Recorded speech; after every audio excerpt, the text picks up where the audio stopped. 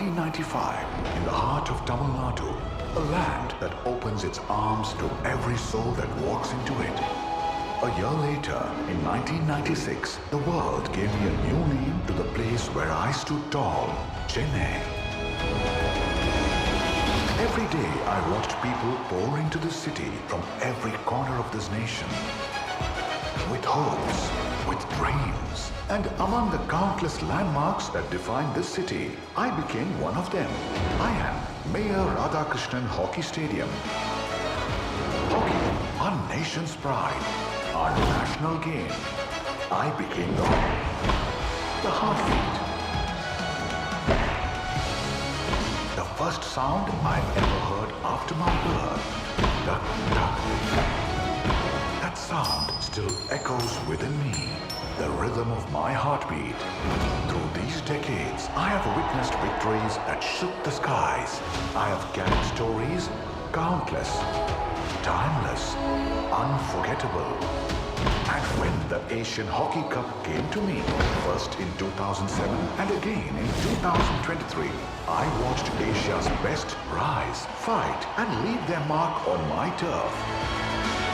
And now, in 2025, for the first time ever, I stand ready to witness and celebrate the Hockey Men's Junior World Cup. But this time, something even more special awaits. In the culturally rich city of Madurai, my younger brother has arrived. The brand new Madurai International Hockey Stadium. A grand opening ceremony that will set the skies ablaze with culture, color, and the unstoppable spirit of Tamil Nadu.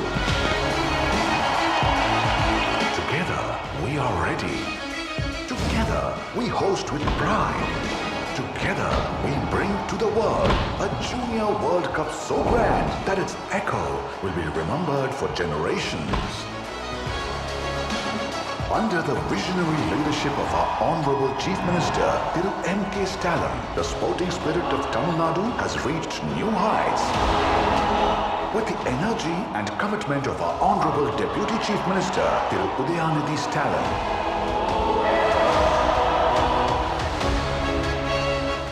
the dedicated efforts of SD80, hockey in Tamil Nadu has grown into a true celebration of culture, youth and unity. To mark this historic moment, the state has invested rupees 70 crore to host the Junior Hockey World Cup. As part of this initiative, a brand new international hockey stadium has been constructed in Madurai at a cost of rupees 22 crore. Featuring world-class blue AstroTurf, LED lighting and modern facilities, the stadium now stands as a proud symbol of Tamil Nadu's growing sporting excellence. Then came the unveiling of Kangeyam, a mascot born from the majestic Kangeyam Kale. Carrying within him the fearless spirit of Jallikattu and the enduring courage of Tamil Nadu. Tamil Nadu began a journey across all 38 districts. From the shores of Kanyakumari to the beating heart of Chennai.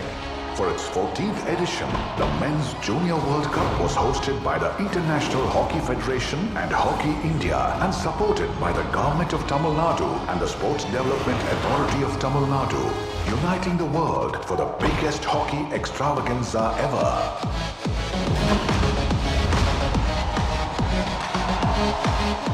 Two vibrant cities, 72 matches, 24 nations, one dream.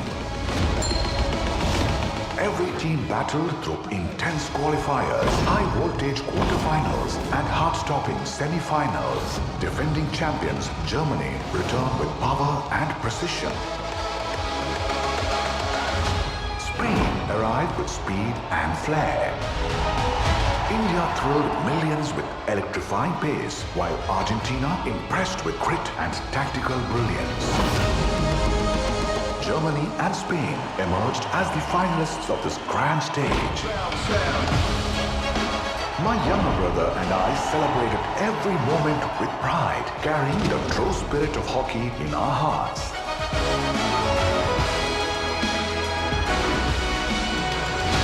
Hockey Men's Junior World Cup 2025. Champions today, icons tomorrow. Keeps rising.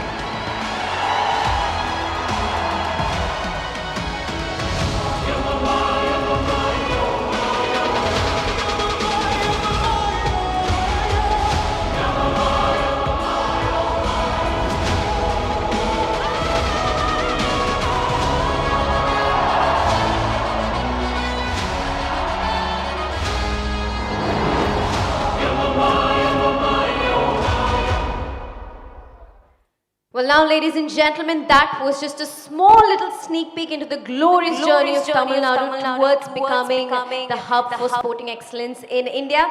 With that, a very good morning, ladies and gentlemen, boys and girls. I'm Samina. I'm going to be your host for today, and super thrilled to welcome you all to day 2 of TaskCon 2025. Tamilnadu Sports Conclave 2025 isn't just a forum, it is a think tank, a launch pad, and a commitment towards shaping the future of India's sports. And with that, ladies and gentlemen, I'd like to welcome you all to day 2. Day 1, as you all know, was nothing short of incredible. We had some exciting conversations, great takeaways. We spoke about the role of AI, we spoke about sports analytics, we also had the women perspective in sports, a brilliant conversation. We also spoke about mindset, motivation, and mechanics. Now, believe me when I say that day 2 is going to be just as engaging and interesting. So without further ado, let's kickstart our first session for the day, which is all about sports psychology. We're going to be focusing on the mindset of champions, bringing you confidence, calm, and focus. And moderating this session, we have Ms. Keerthana Swaminathan, sports and performance psychologist. A big round of applause for her as I welcome her onto the stage. Thank you so much for joining us and for moderating this session. And joining us as the panel members, we have Dr. Ayan Merchant, performance consultant and specialist. A big round of applause as she joins us on stage. We also have with us Dr. Chaitanya Sridhar. Can we put our hands together for the Mind Coach Peak Performance? Okay, how about we start with some great energy? Can we all together put our hands together for the 3 ladies on the stage and kickstart this session?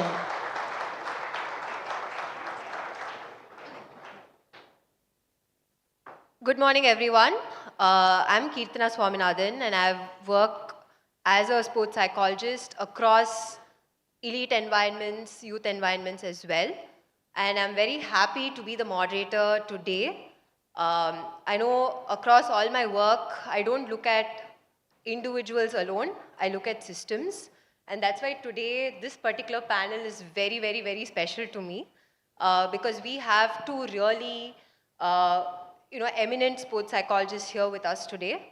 Dr. Chaitanya Sridhar, who is a pioneering sports psychologist and a trans-species psychologist as well. She has worked with Olympians, she's worked with RCB as well at some point. And we have Dr. Ayan Merchant as well, and she is also a sports psychologist and also specializes in sleep. I know sleep is not something we talk about very often, but we are here to break a lot of myths today and hopefully, leave you with 1 or 2 takeaways as well. And yes, I think break those myths as well. Yes? So I know it says mindset of champions, confidence, calm, that's what is written there. I think in order to build that particular mindset, we need to build systems. And today we definitely are going to talk about that. Ayan, I think my first question is going to be to you. India has this very strong belief that sleep or, basically sleep is equal to laziness. And I'm going to start out with that. I know it's a big myth that we have to break. Yes. So let's start off with that. How does it impact? I know physiologically it does impact. I think all of us know about that. Yes. But if you can throw some light into how does it impact the psychological wellness of an athlete as well, that'd be great. Yeah, I mean, when you look at sleep, again, you said that, it's sort of, we know about the physiological aspect, but, when we look at that, it's not just about feeling tired or fatigued. but there's so many different things happening when you are actually sleeping. So physiologically, when you're sleeping, a lot of your hormonal regulation is happening. So your endocrine function, your immune function, your growth hormone, all of that is sort of being, your appetite hormones, all of that is being sort of regulated when you are sleeping. So it's not just about, feeling tired or fatigued, but it's also about, say, if it's in a young athlete, it's also about their development physically, not just, the performance aspect of it. So I think it's very important to take that into consideration. Nobody wants to fall sick repeatedly. Nobody wants to, sort of not feel great all the time. So I think that physically we don't understand that there's a lot of physiological systems that are in place when it comes to sleep. And then you have the cognitive side of things. So when you're looking at, say, an athlete learning a particular skill, they need to have the ability, or they're learning, say, set pieces, for example. They need to have that ability to learn, to interpret what's happening, and then recall it at the right time. And again, when you are sleeping, a lot of that memory consolidation, a lot of that visualize, sort of recall, all of that is sort of, again, getting consolidated while you're sleeping. So in general, it's not just about, not being able to perform optimally, but it's also about, are you able to recall? Are you able to pay attention? Are you able to concentrate? Or are you able to focus? And I think it's everything combined together which is why sleep is important, frankly, because it's not just about, we always look at it in terms of metrics and performance, but then is the recovery happening enough that you're able to perform better, both physically and mentally? So that's how I would look at it. Definitely. I think we have a lot of coaches and athletes over here today. So can you tell me what could be one or two sleep habits that they could, not something which is very hard to follow, but something which is very easy to follow. What would those habits be? So for the athletes, I would tell them to develop a good pre-sleep routine, have an effective wind down from your day. Whether it's, whatever it is, you can relax in whatever way you want. And of course, try at least 30 minutes before bedtime to stay away from the electronics, which is something that has become very increasingly relevant the last couple of years specifically. But I think having good pre-sleep routines are very, very important, and following through on your sleep hygiene, waking up at the same time every day, because sleep is a behavior, and it's a behavior that cultivates more and more through routine. So having a sort of good routine is extremely important, is what I would say, to follow through on. And sleep hygiene, good sleep hygiene is important. So what would you mean by habits? So can you maybe break it down for the ease of it? Yeah. Is it reading a book? Maybe that's hard. Maybe is it listening to music? What would that be? So what would that look like? I would say, okay, so pre-sleep routine, an example I would give is, you come home, say 6, 7 o'clock in the evening, you have your dinner, you're watching TV, relaxing, etc. And then about, say, an hour or 30 minutes before bedtime, start your routine. So, sort of do some wind down, whether it's listening to music, whether it's visualization, whether it's PMR, it's relaxation, or reading a book, whatever it is that calms you down and brings that sort of focus on your body. And it would be, a pre-sleep routine would look like something like brushing your teeth, changing into your pajamas, reading a book, doing some breathing exercises, and then slowly, sort of mentally preparing your body, saying, okay, it's time for bed. So that would be what a pre-sleep routine looks like. Sleep hygiene would probably be something like waking up at the same time every day, because, we try to go to bed early so we can wake up early, but actually, no, it's the wake up time that determines how tired you're going to be at night. So waking up on time every day at the same time. Making sure that your room is a good environment, it's dark, it's quiet, it's cool, it's comfortable, the mattress, the pillows, the blankets, all of that is, comfortable for you. And just making that environment sort of a place Conducive. of comfort. Yeah. And conducive, yeah. Got it. So one last thing I need to ask you before moving on to Doc. So most of our athletes travel quite a bit, okay? They compete a lot. So in such a volatile environment, which is going to be volatile because competition is not easy and traveling also is not really easy, what would you tell the coaches? How could they help in order to help them sleep better? Is there anything that they can systematize or something with regard to sleep? So, in terms of travel, that's where the pre-sleep routine comes into play, right? Because once you engage in that pre-sleep routine, you're going to start feeling tired automatically.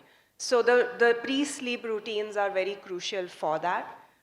The sleeping environment becomes crucial. So, like I said, dark, quiet, cool, making sure that you're sort of making that environment comfortable. A lot of the times, I tell athletes that to make that room more sort of homey, carry things with you. So, if you can't carry a pillow with you, then carry a pillowcase.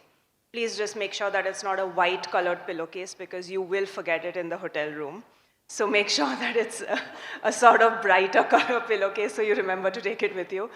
But carrying a pillowcase, because that just sort of brings that sort of sense of comfort again and makes you feel more comfortable in a new environment constantly. In terms of travel, trying to make sure, especially if it's a long travel, try to land in the evening times rather than the morning times so that you can immediately go to sleep. Or if you're landing in the morning, try to pull through the day, sort of, especially when it comes to jet lag, to get over that jet lag a lot faster. So trying to, sort of make sure that you're keeping your routine as fixed as possible. Yeah. So these are a few things that I would probably, and water, just make sure Drinking there's lot no of water. dehydration. Yeah, perfect. Doc, you worked quite a bit in high pressure systems like IPL, you worked quite a bit with our Olympians as well. What would you say separates an athlete who handles pressure well from those who actually struggle quite a bit, like when talent is actually equal? Yeah. First of all, very good morning, everyone.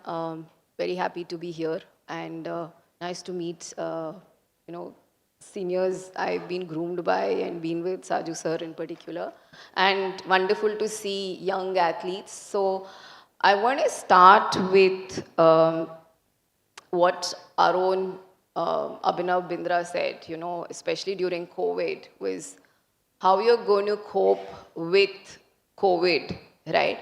And because if we remember, it was prior to Tokyo. It was prior to Tokyo Olympics, and we didn't know when it was going to happen. So he said, how you're going to cope in this situation is going to determine how you're going to perform. So we had athletes who were injured, who it was a sigh of relief, so they had some time. But we had also people who were actually peaking correctly, right? So for them, it was like, oh my God, so there's a setback. So I would rate firstly is, preparedness. And I know Ayan was touching quite a bit on sleep, and I think it's part of the gamut of things, because here you're going not just physical preparedness, we're talking also of mental preparedness. And I want to give this example of one of these young golfers, I was working with, and he would sit on the fence, what we call the Trishanku state, right? So he's like, oh, I don't know, ma'am. Oh, psychology, I'm too scared. I don't know if I'm going to participate. So I'm like, if you don't know, right, if that means you're just not set. Your system is not prepared for, am I actually going in, right? And I think that becomes one of the first primary factors of how is the athlete, and especially when we're talking of the same caliber, how are they preparing themselves, right? Dekha jayega, I will see, right? Or are you going, I'm actually looking forward. I want to. And I think that would be, so preparedness for me is one of the first. And how are you looking at the competition, right? Is it like, oh my God, because I always ask the question, after 10th standard or after 9th standard, where do you go? You move on to 10th, right? You're not going to come down. So, state level, national level, India level, it is going to peak. But if you're going to go, oh my God, then your system's already gone into a stress response, right? It's like, it's a threat. And I think that's where your sleep would get affected, every possible pillar. So that ability to thrive, to actually inculcate challenges, to view it as, this is an opportunity and not a problem, I think that would be the second. And of course, the unforgettable, what are you focusing upon, right? That becomes pivotal, because if you're focusing on all the things you don't want, you will get it. It's negative visualization. Or are you focusing on what I call the field of potential, as to I'm in that space which takes me to that zone, and then let's see what emerges, right? So I would definitely put these three top of the list. Thank you so much for talking about the threat and challenge as well. So, you know, we say stress is inevitable, but how we really perceive the stress is something that makes a big difference. Yeah. And I think this is where, you know, a lot of athletes get quite anxious. Anxiety is definitely something that we talk about very frequently. What would you say needs to be done on an everyday basis for that anxiety level to come down, and, you know, maybe just focusing on controlling the controllable? So you spoke quite a bit on preparedness. What do they need to do on an everyday basis? Because obviously psychology is also a lot of habits together. Yeah. So what do they need to do on an everyday basis to feel safe enough about the competition? Yeah, I like how you worded it. I can see a lot of the younger athletes. So if I ask you all, and all of us, we've all performed at some level at some point of time, right? So if you go back to what and how was your best performance till date? What got me there, right? And then if you then consider a not so good performance, I'm avoiding the word worst performance, but what happened there, right? And then what is your learnings from both? How can I come as close as possible to that center space? Because when you're performing well, that's great, right? So I think similar to what Ayan was saying, your routine becomes extremely important.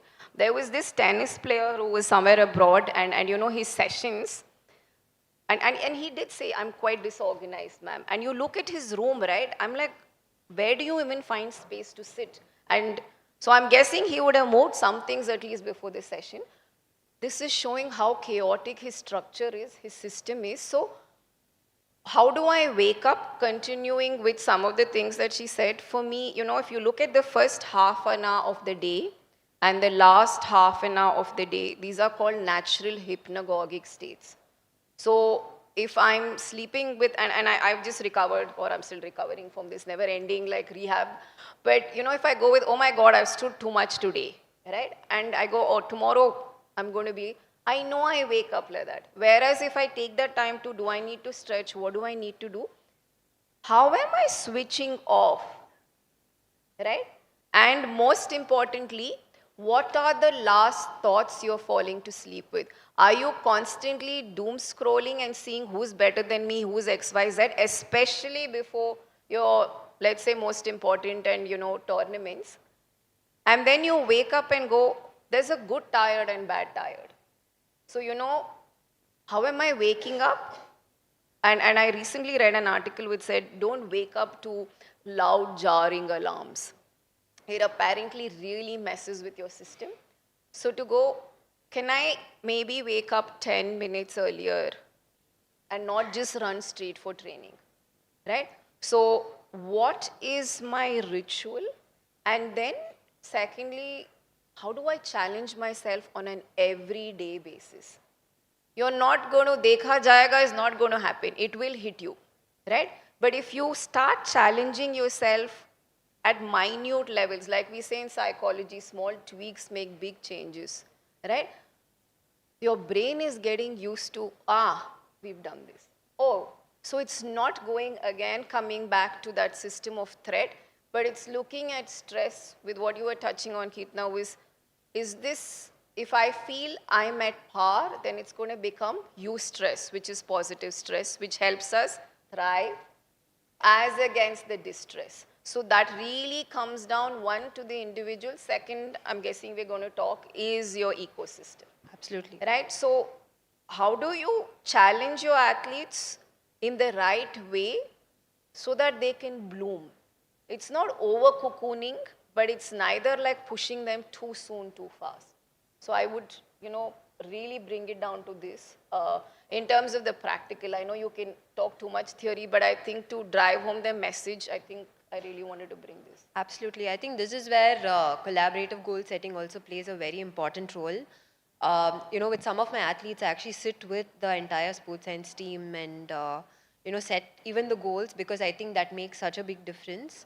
And I think, again, since we have an entire sports science team here, just to set goals together makes everyone understand what they need to do, and also maybe pushes the athlete the right direction. So we don't push them too much, and it's not like we're under pushing them either. So I think that would work. That would be a great first step to take as well. Can I just give one example with regards to goal setting? This was, I really absolutely like this example and what you, oh, sorry, can you hear me? Yeah.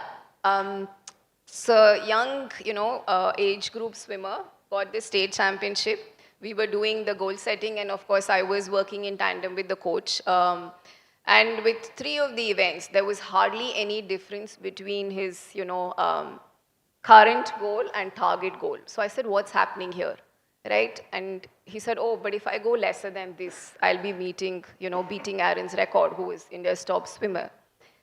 What would you do in such a situation, right? Just your cognitive method of, come on, you can beat him, because he actually had the potential to go below that score, is not going to work because he has this huge image of Aaron, right?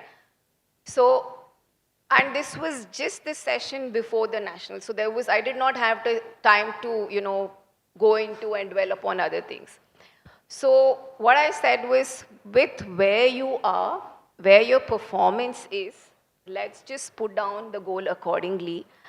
And he went on to beat 2 of Aaron's records, right? I think that's where knowing your athlete, knowing your team, and working with the team and the collaborative, that can do wonders. I really think that's the need of the hour. Yeah, absolutely. I think, sport is something that is supposed to make a person feel enjoyment and some sense of pleasure, but I think at some point it crosses and goes to the other side where they feel a lot of pressure and they stop learning. So especially with the younger athletes, definitely I think winning is very important. Medals are exceedingly important, but how we approach it is incredibly important as well. So the day they stop learning, the pressure becomes too much. And yeah, definitely I think the example works really well. Yes, so I'm going to touch upon something called psychological safety, and this is to both of you. Psychological safety, I'm just going to explain what it is. So psychological safety is nothing but just feeling safe, feeling like there is no judgment from the environment, and they can actually speak freely with, let's say, the parents, the coaches, whoever it is. And there is no pressure in terms of, I'm going to be judged for what I speak, what feedback I give. Suppose they can't come for training a certain day, then there is no judgment for that. But that doesn't mean there is no discipline. There is discipline and all of that, but just psychological safety. So what does a lack of psychological safety look like in terms of day-to-day training from both your experiences?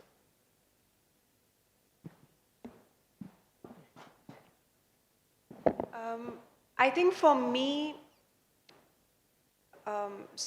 in terms of psychological safety, first of all, like you said, I think that it needs to be a holistic approach, right? So you can't just work in silos, especially in this day and age. We work with sports sciences, we work with physios.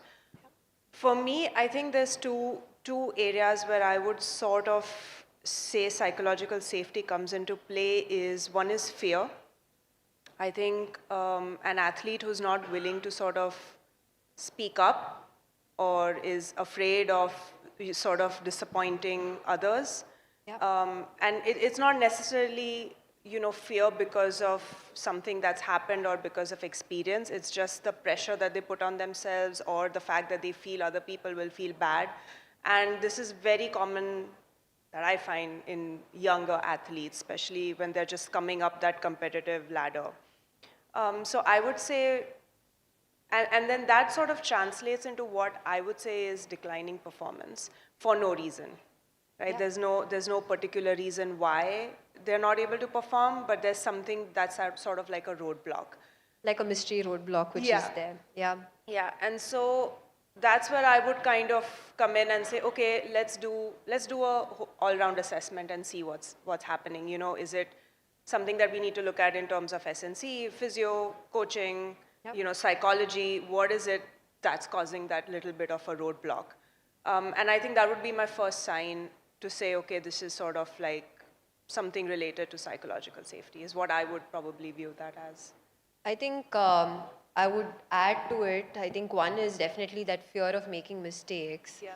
But also, I think I'll give an example. So I think there was this, badminton athlete, and the coach was constantly trying to give him corrections. Yeah. And I think he was in a state of complete shutdown that he wouldn't be able to listen to the coach. And the coach would think that this is arrogance and indifference, but actually they had gone into a state of complete shutdown because he was super scared of making mistakes. So I think he was actually trembling with fear, and it wasn't really the arrogance or the indifference over there. So I think that would become a massive issue as well, in terms of fear of mistakes need not really be overtly expressed, but it can be something as simple as not being able to, just follow through a guidance or a guiding command from the coach. Not being able to follow through with that. Yeah. Yeah, and that's what I mean. Like, there's no reason why the performance is declining, Yep. but there is a decline in performance. And that's when I would take a step back and say, we need to figure out what's happening here, because this is not just, it's not, it's very easy to say, oh, he's afraid, or he's anxious, or he's worried about something, or, but it could be just something very small or subtle that's happening, and we don't realize it. And it could just be, like you said, that it could be coming from within the athlete. It's not necessarily an external aspect, but sometimes it's just that pressure builds, and then the athlete isn't able to feel safe anymore. Safe enough. Yeah. Absolutely. What about you, Doc? What do you think? I think adding to what both of you all said, I'm reminded of when I started as a fresher myself at Sai Bangalore. This was a young volleyball team, and I was actually, doing my project on them. And all their scores, right? I'm okay with any score going low, including confidence, but when motivation goes lower than a certain figure, and theirs was in single digits, right? So I was like, what's happening, guys, and then they said, ma'am, just come for our session one day, one evening. And I went for that session. I couldn't stay there more than 15 minutes. The coach was, so abusive that these guys had collapsed. They were in a typical freeze and flight state, right? And this was when I also had just started, so I couldn't do too much. But then they had one competition. They had to just win one of the matches. They lost badly.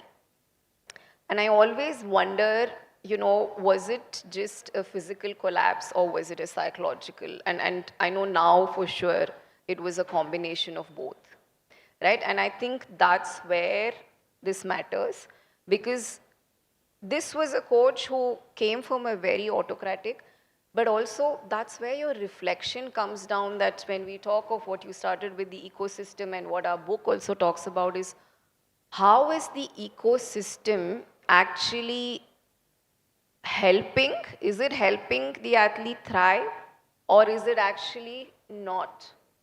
And I think that for me would be one of the first signs. There was total disinterest. Performance, they're not going to perform, because for me, when my athlete and team is whole, they will perform. Second, you're looking at what Jemima said. I was constantly crying, right? We all know before semi-finals. And the reason I bring it up is, we've all celebrated her, India won, brilliant, we won the World Cup. What if we did not win? Would we still listen to the athlete in the same way? Right? And that's where the role of your support system comes in. And I know we have a psych on board, everything. How do we pick up? And also, it's not just the psychologist. Every member over there plays, especially of late, you know, the physios and the SNC in particular who travel with the team. So what also is the ecosystem doing? And sometimes I think, you know, you can touch on it more than anyone. Kirtana is the parental role, right? Knowingly, unknowingly, because this does impact the field. This does impact. And then the point is not that this is the problem, but to go with, okay, what is the issue? And then how do we move to the solution? That becomes pivotal. So for me, Absolutely. Absolutely. I think the easiest metaphor I can give here is, you know, I'm sure all of us have plants, at least a small garden, at least a small money plant. And, you know, when the plant doesn't grow, when it doesn't grow, we often don't blame the plant. We know we've done either the sand needs to be changed, or we need to underwater it, overwater it based on what the plant needs, isn't it? So I think that's the easiest metaphor I can think of in terms of making sure athletes can actually thrive in an ecosystem. Because, and I know it's tough to kind of cater to every single athlete, but I'm sure there are different standards for every athlete, right? So is there something that we can do about it? Is definitely, I think, it makes a big difference. So I'm going back to sleep now, because I know psychological safety and sleep is quite integrated in that sense, and I know it does impact the quality of sleep as well. So let's say a athlete sleeps for 6 hours, 7 hours, if at all, and they're still groggy, right? From a psychological point of view, I know we spoke about pillow covers and all of that, but from a very psychological point of view, what is that one thing they could do by themselves? Even if it is a breathing exercise, what would that be in specific that could help them? Because again, psychological safety would translate here as well, and the first step we can take is at least sleep better, right? At least get our habits sorted so that builds the momentum. So what could they do? So just to kind of go back onto what you said, you know, as an athlete, I think in one of the things that I come across, and, you know, like I've been kind of working across sports now, and every single place that I go to, you know, whether it's cricket, you know, whether it's shooting, whether it's tennis, all the sports that I've worked with, you know, and most of them, when I see that they have sleep problems is when they're younger. And usually this is very common with student athletes. And I think one of the things that I would like to highlight here is that what I've consistently found across sports is that young student athletes do not get the opportunity to sleep. So I think it's very important that they get that time to rest and recover, because I've seen schedules that start at 5 a.m. in the morning, and then, you know, then they have school, they have training, they have school, they come back, they maybe rest for an hour, half an hour if they have time, you know, lunch, training, gym, SNC, all of that happening again in the evening, coming back home, having dinner, then doing their homework, and by the time they finish, they're sleeping at about 11 or 12 at night. So now you have an athlete who has gone through immense wear and tear, both physically and mentally, and is now sleeping for about 6 hours, when we know that on average a student athlete needs at least 9 to 10 hours or more if they're wanting to pursue sport. So I think one is making sure that your athlete has an opportunity to sleep. And I know that this is a tough thing, because, you know, you have to do your coaching, you have to do your schooling, you have to do all of that. But I think that's where it's important to sit down, the parent, coaches, you know, the sports science team, psychologists, whoever it is, with the parents, with the athlete, and come up with a more conducive schedule. So I think that's the first thing that I would put forward is I think the athlete needs that opportunity to sleep. And then to answer your question in terms of what is it that they can do to sort of wind down, it doesn't have to be a very elaborate process. It could be, for 10 minutes sitting down and just doing some box breathing or listening to, a progressive muscular relaxation.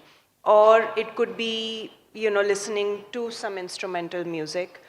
And it doesn't have to be, like I said, these routines don't have to be very elaborate or very great or anything like that. They need to, because the simpler they are, the more easier they are to follow through on. So, I always say the simplest thing you can do is breathing. Just take out 5 minutes of your day, and you can increase it slowly to 10 minutes.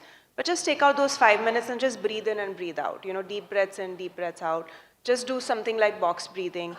If you feel like, like my thoughts are taking over now, listen to something. Do some yog nidra. Whatever it is that you are comfortable with, it needs to be easy and it needs to be simple and something that you can do anywhere. Absolutely. So that's something that I would probably look at. I'm going to I'm going to play the devil's advocate now. And let's say people don't have the luxury of sleeping for 10 hours. Because on one side, we do encourage them to pursue their education, which they have to. Yeah. And on the other, of course, they have to complete their homeworks and everything. And on the other side, yes, they have to recover and all of that. And I know I've experienced this with many of the, residential academies I work with. And, I don't blame them because they need to do both. And the younger they are, they don't know whether they're going to actually take sport completely or not. So they'll have to do both. So there is a thin line between being overworked and being hardworking. Yes. So what would that thin line be? And this is a question to both of you. How would we know if the athlete is overworked or whether it's the right kind of push? Because again, we do see athletes who may not be able to do this, may not want to do this, right? Who may be distracted as well. So what would be your thoughts on this? Thanks, Geetna. Thanks for that. Having worked with some major academies which also had residential schooling system, I think I'd come somewhere between the two of you, what you were saying, because I know I have literally had debates to the point of disagreements with the education, the schooling, that the coach wants the medal, right? And you are expecting 90%. And this is a potential athlete, and I think that's just putting too much pressure on that kid over there, right? So, and also to see that sometimes even our whole sports science, happens after training school, and they're so tired, and they will fall into natural yoga nidra. Correct me if I'm wrong. I think it's very important to go, can we bring some tweaks? And it's also, it doesn't have to be big, but can they get like a break at least during that lunch? I know I've also taught in Sai Bangalore, and that period before, just as the lunch break is coming, you can really see how the diploma students would want to, because they work so much, and then the worst is your post-lunch. So I really feel, that was just touching the context with which you were speaking. The other aspect is, in India in particular, I think we, along with hard work, I always say, do smart work and be reflective. There was this, one of our own Olympic swimmers, he said, it was when we had the Commonwealth Games here, and he said, I pushed myself so much that he lost out on his performance. And I think that's that thin line where you're going, how much is too much? And Kirtana, this is about, we're talking of physical. I also question about the psychological, right? Which is, are you able to switch off? You have a match in, let's say, a week. Are you constantly going on? And that's where you will see, they'll tell you, ma'am, we start off the tournament well, towards the fag end, I'm tired, because are you able to, and that's when you'll hear elite athletes in particular say, I'm not enjoying even when I win. Because, it's one after another, one after another. So switch off, enjoy, come back, and then you come in. And that switch is, it's not just like, okay, you switch on and switch off, but like, I think it's a process you build into. If we don't do that, I personally, this has been my impression that we see a lot of injuries happening when people aren't able to, Rest, we yeah. talk so much about the physical rest, but I really feel the psychological rest as well, because especially when you see the peaking, and if there's even what we call like this whole social media glamour which happens, if the athletes aren't able to pull back, that's going to cause them more harm. At least with most of the athletes, especially when they're going into major games, in particular, we ask them to take off from everything. Gopichand actually asked Sindhu to get off, he took off. I mean, they say he took off, but I think he actually advised her, and that's when we saw the silver that she got. Yeah. So I feel it's a crucial balance, and one of the aspect is what Neeraj's coach told him before Tokyo Gold was Jaake maze karo yaar. Are you actually enjoying? Are you looking forward to the competition? I think that also becomes very, very important. Yeah, yeah. I think Ayan's going. Yeah, and just to add up on that, when I talk about rest, I'm not just talking about, it's not like, oh, you need to get 10 hours at night, Can you do strategic naps, or if an athlete is not willing to nap, can you do a proactive form of recovery, Like Doc said, can you switch off? Can you take the time out in the afternoon for maybe half an hour, 20 minutes to do a session of relaxation or visualization where you're just cutting away from the sport and you're just sort of focusing on that mental and physical recovery. So, I know that it's not feasible every time to get 8 hours of sleep, but is there enough time to get rest? And, I know that a lot of people probably might not agree with it, but I always say that it's important to have the athletes' opinion as well, because ultimately they're the one making that sacrifice, right? Yeah. They're the ones who have to do the schooling. They are the ones who have to play the sport. They are the ones who have to do the SNC, the training. And a lot of the times they just want to be normal teenagers and do teenage things. They want to go out with their friends. They want to do festivals. They want to attend things. They want to just unwind in some way and just do what their friends are doing, and we are asking them to make these immense sacrifices throughout the year. I think it's important that they have some sense of ownership over their scheduling, the amount of work that they can do, because then what happens is then they have a sense of responsibility towards doing that task. Absolutely. I So- think this, I've seen this work really well with two of the residential academies I work with. So one very important thing that we did was we engaged the coaches into mental skill training as well. So we integrated that as part of everyday training. And we gave them some kind of relaxation exercises right after the training was over. So it's, they get 10 minutes of rest right there. So we made it compulsory over there. So that was one thing that helped a lot. And we had the athletes buy in as well. So which means they wanted this to happen every single day, not just the relaxation, but even the mental skill training, which helped a lot. And we saw that the athletes started A, scoring really, really well in exams. B, started getting so much medals. They started performing really well. In fact, not just in one sport. There was shooting and hockey. When they're younger, they play more sports. So it was quite definitely remarkable in terms of results as well. Yes. I just wanted to add to the point that Ayan was making was, it's also essential that they be that normal 15, 16, 14 and have that life outside sport as well. Yeah. Because I always say that you're never going to be a 14, 15, 16. And if you take away that, because that sense of agency is so important, else they're just becoming robotic. And that's when we see, and we've all heard it as psychs, I think you literally feel it's a robot speaking because they're flat. Absolutely. So I think Yeah. that was just something I wanted to Yeah. add. I know this is not this is not part of the list of questions I sent you, but this is a conversation I was having just before we started the panel, so I thought I should ask you that. So there are athletes who obviously still think that psychology or rather sports psychology is only if you have an issue. And since we have a lot of coaches here who do agree with psychology and, psychology could also be for performance, I think many athletes may not understand the difference between clinical psychology and sports psychology or performance psychology.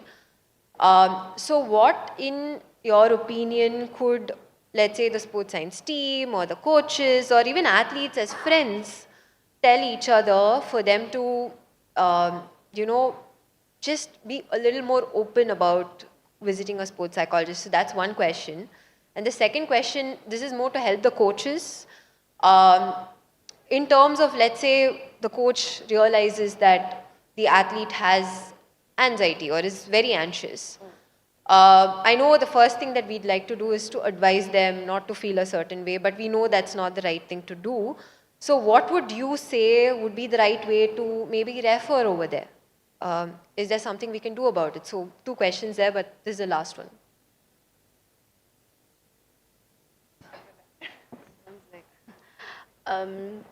I want to bring in this example, which I think will drive home the message more with examples.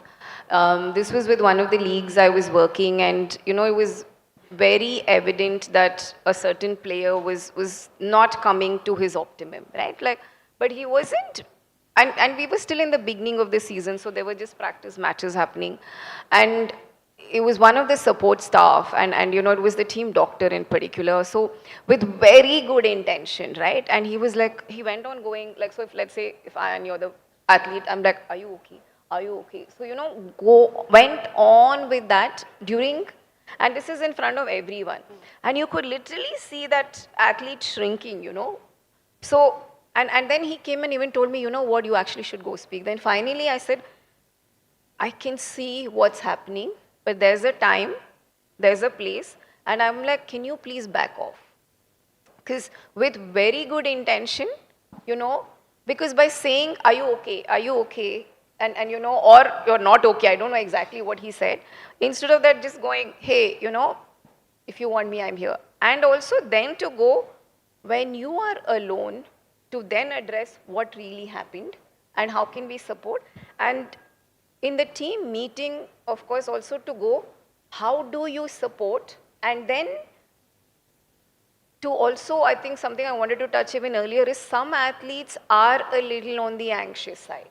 So I remember one of the shooting coaches when we were doing the NPTEL, like he in particular said that, so with them, we have to work prior to how do we bring semblance and settle them in. With others where it's just that, okay, it's just a performance anxiety towards the end, okay, what are the rituals we do? So to identify what is my athlete, not just as a psych, but as a coach in particular and with the sports science team, and then who is traveling and to go, what's going to help this athlete? Are you okay? Be positive. Don't worry about XYZ athlete does not do any good. Instead to go, like for example, one of our current boxers who's doing very well, for her, she would send me her schedule and all I had to say was go for a champ. So it was, have you become that safe holding space? And then to go, who does this athlete resonate with? Like there have been times when I know someone's not open to a psych and I've literally gone with someone who's much more open as a support staff, get the message across, because that time you're looking at the team. It's not a Chaitanya, Keetna or an Ayan over there or XYZ, right? It's to go, what's going to drive home the message and what's going to help, like the example you gave with, the flower, the system, right? What is the right nutrient for this particular athlete and this particular system? I think that's important. Yeah, and no, and I absolutely agree. And just to add on to that, a lot of the research that I've sort of focused on was a relationship between the coach and the athlete, right? And it's a very special relationship because it's very different from everything else. They are not a parent, but they are essentially a guardian for that athlete.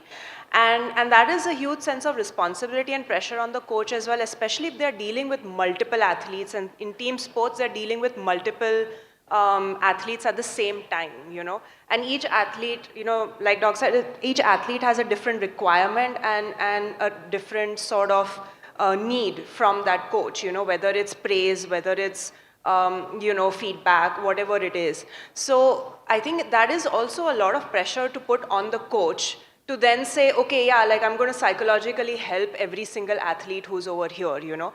So I think that that needs to be sort of, and that's where, you know, again, that we have a tendency to work in silos. And at present, I don't think that in the current ecosystem that we have, we cannot work on silos. It has to be a team effort. And, you know, that's where getting that message across to the athlete. And so, you know, it's not like, oh, if they're seeing a psych, that means that, you know, the coach's role is over. No, absolutely not. Yeah. As a psych, you're working with the coach to help make that difference in the athlete. And there's some messaging that even as a psychologist I found, you know, I would be telling an athlete, oh, you know, this is something that maybe we could look at or something that we need to practice on a daily basis. And the athlete goes, okay, sure, you know, a week later, nothing. Yeah. So I go to the coach and I said, look, this athlete needs this. You know, can you get that messaging across?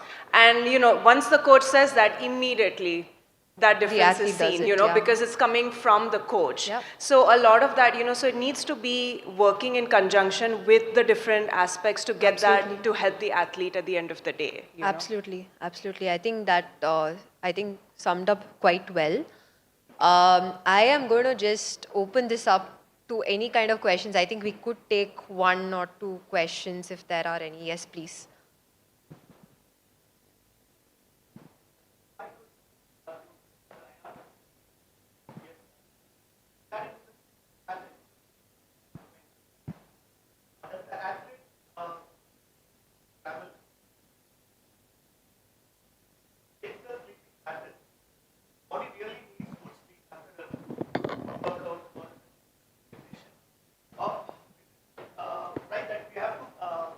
Follow the sleeping pattern what the athlete has already been following. So, you know, the question is that whether an athlete needs to break a sleeping pattern. Exactly. I would say it depends on the athlete's natural sleep cycle. And I think it's important not to break that, because what happens is that when you're looking at a sleep cycle, we're going through different stages of, I won't go into too much detail, but it's different stages of REM and non-REM sleep. And you're going through multiple cycles throughout the night, right? And that is a natural sleeping pattern that we have. So in travel, I would say if it is a very long travel, say you're going, you know, the flight is maybe 16, 17-hour flight, then I would say yes, it's imperative to break that sleep cycle. Make sure that the athlete gets a break, say every 8 hours, so that they're able to recoup and then get on the next flight out. But if it is something that's a shorter distance, I would say let's not break that sleep cycle. Let the athlete be fatigued, get to the place at night, and then immediately reset the cycle so that there is no break in the whole process. You're just resetting the cycle immediately. So that's how I would probably work out an athlete's travel schedule, so to speak. And with terms of training loads, I would say, I know that, say, competitive periods, the training load increases, right? So the athlete is getting fatigued a lot more. Have an extended cool down session, because that wind down is equally necessary, because too much training will also lead to sleeping difficulties. So I would say try to have an extended, if the training load is high during competitive periods, extend the cool down session so the athlete is able to come down from that adrenaline, from that cortisol production, and come absolutely down to base level, so that then they can get their sleep. I hope that answers your question. Yeah, thank you. One more question, if you allow me. That is, how long does the body really takes to adjust when the elite athletes travel abroad? It depends on a lot of factors. Depends on the weather, depends on the temperature, depends on the environment that they're in. But usually it takes about at least 1 to 3 days for an athlete to fully adjust. And which is why if you see any of the foreign teams that come to India to play, they come 2-3 weeks in advance so that they can get used to the conditions. So it takes at least 1 to 3 days to fully adjust to that sleep schedule. Thank you. I think there's a question there, yes.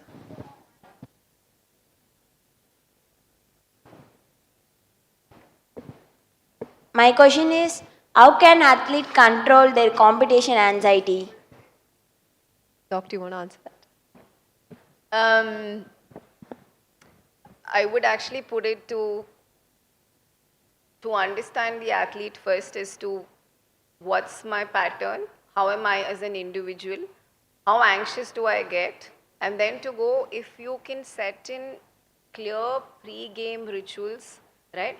And if, like, let's say, for example, you do something like a breathing or a visualization, if it's set into your system, then that becomes part of you. So then when it comes also, the body's natural response is a little bit of adrenaline, right? So also not to interpret it as, oh, I'm going into stress, oh, this is happening. So how are you approaching it? One, with your awareness, your self-talk, and your routines, right, have to become part of you much before. So then when it comes, right, the competition comes, you go, yes, this is normal, and have a clear anchor, right? In the system, for example, like let's say, for example, you're an athlete. What in the ground can I focus on? And can I keep my focus on the mid path or the middle ground, where if I can stay with what I need to do on the process, give my best, and the rest will be taken care later, you're in your present. So the whole point is, how present can I be, where, so this starts much before your competition. I'm just going to add to that. I think in your everyday training, and I'm sure there are some practice matches that happen as well, even if it is during the weekend, that's okay. If you can try one or two exercises that you could and you would want to try during the actual match, that will make things a little easier for you, so you're not suddenly freaking out and stressing out about it being a competition situation, and you've dealt with it earlier. So this is what happens while we go for board exams as well, right? So there's a pre-final 1, there's a pre-final 2, there's a pre-final 3. Why do they do that? It's because we have to be prepared for it, because we can feel anxious at that time, and we also know how to recover, correct? So if we use the same thing over here, same factors over here as well, you could, in fact, you have a lot more opportunities here to actually put it to use. It could be a simple breathing technique, just simply inhaling for 2 counts and exhaling for 4 counts. And you try that out and see how that works in your, practice matches. And then going there would be a lot easier. Competition would be a lot easier. Thank you. Okay, that one last question, okay? Yeah, ma'am. How can athlete cope with fear of re-injury? Re-injury when returning to training or competition? Fear of re-injury Yeah. is what you asked, right? Yeah. So they're injured and then they have competitions coming up. Okay. No, they have injured. They were going through a rehabilitation and And they're re-entering not, to the got training. it, got it. Shall I? Okay. So I think one thing that happened even during COVID was that there was a long break, or people got COVID, athletes got COVID, and they were not able to train for a very long time, although they had recovered or they were still recovering, right? And one thing that was very important over there, even in terms of injury, is that we have to set new benchmarks. So usually when an athlete is injured and you go back, when you have to go back to play, what happens is that we put the same pressure that we used to put to ourselves earlier. So our assumption about ourselves is that, okay, I'm there, I need to go as fast as I used to go, okay? And that's a lot of pressure, correct? So I would suggest, as a start point, when you go back to training, even standing there and, let's say, for example, you're a badminton player. I worked with quite a bit of badminton players who've had ACL injuries, tears, surgeries as well. And the first thing I would say is, first visualize, prepare your mind that you have to go there. You may have pain, or it might feel like a pain, it may not really be a pain, although your physio has cleared you of anything physical there. So you go there and then you visualize quite a bit, and then just sitting there and watching other people play will make you understand how you feel about it. So that's how you start getting ready, right? And then you go there, stand there, just play a few shots that don't need you to move very much. And then slowly your instincts pick, and you end up moving a little faster and then a little faster, right? Until you actually get back to your earlier self, which happens over, let's say, a week, right? But most athletes, what happen is that we end up thinking that we have to be there on the first day, or you might get pain. So it's better to start slow and prepare your mind that this is what it is, and to say, I actually have an entire team with me to help me out even if I do get the pain. So it usually comes from a fear of what would I do, right? So you actually do have that entire team to support you. I hope that helps. Yeah, ma'am. Thank you. Thank I you. just want to add to that. Oh, ma'am, you have it. Okay. Good morning. We train in the high altitude training. So when you come down to Chennai and for the competition, how long it takes to normal condition, and how we overcome the sleep pattern after high altitude training. Yeah. So we train the children in high altitude. Yes. Okay. So altitude, so obviously there is, you again have to give that body the time to adjust. Now, I think it also depends on how intense the training is, and again, a lot of factors in terms of how fast they're able to recover from that. So again, I would say it would take a couple of days for them to get acclimatized to that altitude change and that altitude difference, because also again going back to a higher altitude. Now, how long it takes? How many hours it takes to complete the competitions? That's why I would say it would take a couple of days. I don't. So tomorrow, if you have a competition, how to overcome that? I would say you would need to come back at least a couple of days before to get acclimatized to the change. No, in it's the altitude. study says that immediate of come down and the temperature will adjust. So we can compete in the next day immediately. After 7 days of the peaking will come down. Yeah, so again, I don't have any data in terms of how long it takes to acclimatize from that altitude change, but it would take at least a couple of days. I would say it would 3-4 days at least to get used to the place and then to start training onto that. So yeah, like maybe a week or something at least it would take. See, another thing that we need to remember is, I think it's first of all different for different people. Yeah, it's we need to different, see right. where this study was done and what was the population. Yeah. I think there are a lot of factors in that, and I know she has a physiology background as well, but Yeah. I don't think this is a psychology related question. Yeah. But I think it really depends based I on... just want to know how the sleeping pattern will be. So that's the thing, like it definitely does affect your sleeping pattern as well, because it's affecting your overall breathing pattern. So I would say it would take at least a couple of days to get acclimatized to a new environment. So, and then with that shift in altitude, and then you are asking them to perform something. So we also need to understand that a lot of the studies that are done, they're done with Western populations, and they're not necessarily done with the Indian population who have a different physiology. So, we need to bring that into context as well, is that what is our physiology, what is our training condition, what is our training levels, and how much that varies, from person to person. To give an example, I remember when I was working in Bangalore, and there was an athlete that had come down from Australia, and they were supposedly en route to the Olympics, and first day, they wanted to play with the best players in the academy.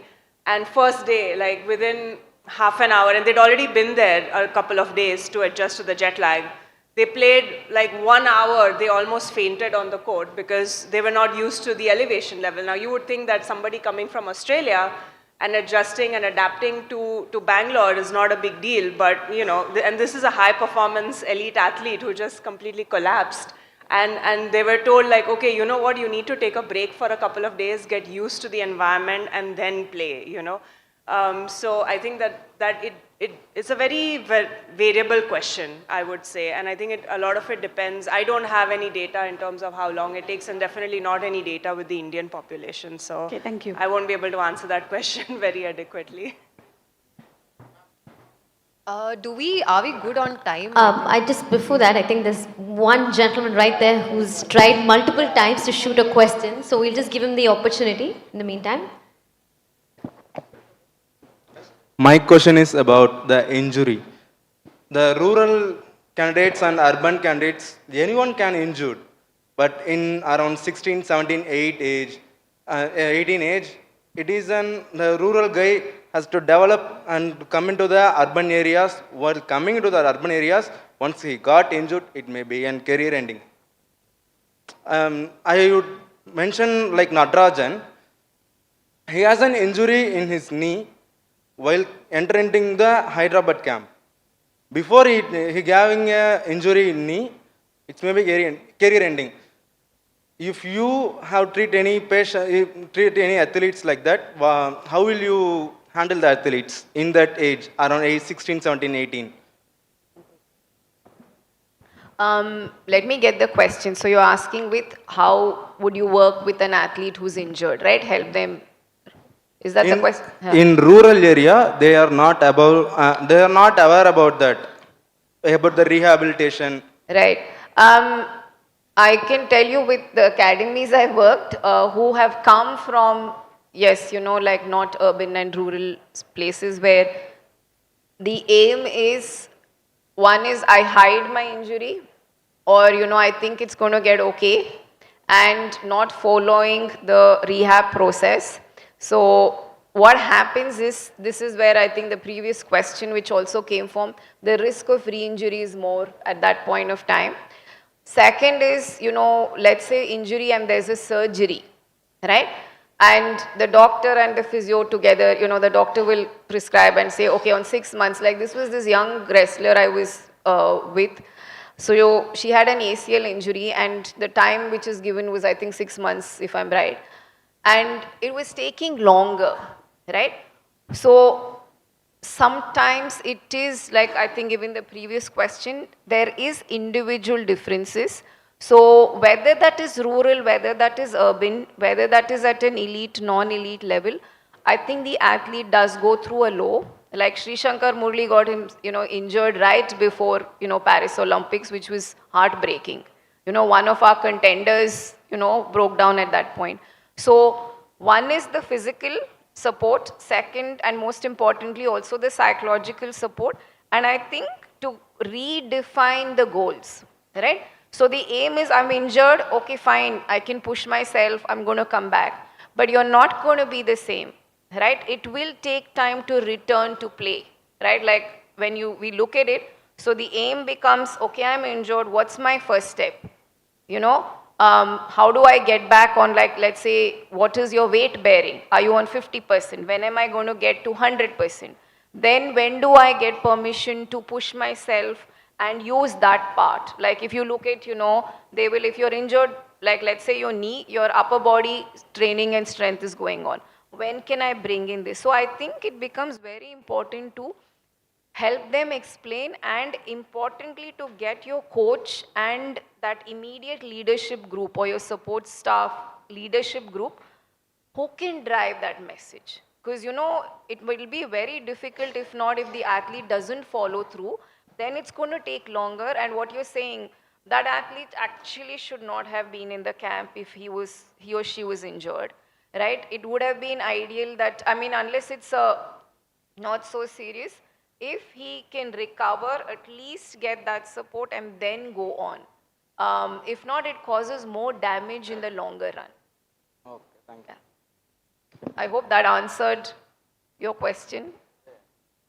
Yes, ma'am. Sorry. Can I? Please go ahead. Last question for the session. Okay. While selecting kids, like most of the coaches are dealing with the sports hostels. So we are here with the kids in the selection process. So during that process, like apart from physical things, while selecting the kids for the sports hostel, what basic psychological test or observation to be considered apart from this physical thing? I'll take this. So firstly, psychologists don't really work on selection criteria only because it becomes a little unethical to do that, especially if we have to give out scores. It becomes a little hard on that. But I have worked with a few teams in terms of helping them select. It won't be the only reason to select. So I wouldn't recommend using questionnaires because it gives a score, but it does not give the whole picture. If you look at psychology again, it's even if you look at physical fitness, right? Let's say an athlete who's really good at endurance may not be great at flexibility, but how would you select them? It depends on what is required for the sport, right? So when it comes to psychology also, the scores alone do not tell the full picture. So we usually don't recommend just the scores or just the questionnaire results alone. In fact, we would recommend getting into a detailed, intake session, maybe like a detailed assessment session to understand where the athlete is coming from and whether they're actually trainable, they're actually coachable, whether they would like to be trained in terms of mental skills as well, right? I think that story is more important than the scores itself. That's what I would recommend. So it is quite tough to pinpoint and say which questionnaire to be used because again, it doesn't tell the entire picture. Okay, thank you, ma'am. Yeah. All right, I think with that, we've run out of time. Thank you so much, ladies, for that incredible session. May I quickly request Mrs. Mary Rajati, Chief Consultant, ST80, and Mrs. Malati, Manager, ST80, to kindly come forward and honor these ladies on the stage for that very insightful conversation. One of the things that stood out for me is that I think we've had the most number of questions in this session, which shows that shift that we've been witnessing in the world of sport, where we're giving more importance, deserving importance to one's mental health as well. If you can just have the mementos brought on stage, please.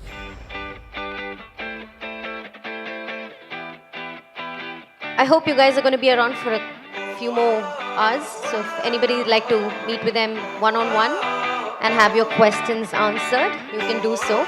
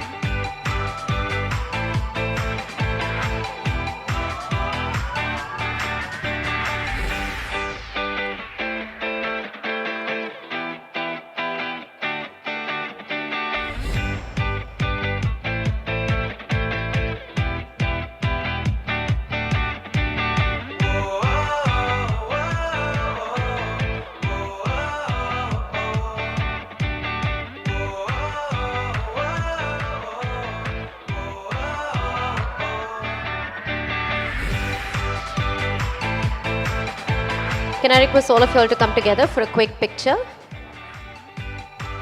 With everyone just together for a quick picture. Thank you again for giving us a brilliant, perfect start to day 2. All right, ladies and gentlemen, before we move on to our next session, we're going to quickly take a 10-minute break. You can step outside, refresh, have some coffee, tea, and come right back in the next 10 minutes, where we will be talking about Tamil Nadu's Olympic dream. And once again, thank you to the ladies on the dais.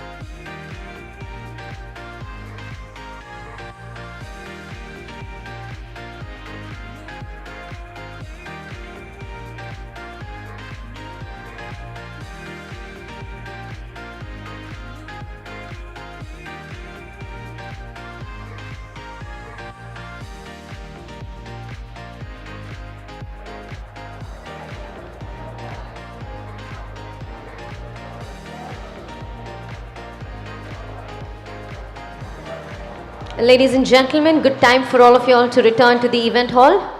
Requesting all of you all to return to the event hall and requesting all of you all to settle down so we can go ahead with our next session.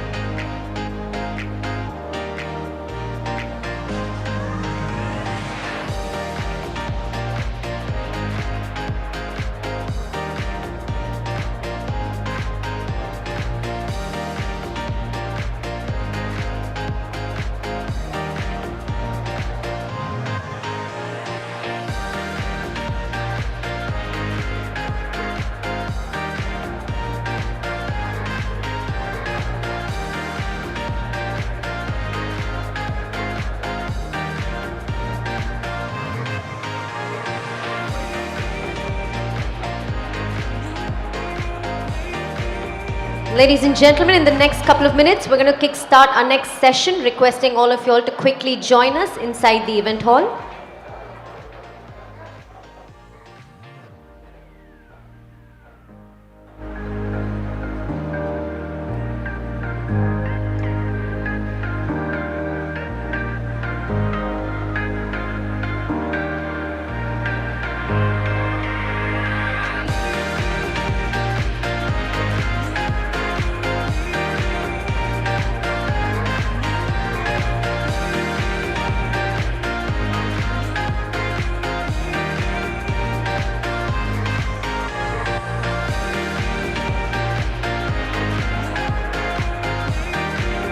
All right, one final time, requesting all of you all to settle down so we can go ahead.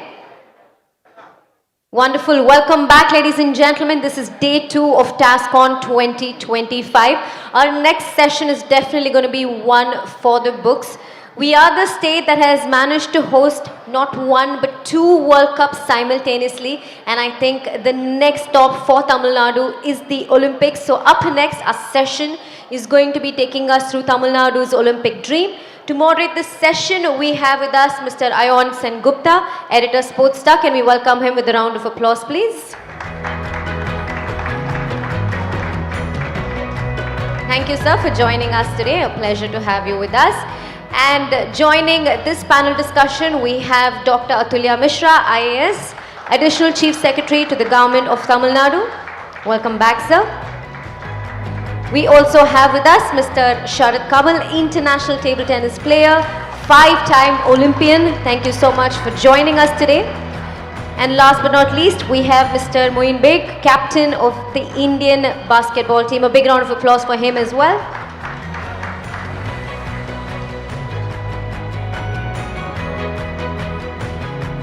And with that, gentlemen, the stage is all yours.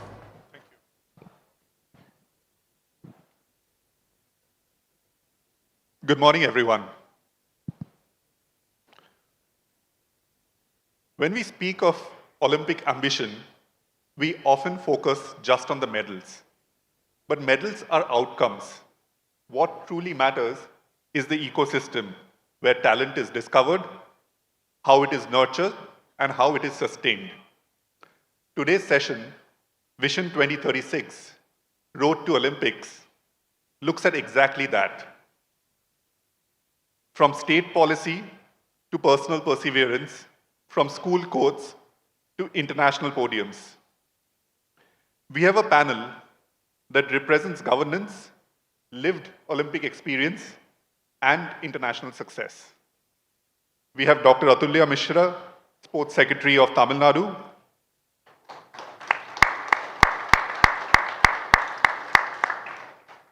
He is overseeing one of India's most structured state-level sports models.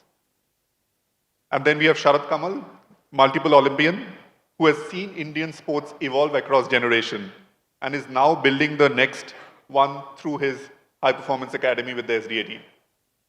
We have H. Moeen Beg, accomplished international basketball player, Asia Cup and FIBA campaigner, National Games medals winner for Tamil Nadu, and one of those rare examples of elite athletes who has balanced professional sports as well with a professional career. Welcome here.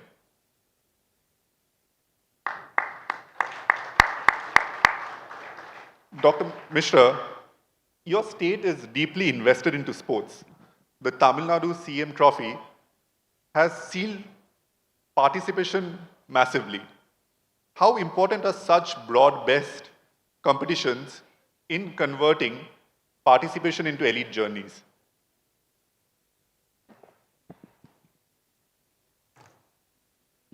When our Honorable Deputy Chief Minister took charge as the Minister for Sports and Youth Welfare, we had just finished Chess Olympiad. We had done the WTA for women. But there was a desire that sports cannot be only for those people who have already arrived. And we have to create a strong base by which large number of youngsters are able to participate in sports and excel in sports. And then we have to create some forward and backward linkages. So that was the idea. We started the CM Trophy. This is the third edition which we have done. First edition, first time there was an online participation. You could enter into the system online. In 5 categories, that is school, colleges, government servants, general public, differentially abled, we got some 4 lakh applications. This year edition, we are close to 17 lakhs. So you can imagine what kind of a change which has happened. We bring 30,000 people across 36 disciplines to Chennai. We also conduct regional games. And many of these games are popular games. Many of these games are Olympic games. Many of these games are team games. Differentially abled people, their games. And all this infrastructure has been built here. Today, we don't only do the major team games like hockey, football, cricket, but most of the games have been included. And we are including every year many more games, which are Olympic games. What we do with these children is more important. We try to bring them into our academies then. For example, when Sharat Kamal is having academy, the raw base is coming from these children. So that is the second, that is the linkage which we have developed. We are bringing them into our systems like CDS, MIMS, etc. But it was also felt that district is not enough. District is a bigger unit. There should be something done at the block level and the village level also.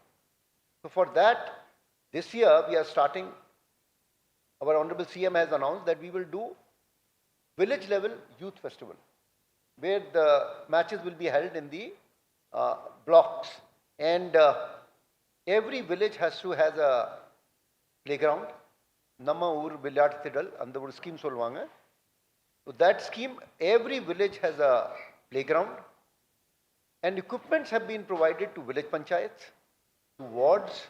We have given 40,000 equipments, kits, sports kits for every village so that people have access to the equipment, they have access to a games field, and then they can play at the block level, district level, and then state level, and then there's a forward linkage which we can talk about. Okay. So there is a complete ecosystem which has been created for bringing, for nurturing talent, for discovering talent, and for creating the new generation of sports persons which are needed in the country and in the state.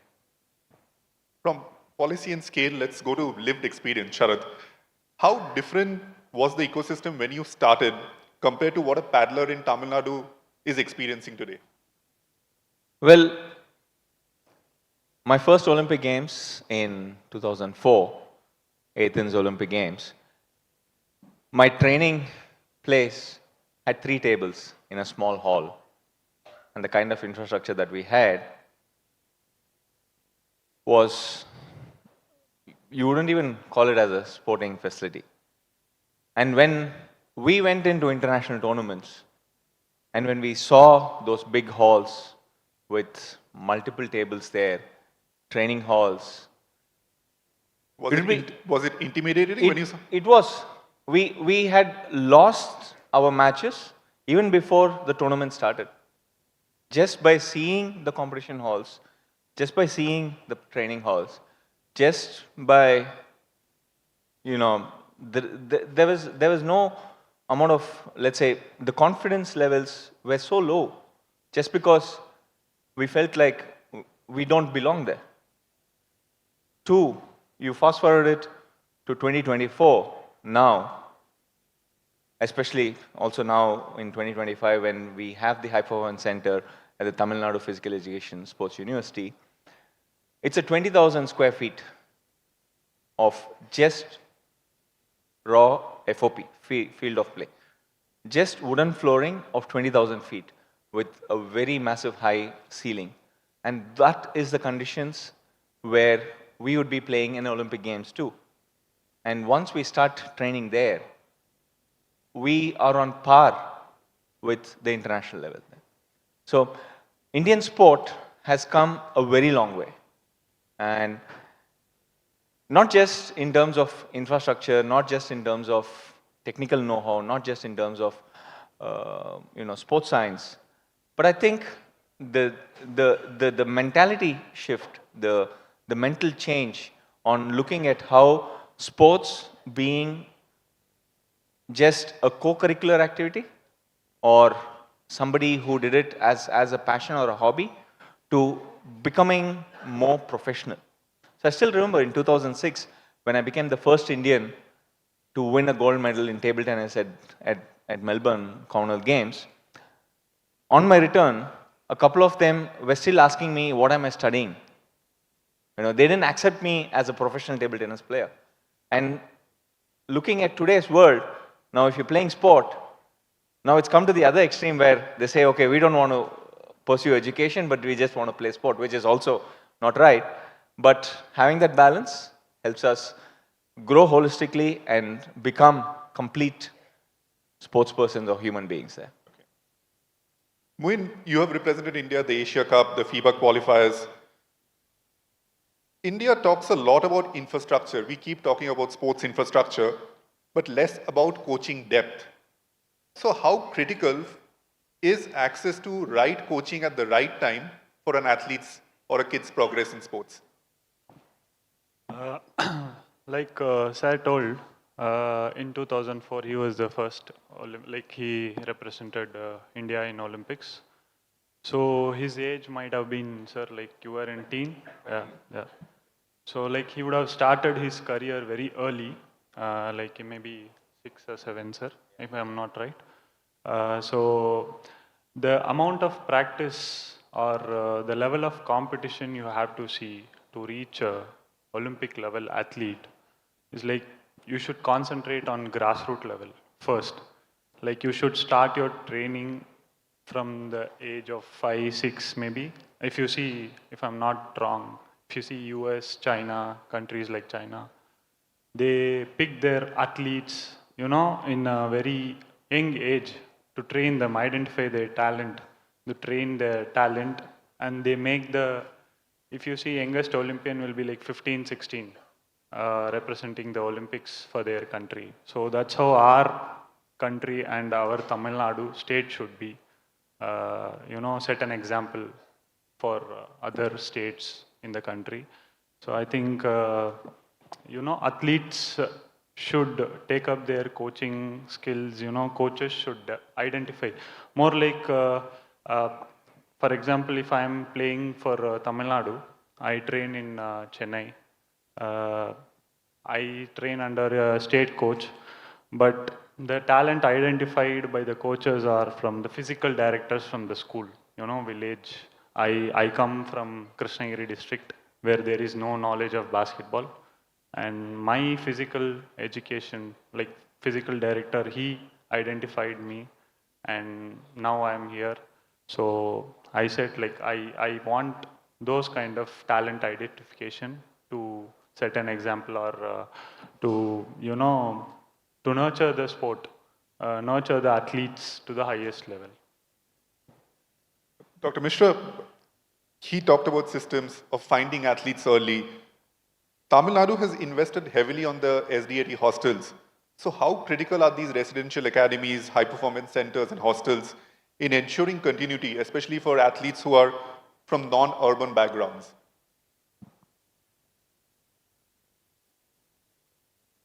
SDAT historically has been identifying and nurturing talent at young age. I remember Mr. David R. used to be our member secretary.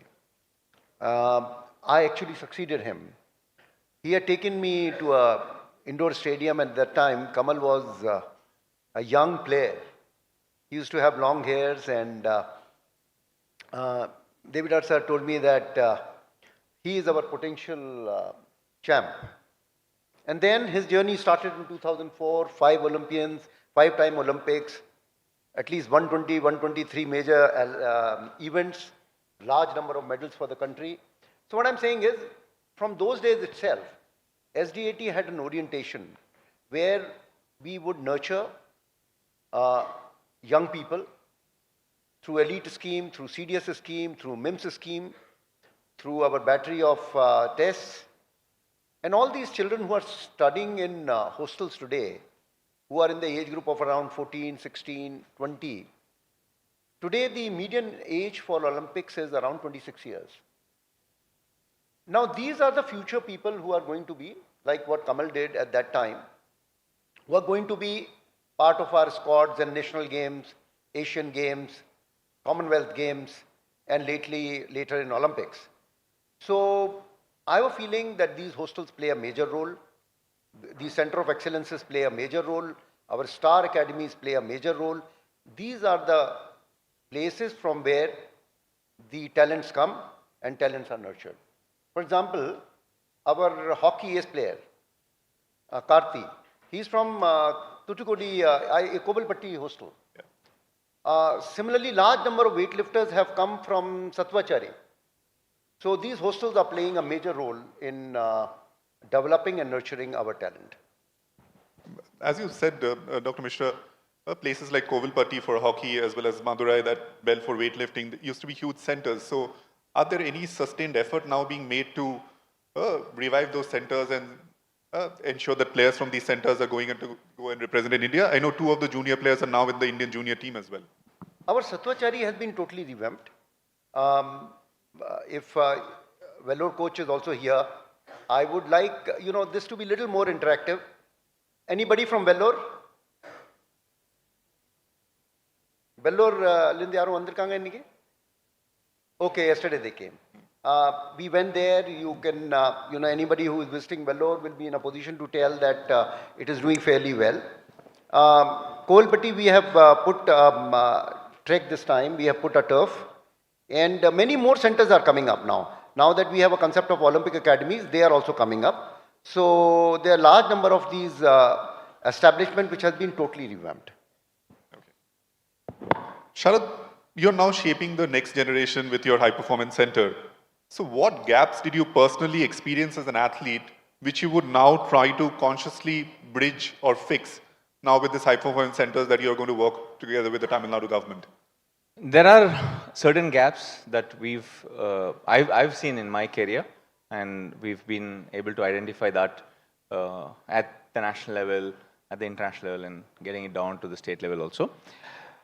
When you look at sport by and large across the country, we are very good in the age categories, especially in racket sports. Yeah. We are very, very good in age categories. So with table tennis, we have a world number 1 in under 15, under 13, under 11. And even, for example, Manav Thakkar was world number 1 in under 21. G. Satyan went on to win the bronze medal. It was the first bronze medal we had at the Youth World Championships. So, but many times we lose them in the transition. There's no clear pathways for the juniors into the seniors, because the focus that is required into the seniors didn't exist, in the Indian ecosystem.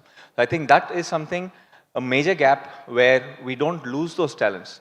Talent identification happens, but then how do we get them up to the top is a major thing. But especially yours is an individual sports. It's an expensive sport for you to be high in the world ranking because you have to travel abroad, play and all of that. So how important in that context it becomes to actually have tournaments where you can get ranking points in India? It's very, very important. So the best example was the last year when we had an international tournament, WTT Star Contender in Chennai. Your last match as well. My farewell tournament, that one there. That gave access to nearly 60 Indian players to have world ranking tournaments. And when you look at India as a whole, we've had four international tournaments, which is giving the Indian players have an access to international tournaments. And compared to a China or what would be the number of tournaments they would be hosting of? China on an average, every year annually, they have nearly 3 to 4 international high-level tournaments that happen there. So we have the Mixed Team World Cup that happened in December. Before that, we had the China Smash, which is a top premier event that happens. And we have the Asia Cup that happens there, the top 16 of Asia that happens there. Apart from that, there are multiple other international tournaments that happen there. So that is the kind of access, these international tournaments give. Not just the access, it gives the opportunities to make those world ranking points. It gives us the opportunities to play on a home ground, because many times, when we go into foreign lands, we could be a bit stressed up. A lot of things might not work in our favor. But then when you're playing at home, you are there in your home ground. A lot of things help us. The weather, the food, the nutrition that goes through, and of course you're familiar with the surroundings. That gives you a little bit of confidence to perform at the highest level. So I think all of this is very, very important, and we as a country, and especially Tamil Nadu as a state, we are going in that right direction, having multiple international tournaments, having across various sports again, giving the players that opportunity. And as a spectator, for me and my son, he's 8 years old, I think the amount of opportunities that he's seen multiple sports at the highest level kindles his sportsman in him. And, probably someday he would be a champion in hockey or in squash or in racing. So that opportunity is given to the youngsters now. Okay. When coming to you, basketball also obviously needs international exposure. So you have played at the FIFA Asia Cup, you have played at World Cup qualifiers, Sabah tournaments as well. So, and there are nationals and domestic competitions. So, what are the learnings from these international competitions which you think that a domestic competition can never give a player? I mean, what do you learn from these international competitions and how do you bring that to your day-to-day training and how do you pass that knowledge to next generation of basketball stars in the country? You know, like, first of all, I tell the amount of physicality basketball has, it's like enormous. Like, the whole game is played for 40 minutes at international level and national level. So the amount of physicality is built different. Like, if you have to compete with Europeans or if you have to play against a team like Australia, if you have to play against a team like, Lebanon, Qatar, the amount, because everybody is from African countries, they play as they get their citizenship and they play. If you have to compete with them, it's like you should have been built different.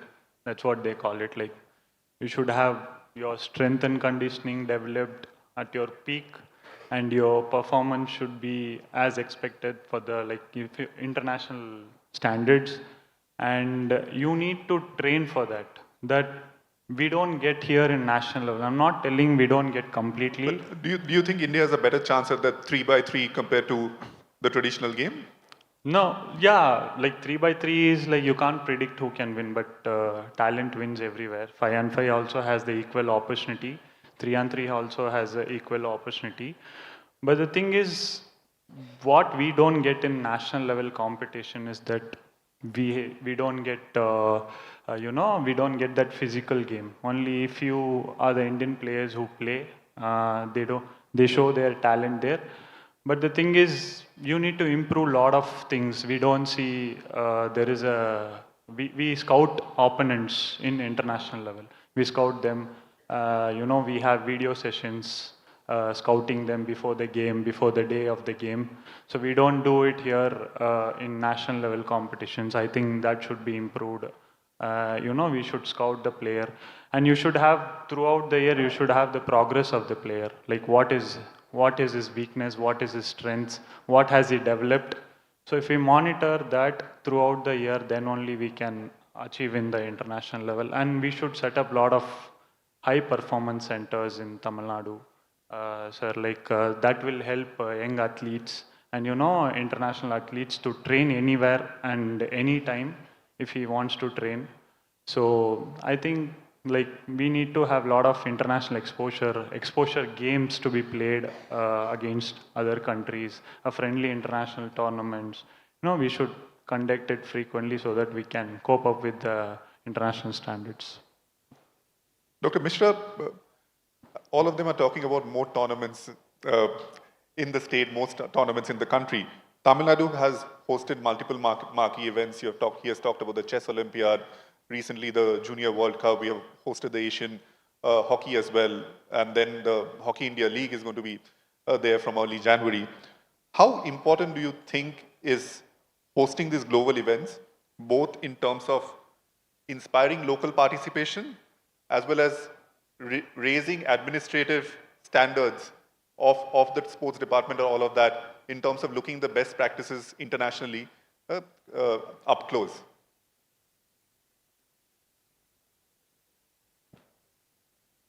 Holding these tournaments, of course, is cost a lot to the government,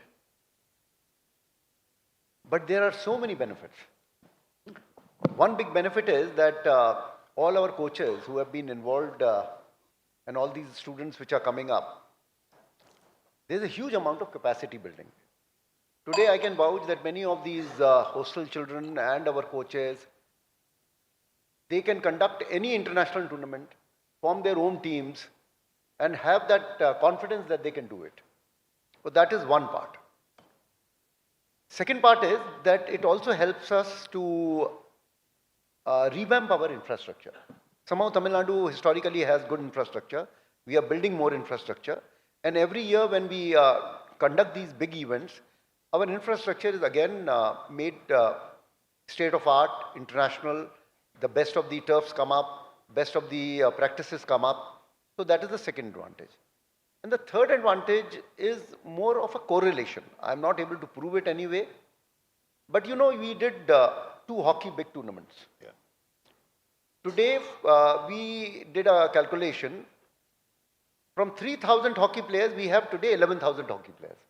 So how it happens, I'm not going into the dynamics. We did 3 major squash tournaments. Today, 3 of the Indian squash players are from Tamilnadu, and we have won the squash World Cup also. We did surfing in a very big way. Today, around 75% of Indian team of surfers is from Tamilnadu. And we also won a bronze in our international tournament. Large number of surfing schools have come up all over the coast. We are doing sailing regatta. We have Olympians in sailing. Now that we are looking towards Ironman, triathlon, we are certainly going to have champions there. We did HCL cyclotron. A cycling revolution happened here.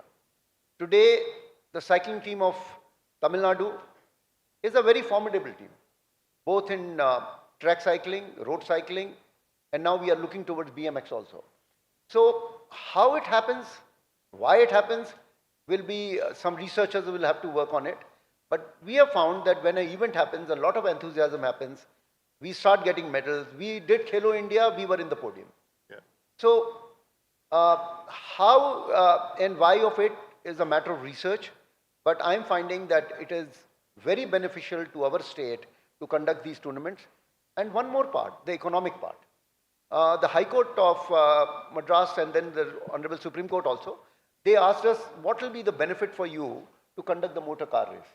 And that is why we had to do an economic study. And when we did the economic study also, we found it adds up to your GDP also. So these tournaments which look otherwise more of a flair for a state, more of, you know, big events which are being done and a lot of money being spent, it is not like that. There are a lot of economic benefits also. For example, today in sports, yesterday also I was mentioning, our country is spending around 0.1% of our GDP goes into sports or comes through from the sport. Worldwide it is 1%. And we are looking at around 2% by 2047. So if these events are held, it also leads to economic growth, growth in jobs, and of course, our athletes get better prepared, we are able to build capacity, and our infrastructure also remains intact and ready for the tournaments. But, I mean, you also talked about having grounds at villages, having village tournaments and all of that. But at a village level, what is realistically possible for an Olympic grade infrastructure? And what is Tamil Nadu and your department doing in creating economically viable, sustainable infrastructure at the village, block and district level? What is happening, unfortunately, in world over and probably also in India is excellence in sports is becoming more and more of an urban affair. Today, the states which are doing well in sports, whether it is Maharashtra, it is Tamil Nadu, or even Telangana, they are having an advantage of a mega city with them. And even Haryana, which is again a very big sports power, has the advantage of Delhi around them. So this is one thing which we have to break. We have to take sports back to rural areas. One way is to, you know, find out an urban center which is close to a rural hinterland, like what we are doing in Trichy. We are coming up with a Greenfield Olympic Academy. What we are doing in Madurai, where we took the hockey match. We are building an Olympic Academy there also. Where what we are doing in Nilgiris by creating another Olympic Academy and a high altitude center there. That is one way. But ultimately, the raw material, the main game has to come from villages. For that, what is happening is, as I was just telling you, the village games, the district games, taking for example, our water sports academy is now going to come in Ramanathapuram, in Ramnath. So why we are taking it there? Because ultimately, the best of the athletes may come from there. And we have some, wave quality which is both useful for the European players as well as for the Asian players. So we are putting our mind and head together. Our Honorable CM is very particular that it should not be that always Chennai become the #1 team in when we do the CM trophy. It should not be the Chengalpet should become number 2. Now this time we had an advantage, we had Coimbatore as number 3. But soon what should happen is Nagapattinam, Vidupuram, Sivagasi, they should also be coming up and making their place in the So you mean canvas of sport. a holistic sports revolution across the state? That's what the idea is. Wonderful. I think we should have a big round of applause for that.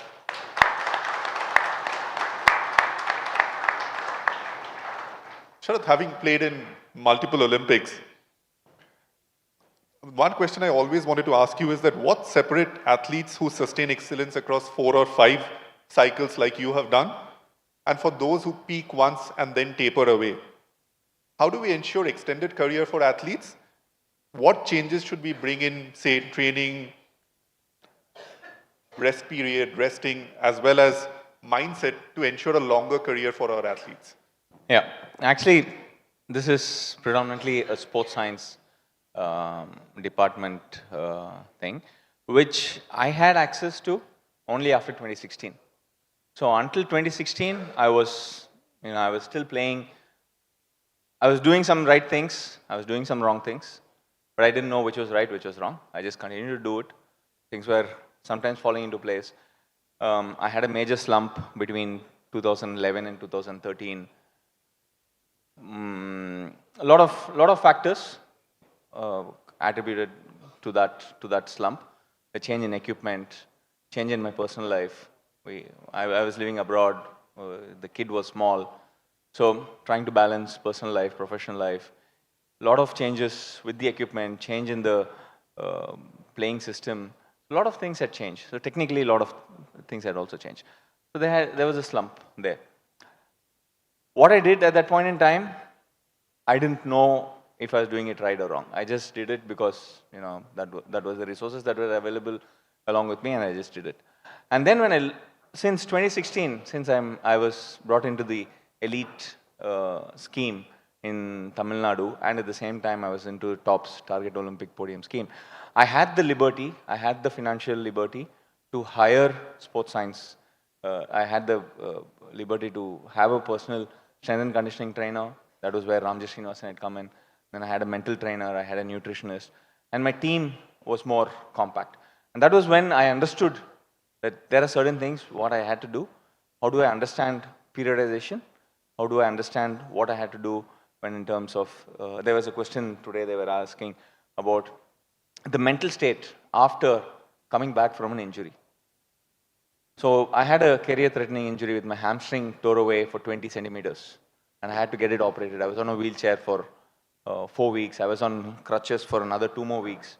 I had to teach my right leg to walk. And the Olympic race had already begun. This was in 2015. And 2016, I expected my best performance to come in there because that was the age where I felt like that'll be my last Olympic Games. So I pushed myself to come back into play because, the rest of the world is moving ahead. And I feel like I'm sitting at home doing nothing. So the mental part was very, very tough.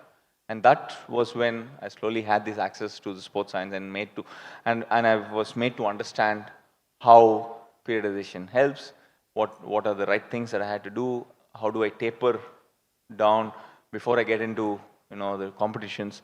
And I think my best performance in my career came at Tokyo Olympic Games and Birmingham Commonwealth Games, 2021, 2022. That was the peak that I played.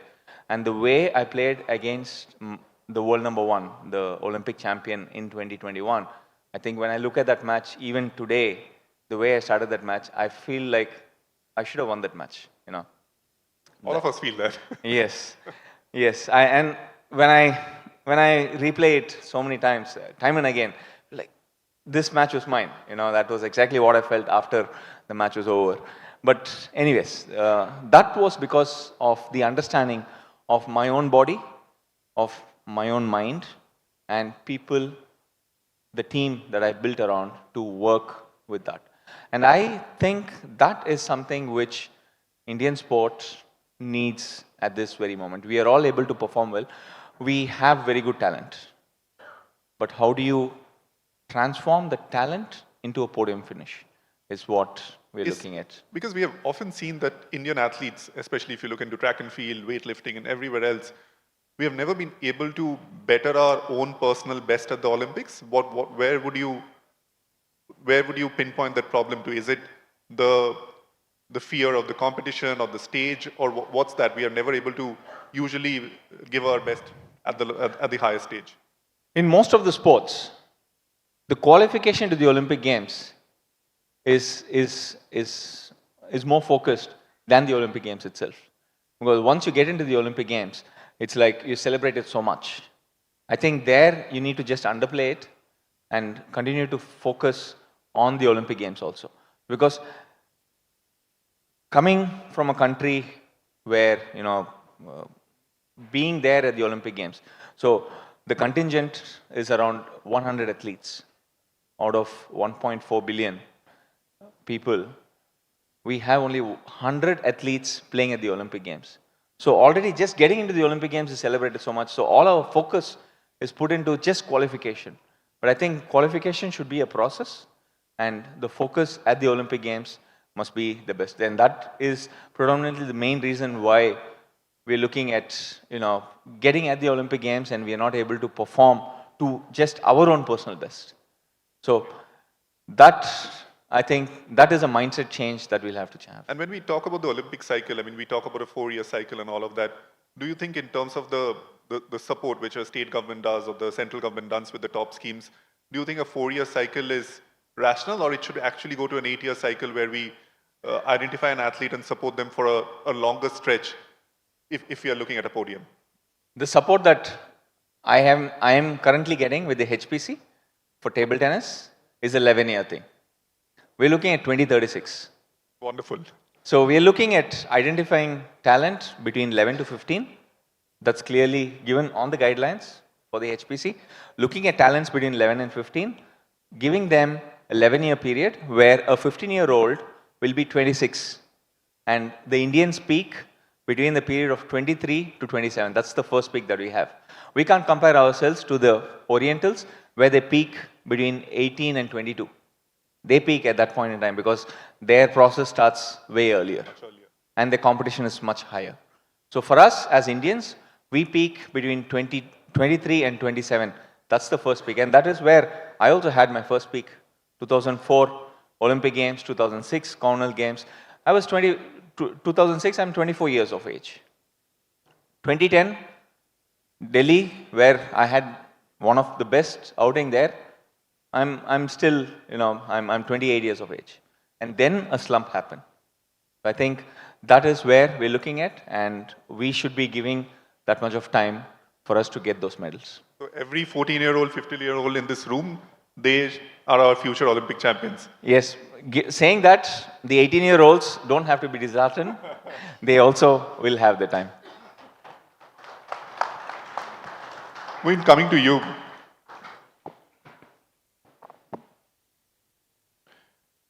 What do you think are the main pain points? I mean, basketball is a sport which you said is very, very physical. It has a lot of tactical nuances as well. I mean, where the coach has an important part in terms of how the team plays and how the team changes its attack and defense on the court. So what do you think are the problems or the pain points that is holding Indian basketball back? Because if you look at school, every school has a basketball court. I mean, all of us have played basketball at some point of our life or the other, but why have we not been able to translate that to more international success? It's like there is a problem, there is a bridgeway, for exactly the word should be a pathway. After college basketball, people pursue schoolings in basketball, and after college basketball, there is no lot to go. Nobody knows the path, where to head, what to do exactly. Nobody is there to guide. Just now government has launched this 3% sports quota appointment. So people get to know now that they have this opportunity, People, athletes should be perform fearlessly. What he needs is financial support, financial stability for the family. So he can perform fearlessly, not thinking about his injury because insurance has been taken care of the athlete. So the pathway, there is no clear pathway for the athlete to focus on, like what to do next. What is my major competition? Nobody is tracking an athlete in early stage. So now government since has announced this 3% quota, people are coming up, they want to compete against each other. The competition level has been growing. But mainly in basketball, why there is a backlog comparatively to other sports is because we don't have much international exposure. Basketball is worldwide playing sport. US, Serbia. Serbia has very little population and they come into world number 2. So it's like our India has 1.4 billion population and we don't really appreciate basketball in our country. People, like you told, every government school, every school in Tamil Nadu or every school in India has a basketball court. People come across basketball, but there is no proper maintenance, nobody, maintenance is the major part which plays for the schools, people play cricket in basketball court. I have seen it personally. So that needs to be changed and people should appreciate other sport, not only basketball, like other sport, TT, table tennis as well, squash as well. So after winning a World Cup in Squash World Cup, now people know Joshna Chinnappa and everyone. So before that, it's very little would have been known about this sport especially. So that need to be changed. You need to change the way you are looking the sport other than cricket in our country. And Tamil Nadu, I think they are doing it. People are very knowledgeable in sport. People understand what sport is, what sporting culture is. I think Tamil Nadu is doing better in that way. Thank you. Dr. Mishra, when we talk about school sports is also very, very important because that's where the talent is. I know school sports doesn't come into the purview of the sports department, but recently we were speaking to John Gloucester, the celebrated sports strength and conditioning coach who comes from Australia. He says that in a country like Australia, a PE teacher is paid the most amount of money in the school ecosystem because he spends the most amount of time with the children. So how do you think we can make school sports more robust and whether something can be done at that level, both in terms of access to children, training to our PE teachers so that they can teach children one particular sport, and if there can be a competition also at the school level which you think can help you in identifying talent?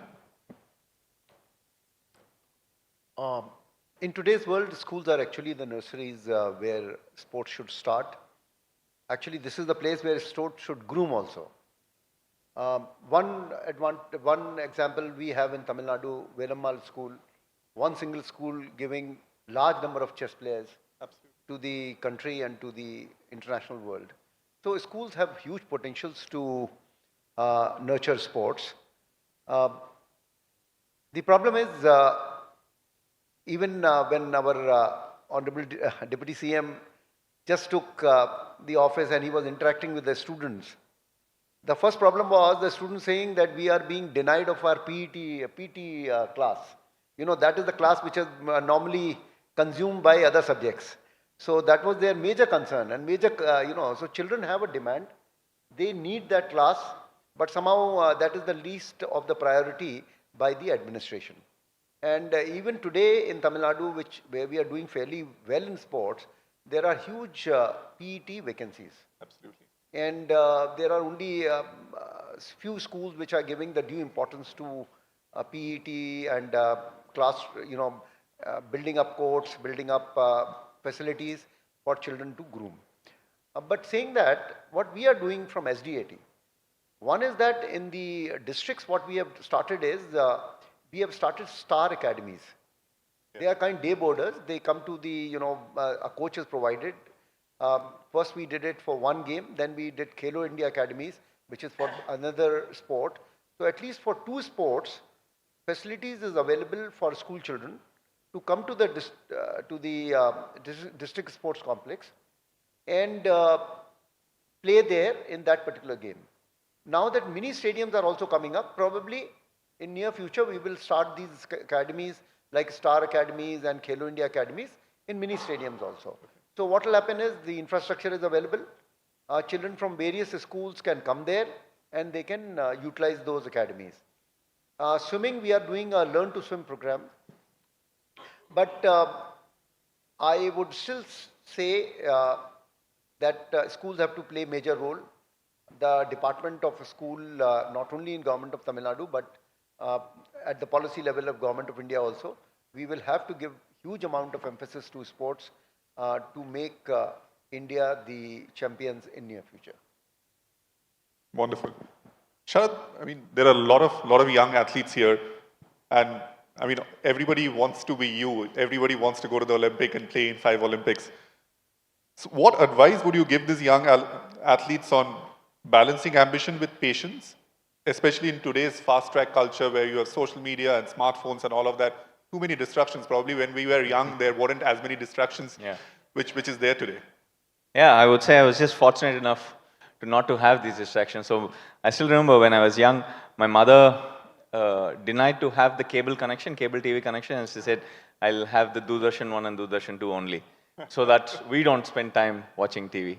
So I think, yes, coming from that era to what is happening now, I think there's a lot of distractions.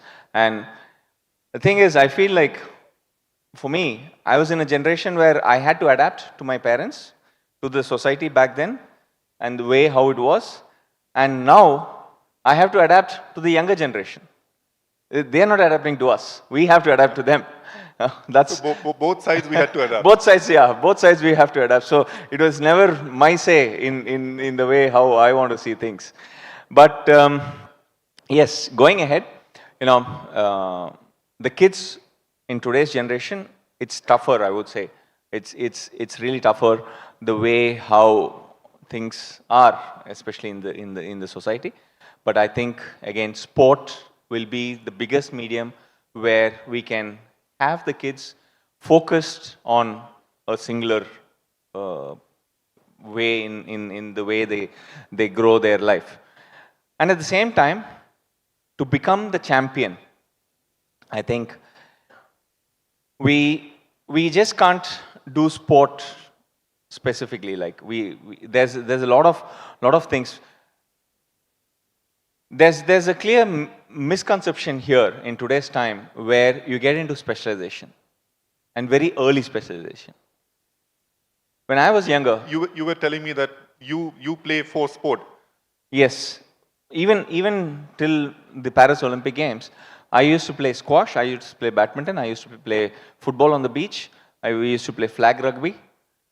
The multiple sports that I've played just for cross fitness, not just for any other reason. Most importantly, cross fitness. And the second thing is, of course, then the competitive part in me comes out in another sport. Of course, when I'm practicing table tennis, I'm not as competitive against. I know when you came to the Hindu office, you were very happy beating all of us as well. Yes.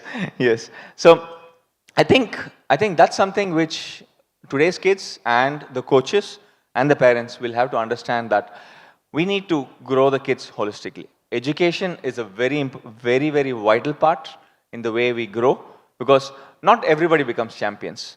There could be injuries, there could be financial disruptions, there could be many other reasons why I might not become a champion.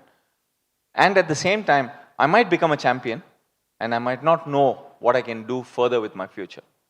And for all of that, one singular purpose, one singular aspect is education.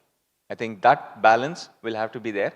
So then when you have the balance there, you're able to have better time management, and you know your goals, and then the distractions are able to be curtailed.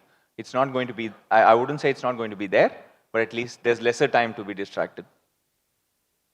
Dr. Mishra, if we have to look at 2036 and of course beyond, what is this 1 or 2 policy or programs of Tamil Nadu you believe will have the biggest long-term impact on India's Olympic dreams? The first thing I would say is the budgets. When I was MSSDAT, the sports budget was less than 100 crores. Today, the sports budget of Tamil Nadu government is almost touching 2,000 crores. And this will have to keep increasing in the same proportion. Because ultimately, it is the amount of money or the inputs which you provide to a system. The results can only be to that corresponding nature. So that is one important thing which the governments will have to be providing in future. The second thing is we will have to remain sportsperson or athlete centric. Today, for example, the government is completely athlete centric. We are looking as athlete as the raw material and trying to provide everything, whether it's through schemes, through support, through equipment, through comforts. If this is diverted, if we go into any other direction other than being sportsman-centric, providing them insurance, providing them pensions, providing them jobs, as our colleague was telling that ultimately a lot of confidence comes when an athlete knows that he will certainly get a job, and that too a government job. Similarly, if a school child knows that he will certainly get a college admission in case he pursues good sports. So that athlete-centricness should also remain. And what about this? What is the state planning? I mean, in the session before us, and Kirtana was speaking, we talked about mental health. Sharath has spoken about injury planning. And of course, both of them have talked about post-career paths for athletes as well. Are the government working on these aspects also in terms of supporting the athlete? I think Tamil Nadu government has been one of the first governments who took sports science seriously. TESCON is one big example. This is the second time we are having a conference. Nowhere else we have a conference of this size and magnitude where all the sports science aspects are being discussed. We have today 3 major centers of sports science. One is in the university, one in Chennai in our Olympic Academy, the third is in the Olympic Academy at Madurai. And we also have partnership with SRMC Medical College, where we are having a sports science center. So this is one state where sports science inputs to athletes is complete. But now this has to be a system to monitor it.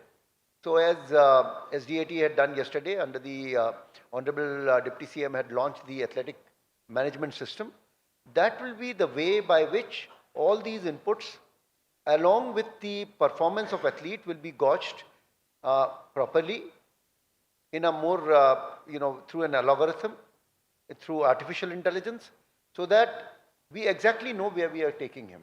If there is a nutrition support needed, we will provide him nutrition support. If psychological support is needed, we will provide them psychological support. If rehabilitation is needed, we will give him injury rehabilitation. But we will ensure that the athlete is able to move in the direction where we want him to go. So I think this is one area where a lot of work is being done. And if we are able to really, in the first phase of athletic management system, we are going to have some 5,000 plus stakeholders. If these stakeholders keep increasing, and if we are able to monitor, as we say that whatever you can measure, you will be able to monitor. So the measurement part has started. We will monitor them, and then, as I was telling, that we will become further more athletic or athlete or sportsman centric, and try to provide every input which our athlete wants.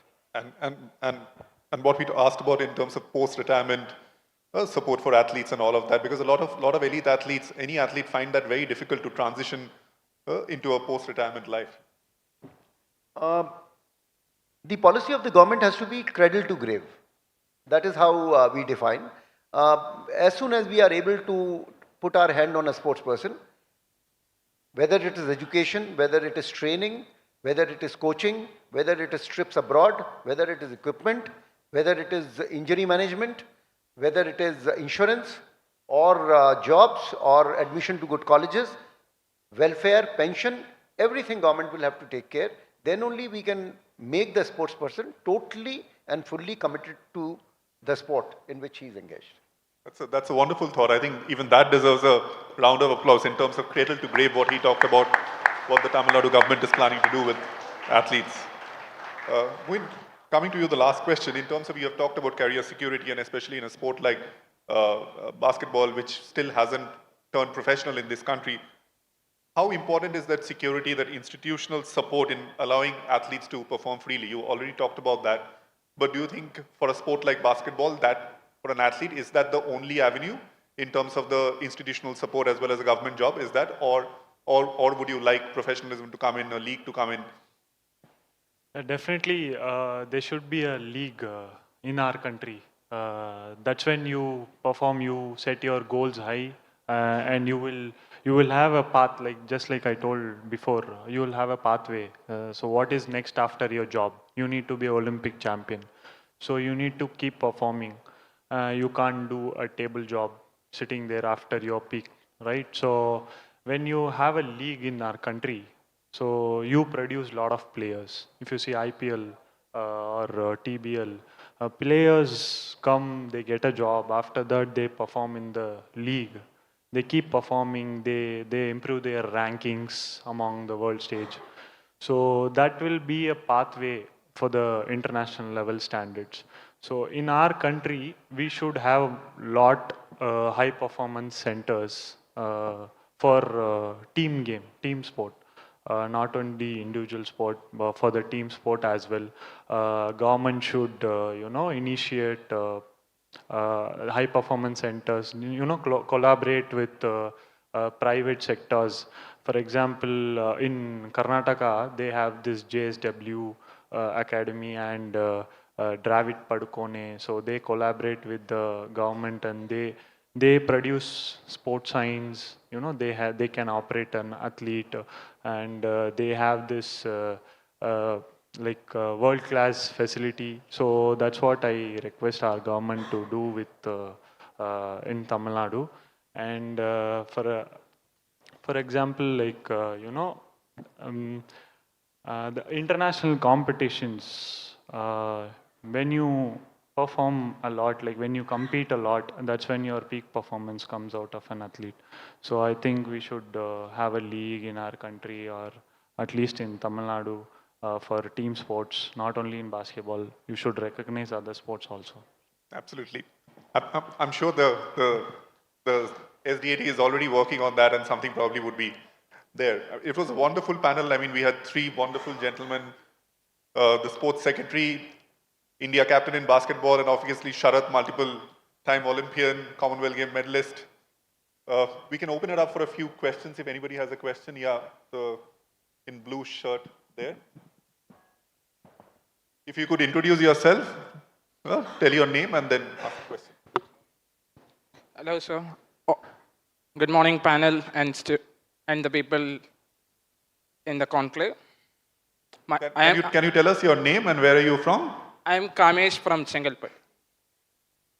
So, my first question is to Atulya, sir. So, how does SDAT policies align with NSP 2025 and the National Sports Governance Bill?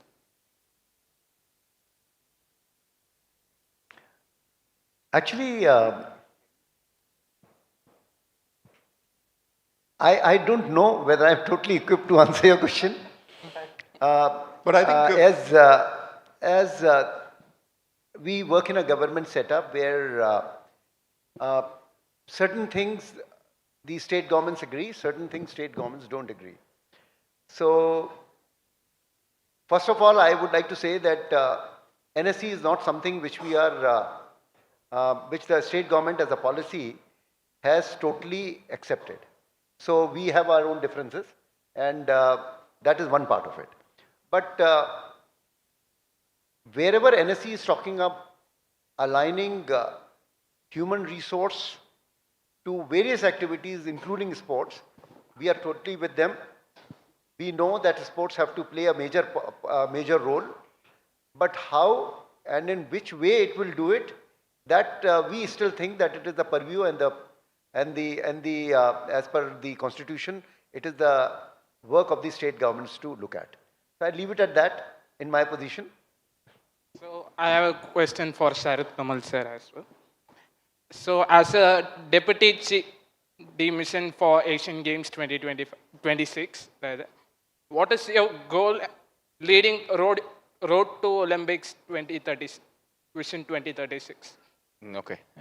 Actually, both are not connected so much because as a deputy chef de mission for the Asian Games, the target would be to make sure that the athletes participating from India, from the Indian contingent at the Asian Games, will have memorable games there, making sure that they're able to perform their best, making sure that the hard work they've put in is able to translate there at the game. So that is the primary target, where we make sure that we as officials, as administrators, because I've come that way, I know what it takes, what I need at these multidisciplinary games.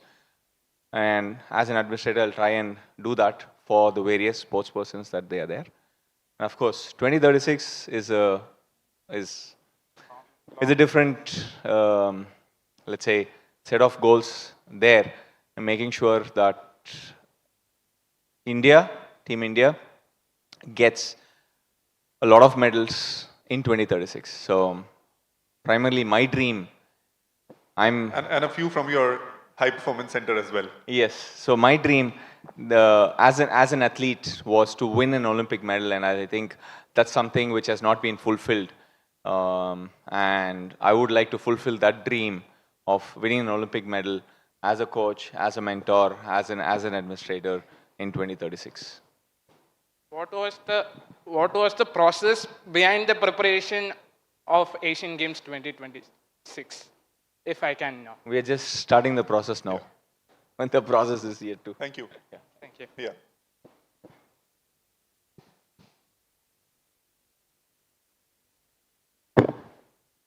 Good afternoon. I am Mohammad Anas from Championship Sports, State President of Sambo and hand-to-hand fights. It's a martial arts sport.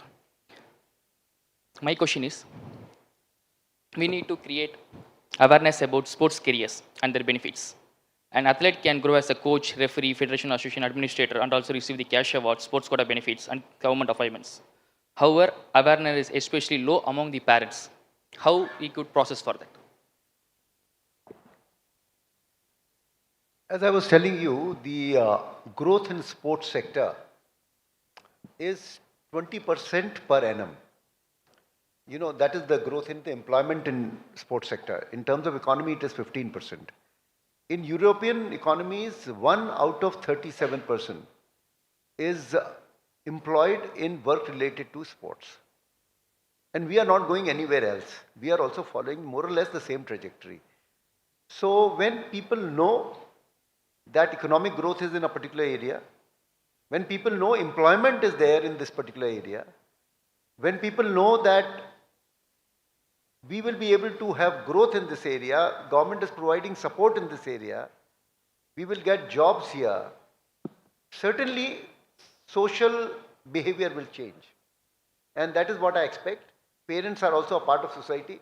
Parents will change, we will change, and we will certainly put our children into sports performances to bring laurels to the country and also participate in the economy at large. Yeah. Thank you. Okay. One more after this. A very good morning, good afternoon to one and all present here. My name is Senora. I'm a sports psychology student from Ramachandra Institute. So we know that sports, as much as it's a physical sport, it's also equally a mental sport. In terms of that, we have sports science professionals, but sports psychologists are always preferred last, only when teams or coaches need at pressure situations, or really when the athletes are at challenging emotional states. So do you think that if we inculcate sports psychology in regular training just as much like physical training, we can then help Indian athletes deliver more at the Olympic level? Sharath, you want to take that? The question was for the earlier panel. They are sitting right there. Well, yes. The answer is to your question is yes. I wouldn't say it comes the last. So in an athlete's structure of performance, I think there are various people who support the athlete, and there are various importances that are given to those jobs. So here you feel like you're given the last priority, but I don't think that's the case. It's a team that works, and we come to you when we are very, very stressed. We have done the preparation, we've put in the physical effort, we've done the technical preparation, we've done the tactical reading, we've done everything. But we come to you when the tournament begins or when we need to perform the best. So you are the last 5%. But without that 5%, I'm not going to achieve my 100%. So each one has their place. When, how, where is decided more or less by the coach. The coach has the bird's eye view of the player. The coach is the one who is very, very close. And in the peripheral are the strength and conditioning, nutritionist, sports psychology, sports scientists, biomechanists, a lot of sports science related. So I wouldn't negate the fact that you come the last.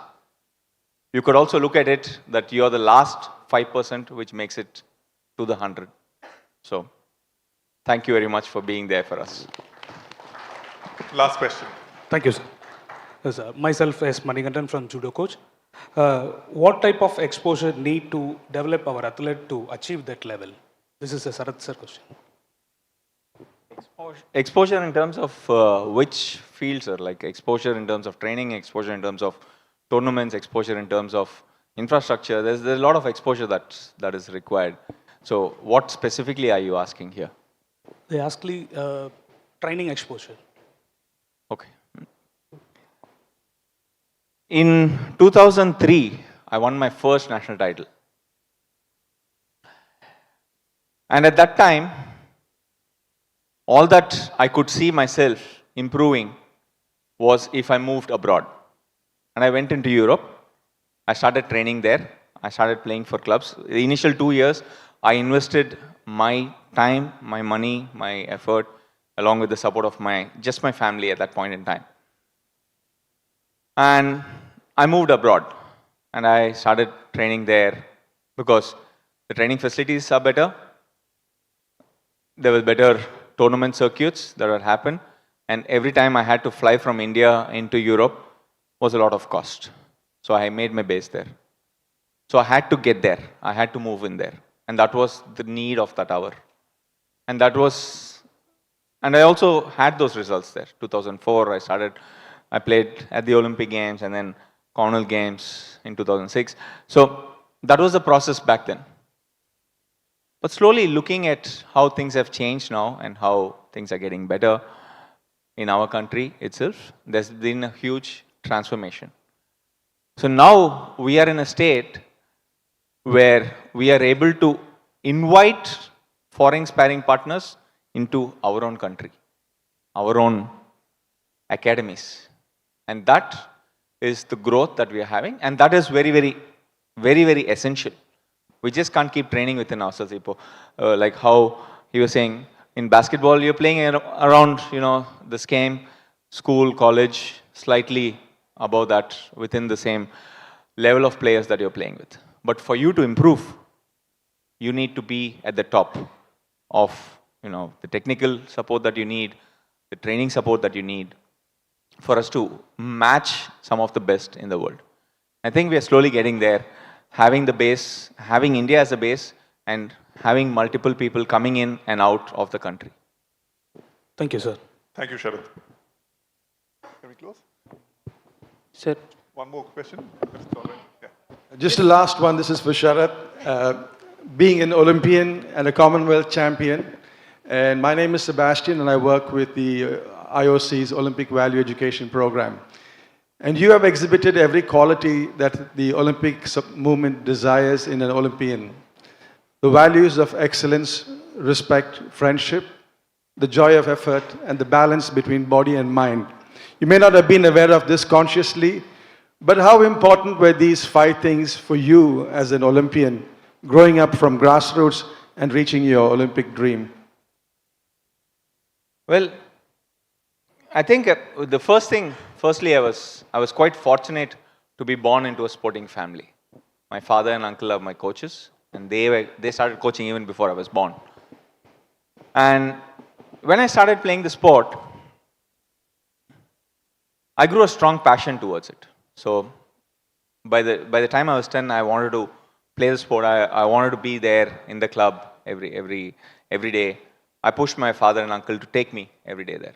And by the time I was 14, I decided that I want to go professional into the sport. I had the choice of engineering or commerce, 10th standard, 11th standard, getting there. And I decided that I want to play table tennis and pick commerce up.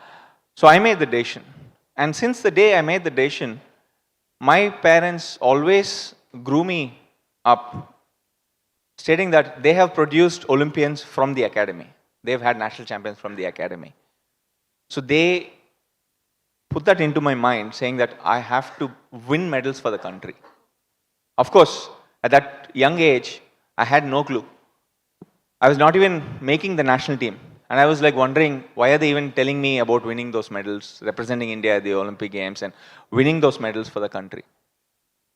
But that thought process got me onto, I started playing for the national team in the year 2002 when I was 20 years old. That was the first time I played for the country. I started the sport at the age of 4. And I played for the first time for the country at the age of 20, nearly 16 years after picking up the sport. That was very, very late. But by the time I was 21, 2003, I won my national champion. I became my first national championship title.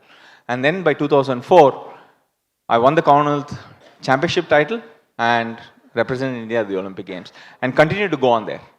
So I think the Olympic movement, the way we are looking at how the IOC is looking at sport, having sport as a way of life and making it very inclusive, making it very, very fair and all of that, started at a very young age for me.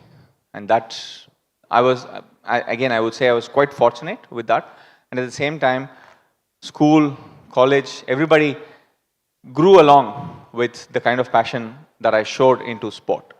And coming so far, now I clearly can understand that the 5 elements that you're talking about was groomed at a very, very young age for myself. So I think that is what I would tell the youngsters also, that pick up a sport, make it a way of life. You become a champion or not in the sport, you become a champion in life. Thank you. Thank you, Sharad. Wonderfully said. I think we've run out of time. I'm really sorry. We have one more session before lunch. Maybe one final question, if that's... My name is Thomas, and I'm basically from Kerala and working in Thuthukudi Gamesville Sports Academy. So one question to Atulya sir, because you have talked about SDAT on the government sector and all. So I am working in government, in a public sports academy. So we are also producing international champions and all. So even still we are not registered academy, and we are trying for that. So how can you support, how can SDAT or government can support us to grow up? So even we have an international player recently, last June, Gaushika, she played for India and secured silver medal.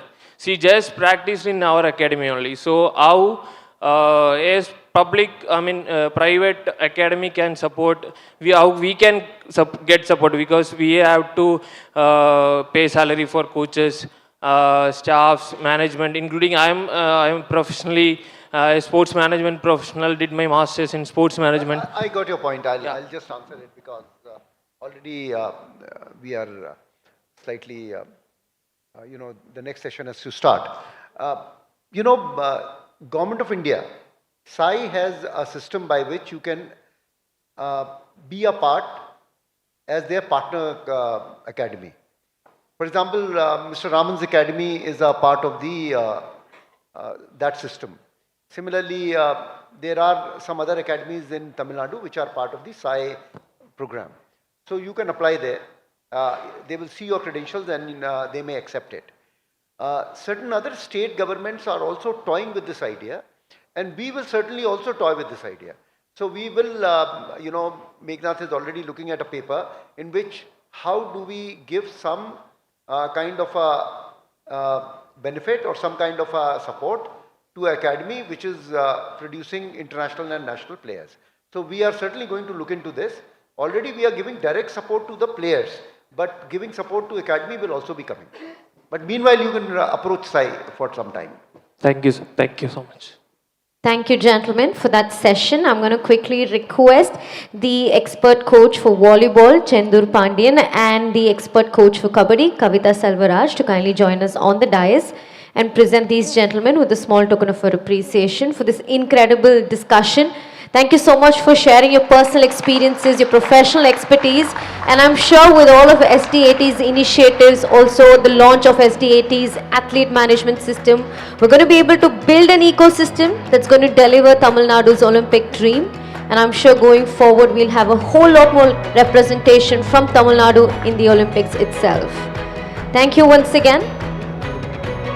That very insightful conversation.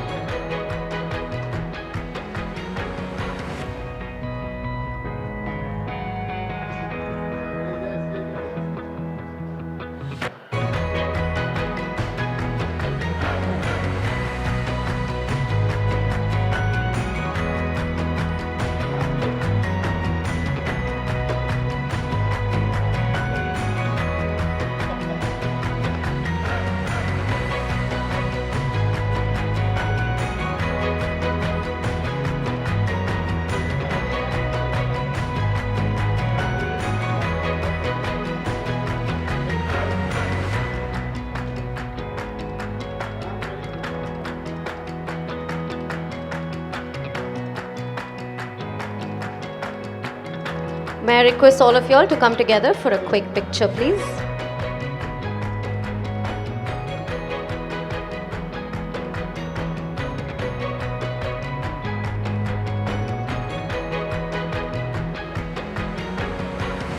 Thank you so much. Thank you once again for your time. And with that, ladies and gentlemen, I'm going to go ahead and introduce our next session, which is all about para sports. Tamil Nadu's pioneering achievements in para sports. That's the conversation that we're going to take forward. Moderating the next session, we have with us Member Secretary of SDAT, Mr. J. Meghanatha Reddy, IAS. Can you put your hands together and welcome him on stage, please? We also have with us Mr. Ranjit, para athletic coach. A big round of applause for him. He's a Dhyan Chand Lifetime Achievement Awardee. A big round of applause for him as he comes forward. We also have with us Mr. Vijay Sarathi, SDAT Expert Para Athletic Coach. A big round of applause for him. And we also have with us Mr. Manoj, Para Asian Games Medalist. A round of applause for him as well. And with that, I'm going to request our moderator, Meghanatha Reddy sir, to kindly take over.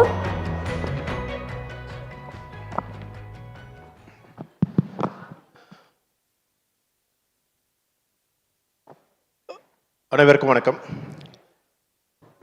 In fact, this is one session I was looking forward to over the last 2 days.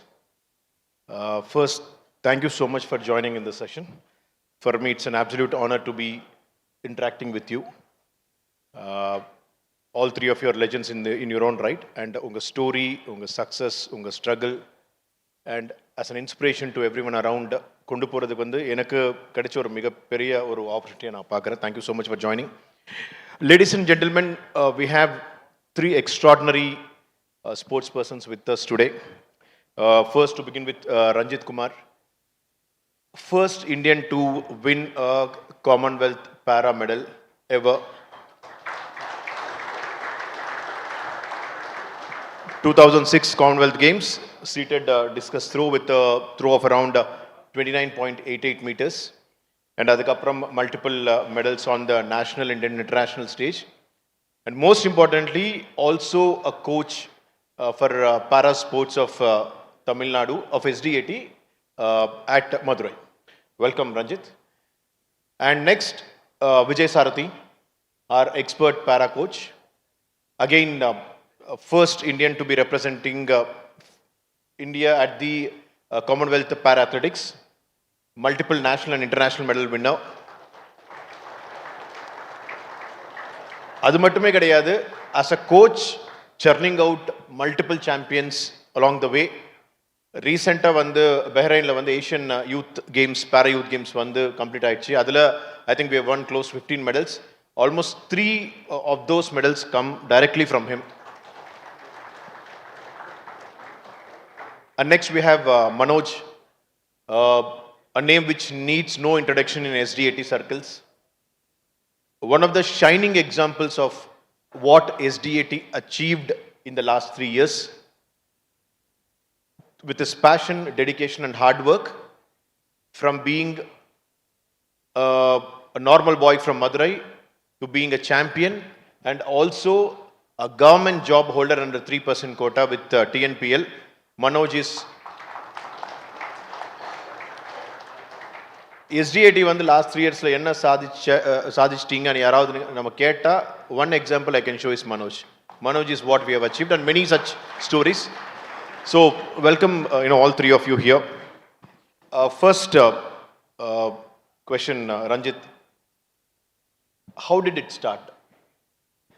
இப்போ நீங்க ஒரு 20-25 years முன்னாடி வந்து you would have gotten into para sports. இன்னைக்கு இருக்கிற தேதியிலேயே para sportsக்கு வந்து நிறைய சவால்கள் இருக்கு, நிறைய questions இருக்கு, facilities இதெல்லாம் இப்பதான் நம்ம உருவாக்குறோம். I'm sure ஒரு 20-25 years or 30 years முன்னாடி வந்து இது எதுவுமே கிடையாது. How did para sports happen to you? எப்படி வந்து நீங்க ஒரு para sports person ஆகணும்ன்ற ஒரு thought அந்த இது எப்படி வந்துச்சு? வணக்கம் சார். ஃபர்ஸ்ட் இந்த மேடை எங்களுக்கு கொடுத்தமைக்காக மிக்க நன்றி சார். அதாவது 1998ல் நான் பாரா ஸ்போர்ட்ஸ்க்கு வந்து உள்ளே வரேன் சார் ஃபஸ்ட் டைம். அப்போ வந்துட்டு மாற்றுத்திறனாளிகளுக்கான ஒரு விளையாட்டு போட்டி வந்து உலக அளவில் நடந்துக்கிட்டு இருக்கு அப்படின்னு ஒரு செய்தி வருது. அது மூலயமா நான் ஒரு நிகழ்ச்சியில் போகும்போது என்னுடைய கோச் மிஸ்டர் பரசுராமன் அவர்கள் வந்து உங்களுடைய பாடி வந்து அகன்றிருக்கு, நீங்கள் சிட்டிங் த்ரோ பண்ணக்கூடிய shot put throw, discus javelin throw பண்ணலாம் அப்படின்னு சொல்லி ட்ரைனிங் என்னுடைய கேரியர் ஆரம்பித்தாங்க. நான் விளையாட்டை தான் ஆரம்பித்தேன். ஸோ ரூல்ஸ் அண்ட் ரெகுலேஷன்ஸ்லாம் பெருசாக தெரியாது இன்டர்நேஷனல்ஸில். அப்புறம் படிப்படியாக அதை புரிஞ்சுக்கிட்டு அவர் கற்றுக் கொடுத்தாரு. அதில் வந்து ஆர்வம் அதிகமாகி தேசிய அளவில் இன்றைக்கி வந்து ஒரு 32 தங்கப்பதக்கம் வந்து லாஸ்ட்டு 16 இயர்ஸாக வாங்கியிருக்கேன். அது போக வந்து உலக அளவில் ஒரு 30 கண்ட்ரிக்கு மேலே போய் 26 முறை இந்தியாவுக்காக ஒரு 28 மெடல்ஸ் வந்து இந்தியாவுக்கு வாங்கி கொடுத்துருக்கேன். முக்கியமாக ஏசியன் கேம்ஸ், காமன்வெல்த் கேம்ஸில் பதக்கம் வாங்கி கொடுத்துருக்கேன் சார். அது போக வந்து 2020 வந்து இந்த லைஃப் டைம் அச்சீவ்மெண்ட் டயன்சந்த் அவார்டு கிடச்சிது. Best outstanding coach award CM கையால் கொடுத்தாங்க. ஸோ இந்த அளவுக்கு நான் வளர்ந்த காரணம் வந்து அப்போ வந்து பெருசாக வசதி வாய்ப்புலாம் கிடையாது சார். ஒவ்வொன்றுக்காகவும் தேடுவோம், பயிற்சிக்காகவும் தேடுவோம், பயிற்சியாளர் கிடைக்க மாட்டாங்க, எக்யூப்மெண்ட்ஸ் கிடைக்காது, சாப்பாடு கிடைக்காது, இன்டர்நேஷ்னல் போவதற்கு நிதி உதவி அதிகமாக எங்களுக்கு தேவைப்படும், அதுவும் கிடைக்காது. இதெல்லாம் வந்து ஒரு போராட்டமாகவே எங்களுக்கு அமையும். அதாவது சாதனை பண்ணுறதை காட்டிலும் பணம் பெற்று தான் பெரிய சாதனையாகவே இருந்தது. ஆனால் இன்றைக்கி பார்த்தீங்கன்னா கோல்டன் பீரியட்னு சொல்லலாம். இன்றைக்கி வந்து பாரா ஒலிம்பிக்ஸை வந்து இன்றைக்கி தமிழ்நாடு கவர்மெண்ட் வந்து தத்து எடுத்துட்டாங்க. எஸ்டிஏடி தத்து எடுத்துருச்சு. எப்போ போனாலும் அவங்களுக்கு நிதி உதவி, இன்டர்நேஷனல் போனாலும் நிதி உதவி, போயிட்டு வந்த பிறகு ஊக்கத்தொகை, அவங்களுக்கு வந்து ஐகேஸ் இன்சென்டிவ், 3% ஸ்போர்ட்ஸ் கோட்டா. இன்றைக்கி வந்து பாரா ஸ்போர்ட்ஸ் வந்து வளர்ந்து நிற்கிது. இன்றைக்கி ஒலிம்பிக்ஸில் வந்து 4 பாரிஸில் வந்து 4 ஒலிம்பிக்ஸ் பதக்கம் வாங்கியிருக்கோம் பாரா ஒலிம்பிக்ஸில். வருங்காலத்தில் அந்த கோல்டன் பீரியட்னால 2028 12 தங்கப்பதக்கம் வந்து கண்டிப்பாக தமிழ்நாடு பிளேயர்ஸ் வந்து பெறுவாங்க சார். ரைட். விஜய் சாரதி, நீங்கள் சொல்லுங்கள், உங்கள் ஸ்போர்ட்ஸ் ஜெர்னி எப்படி ஆரம்பிச்சிருச்சு? ஐ மீன், ஏதாவது ஒரு இன்சிடெண்ட் இருக்கா? ஆர் ஏதாவது ஒரு ஈவெண்ட்டாக? ஃபார் எக்ஸாம்பிள் ரஞ்சித் வந்து என்ன சொல்கிறாருன்னா, ஒரு கோச் வந்து நான் மீட் பண்ணேன். கோச் ஒரு இன்டர்நேஷ்னல் காம்படிஷன், அது ஒரு இன்ஸ்பைரிங் ஈவெண்ட் இருந்துச்சு. அதுக்காக தான் நான் ஸ்போர்ட்ஸ்குள்ளே வந்தேன். உங்கள் பேரா ஸ்போர்ட்ஸ் ஜெர்னி எப்படி இன்னும் ஆரம்பிச்சது? என்னோட ஸ்போர்ட்ஸ் ஜேர்னி வந்துட்டு நான் வந்துட்டு சொல்லணும், மாற்றுத்திறனாளிகளுக்கு முதல்ல வந்து அரசாங்கம் வந்து விளையாட்டு போட்டிகள் வந்து தமிழ்நாடு அரசாங்கம் வந்து விளையாட்டு போட்டிகள் வந்து ஸ்கூல் எஜுகேஷனில் இருக்கும்போது நடத்த ஆரம்பித்தாங்க. ஸோ நான் வந்து 2001 தான் வந்து ஃபஸ்ட்டு ஸ்டேட் சாம்பியன்ஷிப் வந்து பார்ட்டிசிபேட் பண்ணுறேன். ஆனால் அதுக்கு முன்னாடி வந்து 1999 என்னோட டீச்சர், எங்கள் கிளாஸ் டீச்சர் வந்துட்டு உனக்கு வந்துட்டு ஸ்போர்ட்ஸில் நிறையா சான்சஸ் இருக்குது, நீ வந்து பார்ட்டிசிபேட் பண்ணுன்னு சொல்லி கூப்பிட்டாங்க. அண்ட் எனக்கு வந்துட்டு கொஞ்சம் எஜுகேஷனில் நான் ரொம்ப ஸ்ட்ராங் கிடையாது. ஆனால் கிளாஸை கட்டடிக்கிறதுக்காக ஸ்போர்ட்ஸ்க்கு போனேன். எனக்கு ஓகே கிளாஸை கட்டடிச்சு எப்படியாவது டைம் ஸ்பெண்ட் பண்ணணும்னு சொல்லிட்டு ஸ்போர்ட்ஸ் போனேன். அண்ட் 1999 நான் வந்து எங்கள் டீச்சர் புஷ் பண்ணி நான் ஸ்போர்ட்ஸ் போனேன். ஆனால் 2000 வந்து ஸ்டேட் சாம்பியன்ஷிப்பில் வின் பண்ணும்போது தான் தோணுச்சு என்னை அந்த டீச்சர் வந்து எந்த இடத்துல கொண்டு வந்து விட்டுருக்காங்க. எந்த ஸ்கூல் இது? பிரபாபதி ஜெயபிரகாஷ் சேவா கேந்திரா, ஒரு NGO. ஏன்னா சின்ன வயசுல எனக்கு சென்னையில் இருக்காது, குடுவாஞ்சேரியில், காஞ்சிபுரம். ஸோ எனக்கு வந்துட்டு சின்ன வயசில் அப்பா இறந்ததுக்கப்புறம் அம்மா வந்து என்னையும் தங்கச்சியும் படிக்க வைக்கிறது ரொம்ப கஷ்டப்பட்டுட்டு இருந்தாங்க. ஸோ தங்கச்சி ஒரு NGOவில் சேர்த்துட்டு என்னையும் ஒரு NGOவில் சேர்த்துட்டு அம்மா வந்துட்டு பெரியம்மா வீட்டில் ஸ்டே பண்ணிவிட்டு கொஞ்சம் வேலைகள்லாம் பார்த்துட்டு எங்களோட எஜுகேஷன் சப்போர்ட் கொடுத்துட்டு இருந்தாங்க. ஆனால் எனக்கு நான் வந்து ஸ்டேட்டில் வந்துட்டு ஃபஸ்ட்டு டைம் வின் பண்ணதுக்கப்புறம் எங்கள் அம்மா சொன்னாங்க, ஸ்கூலில் எப்போ பார்த்தாலும் உன்னைய டீச்சர்ஸ் வந்து கழுவி ஊற்றிட்டே இருக்காங்க, நீ சரியாக படிக்கிறது இல்லைன்ட்டு. எப்போ பார்த்தாலும் என்னை வந்து கூப்பிட்டு உங்கள் பையன் சரியில்லைன்னு சொல்லிட்டு இருந்தாங்க. ஃபஸ்ட்டு டைம் இப்போ என்னை கூப்பிட்டு உங்கள் பையன் அச்சீவ் பண்ணியிருக்கான்னு சொன்னாங்க. Very happy. நீ வந்து இனிமேல் என்ன பண்ணுறனா, நீ ஸ்டேட்டில் வந்து ஸ்கூலில் ஃபஸ்ட்டு வரையோ என்னன்னு தெரியாது, இனிமேல் வந்து இதை நீ கண்டினியூ பண்ணுனாங்க. எங்கள் அம்மா வந்து நான் 12th படிக்கும் போது நான் நேஷ்னல் சாம்பியன் ஆனதுக்கப்புறம் அந்த விஷயத்தை கேட்டுட்டு எங்கள் அம்மா உடம்பு சரியில்லாமல் இறந்துட்டாங்க. அண்ட் எங்கள் அம்மாக்காக நான் வந்து ஸ்போர்ட்ஸ் பண்ணணும், ஜெயிக்கணும் அப்படின்னு நினச்சேன். அண்ட் மீன்வைல் என் தங்கச்சியோட எஜுகேஷனை நான் பார்த்துக்கிட்டு இந்தியாவுக்காக நான் ஃபஸ்ட்டு டைம் வந்து காமன்வெல்த் வந்து ரெப்ரசன்ட் பண்ணேன். ஸோ 2010 வந்துட்டு நல்லா ஐடி செக்டாரில் கிராஃபிக் டிசைனராக ஒர்க் பண்ணிகிட்டு இருந்தேன். நான் வேலையை விட்டுட்டு தான் இந்த ஸ்போர்ட்ஸ் கரியரை ஃபுல் டைமாக எடுக்கணும் ஒரு சான்ஸ் இருந்துச்சு. ஓகே பார்க்கலாம், நம்ம கண்டிப்பாக சாதிப்போம்னு சொல்லிட்டு நான் 2009 ஆகஸ்ட் மாதம் என்னோட கிராஃபிக் டிசைனர் 19,000க்கு மேலே சேலரி வாங்கிட்டு இருந்தேன். அந்த ஜாபை ரிசைன் பண்ணிவிட்டு ஒரு ரிஸ்க் எடுத்தேன், பார்க்கலாம் நம்மளால் முடியும் அப்படின்ட்டு ரிஸ்க் எடுத்தேன். ஏன்னா பேரண்ட் இல்லை, ஃபேமிலி சப்போர்ட் இல்லை, NGOவில் தான் படித்தோம். இருந்தாலும் இவ்வளோ தூரம் வந்திருக்கோம், இது இன்னும் நம்மளால் பண்ண முடியாதான், பண்ண முடியுங்கிற ஒரு நம்பிக்கையில் நான் ஒரு ரிஸ்க் எடுத்தேன். ஆனால் அன்ஃபார்ச்சுனேட்லி 2010 காமன்வெல்த்தில் என்னால் மெடல் வின் பண்ண முடியல, ஜாப் இல்லை. நான் வந்து எல்லாரும் மெடல் செரமனியில் சரத் அண்ணா கூட இருந்திருந்தாங்க, எல்லாரும் மெடல் செரமனி முடிச்சுட்டு க்ளோசிங் செரமனியில் எல்லாரும் சந்தோஷமாக இருந்தாங்க. நான் மட்டும் ஒரு மூலையில் அழுதுகிட்டு இருந்தேன், ஏன்னா நம்ம வின் பண்ண முடியலேன்ட்டு. ஆனால் எனக்குள்ள ஒரு தேடல், ஏன் நம்மளால் வின் பண்ண முடியல, ஏன் இவ்வளோ படிச்சிருக்கோம், நம்மளால் கெப்பாசிட்டி இருக்குது, ஏன் வந்து இதை பண்ண முடியல அப்படிங்கிற போது நான் என்னோட நண்பர்கள்ட்ட, அதாவது அதர் கண்ட்ரி பீப்புள்ஸ் கிட்ட பேசும்போது உங்களுக்கு எப்படி இந்த பொட்டன்ஷியல் இருக்குது, ஏன் என்னால் பண்ண முடியலன்னும் போது அவங்க சொன்னாங்க, நீ எங்கள் கண்ட்ரியில் இருந்தனா கண்டிப்பாக நீ ஒலிம்பிக்கில் மெடல் வின் பண்ணியிருப்ப, அந்தளவுக்கு உனக்கு கெப்பாசிட்டிஸ்லாம் இருக்குன்னு சொன்னாங்க. ஆனால் என்னை பொறுத்தளவுக்கு ஏன் தேடும் போது எனக்கு தோன்றச்சு வந்தது என்னென்னா, சில ஃபெசிலிட்டிஸ் வந்து எங்களுக்கு அப்போ வந்து அமையல. ஆனாலும் இல்லை, நான் அந்த கொஷனுக்கு வரேன், நிறைய கொஷின்ஸ் இருக்குது. பட் இந்த நேரத்தில் வந்து I want to tell something. As an officer வந்து ஒரு சொசைட்டி பார்க்கும்போது இந்திய நாடு ஒரு வளர்ச்சி, இதெல்லாம் நிறைய பேர் வந்து பேசுவாங்க. 60 இயர்ஸில் வந்து இத்தனை கஷ்டங்கள், இத்தனை பிரச்சனைகள் இருக்கிற ஒரு நாடு வந்து எப்படி இன்னைக்கு வந்து உலகத்தில் ஒரு பெஸ்ட் கண்ட்ரி ஆகுது, நிறைய பேர் கேட்பாங்க. நிறைய ஆன்சர் இருக்கலாம், நிறைய பேர் நிறைய ஆன்சர் சொல்லலாம். பட் எனக்கு எப்போவுமே தோணுற ஆன்சர் வந்து whatever we have achieved is because of the parents in this country, the mother and father of most of us in this country. இப்போ எப்படி விஜய் சாரதி சொன்னாங்களோ, மதர் வந்து ஃபஸ்ட் டைம் வந்து நீங்கள் மெடல் அடித்த உடனே எனக்கு ரொம்ப சந்தோஷமாக இருக்குன்னு, somewhere this nation's parents have some burning desire in them. எங்கள் பிள்ளைங்கள் வந்து பொண்ணாகட்டும் சரி, பையனாகட்டும் சரி, நல்லா படிக்க வைக்கணும், நல்லா ஸ்போர்ட்ஸ் ஆட வைக்கணுமன்ற ஏதோ ஒரு burning desire is there in this country. Probably we are gifted for that. Whatever we are today is because of them. So particularly to your parents, ஒரு big கைதட்டல், for all that, support they have given. Manoj, coming to you, நீங்க சொல்லுங்க, உங்க journey எப்படி start ஆயிடுச்சு? ஒரு sports person ஆகணும்ன்றது எப்படி அந்த thought வந்துச்சு உங்களுக்கு? வணக்கம் சார். நான் ஸ்கூல் படிக்கும்போதே எனக்கு ஸ்போர்ட்ஸில் ஆர்வமாக இருந்துச்சு. பட் எனக்கு வாய்ப்புகள் நிராகரிக்கப்பட்டுச்சு. நான் இப்படி மாற்றுத்திறனாளியை பிறந்துட்டேன்னு என்னை ஸ்கூல்லையும் என்னை விளையாட விட மாட்டாங்க. விளையாண்டா உனக்கு அடிபட்டுரும், இவனுக்கு நம்ம பொறுப்பேற்றுக்கணும், ஸோ நம்ம ரெஸ்பான்சிபிள் ஆகும்ட்டு என்னை எந்த போட்டியிலுமே விளையாடாமல் என்னை பிடி பீரியட்லையுமே என்னை ஒதுக்கி தான் வச்சுருப்பாங்க. பட் அப்போலாம் ரொம்ப கஷ்டப்பட்டேன். என்னடா நம்மளுக்கு ஆர்வம் இருந்து நம்மளால் போக முடியல, என்னடா பண்ணுறதுன்ட்டு ரொம்ப கஷ்டப்பட்டு இருந்தேன். ஸோ அப்புறம் சரி நம்ம குறையா பிறந்துட்டோம், நம்ம இதை வச்சு ஒன்றும் பண்ண முடியாது, இதை வச்சு நம்ம எப்படி நம்ம மேலே ஏறும்ட்டு நான் ஃபஸ்ட்டு யாரும் நம்ப மாட்டேங்க, நான் நார்மல் பேஸ்கெட் பால் டீமில் நான் அப்போ தான் சார் போய் ஜாயின் பண்ணேன். அப்போ எல்லாருமே என்னை பார்த்து சிரிச்சாங்க, என்னடா நீ எப்படி பேஸ்கெட் பால் டீமில் வருவ, அது ரொம்ப ஹைட்டாக இருக்குமே, அது எல்லாம் ஹைட்டான பிளேயர் தானே விளையாடுவாங்கன்னாங்க. நான் இருந்தாலும் சரி சும்மா போய் செலெக்ஷன் போகும், நான் ஸ்கூலில் அவ்வளோ செலெக்ஷன் போனேன். போய் நானும் மெயின் 5லேயே அப்போ ஸ்டேட்லேயே ஆடினேன் சார். ஸோ அதான் எனக்கு ஃபஸ்ட்டு எனக்கு நார்மல் ஃபுட்பால். நார்மல் ஃபுட்பாலில்.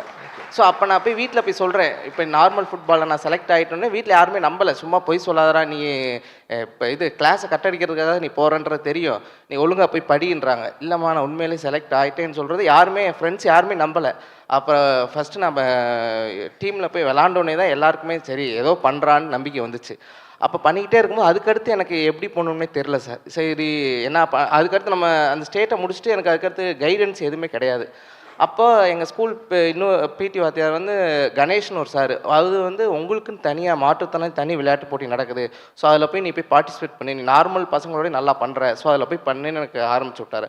அப்போ 2009 நான் ஸ்டேட் லெவல் பேரா அத்லெட்டிக்ஸில் போய் கலந்துக்கிட்டு அப்போ போய் மெடல் பண்ணிவிட்டு அம்மாட்ட வீட்டுக்கு ஃபோன் பண்ணி சொல்கிறேன், இப்படி நான் ஷார்ட் புட்டில் கோல்டு, இதில் சில்வர்னு. நீ அப்பயும் எங்கள் வீட்டில் என்னடா இவன் நேற்றுனா பேஸ்கெட் பால்ன்றியா, இன்றைக்கினா இந்த விளையாட்டுன்றியா, நீ என்ன தான் பண்ணுற, நீ பொய் சொல்லாத, நீ வீட்டுக்கு வாங்கினாங்க. அப்புறம் வீட்டில் நான் மெடலை காமிச்சோன்னே தான் சரி ஓகே. அப்போ எனக்கு எங்கள் வீட்லேயும் சப்போர்ட் இல்லை சார், ஸ்கூல்லேயும் ஃப்ரெண்ட்ஸ் எந்த சப்போர்ட்டுமே இல்லை சார். ஸோ அப்புறம் இந்த ஒரு மெடல் பண்ணோன்னே தான் எல்லாருக்குமே நம்பிக்கை சரி இவன் ஏதோ இப்படி இருந்தனால ஏதோ பண்ணிகிட்டு இருக்கான்றத நம்பிக்கையே வந்துச்சு. ஸோ இப்படி தான் என் ஸ்போர்ட்ஸ் கரியரே ஸ்டார்ட் ஆச்சு. விஜய் சாரதி, ஐ நோ இந்த ஜெர்னி ஸ்டார்ட் பண்ண பிறகு it would not have been easy. நிறைய சவால்கள் கஷ்டங்கள் இருக்கும். நீங்கள் ஸ்பெசிஃபிக்காக என்ன மாதிரி கஷ்டங்கள் பார்த்தீங்க? What var those difficulties and what was the motivation to over come them? Particular நான் கோச்சுக்கு அப்புறம் வரேன், நீங்கள் கோச் ஆனதுக்கு அப்புறம் வரேன். உங்கள் பிளேயிங் டைமில் what var the challenges and what was that motivation that kept you going? அவ்வளோ ஈஸி கிடையாது, ரைட்? நம்ம நிறைய காம்படிஷன்ஸ் போகணும், நிறைய தோல்விகள் இருக்கும், சப்போர்ட் இருக்காது. ஸ்பெசிஃபிக்காக உங்கள் பாயிண்ட் ஆஃப் வியூவில் what var those difficulties and then how did you over come them? இப்போது எனக்கு நான் ஆரம்பத்தில் சொன்னேன் எனக்கு பேரண்ட்ஸ் சப்போர்ட் இல்லைன்ட்டு. ஆனால் எனக்கு இந்த சொசைட்டி எனக்கு அஸ் ஏ விளையாட்டு வீரராக எனக்கு சில நண்பர்கள் மூலியமாகவும் என்ஜிஓஸ் மூலியமாகவும் சப்போர்ட் கிடச்சிக்கிட்டே இருந்துச்சு. ஆனால் நான் முடிவு பண்ணிட்டேன், எனக்கு நமக்கு நம்ம தான் செய்யணும், எந்த இடத்துலையும் கிவ் அப் பண்ணக்கூடாது. ஏன்னா ஒரு ஸ்போர்ட்ஸ் பர்சனா பிலீவ் யுவர் செல்ஃப், நம்ம நம்பணும், நம்ம ஜெயிப்போம், நம்மளால் முடியும் அப்படின்னு நம்பினாதான் நம்ம ஜெயிக்க முடியும். ஸோ அந்த ஒரு செல்ஃப் மோட்டிவேஷன் தான் என்னை கொண்டு போச்சு. அது மட்டும் இல்லை, இந்த இந்த நிறைய என்ஜிஓஸ் அந்த டைமில் உண்மையானுமே ஒரு ஹார்ட் ஒர்க் பண்ணுற ஒரு அத்லீட்ஸ்க்கு சப்போர்ட் பண்ணிகிட்டு இருந்தாங்க. பட் கவர்மெண்ட் சிஸ்டம்ஸ் வைடாக இல்லை, நிறைய ஸ்போர்ட்ஸ்க்கு அப்போ வைடாக இல்லை. இருந்தாலும் விளையாட்டு வீரர்களுக்கு பயிற்சி பண்ணுற அளவுக்கு ஒரு ஒரு ஒரு டைமிங்கு இந்த அலோகேஷன்ஸ்லாம் கொடுத்துட்டு இருந்தாங்க. அண்ட் எனக்கு ஸ்பெசிஃபிக்காக என்ன எது மோட்டிவேட் பண்ணுச்சுன்னா, எப்போ நம்ம மெடல் வின் பண்ணிவிட்டு ஒரு ஸ்கூலுக்கு போகும்போது நம்மளை எல்லாரும் ஒரு ஒரு ஓ வாவ் சூப்பர் அப்படின்னு என்னை ட்ரீட் பண்ணாங்க. அந்த ஒரு என்னை பாராட்டின விதங்கள் என்னை அடுத்த நெக்ஸ்ட் லெவலில் தூக்கி கொண்டு போயிட்டு இருந்துச்சு. ஓகே ரஞ்சித், கண்டிப்பாக நீங்கள் பிளேயராக இருக்கும்போது ஏதோ ஒரு மொமெண்ட்லேயோ ஏதோ ஒரு அந்த கஷ்டம் பார்த்து விட்டுடலாம், இது வேண்டாம், நம்ம பேரா ஸ்போர்ட்ஸ் எதுக்கு எடுக்கணும், ரொம்ப கஷ்டமாக இருக்குது அன்ற ஃபீலிங் எப்பாவது வந்துச்சா? வந்தால் அது எப்படி நீங்கள் ஓவர் கம் பண்ணீங்க? கண்டிப்பாக சார். ஆக்சுவலாக நான் வந்து நிறையா பதக்கங்கள் வந்து ஷார்ட் புட் த்ரோ, டிஸ்கஸ் த்ரோவில், ஜாவலின் த்ரோவில் பண்ணிட்டு வரும்போது எங்கள் வீட்டில் போய் காமிப்பேன். சந்தோஷப்படுவாங்க. ஒரு தடவை காமிப்பேன், 2 தடவை காமிப்பேன், 3 தடவை காமிப்பேன். எல்லா டைம் பதக்கம் வாங்குற, உனக்கு ஒரு ஜாப் கிடைக்கல, ஒரு ஊக்கத்தொகை கிடைக்கல, ஒரு ரெகக்னேஷனே கிடைக்கல, இது விளாண்டு நீ என்னப்பா பண்ண போகிற, இது ஏதாவது வேலை தேடி ஏதாச்சும் முயற்சி பண்ணுப்பா அப்படின்னு சொல்லி அவங்க சொல்லும்போது எனக்கு ரொம்ப கஷ்டமாக இருக்கும். ஆனால் வெளியே போகும்போது சில பேர் அங்கீகாரம் கொடுப்பாங்க. நம்ம மாட்டுத்தாணிக்கு விளையாட்டு போட்டு வின் பண்ணிட்டு வண்டியாப்பா, சந்தோஷம், வாழ்த்துக்கள். என்னப்பா இதே பண்ணிக்கிட்டே இருக்க, வேறு வேலையே இல்லையா, வாழ்க்கை கெட்டு போமியா, ஏதாச்சும் ஒன்று வேலைகளே பாரு அப்படின்னா நிறைய பேர் சொல்லுவாங்க. அது எனக்கு வருத்தமாக இருக்கும். சரி, இது என்னடா இப்படியே போய்கிட்டே இருக்கிற போது நான் ரொம்ப ஃபீல் பண்ணுவேன். என்னடா இவ்வளோ சாதனை பண்ணி ஒரு அங்கீகாரம் கிடைக்கல, இவ்வளோ தூரம் பதக்கம் வாங்கி ஒரு நமக்கு வந்து ஒரு எந்த ஒரு வேலை வாய்ப்பும் எந்த ஒரு ரெகனைஸ் இல்லாமல் இருக்கமே அப்படின்னு சொல்லி தவிச்சிருக்கேன். அப்போ வந்து நான் வீட்டில் படுத்திருக்கும் போது என்னுடைய பதக்கங்கள்லாம் தொங்க விட்டுருப்பேன். அப்படி பார்ப்பேன், பரவாயில்லடா நம்ம வந்து ஒரு மாற்றத்தினாலே இருந்தோம். ஏன்னா என்னுடைய முகவரி தான், இது மண்ணுக்குள்ளே போகிற வரைக்கும் மாற்ற முடியாது. இருந்தாலும் இந்த முகவரியை வச்சுக்கிட்டு இவ்வளோ தூரம் மெடல் அடிச்சிருக்கமே, கண்டிப்பாக நம்மளால் இன்னும் முடியும், என்றைக்கோ ஒரு நாள் நமக்கு வந்து வெற்றி கிடைக்கும் அப்படின்னு சொல்லி என்னைய நானே மோட்டிவேட் பண்ணிக்குவேன் சார். ஃபண்டாஸ்டிக். மனோஜ், இன்னைக்கு ஒரு சக்ஸஸ்ஃபுல் பிளேயர், ஒரு shining example of 3% job system. What was your motivation? உங்களுக்கு பர்சனலாக மோட்டிவேஷன் என்ன? இந்த மாதிரி இந்த சவால்கள் இருக்கும்போது ஃபேமிலியே சில டைம்ஸ் நம்ப மாட்டாங்க, சுற்றி இருக்கிறவங்க வந்து கொஷின் பண்ணுவாங்க. What kept you going? உங்களுக்கு பர்சனலாக என்ன மோட்டிவேஷன்? சார் சொன்ன மாதிரி தான் நாங்கள் நிறையா இதுக்கு மெடல் பண்ணிட்டு வரோம், பட் எந்த ரெகக்னேஷனுமே கிடைக்காது. அப்போ வீட்லேயும் சொல்லிட்டாங்க, நீ போதும் விளாண்டது போதும், நீ போய் வேலைக்கு போ, ஜாபுக்கு போ, எங்கேயாச்சும் போய் வேலை தேடு, போய் வேலை பாரு, ஸ்போர்ட்ஸை விட்டுருந்தாங்க. சார் நம்ம இருந்தாலும் நம்ம என்றைக்கோ ஒரு நாள் நம்ம கஷ்டப்பட்டதுக்கு என்றைக்கோ ஒரு நாள் பலன் இருக்குன்னு நாங்கள் விடாமல் நான் முயற்சி பண்ணிட்டு தான் சார் இருந்து தான் எனக்கு 2023 தான் எனக்கு லைஃபே சேஞ்ச் ஆன மொமெண்டம். அதுதான் எனக்கு லைஃப் மாற்றினது. என் ஸ்போர்ட்ஸில் வந்து என் வாழ்க்கையில் ஸ்போர்ட்ஸ்ன்றது என் கனவாக தான் இருந்துச்சு. பட் அன்றைக்கி தான் என்னோட அந்த ரெகக்னேஷன் கிடைச்ச காலமே 2023 தான் சார் ஸ்டார்ட் ஆச்சு. ஓகே, இல்லை நான் 3 பேர் பேசுறதுல வந்து எனக்கு ரொம்ப பிடிச்சது அவங்க சொன்னதில் motivation. You know we look for motivation out side, தப்பு கிடையாது, பேரண்ட்ஸோ அல்லது டீச்சர்ஸோ கோச்சஸோ. But somewhere all 3 of them had one common thing, they were self motivated. யார் எத்தனை பேர் இருந்தாலுமே உள்ளக்குள்ள ஒரு எப்பவுமே ஒரு வாய்ஸ், பரவாயில்ல, let's do, let us not give up என்ற ஒரு மெசேஜ் எப்பவும் இருந்துச்சு. I think it's a big thing that you had that self motivation. Ranjith, ஒரு சக்ஸஸ்ஃபுல் ஸ்போர்ட்ஸ் பர்சனாக இருந்து வெவ்வேறு ஜாப்ஸ்க்கு போகலாம், அல்லது வேறு ஜாப்காக நீங்கள் வந்து தேடி பார்க்கலாம். ஆனால் you choose to become a coach. எப்படி அந்த டிரான்சிஷன் நடந்தது? எது வந்து நான் கோச்சாக போகணுமன்ற ஒரு ஃபீலிங் வந்து எப்படி உங்களுக்கு வந்துடுச்சு? வேறு ஏதோ ஜாப் போகலாம், நிறைய ஜாப்ஸ் போகலாம், ஏதோ கவர்மெண்ட் ஜாப் போகலாம், but coach, why did you choose to become a coach? Sir, நாங்கள் விளையாடுற காலத்தில் வந்துட்டு மத்திய மாநில அரசுகள் வந்து பெருசாக வந்து அங்கீகாரம் கொடுக்காருனா, இப்போ வந்து பிரம்மாண்டமாக கொடுத்துருக்காங்க. அப்போ வந்து அங்கீகாரம் என்பது லைன் பண்ணிக்கிட்டு இருக்கோம். ஸோ அந்த சமயத்தில் வந்து நான் ஜாப்புக்காக தேடும்போது 18th காமன்வெல்த் கேம்ஸ் வந்து ஆஸ்திரேலியா நடந்தது. அது மாதிரி அதில் பிரான்ஸ் மெடல் அடித்து நம்ம எஸ்ஜேடி சார்பாக நம்முடைய முன்னாள் முத்தமிழ் கலைஞர் அவர்கள் கேஷ் இன்சென்டிவ் வந்து ஃபஸ்ட் டைம் கொடுக்குறாங்க. பாரா ஸ்போர்ட்ஸ்க்கு வந்து ஹைஸ் இன்சென்டிவ் வந்து 2007 கொடுக்குறாங்க. அப்போ போய் நான் அவர்கிட்ட கேஷ் அவார்டு வாங்கும்போது ரொம்ப பெருமையாக இருந்தது. அப்போ வந்து எம்எஸ்ஆர் தலைமையில் இப்போ இருக்கிற எம்எஸ்ஆர் தலைமையில் ஒரு மீட்டிங் அதுக்கு முன்னாடி நடந்தது. ஒவ்வொருத்தரும் ஒரு ஜாப் கேட்குறாங்க, அந்த ஜாப்பில் இருக்கேன், அந்த ஜாப்பில் இருக்கேன் அப்படின்னு ஒவ்வொருத்தர் சொல்லிக்கிட்டே இருந்தாங்க. அப்போ என்னையை கேட்கும்போது நான் ஜாப் இல்லை. அப்போ சொன்னாங்க, கண்டிப்பாக நீ சிஎம்கிட்ட கேளுங்க, ஏதோ ஒன்று பண்ணுவார் அப்படின்னு சொன்னாங்க. அந்த நம்பிக்கையில் போய் சிஎம்கிட்ட கேட்டேன். அப்போ வந்து அகிலியா மிஸ்ரா சார் தான் என் மெம்பர் செக்ரட்டரியாக இருந்தாங்க. ஸோ அவர்கிட்ட கேட்கும்போது, என்ன வேணும் தம்பி சார், எனக்கு ஏதாச்சும் ஜாப் பண்ணி கொடுங்க சார் அப்படின்னு சொன்னோன்னே, உடனே அகிலியா மிஸ்ரா சார் வந்து, சார் இல்லை சார், அவர் பாரா ஸ்போர்ட்ஸ் வந்து இருக்கார், அவருக்கு கோச் போஸ்ட்டே கொடுத்துடலாம் அப்படி 2007 இந்தியாவிலே முதல் முறையாக மாற்றுத்திறனாளிக்கு கோச் போஸ்ட் வழங்கினது தமிழ்நாடு அரசு மட்டும்தான். அதன் பேசிக்கில் தான் நான் வந்து 5000 சம்பளத்தில், 10,000 சம்பளத்தில், 12,000 சம்பளத்தில், 22,000 சம்பளத்தில் இன்றைக்கி வந்து ரெகுலர் கோச்சாக இன்றைக்கி வந்து அப்பாயின்மெண்ட் ஆகிருக்கேன். அது இந்தியாவிலே ஃபஸ்ட்டு கோச் வந்து ரெகுலர் கோச் நான் தான் என்பதை இந்த தமிழ்நாடு அரசு எனக்கு கொடுத்துருக்கு. இப்போ பெருமையாக அந்த இடத்துல பகிர்ந்துக்கிறேன் சார். அதன் அடிப்படையில் தான் இன்றைக்கி எனக்கு ஒரு என்ன தோணும் சார், ஏன் கோச்சாக வந்தேன்றது சார் சொன்னீங்களா சார். ஆக்சுவலாக நான் பண்ணாத சாதனைகளை வந்து என்னோடய மாணவர்கள் பண்ண வைக்கணும். நான் ஏசியன் கேம்ஸ், காமன்வெல்த் கேம்ஸ்லாம் போனேன். நான் பாரா ஒலிம்பிக்ஸில் வாய்ப்பு கிடச்சி எனக்கு போகாமல் இருந்தது. திறமையாக எனக்கு இருக்கும், ஆனால் வாய்ப்பு கிடைக்கல. ரொம்ப ஏங்கினேன். ஒரு 2 வருஷம் கேம்பில் இருந்தேன் குஜராத்தில்.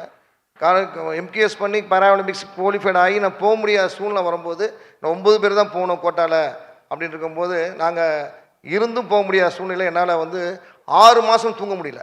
பாரா ஒலிம்பிக்ஸ் போக முடியலையே அப்படின்னு சொல்லி 6 மாதம் தூக்கம் வரல, பைத்தியமாக இருந்தேன். அப்போ ஒரு முடிவு கட்டினேன், நம்முடைய பாரா ஸ்போர்ட்ஸை வளர்க்கணும், பாரா விளையாட்டுகளை ஊக்கப்படுத்தணும், நம்ம கோச்சே ஆகணும். அதுக்கு நான் சாதனை பண்ணாத விஷயங்களை எனது மாணவர்களை சாதனை பண்ண வைக்கணும் அப்படின்னு சொல்லி முடிவெடுத்தேன். அதன் அடிப்படையில் தான் மனோஜுக்கு நான் கோச்சிங் கொடுத்தேன். என்கிட்ட தான் வந்தார் 2014 என்கிட்ட வந்தார். அவர் வந்தோடனே அவருக்கு கோச்சிங் கொடுத்தேன். தேசிய அளவில் நிறைய சாதனை பண்ணார். ஏசி கேம்ஸில் மெடல் அடித்தார், டார்க் வேர்ல்டு கேம்ஸில் மெடல் அடித்தார்.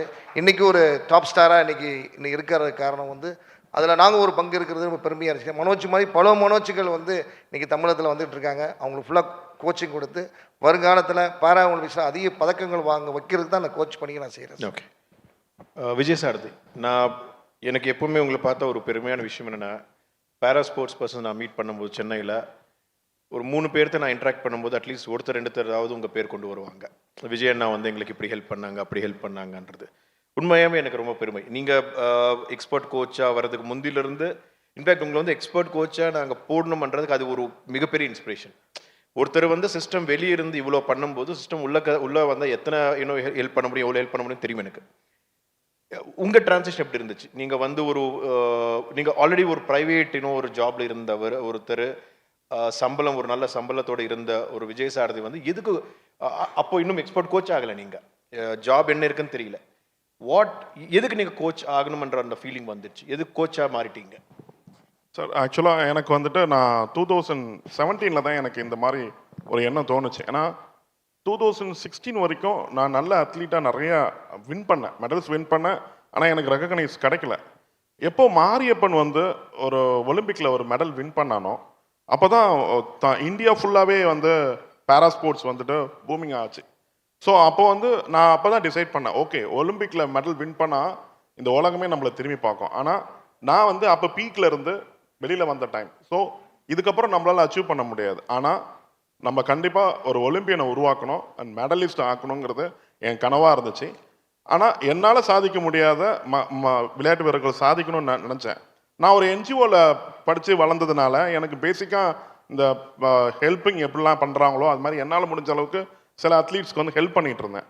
அது அப்படியே கோச்சிங்காக ஸ்டார்ட் பண்ணி அவங்களுக்கு ட்ரைனிங் கொடுக்கறது, என்னோட எக்யூப்மெண்ட்ஸ் அவங்களுக்கு ஷேர் பண்ணுறது, இந்த மாதிரி என்னால் என்கிட்ட இருக்கிற கொஞ்சம் ஃபினான்ஷியல் சப்போர்ட்டும் அவங்களுக்கு பண்ணுறது, இதை அப்படியே பண்ணிகிட்டே இருந்தேன். அண்ட் எனக்கு ஒன்று தோணுச்சு, ஓகே நம்ம நிறைய ஒலிம்பியன்ஸை உருவாக்குறதுக்கு வேலை பார்ப்போன்ட்டு அங்கே ஸ்டார்ட் பண்ணது. 2017 ஸ்டார்ட் பண்ணது. 2024 ஒரு ஒலிம்பியனை உருவாக்கியிருக்கேன். First Olympian coach and wheelchair பர்சனாக நான் பெருமையாக சொல்வேன். ஒரு ஒலிம்பியன் உருவாக்கியிருக்கேன். அது இட்ஸ் நாட் யாரோ ஒருத்தவங்க ட்ரெயின் பண்ணி அதுக்கப்புறம் என்கிட்ட வரல, கிராஸ் ரூட் லெவலில் இருந்து ஒரு அத்லீட்டை ஐடென்டிஃபை பண்ணி ஒரு ஒலிம்பியனை உருவாக்கியிருக்கேன். கஸ்தூரி ராஜா. எஸ். அண்ட் அது மாதிரி இன்னும் இப்போது சார் எனக்கு அந்த ஆப்பர்ச்சுனிட்டி கொடுத்ததுக்கப்புறம் நான் இது ஆல்ரெடி நான் பிளான் போட்டு வச்சுருந்தேன். 2021 சில மெடல்ஸ் தமிழ்நாட்டு கிடைக்கல. அப்போ போட்ட பிளான் இப்போ இம்ப்ளிமெண்ட் ஆகிருக்கு. Last 2 weeks before 1 week before 3 medal junior and sub ஜூனியரில் கொண்டு வந்திருக்கோம். ஸோ ஏஷியன் யூத் பேரா கேம்ஸில் இவங்க தான் அடுத்த ஒலிம்பிக்கில் வின் பண்ணுறக்கூடிய அத்லீட்ஸாக நான் பார்க்குறேன். தேங்க்யூ. மனோஜ், நிறைய சப்போர்ட் பண்ணாதவங்க நிறைய பேர் இருந்தாலுமே சிலர் மனோஜ் நீங்கள் நீங்கள் பிளேயராக அந்த ஸ்டேஜில் சப்போர்ட் பண்ண நிறைய பேர் இருப்பாங்க. யாராவது அந்த மாதிரி நீங்கள் சொல்ல விரும்புகிறீங்களா? இவங்க என்னை நல்லா சப்போர்ட் பண்ணாங்க, கோச்சஸ் ஆகட்டும் சரி, டீச்சர்ஸ் ஆகட்டும் சரி, வீட்டில் ஆகட்டும் சரி, அந்த மாதிரி ஏதாவது ஒரு பாசிட்டிவாக உங்களுக்கு நீங்கள் பண்ணுங்க நாங்கள் கூட இருக்கிறோம்னு சொன்னவங்க யாராவது இருக்காங்களா? அது சொல்ல விரும்புகிறீங்களா? ஆமாம் சார். 2011 நம்ம சென்னையில் நேரு ஸ்டேடியத்தில் நேஷ்னல்ஸ் அத்லெட்டிக்ஸ் மேட்ச் நடந்துச்சு. ஸோ அப்போ எனக்கு யாருமே தெரியாது. சரி நம்ம போய் பார்ப்போம், ஒரு ஆள் கூட தெரியாமல் தான் நாங்கள் போய் அந்த நேஷ்னல்ஸில் கலந்துக்கிட்டேன். அப்போ தான் ரஞ்சித் சார் எனக்கு இன்ட்ரடியூஸ் ஆனார். அப்போ போயிட்டு அவர்கிட்ட சொல்கிறேன், சார் நான் இப்படி பண்ணியிருக்கேன் சார், எனக்கு என்ன சார் பண்ணுறேன்னு. அவர் நீங்கள் இந்த மேட்சை முடிச்சுட்டு என் ஊர் எதுன்னு கேட்குறாரு, மதுரைன்னு சொன்னேன். சரி அப்போ நீங்கள் மதுரைக்கு என்னை மீட் பண்ணுங்கன்னாரு. ஸோ மதுரைக்கு போய் சாரை மீட் பண்ணி இப்படி சொன்னோன்னே அவர் ஒன்றும் பிரச்சனை இல்லை, நீங்கள் கம்மியான ஏஜில் தான் வந்திருக்கீங்க, ஸோ நீங்கள் வித்தின் ஒரு 10 இயர்ஸ்க்குள்ளே உங்களை பெரிய சாம்பியன்ஷிப் ஆக்கிடலாம், ஸோ நீங்கள் டெடிக்கேஷனாக மட்டும் டெய்லி கிரவுண்டுக்கு வாங்கன்னு மட்டும் சொன்னோம். ஸோ அதை அந்த மோட்டிவேஷனால தான் நான் எனக்கு இவ்வளோ ஷைன் பண்ணியிருக்கேன்னு நான் சொல்கிறேன். Very good. இப்போது நம்ம எஸ்டிஏடி பற்றி பேசலாம். கடந்த இன்னும் சில வருடங்களாக, பர்டிகுலர்லி லாஸ்ட் 3 இயர்ஸ், நிறைய இனிஷியேட்டிவ்ஸ் நம்ம எடுக்கிறோம். Particular infrastructure point of view ஆகட்டும் சரி, பேரா ஸ்போர்ட்ஸ் சரினா எங்களுக்கு மிகப்பெரிய சந்தோஷமான விஷயம் என்னென்னா பேரா ஸ்போர்ட்ஸ் சரினா. அதுக்கு இன்ஸ்பிரேஷன் என்னென்னா, எனக்கு தெரியும் ஒரு மாற்றுத்திறனாளி வந்து ஒரு ரெகுலர் டிஸ்ட்ரிக்ட் ஸ்போர்ட்ஸ் காம்ப்ளெக்ஸ்க்கு போய் ஒரு பேட்மிண்டன் விளையாடணும்னா ஆல்ரெடி அங்கே 100 பேர் இருப்பாங்க. ஒரு வாலிபால் விளையாடணும்னா அங்கே ஆல்ரெடி ஒரு பெரிய கும்பல் இருப்பாங்க. அவங்கள மீறி நீங்கள் உள்ளே போய் ஃபைட் பண்ண முடியாது. நீங்கள் அந்த மாதிரி வெயிட் பண்ணக்கூடாதுன்ற ஒரே ஒரு நோக்கத்தோட தான் ஒரு ஏரியா இது வந்து ஒன்லி ஃபார் பேரா ஸ்போர்ட்ஸ் பர்சன்ன்ற ஒரு மெசேஜ் அனுப்புறதுக்காக தான் நம்ம பேரா ஸ்போர்ட்ஸ் அரீனா வந்து டெப்யூட்டி சிஎம் சார் உருவாக்கிட்டார். நிறைய இது பண்ணுறோம். பட் எது வந்து பேரா அத்லீட்டோட பர்ஃபார்மன்ஸில் நல்ல இம்பேக்ட் இருக்குதுன்னு நீங்கள் ஃபீல் பண்ணுறீங்க? இன்ஃப்ராஸ்ட்ரக்சரா, அல்லது நம்ம கொடுக்குற ஸ்கீம்ஸா, அல்லது ஜாப்ஸா, அல்லது பேரா ஸ்போர்ட்ஸ் ஹாஸ்டலா, நீங்கள் பார்க்குறதுல எது வந்து ஹையஸ்ட் இம்பேக்ட் இருக்குன்றது நீங்கள் ஃபீல் பண்ணுறீங்க? கண்டிப்பாக சார். ஆக்சுவலாக வந்து பாரா ஸ்போர்ட்ஸ் வந்து நிறைய அச்சீவ்மெண்ட்ஸ் கிடைச்சாலும் அங்கீகாரம் இல்லாமல் இருந்தது ஃபஸ்ட்டு. அப்போ வந்து தமிழ்நாடு பாராலிம்பிக் ஸ்போர்ட்ஸ் வந்து லாஸ்ட் 3 இயர்ஸ்க்கு முன்னாடி வந்து எஸ்டிஏடி சார்பாக நீங்கள் ஒரு அங்கீகாரத்தை கொடுக்குறீங்க. ஸோ அந்த அங்கீகாரம் மூலமாக வந்து 4 games, para athletics, para swimming, para shooting, para power lifting and badminton, இந்த டாப் மோஸ்ட் ஈவெண்ட்டில் வந்து அங்கீகரிக்கப்பட்ட விளையாட்டு ஆணையத்தால் நடத்தப்படக்கூடிய விளையாட்டு போட்டியில் வெற்றி பெற்றவர்களுக்கு இந்த அங்கீகாரம் கிடைக்கும்போது அவங்களுக்கு நாங்கள் வந்து இவங்களாம் வெற்றி பெற்று வந்த பிறகு ஒரு கோரிக்கையை வந்து வைக்கிறோம். அப்போ வந்து தேசிய போட்டியில் வெற்றி பெற்று வந்தால் நீங்கள் வந்து கேஷ் இன்சென்டிவ் கொடுக்கணும் சார். அந்த கோரிக்கையை எம்எஸ் அவர் நீங்கள் வந்து அதை ஏற்றுக்கிட்டு ஒரு அரசாணையாக வெளியிட்டாங்க. தேசிய அளவில் வெற்றி பெற்றவர்களுக்கு 5 லட்சம், 3 லட்சம், 2 லட்சம் சொல்லி அறிவிச்சாங்க. 2018 இன்னும் வரைக்குமே அந்த கேஷ் அவார்டு வந்து விளையாட்டு வீரர்களுக்கு கிடச்சிட்ருக்கு. ஸோ அது ஒரு பெரிய ஊக்கம் அவங்களுக்கு. ரெண்டாவது வந்து பார்த்திங்கன்னா ஹை கேஷ் இன்சென்டிவ், அதாவது பாரா ஒலிம்பிக்ஸு, காமன்வெல்த் கேம்ஸு, பாரா ஏசியன் கேம்ஸு, பாரா வேர்ல்டு சாம்பியன்ஷிப், இது 4 ஆண்டுக்கு ஒரு நடக்கக்கூடிய மிக உயரிய விளையாட்டு போட்டியில் நார்மலுக்கு ஈக்குவலாக எங்களுக்கும் கொடுக்கணும்னு சொல்லி எம்எஸ் சார்ட்டையும் டிப்டி சிஎம்ட்டையும் நாங்கள் வந்து கோரிக்கை கொடுத்தோம். உடனே அவங்க பரிசீலனை பண்ணி சம உரிமை, சம பங்களிப்பு, சம வாய்ப்பு என்ற அடிப்படையில் நார்மல் விளையாட்டு வீரர்களுக்கு என்ன ஹை கேஷ் இன்சென்டிவ் தராங்களோ அதே சேமு வந்து பாரா ஒலிம்பிக்ஸ் அத்லெட்ஸுக்கும் வந்து அரசாணை போட்டு இன்னைக்கு கொடுத்தாங்க. இன்னைக்கு பார்த்தீங்கன்னா ஒலிம்பிக்ஸில் கோல்டு அடித்தா 2 கோடி, பாரா ஒலிம்பிக்ஸில் மெடலிஸ்ட்டுக்கும் 2 கோடி, அவங்களுக்கும் 1 கோடி, இங்கே 50 லட்சம், இப்படி பல ஹை கேஷ் இன்சென்டிவ் வந்து எனக்கு ஈக்குவல் ரைட்ஸை கொடுத்தனால அது விளையாட்டு வீரர்களுக்கு மிகப்பெரிய மறுமலர்ச்சியை கொடுத்தது சார். ரெண்டாவது. மூணாவது பார்த்தீங்கன்னா எலைட் ஸ்கீம் சொல்லி நம்முடைய எஸ்டிடி சார்பாக ஒன்று கொடுத்தாங்க. அதில் வந்து பாரா ஒலிம்பிக்ஸில் டாப் மோஸ்ட் வின்னருக்கு 3 அத்லெட்டுக்கு வந்து நீங்கள் ஏற்படுத்தி கொடுத்தீங்க 30 லட்ச ரூபா வருஷத்துக்கு. இதனால் அவங்களுடைய பயிற்சி முறை, வெளிநாட்டு பயணங்கள், அவங்களுடைய எக்யூப்மெண்ட்ஸ் வாங்குவதற்கு மிக சிறப்பாக இருந்தது. அடுத்து என்ன பார்த்தீங்கன்னா மீம் ஸ்கீம். மீம்ஸில் வந்து 12 லட்ச ரூபா கேஷ் ப்ரைஸ், அதாவது ஊக்கத்தொகை, அதாவது வருஷத்துக்கு நீங்கள் பயிற்சி எடுப்பதற்கும் ஷூஸ் மற்ற எக்யூப்மெண்ட்ஸ் வாங்குறதுக்கும் கொடுத்தாங்க. அதில் பார்த்தீங்கன்னா 5 பாரா அத்லெட்டுக்கு வாய்ப்பு கொடுத்தீங்க சார். இதனால் மற்ற பாரா அத்லெட்ஸ்லாம் வந்து பார்த்துட்டே இருக்காங்கன்னா இவ்வளோ வாய்ப்புகள் வந்து எஸ்டிஏட்டில் கொடுக்குறாங்க, தமிழக அரசு கொடுக்குது அப்படின்னு சொல்லும்போது இன்னும் நிறைய பிளேயர்ஸ் வந்து உள்ளே வர ஆரம்பிச்சிட்டாங்க. அப்படி சிடிஎஸ் ஸ்கீமில் வந்து 10 பாரா அத்லெட்ஸ்க்கு வாய்ப்பு கொடுத்துருக்காங்க.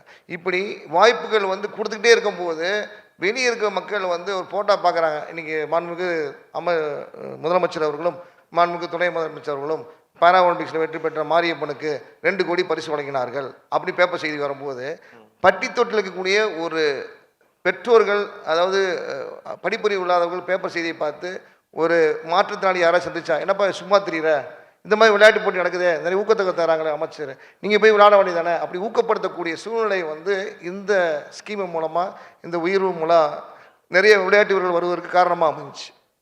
அது போக பார்த்திங்கன்னா நிறைய கோரிக்கைகளை வந்து அரசுக்கு கொடுத்துட்டே இருந்தோம். சார் எங்களுக்கு இந்த மாதிரி ஸ்போர்ட்ஸு தனி கிரவுண்டு கொடுங்க, மாற்றுத்திறனாளிக்கு தனி கிரவுண்டு கொடுங்க அப்படின்னு சொல்லி கேட்கும்போது அது கண்டிப்பாக பரிசீலனை எடுத்துகிட்டு மாண்புமிகு துணை அமைச்சர்களும் முதலமைச்சரும் எம்எஸ் சீஃப் நம்முடைய மங்களி அமைச்சர் சார் அவர்களும் அதை மெயில் எடுத்துக்கிட்டு ஏதோ ஒரு வகையில் பண்ணணும். நான் எப்படி பண்ண போகிறேன்னு யோசித்தேன். தனி கிரவுண்டு கொடுக்க போகிறாங்களா, எப்படி இவ்வளோ ஸ்போர்ட்ஸ் இருக்கு. ஏன்னா வந்து பாரா ஒலிம்பிக்ஸ் மட்டும் கிடையாது, டெஃப் ஒலிம்பிக்ஸ் இருக்குது, ஸ்பெஷல் ஒலிம்பிக்ஸ் இருக்குது. இப்போ 3 இவங்களை எல்லாமே கலந்து கொடுக்கக்கூடிய ஒரு வாய்ப்பு இருக்குது. அப்போ அவங்க யோசிக்கிறது என்ன பண்ணுறாங்க, மல்டி பர்பஸ் ஒரு ஸ்போர்ட்ஸ் பாரா ஸ்போர்ட்ஸ் அரியனான்னு சொல்லி உருவாக்கி அதில் table tennis, chess, carrom, sitting volleyball, basketball, badminton, ஒரு மினி ஜிம்மு, ரேம்ப் ஓடக்கூடிய ஒரு ஹாலு, அவங்க ரெஸ்ட் ரூமு, அவங்களுக்கு ஹீட்டரோட உள்ள ரெஸ்ட் ரூம், டாய்லெட்டு, இப்படி ஒரு ஹைடெக்காக ஒரு பேக்கிங்காக அந்த பாரா ஸ்போர்ட்ஸ் சென்டர் கொடுத்தாங்க. பார்த்தீங்களா, எங்கள் மக்கள் அடைஞ்ச மகிழ்ச்சிக்கு அளவே கிடையாது சார். அவ்வளோ ஹாப்பியாக இருந்தாங்க. அவ்வளோ இந்த மாதிரி இந்தியாவில் வேறு எங்கேயுமே பண்ணதே கிடையாது, இங்கே மட்டும்தான் அதை பண்ணியிருக்காங்க. ஸோ மீண்டும் இதனால் என்னன்னா, பாரா ஸ்போர்ட்ஸ் வந்து ஒவ்வொரு ஸ்டேட் நடத்தினோம்னா வந்து 100 பேர் வருவாங்க சார். இன்றைக்கி அத்லெட்டிக்ஸ் நடத்தினோம்னா 1000 பேர் வந்து நிற்கிறாங்க சார். அது ரொம்ப வளர்ச்சி அதிகமாக இருக்குது. இப்போ பார்த்தீங்கன்னா இந்த நான் சொன்ன எல்லா ஸ்போர்ட்ஸ்லையும் பார்த்தீங்கன்னா இவங்க கொடுத்த ஸ்கீம்ஸு, இவங்க கொடுத்த இந்த கட்டமைப்பு, இவங்க கொடுத்த அந்த ஊக்கத்தொகை, இவங்க கொடுத்த வேலைவாய்ப்பு, 3% ஸ்போர்ட்ஸ் கோட்டா. இன்றைக்கி பார்த்தீங்கன்னா பாரா அத்லெட்டிக்ஸ்க்கு வந்து 7 பேர், நான் முதற்கொண்டு விஜயசாதி முதற்கொண்டு மனோஜ் முதற்கொண்டு இபியில் ஒருத்தர் வேலைவாய்ப்பு போட்டிருக்காங்க, வணிக வரித்துறையில் போட்டிருக்காங்க. மொத்தம் 7 பேர்த்துக்கு ஸ்போர்ட்ஸ் போட்டா கூட்ட ஒரே மாநிலம் தமிழ்நாடு மாநிலம் மட்டும்தான், வேறு எங்கேயுமே கிடையாது. அது போக நேற்று 25 பேர்த்துக்கு பாரா அத்லெட் டாப் வின்னர்ஸுக்கு ஜாப் போட போகிறாங்க, உறுதிமொழி வச்சுருக்காங்க. இதெல்லாம் பார்த்தீங்கன்னா அளவு கடந்த ஒரு வளர்ச்சி பாரா ஸ்போர்ட்ஸுக்கு. இது கோல்டன் பீன்னு சொல்லக்கூடிய ஒரு இதுதான். அதனால் என்னைய பொறுத்தளவு இங்கே கொடுக்கக்கூடிய ஸ்கீமு, கட்டமைப்பு, இந்த வாய்ப்புகள், ஊக்கத்தொகை, வேலைவாய்ப்பு, இதுதான் எங்களுடைய ஸ்போர்ட்ஸ் வளர காரணம் sir. National level high cash incentive கொடுக்கறதுக்கான ஒரு சின்ன பேக்ரவுண்ட் ஸ்டோரி இருக்குது. எனக்கு காம்படிஷன் எனக்கு கரெக்டாக ஞாபகம் இல்லை. இண்டோர் ஸ்டேடியமில் வந்து நம்ம ஒரு நிகழ்ச்சி நடத்துகிறோம். ஆனரபிள் டெப்யூட்டி சிஎம் சார் வந்தார். எனக்கு தெரிஞ்ச அசோசியேஷன் மூலமாக ஒரு லெட்டர் வந்து அவருக்கு கொடுத்தாங்க. அப்போ தான் எங்களுக்கே அந்த கேப் இருந்தது வந்து எங்களுக்கு கொஞ்சம் ஐடென்டிஃபை ஆகலை. ஜிஓ இருக்குது, பாராலிம்பிக்ஸ்க்கு இருக்குது, டெஃப் ஒலிம்பிக்ஸ்க்கு இருக்குது, ஏஷியன் லெவலில் இருக்குது, காமன்வெல்த்தில் இருக்குது. பட் ஆனால் நேஷனல் லெவல் காம்படிஷன்ஸில் வந்து ஒரு ஜிஓ கேப் இருக்குன்னு அப்போ தான் ஃபஸ்ட் டைம் புரிஞ்சிருச்சு. டெப்யூட்டி சிஎம் சார் வந்து என்னையும் ஏசிஎஸ் சாரையும் கூப்பிட்டாரு. இந்த மாதிரி இவங்க சொல்கிறாங்க நேஷ்னல் லெவலில் வந்து இல்லையே அணி. நாங்கள் யோசிச்சோம், ஆமாம் கரெக்டு தான், இவ்வளோ கொடுக்குறோம். பட் ஆனால் நேஷ்னல் லெவலில் வந்து நிறைய பர்ஃபார்ம் பண்ணுறாங்க. நேஷ்னல் லெவலில் வந்து அதே அளவுக்கான அண்ட் இன்னொரு விஷயம், ஒரு காலத்தில் வந்து நேஷ்னல் பேரா கேம்ஸ் கிடையாது. இப்போ வந்து ரெகுலராக கேலோ பேரா கேம்ஸ் நடத்துகிறாங்க, நேஷ்னல் பேரா கேம்ஸ் நடத்துகிறாங்க, கேலோ பீச் கேம்ஸ் எல்லாம் நடத்துகிறாங்க. ஸோ உடனே அந்த கேப் ஐடென்டிஃபை பண்ணி, இன்ஃபேக்ட் அப்போ ஜிஓ இல்லைன்னு சொல்லி டெப்யூட்டி சிஎம் சார் வந்து தமிழ்நாடு சாம்பியன்ஸ் ஃபவுண்டேஷன்லேருந்து பணம் கொடுத்தாரு. கொடுத்த பிறகு எனக்கு தெரிஞ்சு ஒரு 10 நாள்லேயே ஏசிஎஸ் சார் வந்து அது ஜிஓ உருவாக்கி ப்ராபப்ளி இந்தியாவில் ரெகுலர் பிளேயர்ஸ் மாதிரியே சரிசமமாக பேரா பிளேயர்ஸ்க்கு வந்து நேஷ்னல் காம்படிஷன்ஸ்க்காக ஹெச்ஏ கொடுக்குற ஒரே ஒரு மாநிலமாக வந்து தமிழ்நாடு வந்து உருவாக்குனது. நெக்ஸ்ட் விஜயசாரதி, எனக்கு இந்த கொஷின் மெயினாக கேட்கலாம்னு எப்போவுமே இருக்குது. நாங்களும் நிறைய இன்னும் ரெகுலர் ஸ்போர்ட்ஸ்க்காக எஃபர்ட்ஸ் நிறைய போடுறோம். பட் ஆனால் ரிட்டர்ன் ஆன் இன்வெஸ்ட்மெண்ட் ஆன் பேரா ஸ்போர்ட்ஸ் இஸ் ஹை. எப்படின்னா 7 பேர் ஒலிம்பிக்ஸ்க்கு அனுப்புகிறோம், 4 பேர் மெடல்ஸோட ரிட்டர்ன் வராங்க. பேரா நேஷ்னல் பேரா ஒரு ஈவெண்ட்டுக்கு இன்னொரு ஈவெண்ட்டுக்கு ஐ திங்க் கேலோ பேரா கேம்ஸ் 2023, 2025 ஜஸ்ட் ஒரே ஒரு எடிஷனுக்கு நம்ம தமிழ்நாட்டில் இருந்து இன்க்ரீஸ் ஆன மெடல் நம்பர் சொல்ல முடியுமா? ஒரு எடிஷன் டு இன்னொரு எடிஷன். நார்மலி ஒரு எடிஷன் டு இன்னொரு எடிஷன் கம்பேர் பண்ணும்போது நம்ம ஒரு 3 மெடல் அதிகமாக வந்தால் பரவாயில்ல, 4 மெடல் அதிகமாக பரவாயில்லன்னு நினைப்போம். கேலோ பேரா கேம்ஸ் மட்டும்தான் கோவா 2023 எடிஷனுக்கு, அதுக்கப்புறம் நடந்த எடிஷனுக்கு we increased our medal tally by 40 medals. ஒரு வருட கேப்பில் ஒரு கேம்ஸில் ஒரு மாநிலம் வந்து 40 மெடல்ஸ் இன்க்ரீஸ் பண்ணது எனக்கு தெரிஞ்சு ப்ராப்ளி வரலாற்றுலேயே ஃபர்ஸ்ட் டைம். என்ன சீக்ரெட், என்ன கோச்சிங்கில் ஏதாவது how do you approach your coaching? இத்தனை பிளேயர்ஸ் வந்து நீங்கள் உருவாக்குறீங்க. ஏஷியன் வந்து பேரா யூத் காமிச்சிட்டோம், கிட்டத்தட்ட 12 பேர் மெடல்ஸோட ரிட்டர்ன் வந்துட்டாங்க. உங்கள் ஓன் பிளேயர்ஸ் 3 பேர் இருக்காங்க. இப்போ நிறைய கோச்சஸ் இருக்காங்க. There are lot of my coaches who are doing their best. But உங்கள் பர்ஸ்பெக்டிவ்ல வந்து is there anything that you specially bring to the coaching? என்ன what do you tell them, how do you approach coaching? ரொம்ப இம்பார்ட்டண்டான ஒரு இப்போ கேள்வி sir நீங்கள் கேட்டது. இதை எப்படி மெடல்ஸ் வந்து இன்க்ரீஸ் பண்ணுறோம் அப்படிங்கிறது வந்து இப்போ நாங்கள் வந்துட்டு ஐடென்டிஃபை பண்ணுறது அத்லீட்ஸ் வந்துட்டு ரொம்ப இம்பார்ட்டன்ட். ஆனால் அதை விட ரொம்ப இம்பார்ட்டன்ட் கவர்மெண்டில் கொடுக்குற சப்போர்ட்டை ஒழுங்காக பயன்படுத்துறது. ஸோ இப்போ ரீசெண்டாக எங்களுக்கு வந்து கேஷ் ரிவார்ட்ஸ் நிறையா அத்லீட்ஸ் கிடச்சி. ஸோ அவங்களுக்கு வந்து ஃபினான்ஷியல் ப்ராப்ளம் இல்லாமல் போச்சு. ஸோ அவங்க வந்து அவங்களோட எஃபோர்ட் 100% எஃபோர்ட் போடுறதுக்கு ரொம்ப முக்கியமான காரணம் வந்து ஐகேஷ் இன்சென்டிவ். அது அத்லீட் வந்துட்டு அவங்களோட ட்ரைனிங்க்கு வந்து யூஸ் பண்ண ஆரம்பித்தாங்க. அண்ட் அதை தாண்டி நிறைய கவர்மெண்ட் சைட்லேருந்து கிடைச்ச ஸ்கீம்ஸ் அண்ட் இன்ஃப்ராஸ்ட்ரக்சர்ஸை நிறையா பயன்படுத்தினோம் நாங்கள். அண்ட் மீன் வைல் ஒரு அத்லீட்டை நம்ம வந்துட்டு ஒரு 4 இயர்ஸ்க்கு முன்னாடியே இந்த அத்லீட்ஸ்க்கு இந்த கேம் போகிறதுக்கு வாய்ப்பு இருக்குன்னா நம்ம ட்ராக் பண்ணணும் அந்த அத்லீட்டை. ஸோ நான் வந்து நாங்கள் அப்படி தான் வந்து ஒரு அத்லீட்ஸை வந்துட்டு ட்ராக் பண்ணுவோம். இந்த பர்சனுக்கு இந்த காம்படிஷன்ஸ் போகிறதுக்கான சான்சஸ் இருக்குது. ஸோ நம்ம வந்து என்ன பண்ணுவோன்னா நாட் ஓன்லி இண்டிவிஜுவல் கோச், நான் மட்டும்தான் இதை பண்ணேன்னு சொல்ல மாட்டேன். ஏன்னா எனக்கு தெரிஞ்சு ஸ்டேடியம் ஆஃபீஸர் வெங்கடேசன் சார் நிறைய பேர் இந்த டீம்ஸ், ஏன்னா நிறைய சப்போர்ட் அவங்க எல்லாரோடைய ஸ்போர்ட்ஸ் சயின்ஸ் சென்டர் நிதிஷ்லாம் காம்படிஷன் போகிறதுக்கு முன்னாடி ஸ்போர்ட்ஸ் சயின்ஸ் சென்டரை யூஸ் பண்ணாங்க. மீன்வைல் ஏன்னா இந்த மாதிரியான இன்ஃப்ராஸ்ட்ரக்சர்ஸை யூஸ் பண்ணணும். அண்ட் மீன்வைல் அத்லீட்டை வந்து ஐடென்டிஃபை பண்ணி அவங்கள ட்ராக் பண்ணணும். இந்த அத்லீட்ஸ்க்கு அடுத்த 4 இயர்ஸில் என்னென்ன ஈவெண்ட்ஸ் இருக்குது அந்த ஈவெண்ட்ஸை நம்ம ஃபோக்கஸ் பண்ணணும். அண்ட் ரேங்கிங்கை வந்துட்டு மெயின்டைன் பண்ணணும். மெயினாக அதுதான். ஸோ எனக்கு ரொம்ப பெருமையாக இருக்கிற ஒரு விஷயம் என்னென்னா, தமிழ்நாடு வந்து சார் சொன்ன மாதிரி இப்போ கேலோ இந்தியாவில் அச்சீவ் பண்ணது. ஏன்னா வேறு ஏதாவது ஒரு ஈவெண்ட்டில் அச்சீவ் பண்ணால் கூட சொல்லலாம், சும்மா அவங்களுக்கு கிடச்சிருச்சு போல் அப்படின்னு சொல்லலாம். கேலோ இந்தியா அப்படி கிடையாது, எல்லாம் பியூர்லி மெரிட். நாங்கள் வந்து கேட்குறாங்க, ஹரியானா வந்து அத்லீட்ஸ் வந்து கேட்குறாங்க என்ன அங்கே சீக்ரெட் போயிட்டுருக்கு, என்ன ட்ரைனிங். மீன்வைல் இப்போது நான் ஏஷியன் யூத் கேம்ஸ் போனப்போ ஜேபி சிங் சொல்லிட்டு பேரா பவர் லிஃப்டிங்க்கு இந்தியா சேர்மன், அவர் என்ன கேட்டாருன்னா, உங்கள் கவர்மெண்ட்லேருந்து உன்னை ரிலீவ் பண்ணுவாங்களா அங்கே ட்ரைனிங் வந்து கொடுக்கறதுக்கு காமன்வெல்த் கேம்ஸுக்குன்னாங்க.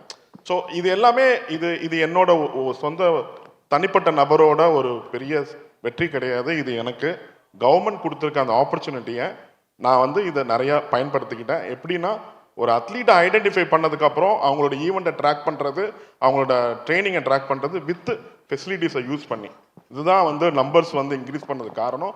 அண்ட் இந்த மெடல்ஸ் அண்ட் வெற்றி எல்லாமே வந்து முக்கிய காரணமே வந்து இப்போது எஸ்டிஐடியோட ஒட்டுமொத்த டீமால தான் வந்துச்சு. ஓகே மனோஜ் ஸ்டோரி எல்லாருக்கும் தெரியும். ஐ ரிமெம்பர் எஸ்டிஐடி ஆஃபீஸ்க்குள்ளே நீங்கள் வந்து டான்சியில் வந்து ஒரு டெம்பரரி ஜாப்லேருந்து world ability games dwarf games போகிறதுக்காக ஒரு அப்ளிகேஷன் எடுத்துகிட்டு வந்தீங்க. அதுலேருந்து இன்றைக்கி வந்து டிஎன்பிஎல்ல ஒரு பர்மனெண்ட் ஜாப் ஹோல்டர் நீங்கள். How do you see last 2 years? எப்படி மாறிடுச்சு? What vent right? இந்த சக்ஸஸ் உங்கள் ட்ரைனிங்க்கு ஃபர்தர் ஃபியூச்சர் இன்னும் நிறைய மெடல்ஸ் நீங்கள் வந்து ட்ரை பண்ணுறதுக்காக how do you look your journey? ஒரு 2 இயர்ஸில் நடந்ததெல்லாம் how do you look, how do you view it? நான் 2 வருஷத்துக்கு முன்னாடிலாம் மெடல் பண்ணி எந்த யூஸுமே இல்லை. ஸோ அப்போயே நான் யோசிச்சேன், சரி நம்ம ஸ்போர்ட்ஸை விட்டுருவோம், நம்ம வீட்டில் சொல்கிற மாதிரி நம்ம ஸ்போர்ட்ஸை விட்டுட்டு நம்ம வேலைக்கு போவோம்னு தான் சார் யோசிச்சுட்டு இருந்தேன். அப்போலாம் ஸ்போர்ட்ஸில் திறமை இருந்து எனக்கு அமௌண்ட் பெரிய ப்ராப்ளமாக இருந்துச்சு. 2015 ரஷ்யாவில் சோச்சின்னு ஒரு நாட்டில் எனக்கு என்ட்ரி கிடச்சிச்சு இந்தியா ரெப்ரசென்ட் பண்ணி. பட் எனக்கு அப்போயே 50,000 கட்ட சொன்னாங்க. 1 இயர் ஒரு வாரத்துக்குள்ளேயே 50,000 கட்ட சொன்னாங்க. பட் என்னால் கட்ட முடியல. ஸோ அதனால எனக்கு அந்த ஈவெண்ட் போக முடியாமல் போயிடுச்சு. சரி, வேர்ல்டு டாப் கேம்ஸ் இல்லை சார், அது ability games, world ability games. So என்னால் போக முடியல. சரி, இனி நம்மளுக்கு திறமை இருந்தாலும் நம்மளுக்கு மணி ப்ராப்ளமாக இருக்குது, ஸோ நம்ம குவிட் பண்ணிடுவோம்னு தான் சார் யோசிச்சுட்டு இருந்தேன். அப்புறம் 2023 வேர்ல்டு டுவார்ஃப் கேம்ஸ்னு ஒரு மேட்ச் 4 இயர்ஸ் ஒன்ஸ், அது டுவார்ஃப் ஒலிம்பிக்ஸ்னு சொல்லுவாங்க, 4 இயர்ஸ் நடத்துகிறேன் எங்களுக்காக நடக்கிற ஒலிம்பிக்ஸு. ஸோ அதில் ஜெர்மனியில் அதில் எனக்கு என்ட்ரி கிடச்சிருச்சு. பட் அப்போ வந்து 2,49,000 நம்ம பே பண்ணணும். ஸோ அப்போ போய் நான் அப்போ டான்சியில் ஒர்க் பண்ணிகிட்டு இருந்தேன். அப்போ அங்கே இருக்க சிஎம்டி சார் டாக்டர் விஜயகுமார் சார்கிட்ட போய் நான் அப்ரோச் பண்ணுறேன், சார் இப்படி நான் இங்கே போகிறேன் சார், ஸோ நம்ம டான்சிலேருந்து எனக்கு கொஞ்சம் ஹெல்ப் பண்ணுங்கள் சார்னு. அவர் ஏன் நம்ம ஸ்போர்ட்ஸ் டிபார்ட்மெண்ட்லேருந்து பண்ண மாட்டாங்களான்னு கேட்குறாங்க. இல்லை சார், இது வரைக்கும் எந்த இதுவும் பண்ணது இல்லை சார், பட் போயிட்டு வந்தால் ஹை கேஷ் இன்சென்டிவ் இருக்குது, பட் போகிறதுக்கு எதுவுமே இல்லை சார்னு. அவர் அப்பயே நம்ம எம்எஸ்ஆருக்கு என் முன்னாடியே கால் பண்ணி, இப்படி என் ஸ்டூடெண்ட் ஒரு பையன் வராங்க, அவங்க என்னான்னு பார்த்து விடுங்கன்னு சார் சொல்லியிருந்தார். ஸோ நெக்ஸ்ட் டேவே நான் எம்எஸ்ஆர்கிட்ட போய் பேசுகிறேன், சார் இப்படி இருக்குது சார்ன்றேன். சாரும் 30,000 ஃபஸ்ட்டு 30,000 தான் இருக்குது, ஸோ அதான்ப்பா நாங்கள் தருவோம்னாங்க. நானும் சரி நம்ம அக்செப்ட், அட்லீஸ்ட் ஏதோ ஒரு ரூபாயாச்சும் கிடைக்குதேன்னு, சரி ஓகே சார்னா நானும் சொல்கிறேன். திருப்பி என்னைய வெயிட்டிங் ஹாலில் தங்க சொல்லியிருந்தாங்க. சொல்லிவிட்டு ஒரு 1 hour கழித்து திருப்பி என்னை கூப்பிட்றாங்க. கூப்பிட்டு மனோஜ், அப்போ தான் தமிழ்நாடு சாம்பியன்ஷிப் ஃபவுண்டேஷன் ஆரம்பித்த டைம். ஸோ அப்போ ஃபோன் பண்ணி இப்படி மனோஜ் உங்களுக்கு அமௌண்ட் வந்து தமிழ்நாடு சாம்பியன்ஷிப் ஃபவுண்டேஷன் இருக்குது, அதுலேருந்து உங்களுக்கு சேங்ஷன் பண்ணி கொடுக்குறோன்னாங்க. எனக்கு அப்போ ரொம்ப சந்தோஷமாக இருந்துச்சு. நம்ம இந்தியன் ஹிஸ்ட்ரியிலேயே எந்த ஸ்டேட்லையுமே போயிட்டு வந்தால் கேஷ் அவார்டு இருக்குது, பட் போகிறதுக்கு கேஷ் அவார்டு எங்கள் இன்சென்டிவே கொடுத்ததே கிடையாது. பட் அப்போயே சார் எனக்கு அனௌன்ஸ்மெண்ட் பண்ணி எனக்கு ஓகே பண்ணிட்டார். ஸோ அப்போ நான் சார்கிட்ட சொன்னேன், சார் இன்னொரு சின்ன ரெக்வஸ்ட் சார், நான் மட்டும் போகல, என்னை மாதிரி இன்னும் 3 பேர் இருக்காங்க சார், ஸோ அவங்களுக்கும் நீங்கள் கொஞ்சம் ஹெல்ப் பண்ணணும் சார்னு. சார் உடனே அவங்க 3 பேர்த்துக்கும் அப்பயே ஸ்பாட்லேயே ஓகே பண்ணி அடுத்த வாரமே எங்களுக்கு எங்கள் டெப்டி சிஎம் சார்கிட்ட கூப்பிட்டு போய் எங்களுக்கு இன்சென்டிவ் வாங்கி கொடுத்துட்டாங்க. உண்மையிலே எங்களுக்கு லைஃப்பில் ஒரு மறக்க முடியாத நாள்னால் அந்த நாள். ஸோ அது எங்களுக்கு ரொம்ப சந்தோஷமாக இருந்துச்சு சார். ஸோ அதை முடிச்சுட்டு நாங்கள் ஜெர்மனி போயிட்டு நாங்கள் அப்போ முன்னாடியெல்லாம் நாங்கள் ஃபாரின் கண்ட்ரிஸ் போகும்போது நகை அடமானம் வச்சோ இல்லை கடன் வாங்கி தான் போவோம். பட் இப்போ வந்து எந்த கஷ்டமும் இல்லாமல் ஜாலியாகவே போயிட்டு மெடல் பண்ணிவிட்டு அங்கேருந்து நம்ம எஸ்டிஐடிக்கு நாங்கள் இன்ஃபர்மேஷன் கொடுக்குறோம். இப்படி நாங்கள் எல்லோரும் மெடல் பண்ணிட்டாங்க. உடனே அங்கே நாங்கள் பெங்களூர்லேருந்து எங்கள் ரிட்டர்ன் ஃப்ளைட் போட்டிருந்தாங்க. உடனே நம்ம எஸ்டிஐடியிலேருந்து கேப் அமுச்சு விட்டு பெங்களூர் ஏர்போர்ட் வந்து டேரெக்டாக டெப்டி சிஎம் சார் வீட்டுக்கே நாங்கள் போயிட்டோம். ஸோ அப்போ அங்கே பெங்களூரில் அந்த கர்நாடகா ஸ்டேட் எல்லா ஸ்டேட்டுமே வந்திருக்காங்க. அவங்கெல்லாம் பார்த்து ஆச்சரியப்படுறாங்க, ஏன்னா வந்தோடனே டேரெக்டாக டெப்டி சிஎம் சார் வீட்டுக்கே போகிறீங்கன்ட்டு அவங்க ப்ரெஸ் நியூஸில் அவங்க நியூஸ் கொடுக்குறாங்க. இப்படி தமிழ்நாட்டுக்காரங்களாம் பாருங்கள், வந்த உடனே டெப்டி சிஎம் சார் வீட்டுக்கு போய்கிட்டு இருக்காங்க, நம்ம ஸ்டேட் ஏன் என்ன எதுவுமே பண்ண மாட்டேங்கன்னு அவங்க அந்த நியூஸ் கொடுக்குறது உண்மையிலே அப்போ நமக்கு பெருமையாக இருந்துச்சு. பரவாயில்ல, நம்ம தமிழ்நாட்டில் பிறந்துட்டு ரொம்ப பெருமையாக நான் ஃபீல் பண்ணோம் சார் தருணம்லாம். இருக்கிற கோச்சஸ் ஆகட்டும் சரி, ஸ்டூடெண்ட்ஸ்க்கு ஆகட்டும் சரி, நான் மனோஜ் கிட்ட பர்சனலாக கற்றுக்கினது ஒரு விஷயம் இருக்குது, நான் எப்போவுமே அவருக்கு சொல்லலை. டான்சியில் ஒரு டெம்பரரி எம்ப்ளாயி வந்து அவருக்கு மேலே இருக்கிற சூப்பர்டென்ட் போய் மீட் பண்ணுறதே ரொம்ப கஷ்டமான விஷயம், நம்ம சிஸ்டமில் தெரியும் அது. ஆனால் ஒரு ஐஏஎஸ், மூத்த ஐஏஎஸ், ஒரு சிஎம்டிஏ இருக்கிற ஒரு ஐஏஎஸ் ஆஃபீஸர் ரூமுக்கு போய் நான் இந்த மாதிரி எனக்கு இந்த டேலண்ட் இருக்குது, இந்த ஒரு வாய்ப்பு கிடைச்சிருச்சு, நீங்கள் ஹெல்ப் பண்ணுங்க ஆனால் கேட்குறது வந்து நிறைய பேர் பண்ண மாட்டாங்க. வாழ்க்கையில் நம்ம நிறைய தடவை வந்து வி ஸ்டாப் ourselves there. இது எதுக்கு கேட்குறது, இது ஒரு பயமோ அல்லது வேறு ஏதோ ஒரு இன்செக்யூரிட்டியோ அல்லது வேறு ஏதோ ஒரு ஃபீலிங்கோ, இது வந்து லைக் வேண்டான்ற ஒரு ஃபீலிங்க்கு வருவோம். பட் ஆனால் அதெல்லாம் தாண்டி அவர் வந்து இல்லை எனக்கு ஒரு வாய்ப்பு கிடைச்சிருச்சு, அவர் ஐஏஎஸ் ஆகட்டும் சரி, சிஎம்டி ஆகட்டும் சரி, நான் போய் கேட்பேன், லெட் மீ ட்ரை அன்றத வாழ்க்கையில் சக்ஸஸ்க்கு ஃபஸ்ட்டு பிகினிங். அண்ட் மனோஜ், நான் பர்சனலாக கற்றுக்கினது நானே சில டைம்ஸ் வந்து ஏதாவது சீனியர் ஐஏஎஸ் ஆஃபீஸர் ஃபோன் பண்ணுவேன்னா கொஞ்சம் வேண்டாலே அப்புறம் பார்த்துக்கலாம் ரொம்ப ஃபீலிங்கில் வரேன். நான் அந்த மாதிரி டவுட் வரும்போது நீங்கள் ஞாபகம் வருவீங்க, ஓகே சரி மனோஜ் பண்ணும்போது நம்ம எதுக்கு பை பண்ணுவேன்னு சொல்லி பண்ணுவேன். Last 2 questions before lunch. Ranjith, normal coaching how easy or difficult to train a para athlete? நீங்கள் இவ்வளோ ஜெர்னி வந்துட்டீங்க, ஸோ உங்களுக்கு தெரியும் நீங்கள் கோச்சிங் கொடுக்குறது. ஆனால் புதுசாக வர பேரா அத்லீட்ஸ்க்கு வந்து நிறைய டவுட்ஸ் இருக்கலாம், டென்ஷன்ஸ் இருக்கலாம், கேள்விகள் இருக்கலாம், அல்லது நிறைய சந்தேகங்கள் இருக்கலாம். How do you approach your athletes? என்ன சொல்லுவீங்க on regular basis? For example, Vijay sir சொன்ன மாதிரி கஸ்தூரி 7 yearsக்கு முன்னாடி எனக்கு இருக்கிற கஸ்தூரி மென்டாலிட்டி கிடையாது, குட் பி டிஃப்ரெண்ட், ரைட்? நிறைய டவுட்ஸ் இருக்கலாம். How do you approach your raw young athletes? How do you approach? First வந்து அவங்க அத்லெட்ஸ் வந்து தேடி கிரவுண்டுக்கு வரும்போது அவங்களுடைய டிசபிலிட்டி பார்ப்போம் சார், அவருடைய உடல் ஊனத்தினுடைய தன்மையை பார்ப்போம். ஸோ அவருடைய குரோத்து எந்த அளவுக்கு இருக்குது, எதில் பவர் இருக்குது, எதில் பவர் இல்லை, அவர் எந்த வகை மாற்றத்தினாலே எந்தெந்த போட்டியில் அவங்களை ஈடுபடுத்தலாம், ஜம்பில் ஈடுபடுத்தலாமா, த்ரோஸில் ஈடுபடுத்தலாமா, அல்லது வந்து ரன்னிங்கில் ஈடுபடுத்தலாமான்னு சொல்லி அவங்கள அனலைஸ் ஃபஸ்ட்டு பண்ணிக்குவோம். ப்ளஸ்ஸு அதுக்கடுத்து வந்து அவங்களுடைய அவருடைய குடும்ப சூழ்நிலையை ஃபஸ்ட்டு தெரிஞ்சுக்கிறது. அதுக்கு தகுந்த மாதிரி எப்போவுமே அத்லெட்ஸ் வரும்போது ரொம்ப ஏழ்மையாக தான் வர்றாங்க, யாருமே பெருசாக வர்றது கிடையாது. படிப்பறிவு இல்லாமல் இருக்கும், ஏதாச்சும் வேலை பார்த்துட்டு இருப்பாங்க, எதுவுமே பண்ணாமல் சும்மா இருப்பாங்க. ஸோ அவங்க தான் வராங்க. இப்போ வரும்போது அவங்களுக்கு மோட்டிவேட் ஃபஸ்ட்டு பண்ணுறது, தம்பி நாங்களாம் வந்து உன்னைய மாதிரி இருந்து நாங்கள் இவ்வளோ தூரம் வந்திருக்கோம், ஸோ நீனும் வந்து கடுமையாக இந்த பயிற்சியை நீங்கள் வந்து மேற்கொண்டீங்கன்னா கண்டிப்பாக வாழ்க்கையில் எங்களை காட்டிலும் பெரிய ஆளாக வரலாம். அதுக்கு வாய்ப்புகளை உங்களுக்கு நாங்கள் பண்ணித்தரோம். சரி, கரெக்டான இடத்துக்கு வந்துருக்கீங்க. நீங்கள் பண்ணக்கூடிய ஒரே விஷயம் வந்து நீங்கள் ரெகுலராக பயிற்சிக்கு வரணும், மார்னிங் ஈவினிங் ரெகுலராக பயிற்சிக்கு வரணும், நாங்கள் சொல்கிறத கேட்கணும். உங்களுக்கு ஏதாச்சும் ஒரு படிப்பில் காலேஜில் ஸ்கூலில் சேர்க்கணுமா சேர்த்து வரோம், காலேஜில் சேர்க்கணுமா சேர்த்து வரோம். ஏதாவது ஒரு வேலை வாய்ப்பு வேணும்னா அங்கே உள்ள பக்கத்தில் இப்போ பார்த்தோன்னா மதுரையில் தேனி ஆனந்தம்னு ஒரு கம்பெனி இருக்குது சார். அவங்க வந்து என்ன பண்ணுவாங்கன்னா அவங்கள்ட்ட ஓனர்கிட்ட டைப் வச்சு, சார் எங்கள் பசங்க நிறைய பேரா அத்லெட்ஸ் இருக்கிறாங்க, அவங்களுக்கு பார்ட் டைம் ஜாப் கொடுங்க, காலைல 10 மணிக்கு வந்துட்டு 4 மணிக்கு விட்டுருங்க, அவங்க மார்னிங் ஈவினிங் கிட்ட பயிற்சி எடுத்துக்குவாங்க, நீங்களே சாப்பாடு கொடுத்துருவாங்க, நீங்களே தங்க வச்சுக்கோங்கன்னா அவர் மனமோது ஏற்றுட்டு இன்றைக்கி 10 பாரா அத்லெட்ஸ் வந்து தேனி ஆனந்தில் ஒர்க் பண்ணுறாங்க. தேனி ஆனந்தம் மதுரை சார், டெக்ஸ்டைல்ஸ் தேனி ஆனந்தம் மதுரை டெக்ஸ்டைல்ஸ். இப்போ அங்கே வந்து அந்த அத்லெட்ஸ்லாம் வந்து என்கிட்ட பயிற்சி எடுத்துகிட்டு திருப்பி அங்கே போயிடுவாங்க, தங்கிக்குவாங்க.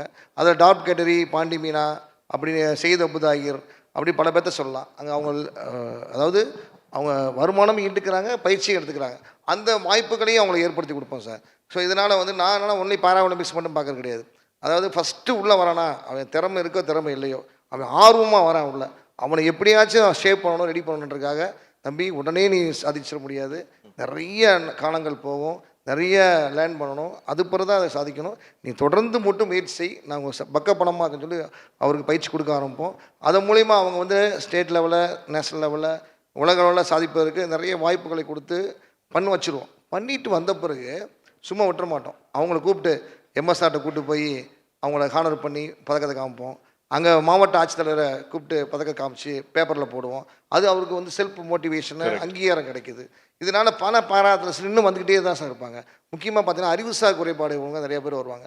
தம்பி என் பையனை வந்து ஆர்டிசம் அதிகமாக இருக்குது, அவனுக்கு செரெப்ரல் பாலிசியாக இருக்கான், முதுகு தண்டு காலெலாம் பாதிக்கப்பட்டிருக்கு, எப்படியாச்சும் ரெடி பண்ணணும் அப்படின்னு சொல்லும்போது அவங்களே உணர்வு சின்ன குட்டீஸ்லேருந்து எனக்கு தெரிஞ்சு வந்து 6 வயசுலேருந்து அதாவது 45 வயசு வரைக்கும் வந்தாலும் நாங்கள் வந்து அவாய்ட் பண்ணுறது கிடையாது.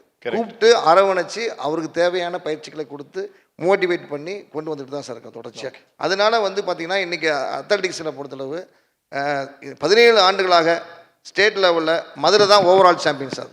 லாஸ்ட் 17 இயர்ஸ் வந்து மதுரை தான் ஓவரால் சாம்பியன்ஷிப் அடிச்சுக்கிட்டு இருக்கோம். தேசிய அளவில் நிறைய பதக்கங்கள் வாங்கிட்டு இருக்கோம், உலக அளவில் பதக்கங்கள் வாங்கிட்டு இருக்கோம். இப்போ வந்து பார்த்திங்கன்னா இன்னமும் இதை வந்து ஒலிம்பிக்ஸ் லெவலில் கொண்டு போகிறதுக்கு எங்களுக்கு பெரிய அற்புதமான பாரா ஸ்போர்ட்ஸ் சென்டர் கிடைச்சிருச்சு. வருங்காலத்தில் 2028 பாரா ஒலிம்பியன் பதக்கத்தோடு உங்கள்கிட்ட வருவோம் சார். ஓகே, நன்றி சார். விஜய் சாரதி, நீங்கள் what do you speak to your athletes? ரெகுலராக எப்படி நீங்கள் மோட்டிவேட் பண்ணுவீங்க, என்னென்ன விஷயம் சொல்லுவீங்க, எப்படி கோச்சிங் மெத்தட்ஸ் வந்து நீங்கள் அடாப்ட் பண்ணுறீங்க? என்னோட கோச்சிங் மெத்தட் வந்து சார் ஆக்சுவலாக ஒரு இப்போ என்னோட ஒரு பர்சனலாக நான் வந்து நமக்கு ஒரு ஸ்போர்ட் பற்றி நல்லா தெரியும், நம்ம அவங்களுக்கு வந்து டெக்னிக்கலி நம்ம ஒரு கோச்சாக நம்ம வந்து டீச் பண்ண முடியும். ஆனால் நிறைய விஷயம் வந்துட்டு ஒரு ஒரு ஒரு கோச்சிங் பார்ட்டில் வந்து ஜாயிண்ட் ஆகிருக்கும். விச் மீன்ஸ் நியூட்ரிஷன் பார்ட் இருக்கும், சைக்காலஜிக்கல் இஷ்யூஸ் இருக்கும், ஸ்ட்ரென்தனிங் கண்டிஷன்ஸ் இருக்கும். பட் அஸ் ஏ கோச்சாக நான் வந்து அவங்களுக்கு வந்து என்ன பண்ணுவேன்னா, நான் சொல்கிற ஒர்க் அவுட்ஸில் வந்துட்டு ஸ்போர்ட்ஸ் சயின்ஸ் ரொம்ப இம்பார்ட்டன்ட் அப்படின்னு இப்போவே அத்லீட்ஸ்க்கு வந்து நான் எஜுகேட் பண்ணிகிட்ருக்கேன் சார்.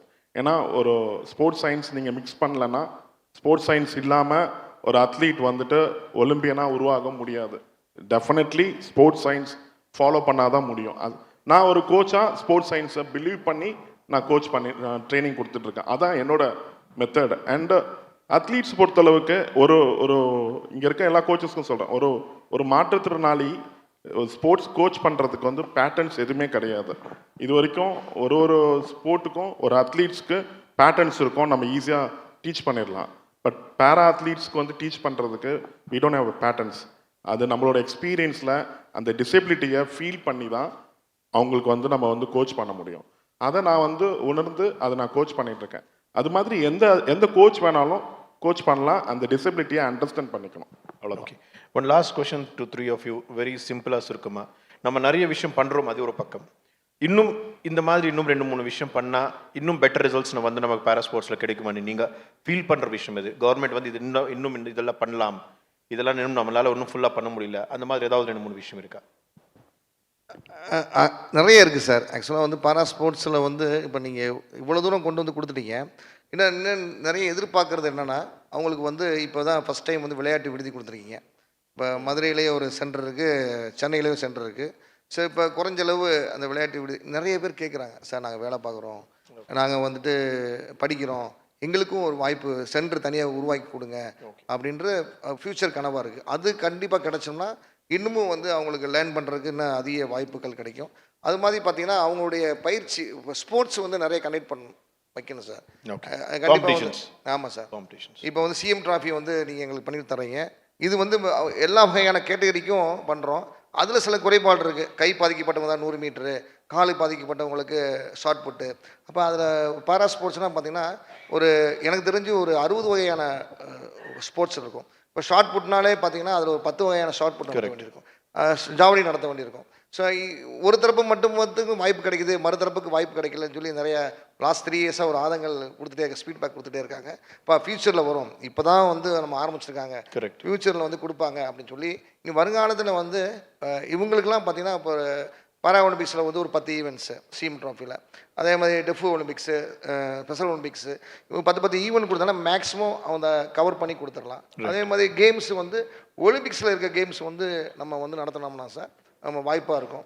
அதனால் அந்த மாதிரி வாய்ப்புகளை அவங்க கொடுத்தோம்னா கண்டிப்பாக பாரா ஸ்போர்ட்ஸ் அடுத்த லெவலுக்கு போகிறதுக்கு பெரிய வாய்ப்பு இருக்குது sir. Okay Vijay sir. Sir இப்போது எல்லா ஃபெசிலிட்டிஸும் எஸ்டிஏடி மூலிமா பேரா அத்லீட்ஸ் கிடச்சிட்ருக்கு, யாரெல்லாம் அச்சீவ் பண்ணுறாங்களோ. பட் ஆனால் நம்ம மிஸ் பண்ணுறது எலைட் அத்லீட்ஸ் ஸ்டேட்டை விட்டு வெளில போகிறாங்க. சில பேர் ஸ்போர்ட்ஸ் அத்தாரிட்டி ஆஃப் இந்தியா அங்கே போயிடுறாங்க, சில பேர் இண்டிவிஜுவல் சென்டர்ஸ் போயிடுறாங்க. பட் ஆனால் நம்மக்கிட்ட இருக்கிற கோச்சஸை விட அவங்கக்கிட்ட பெருசாக சென்டர் ஃபெசிலிட்டிஸை யூஸ் பண்ணுறதுக்காக தான் போகிறாங்க. பட் எனக்கு தெரிஞ்ச என்னென்னா இனிமே இந்தியா தமிழ்நாட்டில் நிறைய மெடலிஸ்ட் இருக்காங்க, ஆனால் அவங்க ட்ரெயின் பண்ணுறதுலாம் வெளியில் கொஞ்சம் பேர் இருக்கவங்கள நம்ம இங்கே சென்டர் ஒரு சாய் சென்டர் மாதிரி கம்ப்ளீட் சென்னையில் ஒரு சிட்டியில் ஏதாவது ஒரு சிட்டி அவுட்டரில் ஒரு sports centre for person with disability. Like நான் மத்திய பிரதேஷ் போயிருந்தேன், அங்கே அடல் பிகாரி வாஜ்பாய் சென்டர் இருந்துச்சு. அது completely for physically challenger use பண்ணுற மாதிரி தான் இருந்துச்சு. அண்ட் அவங்களுக்குன்னு இருக்கிற ஒரு ஸ்போர்ட்ஸ் சென்டர் அது. அந்த மாதிரி இப்போது எதுக்காக சொல்கிறேன்னா, இப்போ ஒவ்வொரு சிட்டியில் நம்ம பண்ணுறது கஷ்டமாக இருக்கும், ஏன்னா அது இந்த பட்ஜெட் இதெல்லாம் இருக்குது. ஆனால் தமிழ்நாட்டில் நம்ம ஒரு சென்னை சிட்டியில் ஒரு அவுட்டரில் ஏதாவது ஒரு ஏரியாவில் ஒரு பெரிய ஸ்போர்ட்ஸ் வில்லேஜ் மாதிரி எல்லா ஸ்போர்ட்ஸும் இருக்கிற மாதிரி இருந்துச்சுன்னா டெய்லி அது யூட்டிலைஸ் ஆகும். ஏதாவது ஒரு ஸ்போர்ட் மட்டும் நம்ம ஒரு இடத்துல போடுறதுனால என்ன ஆகுதுன்னா சம்டைம்ஸ் அது யூசேஜ் இல்லாமல் இருக்கிற மாதிரி ஐ ஃபீல் இட். அது மொத்தமாக ஒரே இடத்துல இருந்தால் அட்லீஸ்ட் ஒரு 100 பேர் அங்கே டெய்லி ப்ராக்டிஸ் பண்ணிட்டு இருப்பாங்க, அண்ட் ஆக்டிவிட்டீஸ் போய்கிட்டு இருக்கோம்.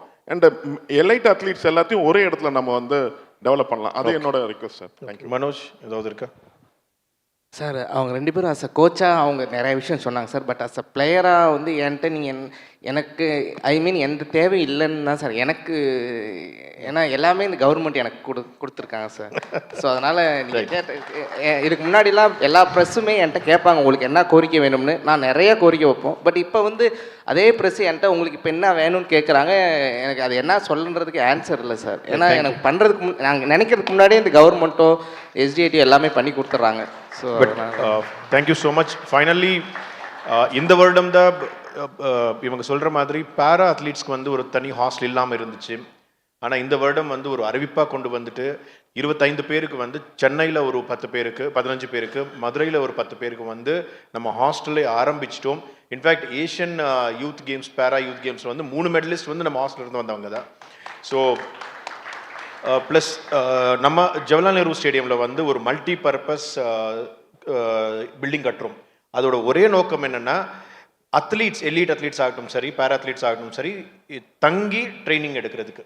ஸோ ஒரு ரெசிடென்ஷியல் ஃபெசிலிட்டி கொண்டு வரும் exclusive for para athletes and para athletes. நீங்கள் சொன்னது போல் ஒரு major para athlete dedicated centre global sports city நம்ம உருவாக்குறோம். அதில் கண்டிப்பாக 100% உறுதியாக முயற்சி பண்ணுவோம். ஒரு டெடிகேட்டட் பேரா ஸ்போர்ட்ஸ் ஏரியா வெரி ஹை லெவலில் இன்னும் கட்டுறதுக்கு, மதுரை மாதிரி இல்லாமல் இன்னும் பெரிய லெவலில் கட்டுறது கண்டிப்பாக நாங்கள் முயற்சி பண்ணுவோம். So thank you all 3 of you very much. நான் பர்சனலாக மாடரேட் பண்ண செஷனில் எனக்கு ரொம்ப பிடிச்ச session. Thank you so much for insights and inspiration. நன்றி.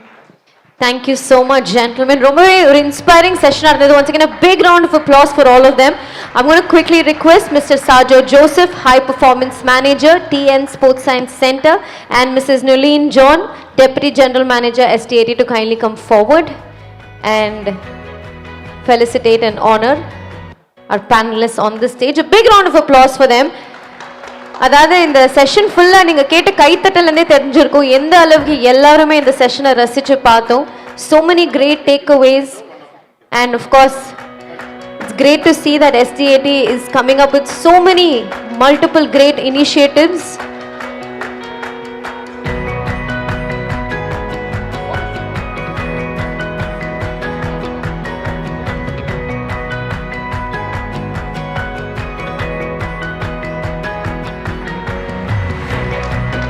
And a big thanks to Meghnad Reddy sir for so beautifully navigating that entire conversation for us.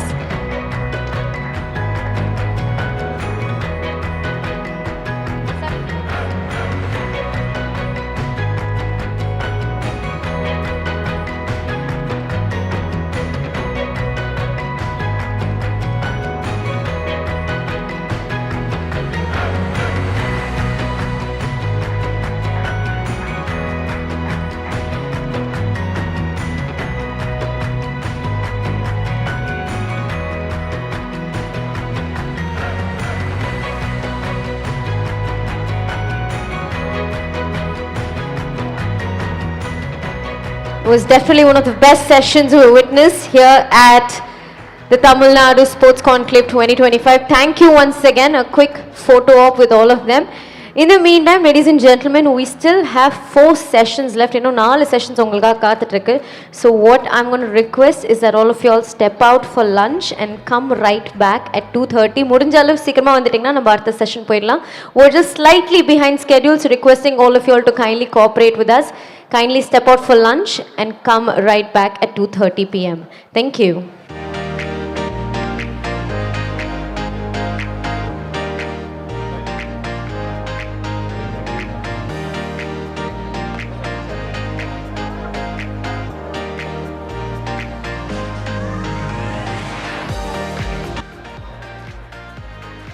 All right, welcome back, ladies and gentlemen. This is the Tamilnadu Sports Conclave 2025. I hope all of you all are refreshed after that lunch break. Our next session is going to be all about sports medicine. We're going to be talking about injury prevention. We're also going to break down the process of rehabilitation into strength, mobility, and stability basics. A very, very interesting session. And to moderate the session, of course, we have with us Dr. Tyagarajan, sports medicine physician. A big round of applause for him. He's going to be moderating this entire session. Thank you, sir, for joining us. And we also have with us Dr. Arumugam, Director, Center for Sports Science and Professor and Head of Department of Orthoscopy and Sports Medicine. Thank you so much for being with us today. We also have with us Dr. K. Santosh Sahanand, Orthopedic Surgeon and Traumatologist. Thank you so much for joining us. Also welcoming Mr. Saju Joseph, High Performance Manager, TN Sports Science Center. A round of applause for him as he joins us. And last but not least, I'm going to welcome somebody who's very special to me, a dear friend and somebody who's an absolute inspiration. She is the team doctor for the World Cup winning women's cricket team, and she's also the team doctor for the trophy winning RCB team. So without further ado, can we put our hands together and welcome Dr. Harini, founder, director of the Performance Doctor as well. Thank you so much for joining us, and I'm going to request the moderator to take over.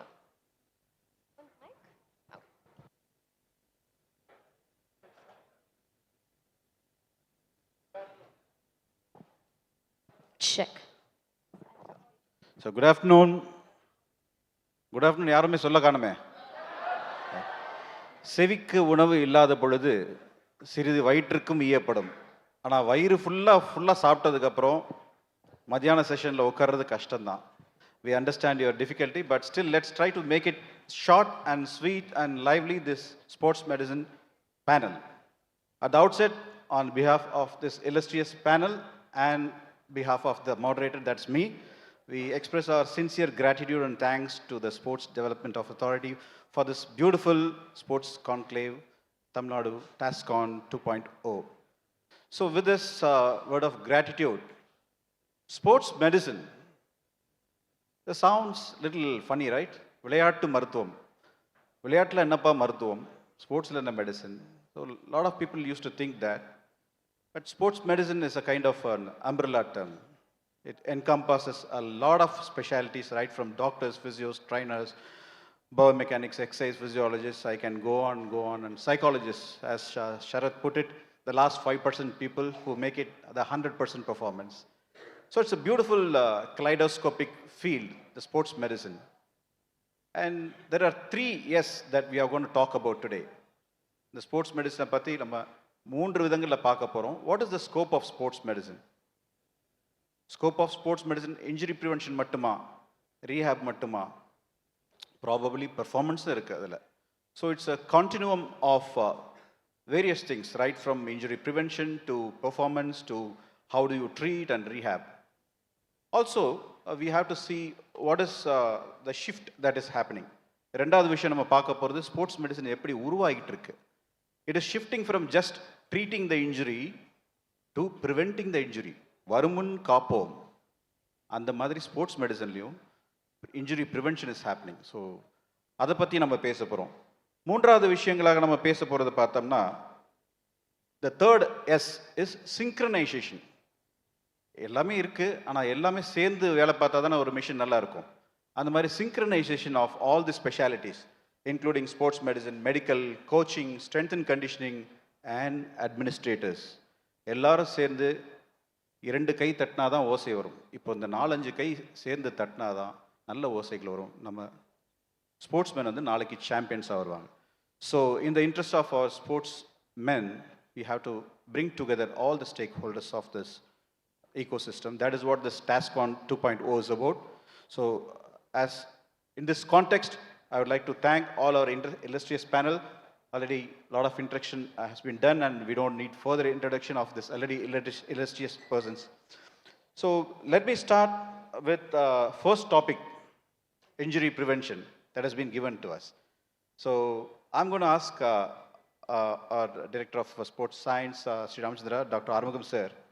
So, having talked about injuries, what are the common injuries, sir, that we come across, or as elite orthopedic surgeon and Director of Sports Science Center, what is your experience of the variety of sports injuries that we see? என்ன மாதிரியான injuries வருதுங்க sir? Good afternoon to everyone. The sports injuries, என்ன மாதிரி sports injury depending upon what sports you play. எல்லாருக்கும் தெரியும், different sports விளையாண்டா அதுக்கேற்ற மாதிரி தான் உங்களுக்கு இன்ஜுரிஸ் வரும். But in general, most commonly affected part of the body are lower limbs, கால், knee and ankle. They are the most commonly injured structures and part of the knee. What can go wrong? நீங்கள் knee எடுத்துட்டிங்கன்னா mainly cruciate ligament injury, ACL அப்படின்னு சொல்லுவோம், which is stability, important for stability. That's very commonly injured. And ankle, again, ankle ligaments, medial lateral ankle ligament, twisting ஆகும்போது ஆகும். So as Professor Tyagarajan mentioned, sports medicine, விளையாட்டு மருத்துவம்ங்கிறது வந்து not treating the injured athlete. Main thing is the prevention of injuries. இந்த prevention of injuries அப்படி பார்க்கும்போது இந்த இன்ஜுரிஸில் prevent பண்ணுறதுக்கு நிறைய எஃபெக்ட் இருக்குது, நிறைய பண்ணவும் முடியும். ஃபார் எக்ஸாம்பிள், இப்போ நீங்கள் ஆன்டி க்ரூஷியல் லிகமெண்ட் இன்ஜுரி எடுத்திங்கன்னா, that is the most common injuries in the athletes across the various athletes எடுத்திங்கன்னா most common injuries anterior cruciate ligament injury. அதுலேயும் 1/3 of anterior cruciate ligament injury is due to contact sport. Contact ஸ்போர்ட்னா like kabaddi, football, where the பிளேயர்ஸ்னால் ஒருத்தருக்கு மோதிப்பாங்க, கால் இடிச்சுக்கும், அதனால் வருது. That is only 1/3. மீதி 70% of injuries of anti-cruciate ligament injury is non-contact sport. அந்த athletes ஒன்று மோதிக்கவே மாட்டாங்க, தனித்தனியாக அதை ப்ளே பண்ணுவாங்க, அப்பயும் இன்ஜுரி ஆகும். அது எதனால் வருதுன்னா mainly neuromuscular imbalance. That is the main reason for that. Neuromuscular imbalance, the training வந்து அந்த strength கம்மியாக இருக்கிறதுனால, and also other biomechanical factors, knee valgus, especially more common in girls, and the valgus alignment, அது அதிகமானது, that goes to the more prone for injuries. இதெல்லாம் வந்து நிறைய prevent பண்ணலாம். நீங்கள் ஒருத்தர் மோதி அடிப்படுறது வந்து அது பண்ண முடியாது. நீங்கள் விளையாடும்போது going for a medal, going for a goal, அப்போ வந்து யூ கேன் ரெஸ்ட்ரிக்ட். வேற 70% of the time the anterior cruciate ligament injury அது வந்து mainly non contact sports because of these things. So இது வந்து நிறைய இந்த prevention is lot of effort is been done. The same TASCON 2 years ago when Tamilnadu government conducted, they invited Professor Tom Pat. அவர் யாருன்னா European sports medicine association president. And அங்கே வந்து இந்த prevention of ACL injuries அதுக்கு ப்ரோக்ராமே இருக்குது. They start from school level where they assess the athlete, then train them in the neuromuscular technique strengthening. And all across the school, all across the sports, they use that. Similarly, FIFA, which is the parent body, world parent body for the football, they have a FIFA 11 அப்படின்னு ஒரு program இருக்குது. So before starting the football drills, they have to do this kind of small programs, strengthening, which will prevent their injuries. And this is for the ligament. The other most common is the hamstring injury. And Aspetar is another well-known sports center in Qatar. They have a special program to prevent the hamstring injuries. So these exercises, அதெல்லாம் பண்ணோம்னா நம்மளுக்கு இந்த injuries we can prevent it. Thank you sir. Sir நல்லா எடுத்து சொன்னாங்க. காலில் தான் படும், பட்ட காலிலே படும் அப்படின்னு ஒரு தமிழில் பழமொழி இருக்கு இல்லையா? One ankle injury predisposes to many more further ankle injuries, science says. So lower limb injuries are very common, but there are methods to prevent it also. Sir அருமையாக எடுத்து சொன்னாங்க. அதுக்கப்புறம் ஹவு இந்த விளையாடுறப்போ இன்ஜுரி ரொம்ப சிக்னிஃபிகண்ட் இன்ஜுரியா இல்லை வந்து சாதாரண இன்ஜுரியா, whether it's significant injury which requires medical attention, இதை எப்படி சார் கோச்சஸும் அத்லெட்ஸும் எப்படி கண்டுபிடிக்கலாம்? அதுக்கு ஏதாவது நம்ம சொல்ல முடியுமா? விளையாட்டுகள் எப்போ இன்ஜுரி வந்தாலும் நிறைய பேர் வந்து அது nothing big, we can continue sport பண்ணுவாங்க. அது விளையாட்டு பிறகு வேண்டுகோள் அது பண்ண வேணும். Always go to the expert sports physiotherapist or sports medical doctor, they well trained with that. So get their help, get their advice whether to proceed with play or not. But simple thing, இப்போ நிறைய swelling இருக்குது, உடனே swelling வருது, not able to bear weight, அடிப்பட்ட உடனே உங்களால் நடக்க முடியல, வெயிட் போட முடியல, தென் அந்த மாதிரி இன்ஜுரி இருந்ததுன்னா தென் விளையாட்டு வீரர்களே தே மஸ்ட் திங்க், ஓகே இது வந்து கொஞ்சம் சீரியஸ் இன்ஜுரி, நான் இப்போ விளையாடக்கூடாது, கொஞ்சம் ரெஸ்ட் எடுத்துக்கணும், அந்த மாதிரி பண்ணுறது பெட்டராக இருக்கும். சார் அப்புறம் then your kind comments on the athletic monitoring, அதோட இம்பார்ட்டன்ஸ் எதுவும், அதனால இன்ஜுரி ப்ரிவெண்ட் பண்ண முடியுமா? இன்னொரு other important thing for prevention of injuring வந்து ஒர்க் லோட் மேனேஜ்மெண்ட். இப்போ வந்து நீங்கள் விளையாட்டு வீரர்கள் வந்து நிறைய அவங்க ஷெட்யூல் ரொம்ப பேக்டாக இருக்கும், நிறைய டோர்னமெண்ட் நிறைய இருக்கும்போது அவங்க ப்ராக்டிஸும் பண்ணணும், கேம்ஸும் விளையாடணும். இந்த ஒர்க் லோட் மேனேஜ்மெண்ட் அப்படின்னு வரும்போது அது நீங்கள் ப்ராப்பராக பண்ணாதான் கேன் ப்ரிவென்ட் தி இன்ஜுரிஸ். இதில் வந்து sports science and technology is paved a great way for assessing that.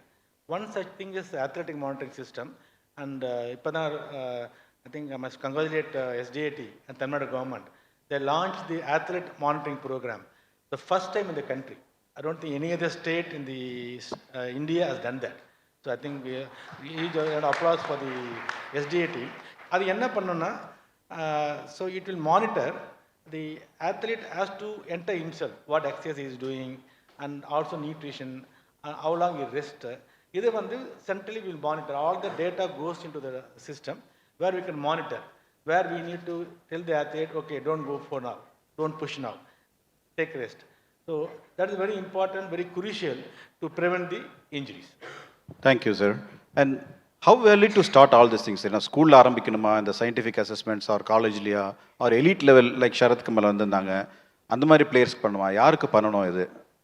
இது வந்து as early as possible, எவ்வளோ சீக்கிரம் முடியுமோ அங்கே நீங்கள் பண்ணணும். And as soon as somebody takes sports more seriously, நிறைய சின்ன வயசில் வந்து நிறைய game விளையாடுவீங்க, then you will choose, okay, this is my sport, either athletics or football or cricket.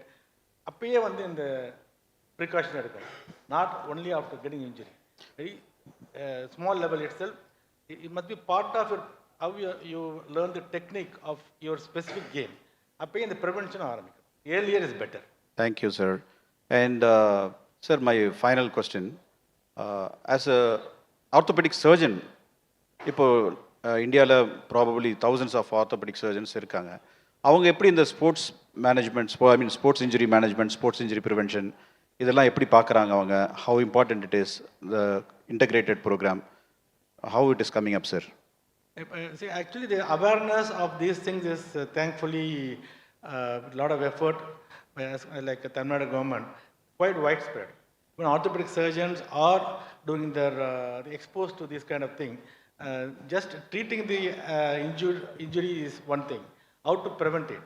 When the athlete come for some other pain or anything, how they guide them, advise them to go for proper assessment and their what you call this functional muscle training. So you may think I'm very good at it, but there are some protocols and especially in advanced center like our Ramchandra Sports Center, we have a 3D biomechanical analysis. For example, rowing, we promote rowing in a big way. நிறைய அந்த core ஸ்ட்ரென்த்தில் வந்து நிறைய back இன்ஜுரிஸ்லாம் வரும். So we need to analyze those back injuries using this 3D biomechanical. And the 3D biomechanical is the gold standard for assessment of the risk factors. Not only in rowing, football, of course, cricket, big level we do that. So the orthopedic surgeons are exposed to that. Many of them do fellowships. We offer fellowship in arthroscopy. Not only அவங்க surgery மட்டும் பண்ண மாட்டாங்க, sports medicine. அதுலேயும் they have exposure. So they are quite aware of newer concepts of this prevention of injury and performance enhancement and so forth. Thank you, sir. 5 வளையாதது 50 வளையுமா, அதனால் ஆரம்பத்திலேயே கண்டுபிடிச்சி catch தம் young அவங்களுக்கு வந்து இந்த ஸ்போர்ட்ஸ் சயின்ஸ்லாம் கொடுக்கணும்னு சொல்லிட்டு டாக்டர் ஆறுமுகம் சொன்னாங்க. Thank you very much sir for your expert inputs. And next we move on to another illustrious orthopedic surgeon, doctor Santhosh Shahanand. Thank you for being with us, the clinical director of ortho 1. And sir, நான் உங்கள்கிட்ட இந்த rehab சம்மந்தமாக சில விஷயம் கேட்கலாமா? Theme 2 is rehab. ஆர்த்தோபெடிஷன்ட்டு ரீஹேப்லாம் கேட்காதீங்கப்பா அப்படின்னு சில ஆர்த்தோபெடிஷன் சொன்னது உண்டு அந்த காலத்தில். இப்போ nobody can escape, everybody has a 360 degree view now. So இந்த ரீஹேப்பில் எஸ்எம்எஸ் அப்படின்ட்டு ஒன்று இன்றைக்கி இருக்குது sir, strength, mobility and stability. So அதோட இம்பார்ட்டன்ஸ் என்ன, அதை எப்படி மெஷர் பண்ணுறது, what does it mean sir? So ஆர்த்தோபெடிஷன்றதா ஸ்போர்ட்ஸ் மெடிசன்னு முன்னாடி சொல்லிட்டு இருந்தோம். இப்போது வந்து ஸ்போர்ட்ஸ் மெடிசனே தனி ஃபீல்டு ஆயிடுச்சு. ஸோ ஆர்த்தோபெடிஷனாக இருந்து ஸ்போர்ட்ஸ் மெடிசன் தெரிஞ்ச கொஞ்சம் பேர் நம்மன்னு நான் நினைக்கிறேன். So strength, mobility and stability அப்படின்றது கோச்சஸ், ட்ரெயினர்ஸ் நம்மளோட வேலை. அத்லீட்ஸ்க்கு அந்த மாதிரி தனித்தனியாக பிரித்து சொல்கிறது அவ்வளோ நல்லதில்லை. அத்லீட்ஸை என்ன பண்ணணுன்றதான் சொல்ல சார் சொன்ன மாதிரி ஃபங்க்ஷனல் ட்ரைனிங், குதிக்கணுமா குதி, ஓடணுமா அழுத்தி ஓடு அப்படின்னு தான் நம்ம அத்லீட்ஸ்க்கு சொல்லித்தர முடியும். அதை வந்து நம்ம பிரித்து வந்து இந்த மசிலை நீ நல்லா யூஸ் பண்ணணும், இந்த இதை நல்லா யூஸ் பண்ணணும் அப்படின்னு நம்ம சொல்ல நெகட்டிவ் எஃபெக்ட் தான் வரும். ஸோ அந்த நெகட்டிவ் எஃபெக்ட் இல்லாமல் இந்த ஸ்ட்ரென்த்தும் மொபிலிட்டி அண்ட் ஸ்டெபிலிட்டியை வந்து நம்ம லெவலில் தான் பார்த்துக்கணும் as a coaches and trainers with sports medicine experts. அதை வந்து அசஸ் பண்ணுறதுக்கு நிறைய வேஸ் இருக்குது. இவ்வளோ காலமாக நம்ம கோச்சஸ்லாம் ஜஸ்ட் கண் பார்வையில் பார்த்து தான் அசஸ் பண்ணுறோம். இப்போ டெக்னாலஜி நல்லா இம்ப்ரூவ் ஆகிருக்கு. ஸோ ஒவ்வொன்றும் ஸ்ட்ரென்த்னா நம்ம கேர்த் வச்சு தான் பார்ப்போம், கை டேப் வச்சு மெஷர் பண்ணி எவ்வளோ கால் பெருசாக இருக்குன்னு பார்ப்போம். ஸோ அது மட்டும் முக்கியம் இல்லை, அதில் நிறைய இன்ட்ரிகசிஸ் இருக்குது. அதுலேயே அட்வான்ஸ்டு மெஷர்மெண்ட் தான் ஐசோகைனெட்டிக் டெஸ்டிங். அந்த டெஸ்டிங் தான் கோல்ட் ஸ்டாண்டர்ட். அதுக்குன்னு மிஷின்ஸ் இருக்குது, அதுக்கு நிறைய பிளேசஸ் இருக்குது மெஷர் பண்ணுறதுக்கு. ஸோ அதை மெஷர் பண்ணி பண்ணுறது ஸ்ட்ரென்த் டெஸ்டிங். அதிலே ஜம்ப் பண்ணுறோன்னா ஜம்ப் ஹைட் எவ்வளோ இருக்குது, அதுலேயே மெத்தட்ஸ் இருக்குது, வர்டெக்ஸ் இருக்குது. சாரோட சென்டர்லேயே வர்டெக்ஸ் மிஷின் இஸ் தேர். அங்கே வந்து ஜம்ப் அசஸ் பண்ணுறதுக்கான மெத்தடாலஜி இருக்குது. அதில் மெஷர் பண்ணி எக்ஸ்பர்ட்ஸ் வந்து உங்களுக்கு மெஷர் பண்ணி சொல்லுவாங்க, நின்றுட்டு குதிக்கும் போது எவ்வளோ குதிச்சிங்க, ஓடி வந்து குதிக்கும் போது எவ்வளோ குதிக்கிறீங்க. இதே லே அப் எடுத்து பேஸ்கெட்பால் பிளேயர்னா ஓடி வந்து குதிக்கும் போது எவ்வளோ குதிக்கிறீங்கன்னு மெஷர் பண்ணி, ஆப்வியஸ்லி ஓடி வந்து குதிச்சா இன்னும் குதிக்க முடியும். அதுக்கு என்ன காரணம்? ஸ்ட்ரென்த் மட்டும் இருந்தால் ஒரு இடத்துலேருந்து குதிச்சாலே குதிக்க முடியும். ஸோ எந்த பார்ட் லேக்கிங்காக இருக்குன்னு கண்டுபிடிக்க முடியும். வெதர் ஸ்ட்ரென்த்தை ஜாஸ்தி பண்ணுமா, ஃப்ளெக்சிபிலிட்டியை ஜாஸ்தி பண்ணுமான்னு அந்த ஸ்போர்ட்ஸ் மெடிசன் ஆஸ்பெக்ட்ஸ் எக்ஸ்பர்ட்ஸை கேட்டு அது தெரிஞ்சுக்கலாம். அதை மெஷர் பண்ணால் தான் நம்ம அதை எவ்வளோ இம்ப்ரூவ் பண்ண முடியும்னு தெரியும். ஸோ எப்பவுமே only if you measure you can follow up and improve. அந்த மெஷர் பண்ணுறதுக்கு நிறைய டெக்னாலஜி வேணும். அதில் ஒன்று தான் இந்த மாதிரி ஐசோகைனெட்டிக் டெஸ்டிங். மொபிலிட்டி டெஸ்டிங் வந்து sudden change in direction, reaction times, அந்த மாதிரியும் மொபிலிட்டி டெஸ்ட் பண்ணலாம். ஷட்டில் ரன்ஸில் டைமிங்கில் டெஸ்ட் பண்ணலாம். இது ஒவ்வொன்றும் ஒவ்வொரு ஸ்போர்ட்டுக்கு ஏற்ற மாதிரி மாறும். ஸ்டெபிலிட்டி டெஸ்ட் பண்ணுறதுக்கு ஒரு இடத்துல நின்றுட்டு ஃபோர்ஸ் பிளேட்ஸ், அதுவும் நிறைய ஆப்ஷன்ஸ் இருக்குது. ஃபோர்ஸ் பிளேட்டில் கிராஃபிக்கலாக ரெப்ரசன்ட் பண்ணி உங்களுக்கு வேல்யூஸ் கிடைக்கும். ஒரு சார்ட்டில் வந்து ஸ்டேபிளாக ஒரே பாயிண்டில் நிற்கிறீங்களா, இல்லை சென்டர் ஆஃப் கிராவிட்டி ஒரு இடத்துல இல்லாமல் மாறிக்கிட்டே இருக்கான்னு நிறைய டெக்னாலஜி இருக்குது. விஷுவல் வீடியோ மெத்தட்ஸ் இருக்குது அசஸ் பண்ணுறதுக்கு. So technology is limit. Sir, இப்போ எனக்கு மூச்சு வாங்குது. நீங்கள் இவ்வளோ விஷயம் சொல்கிறீங்க, சாப்பிட்டப்புறம் சொல்கிறீங்க. அதுவும் சார் தான் சொன்னாங்க இன்ட்ராக்டிவாக அவங்கள அதான் பண்ணணும் அப்படின்னாரு. ஒரு கேள்வி கேட்போம் ஆடியன்ஸை. இல்லை, நம்ம பழைய காலத்து பிளேயர்ஸ் இருக்காங்க, இந்த காலத்து பிளேயர்ஸ் இருக்காங்க. எத்தனை பேர் இதில் வந்து ஸ்போர்ட்ஸ் இன்ஜுரி உங்கள் லைஃப்பில் ஒரு தடையாவது ஆயிருக்கு? கை தூக்க முடியுமா? நிறைய கை வருது பாருங்கள். அடேங்க அப்பா, almost the whole majority they have had sports injuries. இதுவே சொல்லுது how important is sports injury and rehab. Sir ஹாப்பியா? நாட் ஹாப்பி, இன்ஜுரி ஆனதால ஹாப்பி இல்லை, எல்லாருக்கும் அவேர்னஸ் கொடுக்க முடியுது அப்படிங்கிறதுக்காக ஒரு ஹாப்பி. So great. ஸோ நிறைய ஆட்ரிபியூட் சொன்னீங்க, அதெல்லாம் மெஷர் பண்ணுறோம், நம்ம அத்லீட் மேனேஜ்மெண்ட் சிஸ்டம் இருக்குது, அதில் இப்போ நம்ம வி கேன் அப்லோட் இட். வெறும் கண்ணால் பார்த்து நிறைய விஷயத்த நம்ம கெஸ் பண்ணதை, ஊகிச்சதை இப்போ அறிவு கண்ணால் சயின்டிஃபிக் ஐஸோட பார்த்துட்டு அதை நம்ம மெஷர் பண்ண முடியுங்கிறீங்க. Excellent, thank you. இதில் எந்த ஆஸ்பெக்ட் வந்து ரொம்ப லேக்கிங்காக இருக்குது இப்போது அத்லெட்ஸ்கிட்ட? என்ன விஷயம் நம்ம நாட்டில், இந்த என்ன வளம் இல்லை இந்த திருநாட்டில், என்ன பண்ணணும், இதை பற்றி ஏதாவது சொல்ல முடியுமா? What is lacking in our country? லேக்கிங்னா மிச்ச ஆஸ்பெக்ட்ஸோட அந்த சைக்கலாஜிக்கல் ஆஸ்பெக்ட் தான் நிறையா லேக்கிங். ஒன்று அவேர்னஸ் இல்லை, சைக்கலாஜிக்கல் ஆஸ்பெக்ட்ஸ் வந்து தெரிஞ்சுக்கிறதுக்கும் ரொம்ப கஷ்டம், புரிஞ்சிக்க முடியாது. இது வந்து நியூவர் ஃபீல்டு. ஒரு அத்லீட் இன்ஜுரி ஆகிட்டு திருப்பி வரும்போது அவங்களுக்கு கைனோசோஃபோபியா அப்படின்னு சொல்லுவோம். அவங்களுக்கு அந்த மூமெண்ட்டு திருப்பி வர்றதுக்கான ஹெசிடேஷன் இருந்துகிட்டே இருக்கும். அந்த மசில் நம்ம டெஸ்ட் பண்ணும்போதெல்லாம் டெஸ்ட்டிலெல்லாம் ஃபுல்லாக எல்லாம் வேலை செய்யும், ஆனால் அவன் போய் விளாடும்போது விளாடுறதுக்கு அந்த மசில் வராது. அப்போ ரீஇன்ஜுரி சான்ஸ் இருக்கும், அந்த பயம் இருந்துகிட்டே இருக்கும்.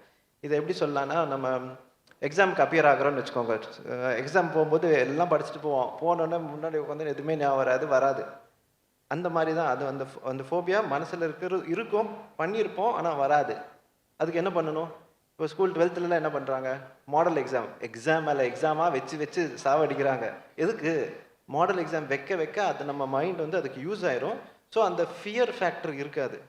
ஸோ இதே மாதிரி தான் நம்ம ட்ரெயின் பண்ணும்போதும் ட்ரைனிங் இஸ் இம்பார்ட்டண்ட். அதே என்விரான்மெண்ட்டில் ட்ரெயின் பண்ணுற மாதிரி யோசிச்சு ட்ரெயின் பண்ணணும். அதுக்கு ஒரு ஆஸ்பெக்ட் வந்து mental training, positive imagery. Injury ஆயிடுச்சு விளையாடலை அப்படின்னா கண்ணை மூடிட்டு நம்ம விளையாடுற மாதிரி, இப்போ பேஸ்கெட்பால் பிளேயர்னா லேப் எடுத்து டங்க் பண்ணுற மாதிரி கண்ணை மூடிட்டு அதை இமேஜின் பண்ணி யோசிக்கணும்.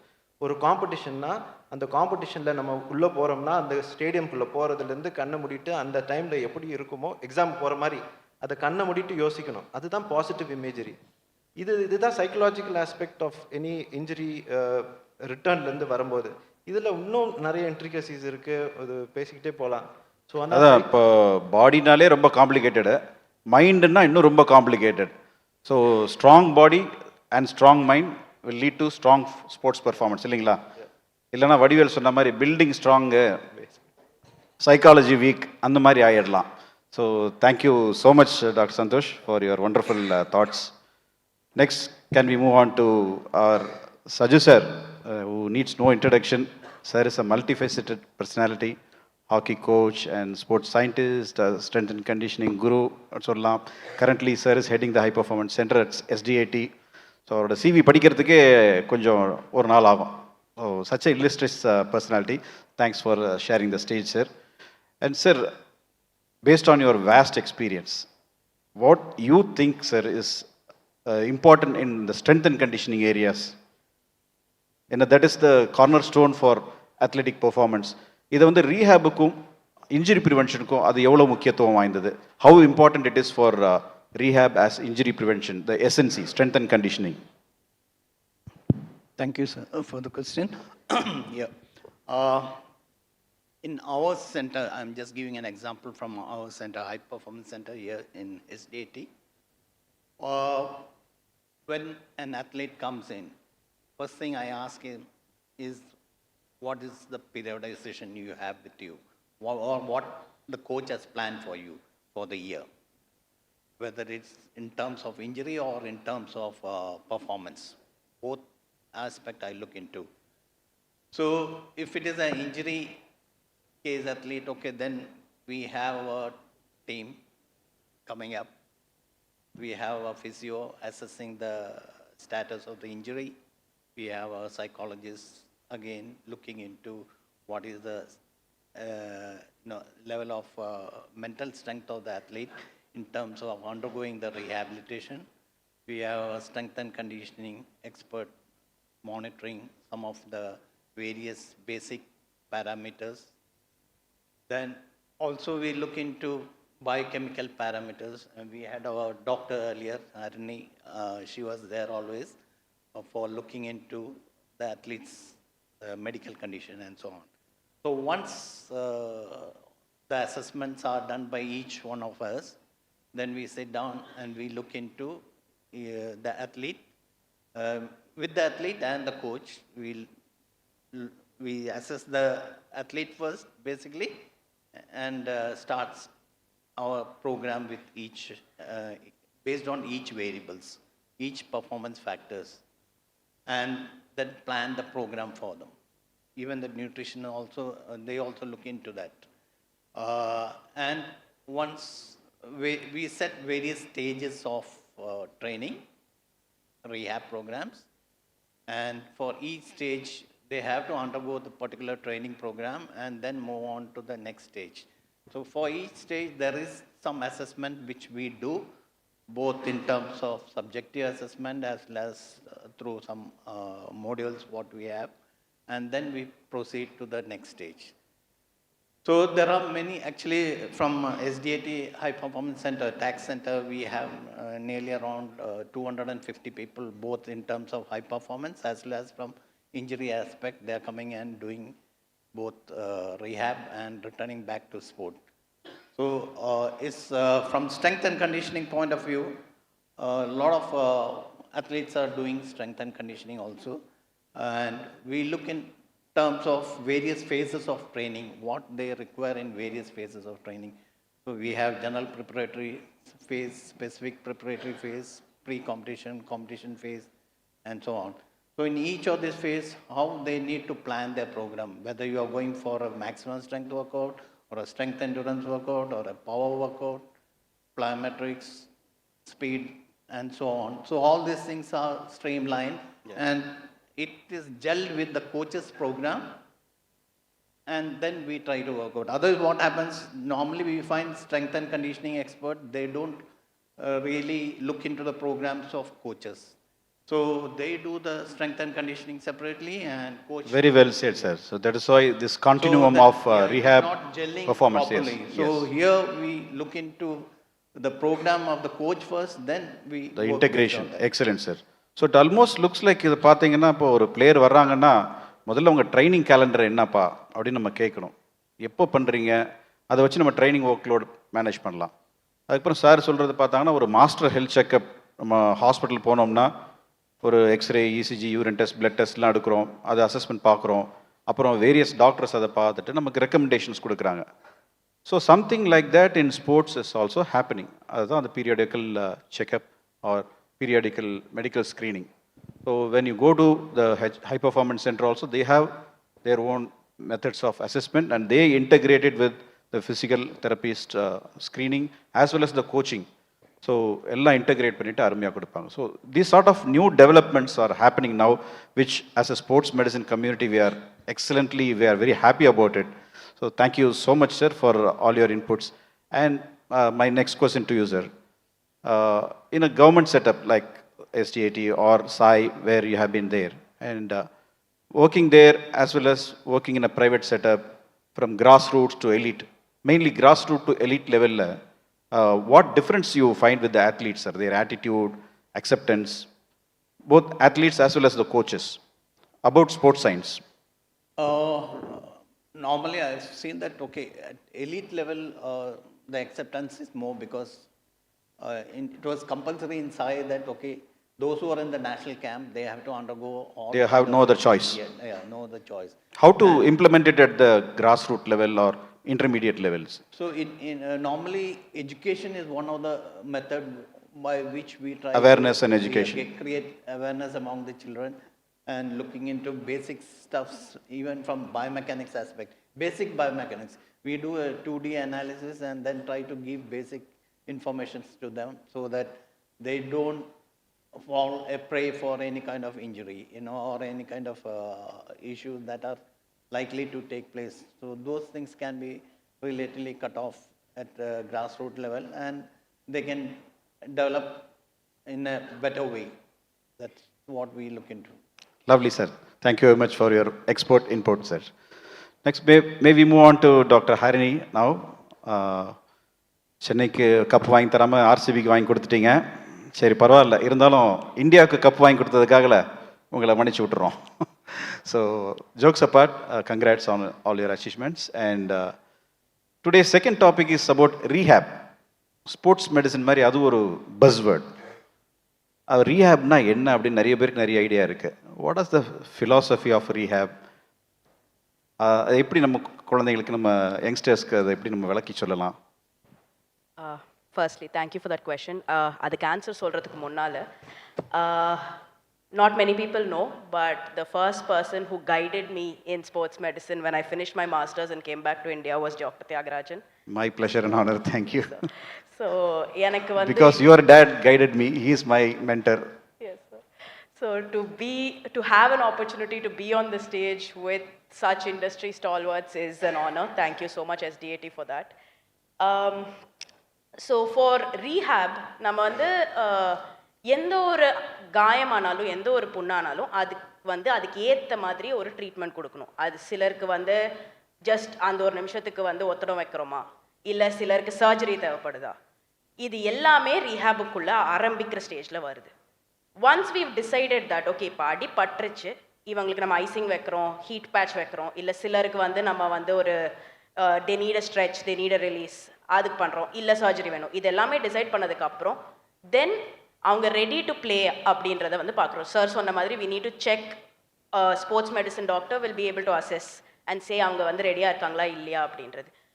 If they are not ready, it's not a minor injury, அவங்களுக்கு வந்து கொஞ்ச நாள் தேவைப்படுது, அவங்களோட அந்த ஜாயிண்ட்டோ அந்த மசிலோ கொஞ்சம் நல்லா இன்ஜுரி ஆயிருக்கு அப்படின்றப்போ அதுக்கு தகுந்த மாதிரி நம்ம ஒரு ஸ்ட்ரென்த்தோ மொபிலிட்டியோ ஸ்டெபிலிட்டியோ those things that we discuss now அது எல்லாத்தையுமே அசஸ் பண்ணி ரீபில்ட் பண்ணணும்.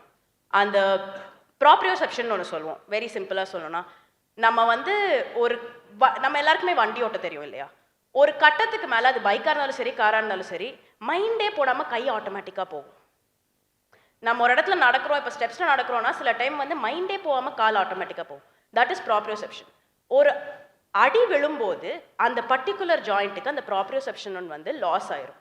ஸோ நம்ம வந்து அந்த மசிலை திரும்ப ட்ரீட் பண்ணுவோம். அதனால தான் நமக்கு வந்து பட்டக்காலே படுன்ற சிச்சுவேஷன் வர்றது. தான் ஆடாவிட்டாலும் தன் சதை ஆடும், ஆனால் அடிபட்ட அப்புறம் அந்த சதை சரியா ஆடாது. கரெக்ட்டுங்களா? ஓகே. அதை திரும்ப கூட்டிட்டு வர்ற அந்த ப்ராசஸ் தான் rehab. Great. I hope you would have come across this situation. இப்போ அத்லீட் வர்றாங்க, ஒரு இன்ஜுரி அடிபட்டு வராங்க. இப்போ கூட நீங்கள் கிளம்பி வர்றப்போ லாஸ்ட்டாக ஒரு வாக்கின் பேஷண்ட் வந்தது உங்களுக்கு. வந்தோடனே மொதல் கேள்வி என்ன கேட்பாங்க? உங்களுக்கும் தெரியும், அது எனக்கும் தெரியும்.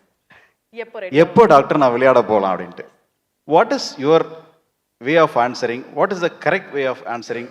அவங்க எப்படி புரிஞ்சிக்கிற மாதிரி அதை எப்படி சொல்கிறது? Simply I'm asking how we convey the return to play planning to the athlete and the coach and the parent. So நம்ம வந்து இந்த ரிட்டர்ன் டு பிளே டைமிங் அப்படின்றது வந்து it depends on a lot of factors. We have a textbook timeline. Almost every injury has its own textbook timeline. But we need to remember ஒருத்தரோட பாடியும் டிஃப்ரெண்ட்டாக react பண்ணும். அவங்களோட loads வந்து okay personal loads இருக்குது, psychological loads இருக்குது, there is also loads with their environment. இது எல்லாமே அந்த இன்ஜுரி ரீஹேப் ப்ராசஸை அஃபெக்ட் பண்ணும். So the most ideal way to explain is சொல்லணும், இதுதாங்க டெக்ஸ்ட் புக் டைம்லைன். ஓகே ஒரு 6 மாதத்தில் சரியாயிரும், 8 மாதம். ஆனால் உங்கள் பாடிக்கு எப்படி ஆகுன்றதை நம்ம வந்து as we see we can determine. Will give you a range. நீங்கள் வந்து ரொம்ப யூனிக், யூ ஆர் ஸ்பெஷல் அப்படின்னு சொல்லிட்டு அப்புறம் அதை சொல்லணும் இல்லையா? Very good, fine.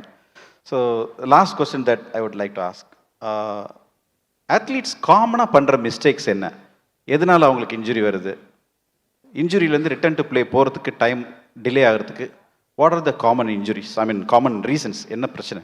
So the most common reason for injury happening, see, if you want to prevent injury 100% in sport, the only thing I'll say is quit sport.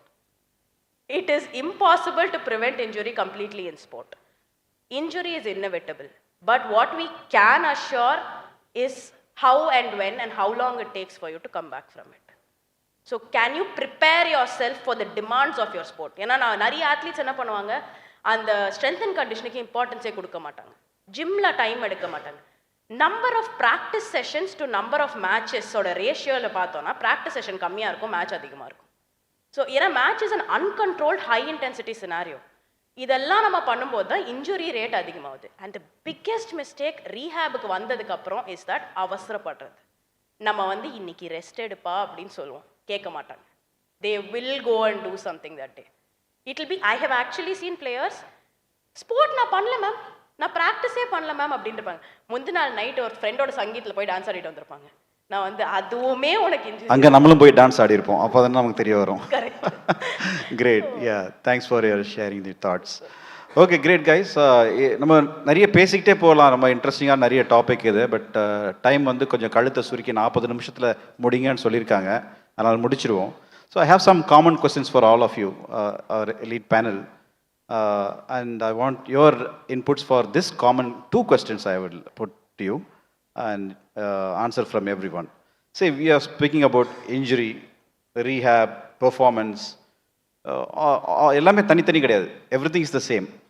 So how to establish ஒரு continuous ஒரு unit, ஒரு injury prevention, rehab and இதை வந்து கோச்சஸ்க்கும் புரிகிற மாதிரி, ட்ரைனர்ஸ்க்கும் புரிகிற மாதிரி, how do we approach and set up a good setup for a continuous care? Arumugam sir. ஒரு கண்டினியூஸ் கேர்னா ஒரு சிஸ்டம்னா சம் ப்ரோட்டோகால்.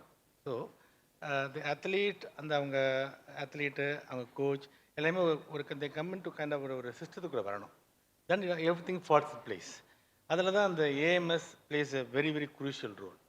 ஸோ அந்த மாதிரி அதெல்லாம் that's why what the government of Tamil Nadu run is a very great effort. If they follow, you can prevent all that. Not only prevention of injuries, also performance enhancement, all can be covered in one simple method, whereby everything is monitored. So when you closely monitor, உங்களை யாரா பார்த்துட்டே இருக்கும்போது, but you also, it is only not the third person is looking at you, your own input. நீங்களே volunteer கொடுக்க input. So that is very important aspect which I think. Great sir.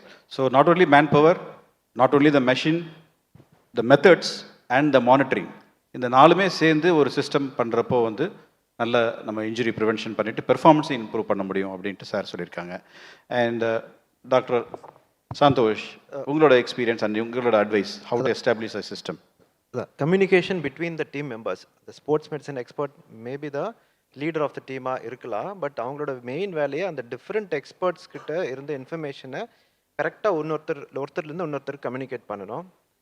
அத்லீட்டுக்கும் கோச்சுக்குமே communication நல்லா இருக்கணும்.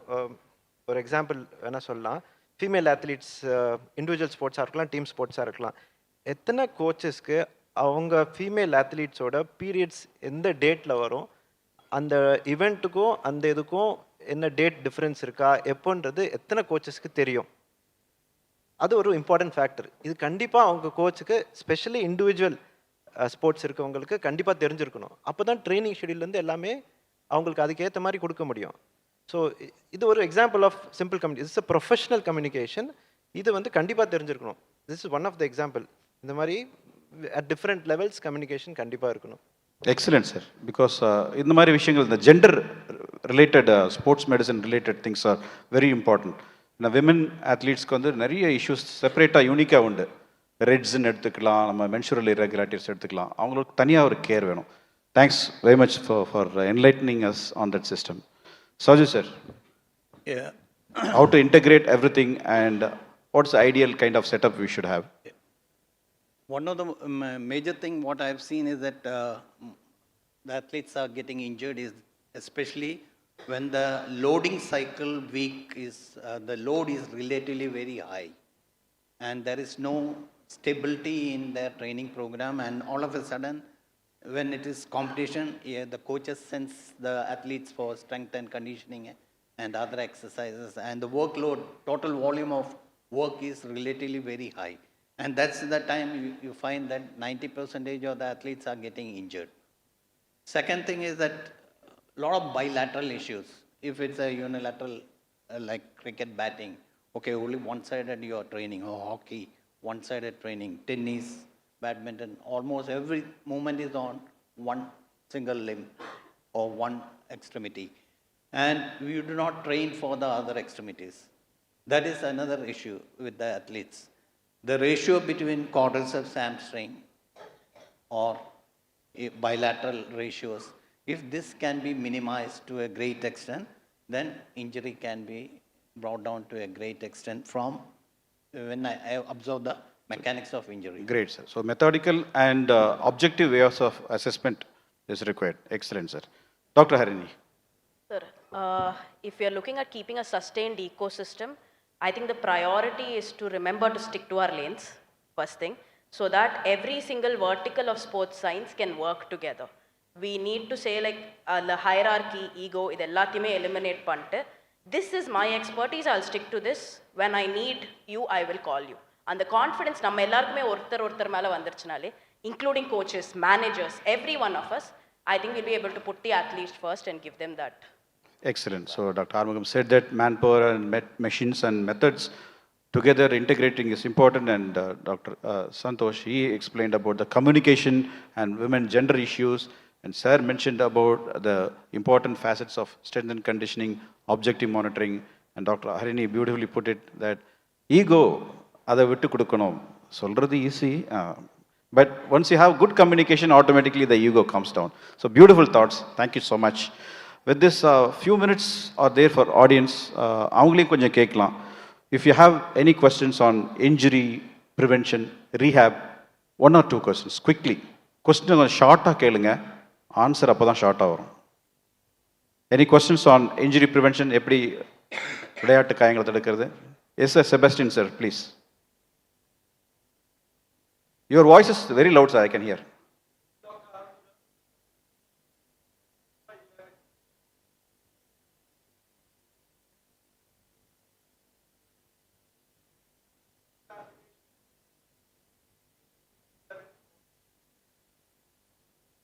So, Coach Francis is asking whether FIFA 11 percolates to all other sports or only football. Mainly football ku da.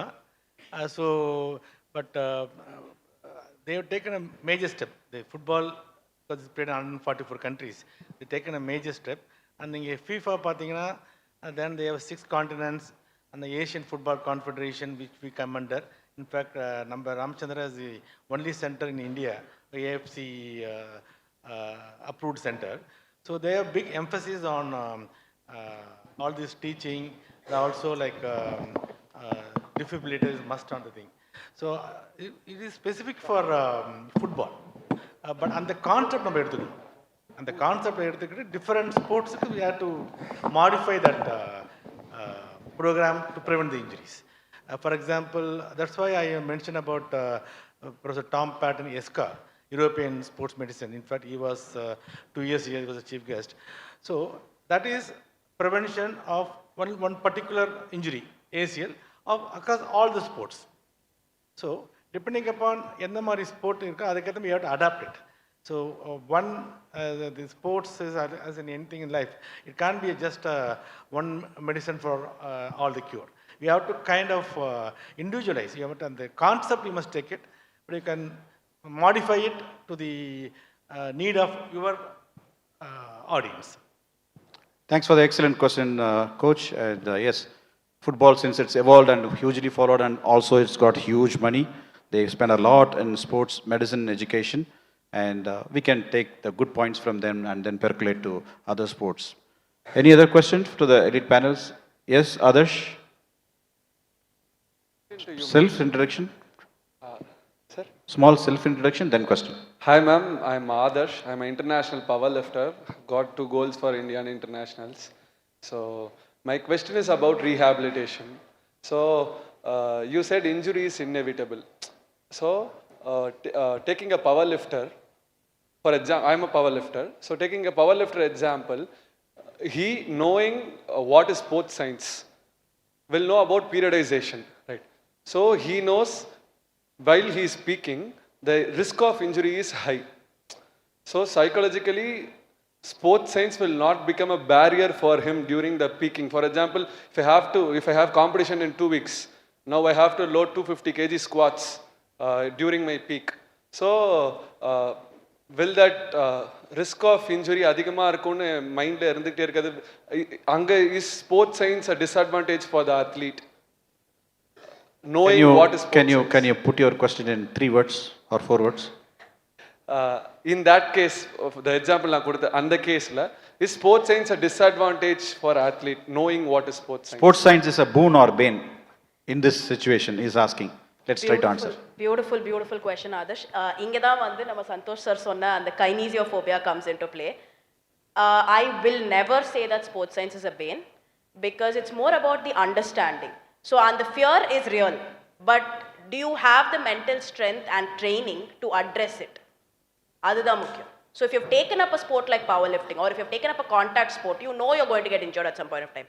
How do you push through that and perform? That is where sports psychology comes into play. So yeah. But எனக்கு அந்த இடத்துல sports சயின்ஸ்னா என்னன்னே தெரியல. ஐ don't know about peak பண்ணும்போது risk of injury அதிகமாக இருக்கும்னு எனக்கு தெரியல. அப்படின்ற போது will that be more better for me? Ignorance is bliss in a lot of cases. இல்லைன்னு சொல்ல மாட்டேன். But see, for every athlete, it is important to know sports science. எதுக்குன்னா, okay, நீங்கள் அந்த ஒரு சினாரியோக்கு சொல்கிறீங்க, but have you prepared to do what you need to do? அதை நம்ம மிஸ் பண்ணிட்டோம்னா, irrespective of whether you're peaking or not, you're still going to get injured. கடமையை செய், பலனை எதிர்பார்க்கலாம் அப்படின்னு சொல்ல வர்றீங்க இல்லையா? Doctor Santosh has a point to make. It's a good point. அத்லீட்டுக்கே அந்த விஷயம் எல்லாமே தெரியக்கூடாது. That's the job of the trainer or the coach. Coach must get the information and pass on to the athlete. Athlete, when you convey every detail, it will have negative effect. Over information உடம்புக்கு ஆகாது அப்படின்னு doctor Santosh சொல்கிறாங்க. கரெக்டா sir? So information is needed, but it has to be refined, distilled and sweetly given to the athlete with a psychological support. If we can come to it. Thanks others for the question. Thank you, thanks for the lovely session, and we spoke about the continuum of injury prevention in sports and rehab and performance enhancement, how they act as a beautiful spectrum, and how the stakeholders, right from the athletes, right from the coaches to the SNC staff and sports scientists, medical field and the administrators, how we can all bring together and all our efforts to do the injury prevention. When we do the injury prevention, automatically the performance gets enhanced, right? So with these few words, huge thanks to SDAT for the golden opportunity for interacting here, and we convey from this panel our sincere regards to SDAT. Thank you very much. Thank you so much. May I quickly request Mr. Swaminathan, ADPRO SDAT, and Mr. Aruna, RSM SDAT, to kindly come forward and present our panelists and a moderator with a small token of our appreciation. Thank you. I think there was some great knowledge sharing in that panel discussion. A big round of applause for all of them. I'm sure there were takeaways from all our speakers to all the athletes present here today.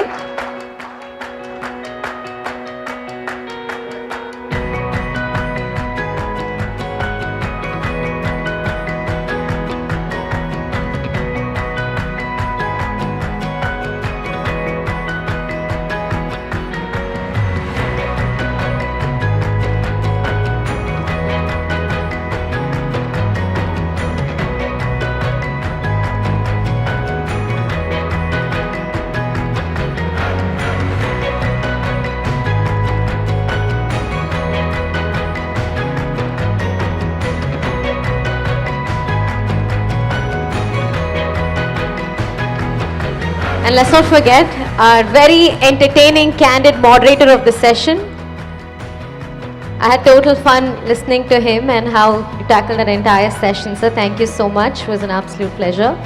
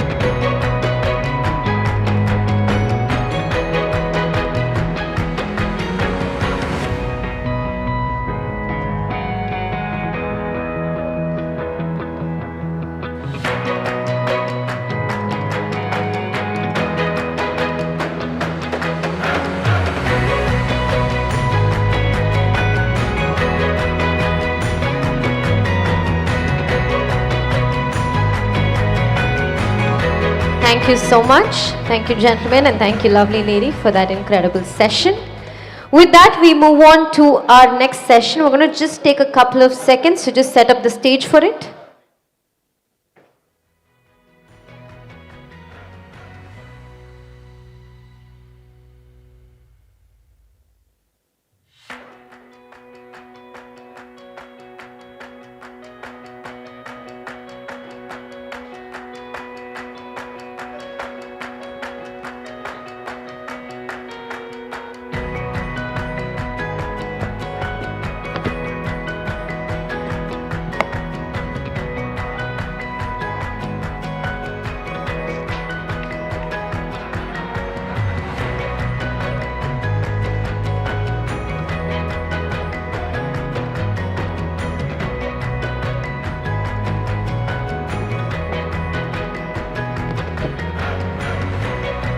All right, our next session is all about funneling CSR contributions for the growth of sports. And to moderate this session, I'm going to welcome onto the dais Mr. R. Chandru, Sports Development Consultant. A big round of applause for him. And joining this session as our panelists, we have with us Mr. Meghanad Reddy, IAS, Member Secretary, STAT. Welcome back, sir. And we also have with us Mr. Anukul Bharadwaj, Chief Strategy Officer, OGQ. A big round of applause for all three of them. And with that, I'm going to request Mr. Chandra to take over. Good afternoon, ladies and gentlemen. I hope you're all enlightened by the last session on sports medicine. As Professor Tyagarajan has rightly put it, the sports continuum. Quickly, now we are moving away from the medical room to a boardroom for sports. If the last panel gave us a prescription for a winning body, this panel here is to discuss and give a prescription for a winning ecosystem. So now we are talking about one of the most dynamic concepts in sports, the public-private partnership model for the growth of sports. To bring out champions, we need three things: research, talent, and strategy. The two gentlemen here, they come from an organization that is perfectly synchronizing the three elements to churning out champions at will every single day. First, I have Meghnad sir, the Member Secretary of SGAT, under whose tenure the Tamilnadu Champions Foundation was instituted. TNCF has been a transformative engine, quoting Sunil Gavaskar's famous commentary of converting ones into twos and twos into threes. TNCF has been converting every single investment into a podium finish. And next I have Mr. Anukul Bharadwaj, the Chief Strategy Officer at Olympic Gold Quest, which is a pioneer non-profit organization whose sole will is to produce Olympic medals for India. I welcome both of you gentlemen. So, I begin my first question with you. What is the thought process that went behind the formation of Tamilnadu Champions Foundation? I mean, what is the problem statement that you found that necessitated the Tamilnadu Champions Foundation? I remember the first conversation I had with Honorable Sports Minister, then Sports Minister, when I took over as Member Secretary.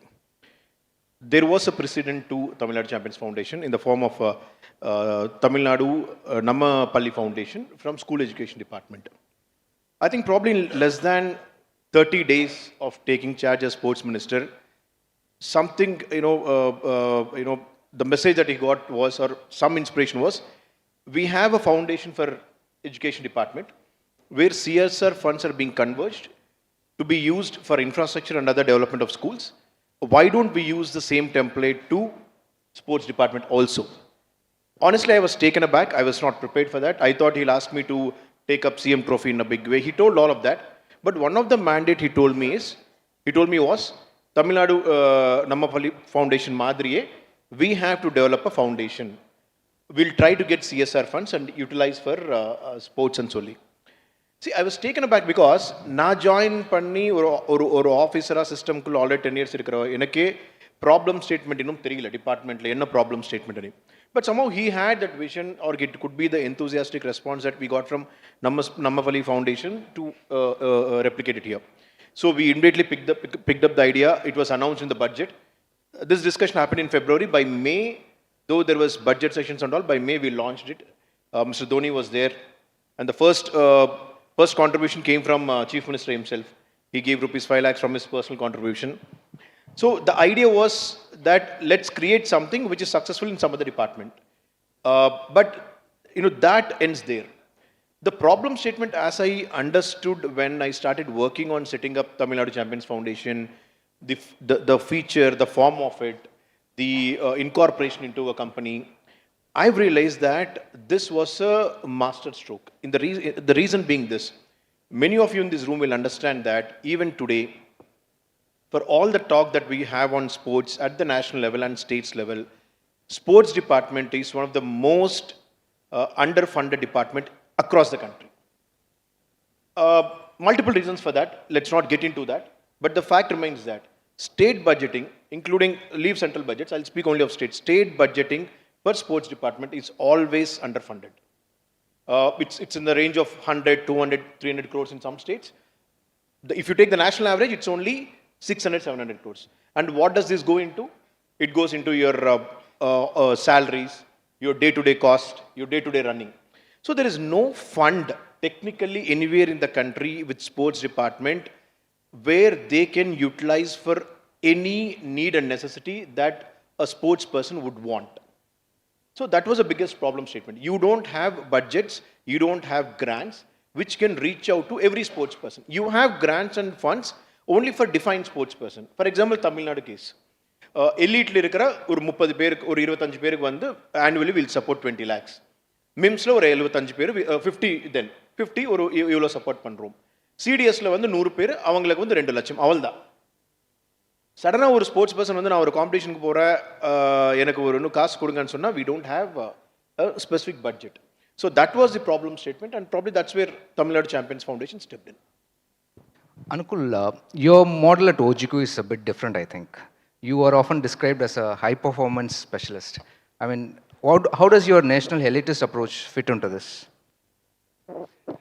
Sorry, can you repeat the last part? How does your national elite focused approach define, I mean, like, what you do at OGQ? Yeah. First of all, thank you, sir, for inviting me, and a very good afternoon to everyone. Yes, our mission is a very sharp mission at OGQ to help Indian athletes win Olympic and Paralympic gold medals. I think in the ecosystem, everything plays a part. When we started, when OGQ started way back in 2001, and in 2008, operations really kicked off when our CEO Virendra Skina joined. Of course, we had a top-down approach, and the belief was that at that time there was still a gap to be filled between athletes who were best in the country and best in the world. And at that time, with the limited funding that we had, I'm talking about 2009, 10, 11, the idea was to try and fill that gap and help Indian athletes get closer to a podium. Having said that, in 2014, when the CSR laws changed and training for support to Olympic and Paralympic sport became part of the CSR mandate around 2015, I think that was a big game changer. I think since then onwards, it has really allowed us to support more and more athletes. And then slowly, from a very elite level, now we've gone down, and we are almost on the verge of supporting athletes from the grassroots level as well. So we've had a top-down approach, but yeah, it's evolved over the years.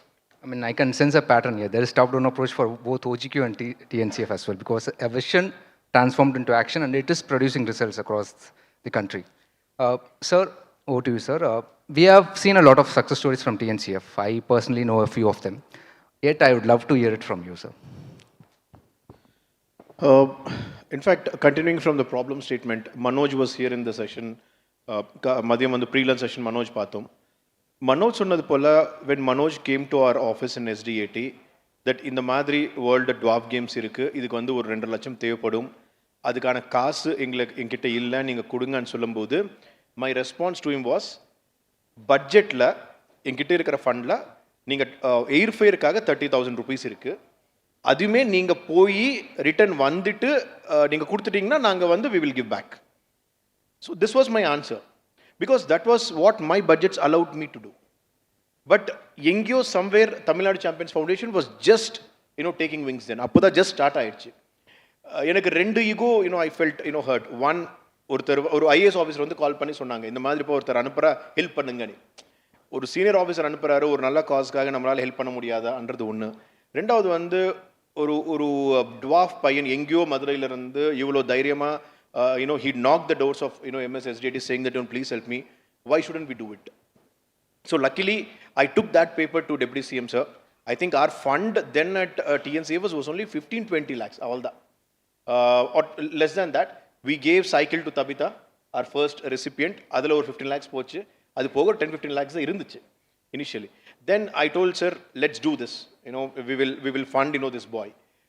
That's where we brought in, and the rest is history. Inaki Manoj vandu 12,000 employment la irundhu temporary employment irundhu or permanent employee agiradhukku the seeds were sown by Tamil Nadu Champions Foundation. If I'll be very honest on this, Manoj has talent illa na solla என்னோட பெர்ஸ்பெக்டிவ்ல நான் பாக்கும்போது Tamil Nadu champions foundation இன்னும் அன்னைக்கு இல்ல எனக்கு பணம் கொடுக்க முடியலனா I don't think I would have been able to help Manoj with 3% and other competitions also. So that's, and I'll tell you the beautiful fact of it. Tamil Nadu Champions Foundation, the way we utilized it is, the key of why we achieved success. In less than 2.5 years of our operation, we reached out around 1,500 athletes, of which close to 500 are para sports persons. Right? And each story is something to be told and something to be cherished about. Artificial limbs கொடுத்தோம், equipment கொடுத்தோம், and then ஏதாவது ஒரு tournament travel பண்ணணும், ட்ராவலுக்கு கொடுத்தோம். Injury ஆயிடுச்சு, they had no other goal for the operation would have costed them 2.5 lakhs. We gave it for that. So the only two measurements and metrics we had or criteria is the competition is genuine and the sports person brings some talent to the table. இது ரெண்டு இருந்தாவே போதும், will do it. And I mean there are many stories, சொல்ல போனா like there are multiple to be told, but one of the most heartwarming apart from Manoj and many para athletes is there was this one girl who had no father, only mother. She could not take care of herself, came and settled at a home in Chennai, a government run home in Chennai. Deputy CM once there for some function, the girl said in the Madri, sir asked, what do you do? She said, I'm an athlete. And then he was stunned. Where do you go? I go to Jawaharlal Nehru Stadium every day, to get trained. So that's when, then the conversation began, what do you want? She wanted an equipment, a customized, wheel chair cycle. So she applied for it, we gave it.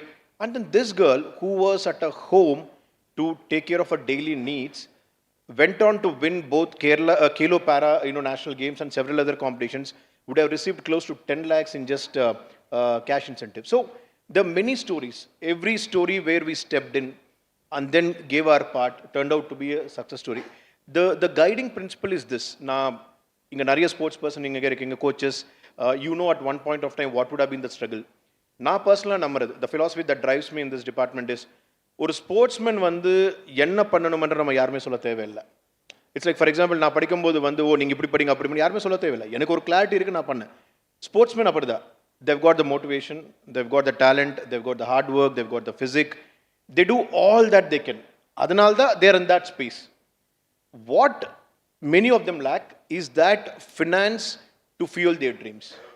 Right? இந்த டைமில் எனக்கு ஒரு லட்ச ரூபாய் இருந்தால் I can travel to a competition, or I can buy spikes, or I can use a better equipment, or I can afford a better coach. This is our philosophy, that's all. We don't worry anything beyond that. You have a need, we are there to take care of that. That's the reason we adopted an individual specific approach in TNCF. We also did not have great dreams. ஒரு TNCF வச்சு ஒரு பெரிய training centre கட்டலாம், 100 கோடி இல்லை. That was not our dream. Let's reach out to each individual, each deserving individual who was in need of finance was our guiding philosophy. Sir, I can see a gleam in your eyes when you say those success stories, sir. As a policy maker, I truly believe it must be truly satisfying for you. Anukul, since you oversee para sports in OGQ, how do you perceive the para sports ecosystem in the country? I mean, like para Olympians have been winning medals at will in Paralympics. How do you see that? I think the current times are the best ever it has been for para sport in the country. And if you take a bit of a longer horizon, so India won 1 medal at the London 2012 Paralympics. And at Paris 2024, India won 29 medals. So that's a exponential rise over a period of 12 years. And I think there have been multiple factors for this in my view. I think the Rio 2016 Paralympics was a big turning point, and when Tamil Nadu's own hero Mariyappan Thangavelu won the gold medal, I still remember, and at that time even social media was slowly picking up in a big way. Twitter, then now X, I remember Mari's jump being broadcasted everywhere. So post the Rio 2016 Paralympics, I felt that there was a lot of awareness built around parasport. Unfortunately, at the Olympics, we had not done very well in Rio, where we won only 2 medals, and the Paralympics, we won 4 medals. So social media was helpful then. Another big factor in my books was India got its first female Paralympic medalist in Rio, where Deepa Malik won the silver medal. That also played a big role, and from Deepa Malik winning one silver medal, one female athlete winning silver, to 11 female athletes winning medals at the 2024 Paralympics. So that's also been a huge story of change. So I think the overall para sport ecosystem is now at the elite level, it's very well funded. To give you an example, badminton players are playing close to 10 tournaments a year, which is covered through either through the ACTC scheme of the government, or most of them are on the Target Olympic Podium scheme. All the Tamilnadu state players are being funded by either SDAT or OGQ, as the case may be. So the elite sportsmen are very well funded, men and women. Another big factor is the sports science support for para-athletes. I think that has also been a big change. Credit to, when I talk about private organizations, credit to the Go Sports Foundation. They've been supporting para-athletes since 2015. We came in 2019. So we've also been trying to help para-athletes on the sports science front as well. So a combination of all these factors, I think, we are in the right direction. Of course, there's a lot more to be done. I wouldn't say we are anywhere close to ideal standards. There's a lot more to be done, but I think we are in the right direction. Also, I want to continue with you. Olympic cycle in itself has a longer gestation period. I mean, on the other hand, whereas corporates, they need a quick return on their investment. I mean, like, what challenges do you face in raising funds? Multiple challenges, Chandresh. I think the primary one being sport is, of course, not a priority for CSR in our country, and rightly so. There are many other problems which deserve much more support, more urgent support. So sport is definitely not on the priority list. I think sport, of the available CSR funds, sport would be getting close to maybe 2%, and that too at a higher estimate. So that's, of course, the biggest challenge. Like you said, training an Olympic athlete or a Paralympic athlete is at least a 7 to 8 year journey, and you need sustained funding for that. So all our pitches to the corporates is always that it requires some funding, some sustained funding. It was hard initially, but over the years, because we've managed to contribute to some success stories. For example, PV Sindhu, OGQ has been supporting her since the time she was 14 years old. And she won the Olympic medal at Rio when she was 21. So that was a 7-year journey. Manu Bhakar won 2 medals at Paris Olympics. We've been supporting since she was 15 years old. So once you have some examples of success stories, like Sir also mentioned, that really helps to speak to corporates on the long-term nature of the support. The one good thing with CSR is it also allows that long-term nature of support, and if you can structure it well. But that's very, very important, because only then can you plan for an athlete without having to worry where the funds will come from. I do agree on that. I mean, like, for an athlete to succeed, we need a network of specialists. Sir, with respect to TNCF, how is this network of specialists being managed? The network of specialists on probably nutrition, mental conditioning, and sports science.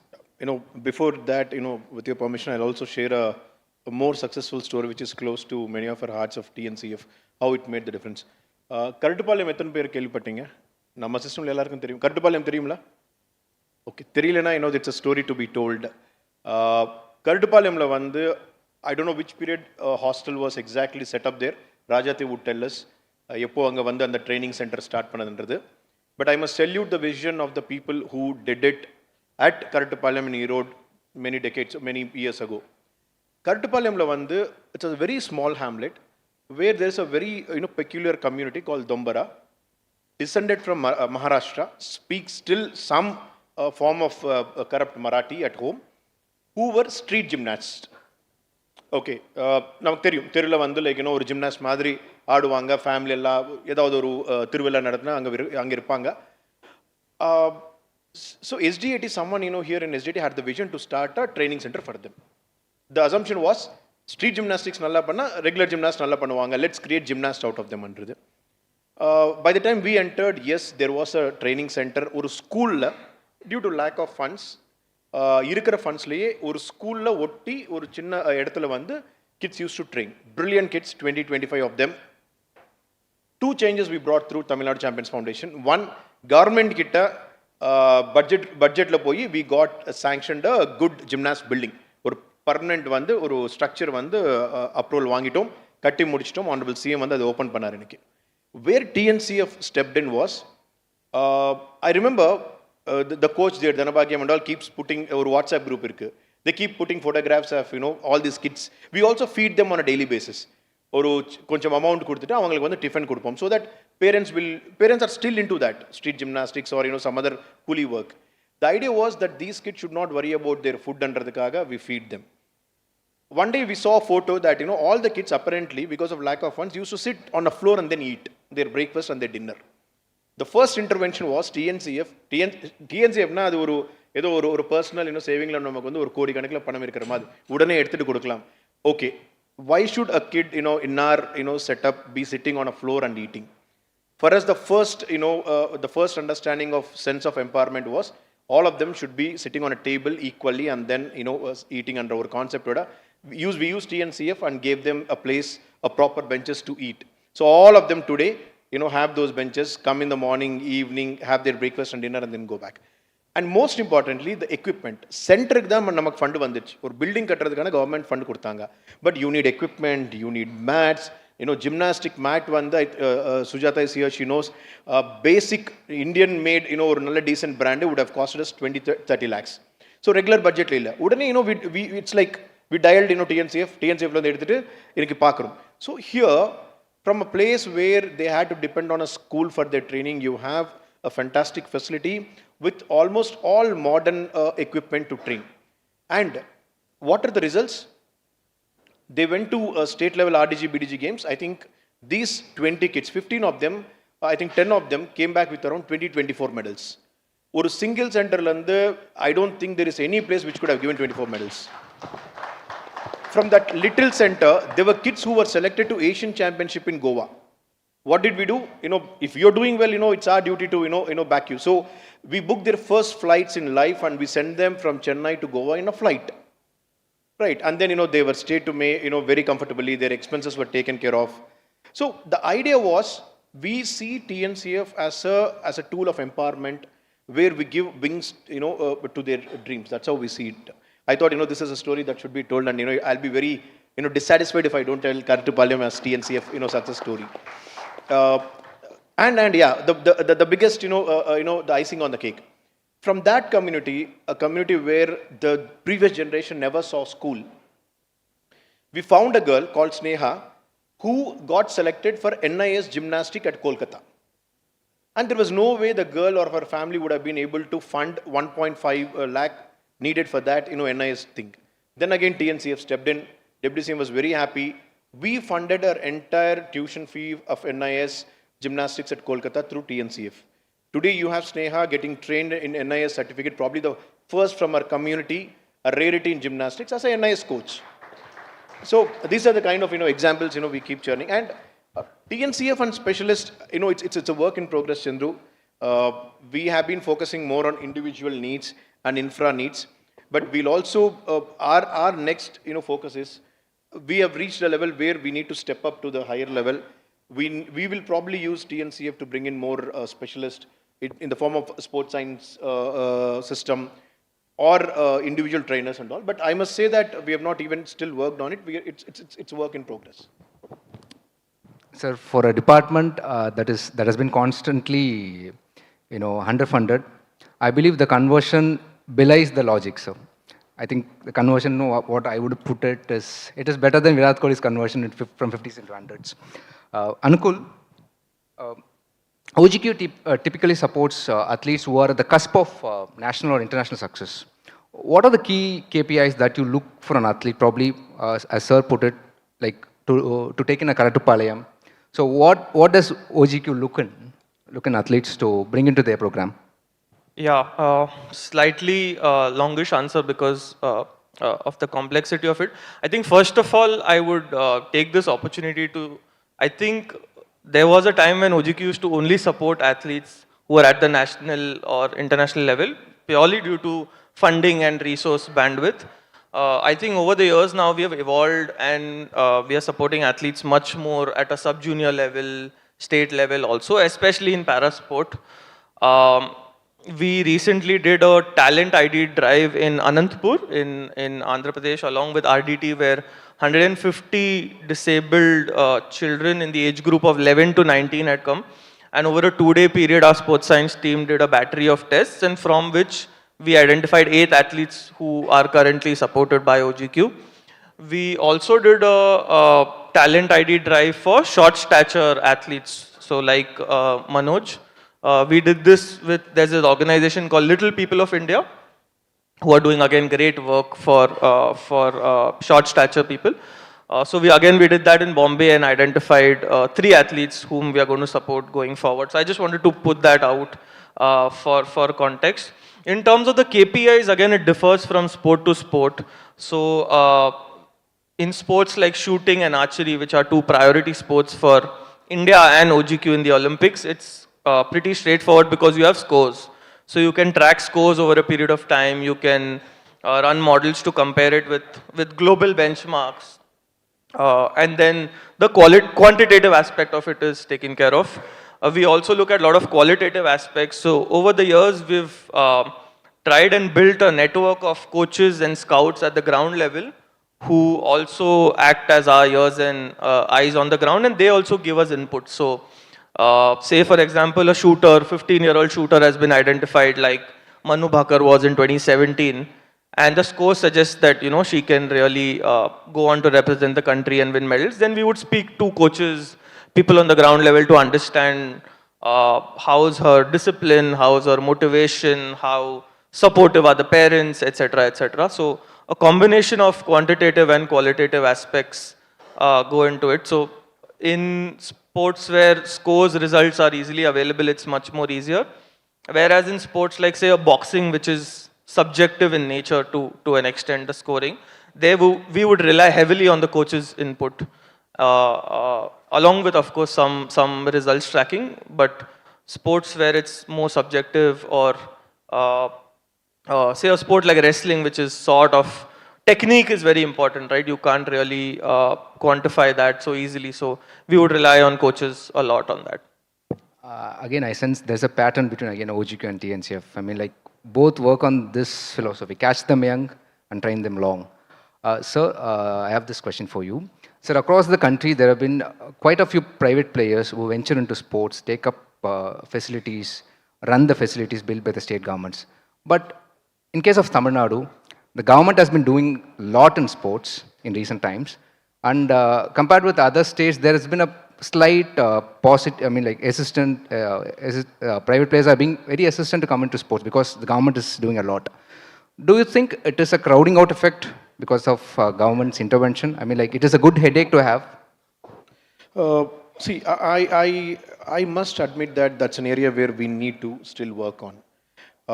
In fact, one of the inspirations, you know, when we started off this journey was Odisha's model, where the state brings the hard infrastructure, and then you give to this to big industries like Reliance or JSWs or Dalmias to run the facility. So it's like marrying the best of both the worlds. TNCF, you know, I must say that we did try that, you know, experiment. We did try approaching, you know, some industry bodies or some firms to take up and run such facilities. But while we had help, but, you know, it came in a different form.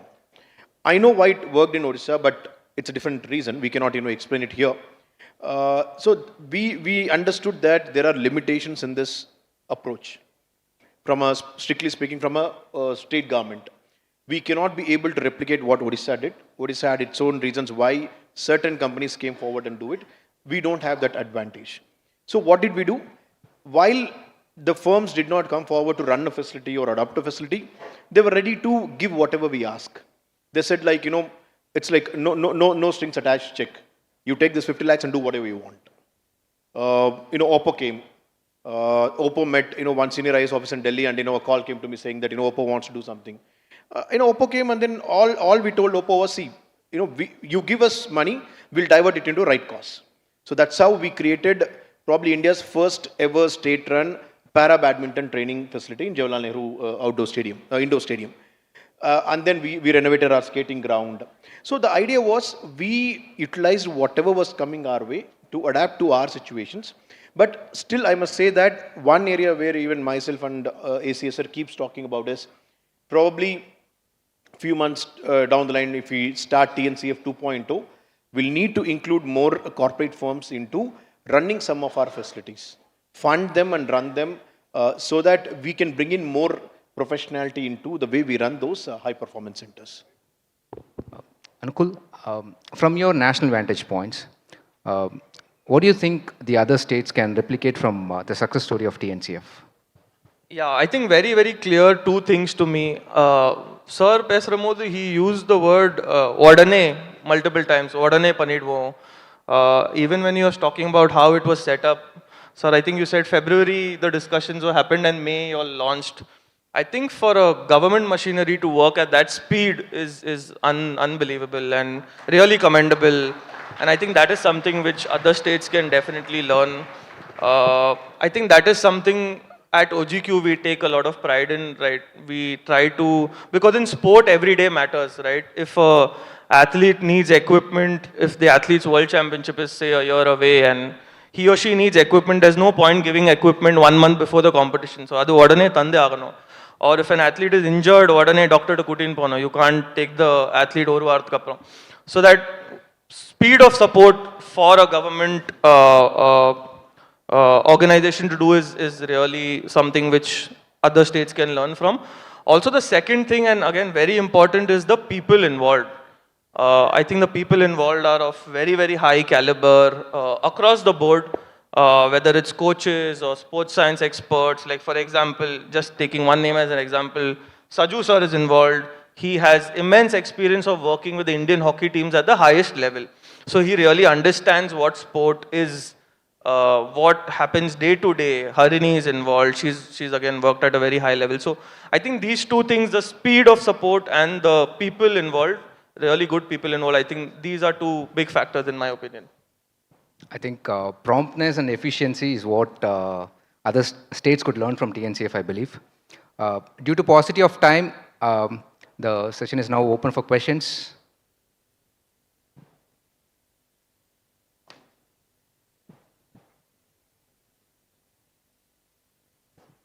I have a gentleman here. Thank you. I think that's a great job by both the teams who's doing on the CSR front. Since being representing from the corporate KPMG, I have one very quick question in terms of the transparency and ethics part. I think which is very paramount when it comes to the using of a CSR fund in sports especially. The question is like, what steps are taken to avoid perception of greenwashing, what they generally used in the CSR fund, to purely not using the CSR fund as a marketing tool, but to ensure that the initiatives have a genuine social purpose? Yeah, I'm glad you asked that question. Again, due to paucity of time, I think I was not able to cover it. I think this is very, very important to see CSR in the spirit of philanthropy and not really from a marketing first angle. And of course, we all understand the economics around things and the marketing element sort of coming into the picture, but I think largely the spirit should be from a philanthropic angle, and this is a big challenge we also face when we raise funds. On the transparency bit, again, I think it's very, very important. We often come across companies who have a lot of budget to spend. They want to donate, but they are not finding credible organizations to donate. So I think it's on the organization, on the not-for-profit or wherever the case may be, to actually be transparent and actually share. One is the impact report and one is the actual fund utilization of every single rupee which has been spent. I think that gives the companies a lot of comfort and trust to then support more or support for the long term. On the marketing side of it, I think it's again a dialogue which needs to happen.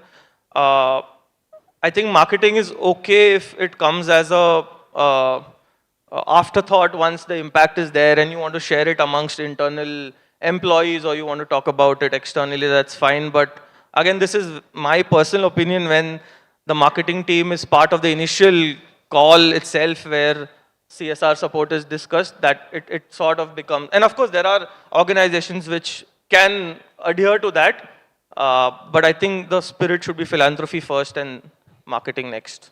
I guess greenwashing has grown so much into sports that there is a separate term altogether for it. It's called sports washing. I mean, like what the Middle Eastern countries are doing with respect to the petrodollars, it has its own term now.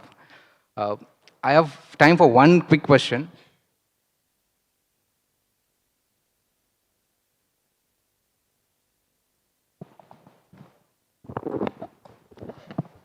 Good evening. I am Mohammed Anas. Tamilnadu is in the golden space of sports development due to the government of Tamil Nadu and SDAT. What role can federation, association and Olympic associations play in PPP models to reach grassroots and rural sports? So it's a good question. I mean, for us personally, we believe that while SDAT does a lot, the role of associations and federations can never be discounted. In fact, our success comes a lot from their functioning. We'll be very honest about it. Many of the successes that SDAT achieved in various sports sectors are because of the functional and dedicated associations and federations. It could be squash, it could be hockey, it could be athletics, it could be cycling. You take it. I mean, wherever associations and federations have been proactive, we have been able to do more. So that's the kind of relationship we share with them. Coming from a triple P perspective, associations and federations are also societies or companies, whichever way they work. So they have their own ways of functioning. While they'll not be able to bring funds to the system, but probably in whatever funds that state governments get, there can be a synergy that can be worked out. What happened, recently is we have a small example. Though we don't have too many examples. Tamilnadu Athletic Association initiated a program called MOM, Mission Olympic Medal Scheme. They've got one of their finest coach, and they've got the best of 8 young boys to come to Chennai using Jawaharlal Nehru Stadium. And then all that they asked is, sir, we have got these 8 boys who have got brilliant potential for 2028 and 2032. We want to train them 4 into 400, 4 into 100 and all. While we take care of their stay, can you pitch in, for their nutrition and other connected support? So we again went back to TNCF, and then we ensured that all of them, their entire dietary charges are taken care of from TNCF side. So, but again, that initiative came from the association. This happened with cycling. We have given high performance cycles to around 15 cyclists in the state, each worth 10 lakhs, 15 lakhs, almost more than 50% of them are being young girls and delivering big way. That's again because of the initiative that the association brings. So if association and federation understands our initiatives and bring something to the table, we'll be more than happy, because end of the day, they have the lock and key to talent nurturing and competition exposure. State authorities cannot do that. They have to do their district competitions. They are the ones who have to do their state, then regional, and then national, and then probably continental. We are only enablers, and we'll be more than happy to do that. I'll just take a quick minute. I just want to narrate one story, since the theme is CSR, just on the impact of CSR support also, and also the work SDAT has done. So one of the para badminton players we support, she's from Tamil Nadu, of course. I wouldn't take her name, but this story is so powerful on the impact of right support at the right time and what the right incentives can do. So when she was growing up playing, she's a para badminton player. When she was growing up playing, she used to go to an academy close to her village, close to the city where she hails from, and the academy used to shoo her away, saying, you will not be able to play para badminton, you're not capable of it, this is for able-bodied players. And this was some 7-8 years back in a village in Tamil Nadu, so you can imagine the awareness. And then slowly she somehow started to play a little bit wherever she was allowed to play. And then she came into a proper training setup, got training facilities, got support from SDAT. One more thing is the incentives and the opportunities for job when you do well. Those are big motivating factors for athletes. So long story short, she got training, she went to the Paris Paralympics, she won a medal for India. And that very same academy is now calling her as chief guest to inaugurate one of the new courts again. So just the power of sport and the power of right support at the right time is huge. I just want to share that. I guess the times are changing. I mean, like, this is the golden period for sports in Tamil Nadu. With that, gentlemen, I believe that the success stories shared today are proof that PPP models are not just theoretical. They are here to stay. They drive the future of sports in India. Thank you, Meghna sir, and thank you, Mr. Anukul. Thank you. Thank you so much, gentlemen. I'm going to request Mr. Indranil Das, sports editor, New Indian Express, to kindly come forward and present our panelists with a small token of appreciation. Thank you so much for giving us such an in-depth understanding of all the CSR contributions and initiatives that have helped develop sports in our state of Tamil Nadu. Thank you so much once again for giving us an insider perspective as well.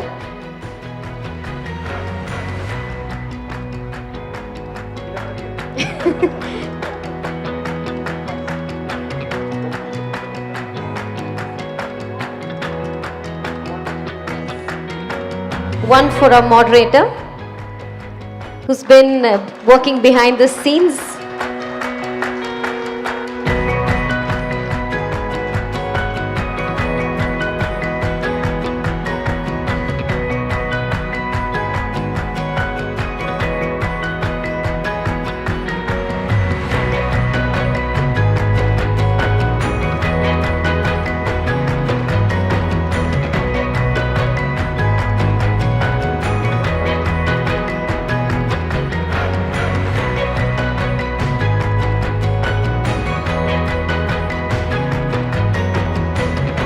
Thank you so much, gentlemen. Thank you for joining us and taking us through that incredible session.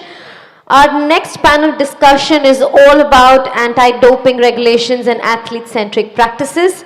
To moderate this session, of course, we have with us the FIFA Master, Mr. Srinivasan Saimani. Can we put our hands together and welcome him on stage? Thank you for joining us today. I want to once again welcome onto the dais the sports editor of New Indian Express, Mr. Indranil Das. Thank you so much for being with us today. We also have with us Dr. Sonika Sudhin Iyengar. A big round of applause for her. Sports physiotherapist, high performance sport. And last but not least, we have Dr. Dominic Dobson, sports medicine physician. A round of applause for him as well. கைத்தட்டலே கேட்கல உங்களுக்காக தான் வந்துட்டு இவ்வளோ panel discussions எல்லாம் organise பண்ணியிருக்கோம். Thank you so much and I'm gonna request our moderator to take over. So thank you for the lovely session just now on what the stakeholders are giving to the athletes in terms of support from a government perspective and a private player's perspective. Now the next session is what the system expects of the athletes also. Like, I'll take a line that Anukul said where he said, in sports, every day matters. In the session is essentially, in sport, everything that you eat matters. Neenga enna சாப்பிடுறீங்க, எங்கேந்து அதை source பண்ணி சாப்பிடுறீங்க, நீங்கள் சாப்பிட்ல என்னெல்லாம் material இருக்குது, அதை வந்து நீங்கள் எப்படி பார்த்துக்கணும். And it's not just the athletes, coaches, support staff and the team management also எப்படின்னு. And now I'm also a lawyer and I work on a lot of anti-doping matters. And now since I started working on anti-doping matters, I've learned from a group of people on how to approach these matters. And there's a very good sample of all of them on the stage. Like, more than from lawyers or teachers, I've learned from journalists, and we have Indranil here.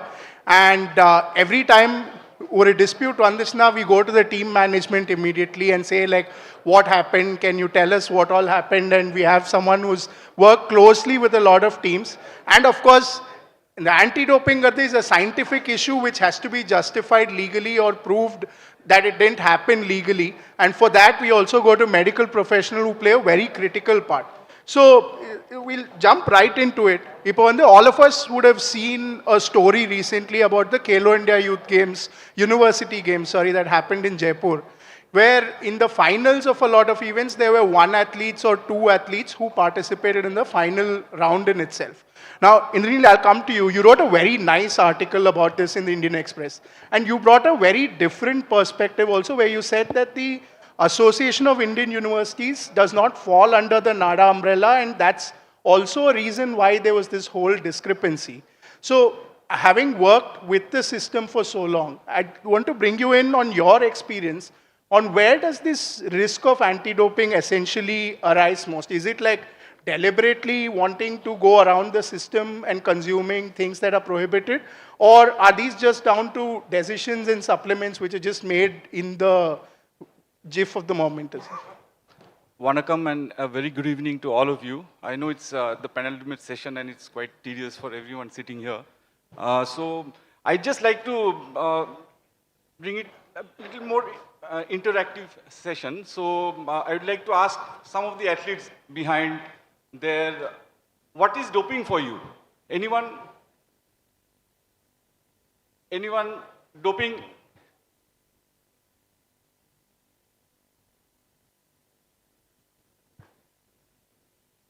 So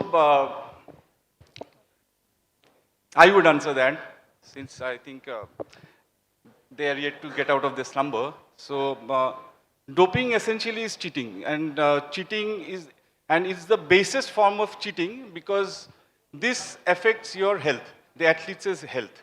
So this is something that needs to be curbed. So, and it is turning into a menace. So today we just, before coming here, I was going through the WADA report. The WADA had released the report today on the testing figures of 2024. And unfortunately, we may not top the chart in Olympic medals, but in WADA chart, this time India has topped it with 261 positive cases. It is unprecedented, and this is the first time they have tested positive in 261 cases. So, and this is out of 7,500 samples tested. So this shows that over the years, the doping menace has just increased. It has not decreased. So what leads to this doping? Doping, essentially, earlier it used to be restricted to elite athletes. So they used to get, access to medicines, especially stimulants or steroids or even blood doping, like EPO. So now what has happened is that has percolated to the junior players. Of late, in the last WADA figures, the most alarming figure that has come in terms of India is that we are in the top among minor athletes. So the minor athletes are testing positive. So how do minor athletes test positive? It's because they are under 18, they're young. Even recently, there's been a case when a 14-year-old athlete had tested positive. So this has never happened before. So what is leading to that? So there's been a lot of studies, there's been a lot of discussions going on in anti-doping circles. So it has come to light that there are there's pressure of performance. And that pressure of performance comes not just from for the athlete or from the federation side. It comes from parents. And it comes from coaches. Then it comes from peer group. So the young athletes who are exposed to these banned substances, they don't know what banned substances are. So who are providing them? So there have been discussions, studies, and even National Anti-Doping Agency, they also had some studies. So they found that the coaches are involved. So we have to now put more pressure on coaches and the parents to not indulge into doping, because minor, when they dope, that affects their health. So this is something which we should address. Yeah, I think you make a very good point, because the risk comes from within the system only. It's not because of something extraordinary happening, but because of day-to-day decisions. And that is one of the reasons why in the Khelo India University Games, there were less participation. Exactly. And I would like to bring you in, Sonika, here at this point, because you have also worked with athletes across the spectrum, both minor and elite level athletes. And anti-doping is also such a body of law where it has to be black or white. Gray can not really get you out. But do you think these gray zones exist when you work with athletes, and which unintentionally also end up exposing them to the risk that Indranil was just pointing out? Good evening, everyone, and thank you for having me here. I think I'm going to keep my answer very short. In sports, most of things are gray. There's nothing white and black. It's only the numbers on the GPS or other digital instruments, the numbers are white and black, but otherwise in sports, everything is gray. So when it comes to doping, yes, there are a lot of things which are in the gray area, and we can't blame the athletes solely for that, because first and foremost, it is lack of awareness that there is something called doping. So at the elite level, the athletes are very much aware that there is doping procedure. There is something that you need to be aware of. But when it comes from the grassroots, they are not aware of it. So they follow their trendsetters, which are their seniors, which are their immediate support system. And they follow it blindly because they trust them. So one is, of course, lack of awareness.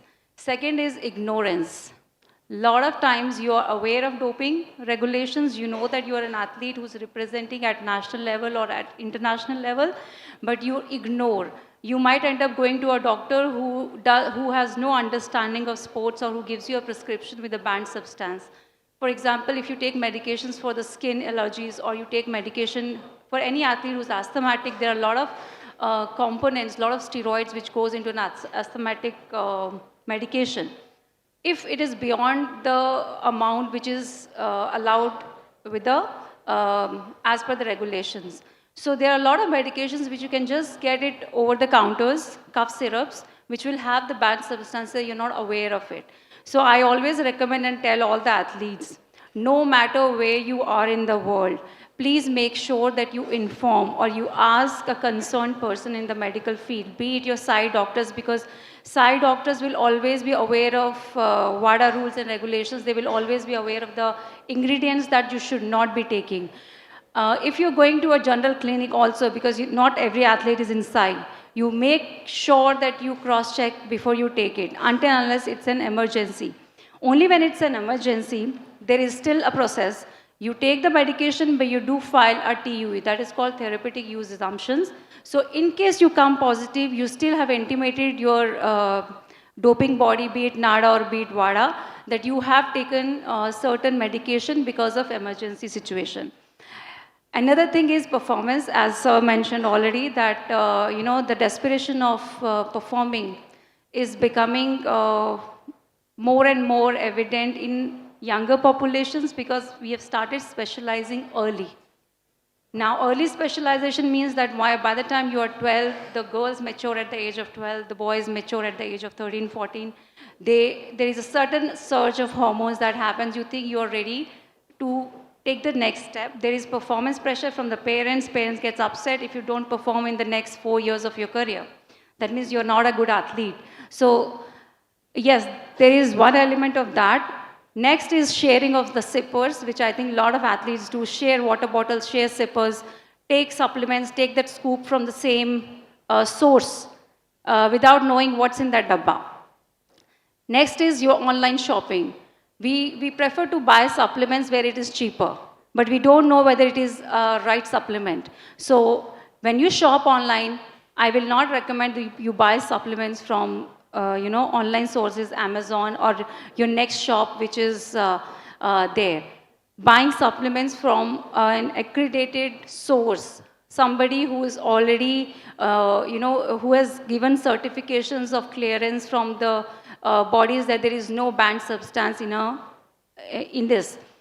Now, most important is this is one tip for all the athletes, try to go for minimal ingredient supplements. Say, example, if you're going for a whey protein, try to see that the whey protein should not have more than 1 or 2 supplements. It can be just an isolated whey protein. That means it's just one ingredient. The lesser the ingredients in the supplement, less are the chances of some prohibited substances in it. So I think more or less, this is what you need to be cautious of. And education. It's a world of social media. You spend a lot of time on Instagram and everywhere else. WADA is given a full list of do's and don'ts. Please open the websites. Make yourself a little more educated if you want to play and perform at high level. So education is the key, and that saves you from a lot of big mishaps in the future. No, I think very valuable and tips that you've given athletes here. And இது வந்து ஏன் இன்னும் இம்பார்ட்டன்ட்னா anti டோப்பிங்கில் பார்த்தீங்கன்னா உங்களுக்கு automatic suspension either 2 years or 4 years minimum அப்படி தான் வரும். and you're losing that much time in your career. So in the mari tips if you implement in your daily routine that helps you avoid that unnecessary risk. But Sonika, you brought up a very important point about recovery and the desperation during recovery. Professor, I'd like to bring you in because you work with a lot of athletes when they are coming back on track, and this has been a pattern through the day also. For instance, even Sharat Kamal had raised an instance of where he went through a career-threatening injury and the effect that it had on him. Have you, as a practice, seen athletes being more desperate when they are coming back from their from an injury itself to essentially get back onto the training mat or get back onto the pitch? Is this a more vulnerable zone when they should be provided more support and guidance? Yeah, thank you. At the outset, I would like to thank Sports Development Authority Tamilnadu and the wonderful sports department from Government of Tamil Nadu for organizing this wonderful conclave. So taking the question, anti-doping in athletes, especially when they are coming back from an injury, they are really in a state of anxiety. They're really in a state when they'll be coming back to the sport. So there's a lot of insecurity over there. And that brings rise to a lot of unapproved substances, okay, which he might be exposed through either through the internet or through his coaching support staff. You need to understand the ultimate responsibility for any anti-doping rule violation lies with the athlete. Okay, so there is a principle of strict liability. So no athlete can escape saying that my support staff gave this, my coach gave this, my physiotherapist gave this. So there is one vital cog the sports community and especially STAT also needs to be foolproof in having a sports medicine team, especially a sports medicine doctors are a vital cog in preventing anti-doping. This is one area which is a very, very alarming area. Post-COVID, if you see, there is an alarming rise in anti-doping rule violations. It is not only the use of banned substances, there are 11 anti-doping rule violations, and it is also about whereabouts failure. It is also about, there are so many other substances, even proximity to the wrong person can get you banned. So please be aware, the ultimate responsibility for anti-doping will lie with the athlete. And that's why it is important the athlete and the coaching staff be aware to have a sports medicine support doctor along with you in your team.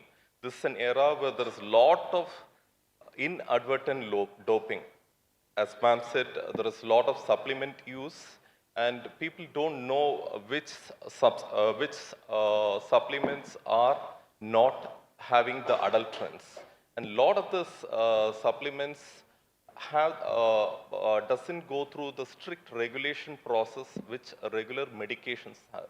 And the other thing is athlete education. So WADA and National Anti-Doping Agency, NADA, has some very important education program called ADL, Athlete Doping Education Learning Program, and they also have something called ADAMS, where all their athlete biological passports are kept.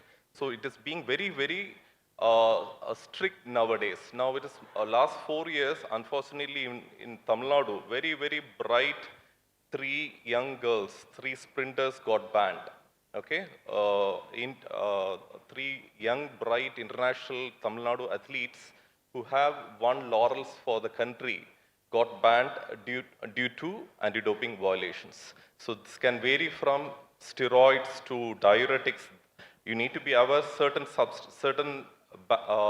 medications are only prohibited during competitions, certain medications are prohibited at all the times, and there are certain methods also. So this education, even a regular doctor might not be aware. And that is why it is imperative to have a sports medicine doctor in a team, all right? So that is something which I need to emphasize. I think very valid points, doctor, and very legally sound also, like strict liability na உங்கள் பாடியில் என்ன இருக்கோ அதுக்கு நீங்கள் தான் responsible. பக்கத்தில் யார் எது வேணாலும் கொடுத்துருக்கலாம், யார் வேணாலும் பாட்டிலில் இன்ஜெக்ட் பண்ணியிருக்கலாம், பட் உங்கள் பாடியில் எந்த சப்ஸ்டன்ஸ் கிடைக்குதோ அதுக்கு நீங்கள் மட்டும்தான் ரெஸ்பான்சிபிள். அண்ட் அது நம்ம தான் ப்ரூவ் பண்ணோம் அது எப்படி நம்ம தப்பால் அது நம்ம பாடிக்குள்ளே வரலன்னு. But I'd like to ask you, Sonika, on this, like because doctor brought up education, anti-doping education as well. Now, what exactly should anti-doping education look like? And at a developmental level, not at an elite athlete level, but say at a junior level or an under 13, 15, 17, etc.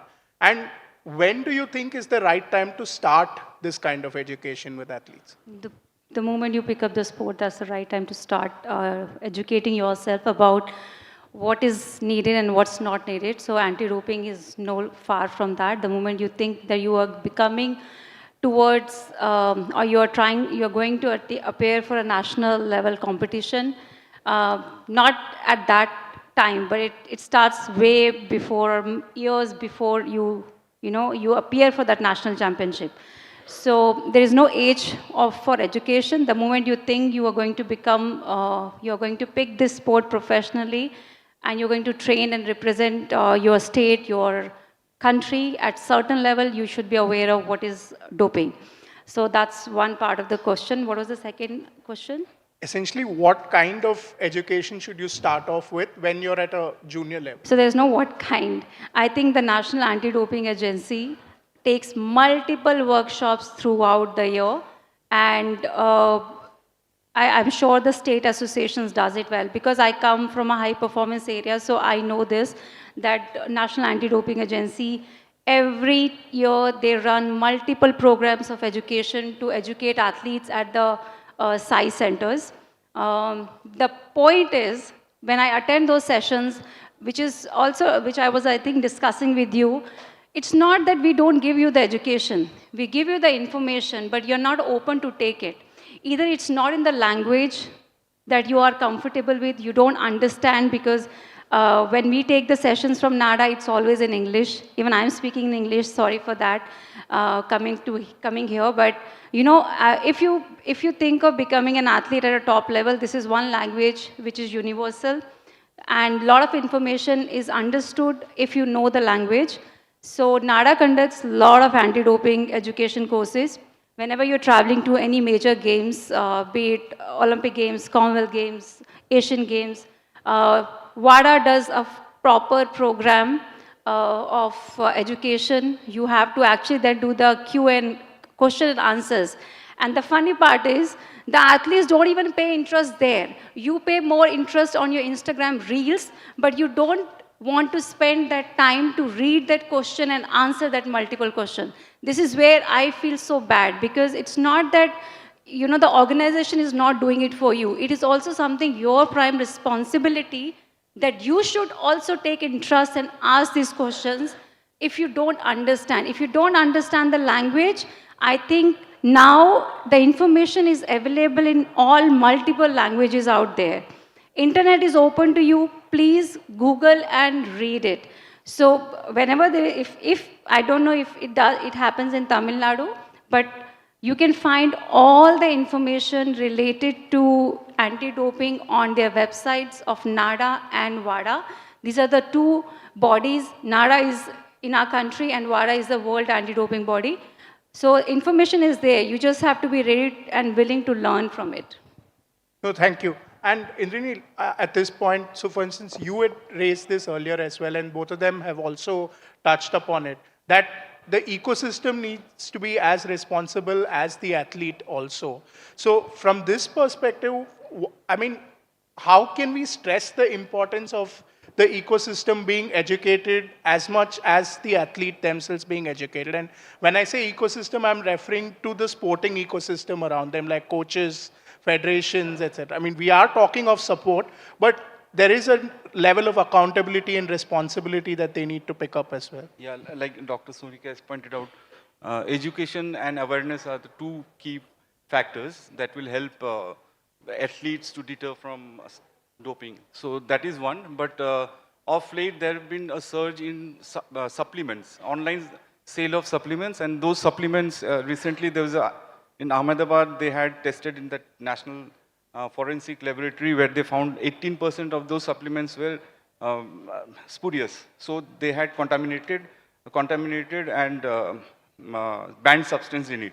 So I'll take one more instance, SARMS, that's a selective androgen receptor modulator. So SARMS is banned in countries like USA, Australia, and the European countries. But of late, there have been cases where national and international stars, athletes, have tested positive for SARMS, like ligandrol. So those are not available. So where are they getting those supplements from? So it's basically added in supplements, and they are buying it from the gray market, from the black market. So I think it's high time that even a state like Tamil Nadu, where there are a lot of athletes who come from the state, and because it's a state, is a sporting powerhouse, there could be regulations started by the department itself, like the sports department or the health department, where there is restriction over buying what you call substances like steroids or supplements which are contaminated. So I think it's high time we can bring in some regulations on that. And of course, main thing would be education of coaches. And now, like for example, Athletic Federation of India has already said that they're going to ban coaches if their athletes are found guilty or test positive. So in that sense, I think the state government and even the central government, they should initiate certain policies through which there is restriction on acquiring supplements and over-the-counter drugs. And with the anti-doping bill, hopefully we'll get that soon. Very valid point. Professor, I'd like to bring you in here.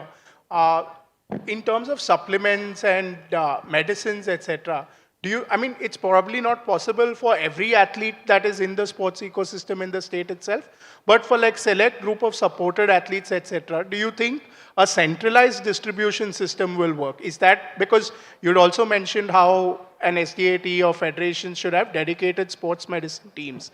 So will taking up this responsibility help us tackle this menace, if I can use the word, to a certain extent?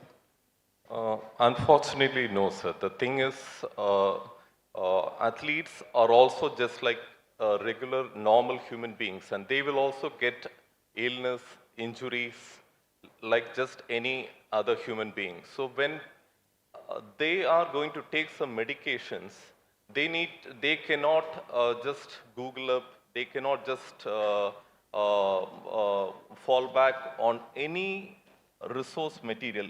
This has to be handled by specialists, unfortunately, because frankly speaking, even a lot of the certified allopathic general physicians are not aware about what are the banned medications. If you are taking a simple stimulant for a cough drop, okay, there has been incidents when a famous Indian cricketer got banned just taking a cough medication. So there are a lot of incidences because there are so many chemicals in the medications, and that is frankly impossible for any normal person to be aware what is there in the medication. Okay, yes, NADA has recently come up with Know Your Medicine app. Okay, but it is look, in Tamil Nadu currently, if you say the STAT also, it is also a question about awareness and education. So that is why it is important that whether it is medications or supplements, please get it from the proper qualified physician / qualified sports nutritionist. Only 2 people. So if you are going to a GP for an emergency medicine or an emergency injury, please say to them that I'm a state or a national level player and I'm bound by NADA and WADA rules, and so that he or she at least looks back into the literature and gives you a medicine. Because there has been episodes where physicians have given medicine and unfortunately that has resulted in ban of the athlete. So we really can't pass on the buck or put the blame on the athlete. The support staff has to be sensitized. This is a very grievous thing, and from next year onwards, the significance is going to be even more because there is an event which is going to happen. It's called Enhanced Games. That's going to be a parallel of Summer Olympics. Okay, so this group is going to advertise using even performance-enhancing drugs and performance-enhancing substances freely without any restrictions. And once that is over, a lot of unregulated supplements are going to get flooded into the markets like Amazon, Alibaba, Flipkart. And there is no frank way, I don't think we are equipped with any regulatory mechanisms. So the only thing I would keep stressing to the athletes and support staff, please, edha medicine edukringa, edha supplements edukringa, kandipa doctor ta poi kelinga, and if supplements edukradha irundha kandipa or sports nutritionist or a sports medicine doctor definitely. Because that is frankly very, very difficult to pass on the buck. Yes, NADA and WADA are doing a lot of education programs, but it is very difficult for an athlete whose profession is different. They're not going to look into all the literature, which is banned, which is not banned, when a normal physician himself is not really aware about it. So they have to fall back to the specialist. Yes. And I think this, in fact, ties in with another issue which all of you have pointed out, like AI and social media and general Google searches. There's so much information that's available, but you don't know what is right, what is wrong. And we're just going to believe and pick that information up. So if you have to give, I'll throw this open to all three of you. If you have to give 2 tips to all of the athletes in the room on how they can handle AI and social media and the tips that the algorithm throws at them, what are the 2 steps that they should take?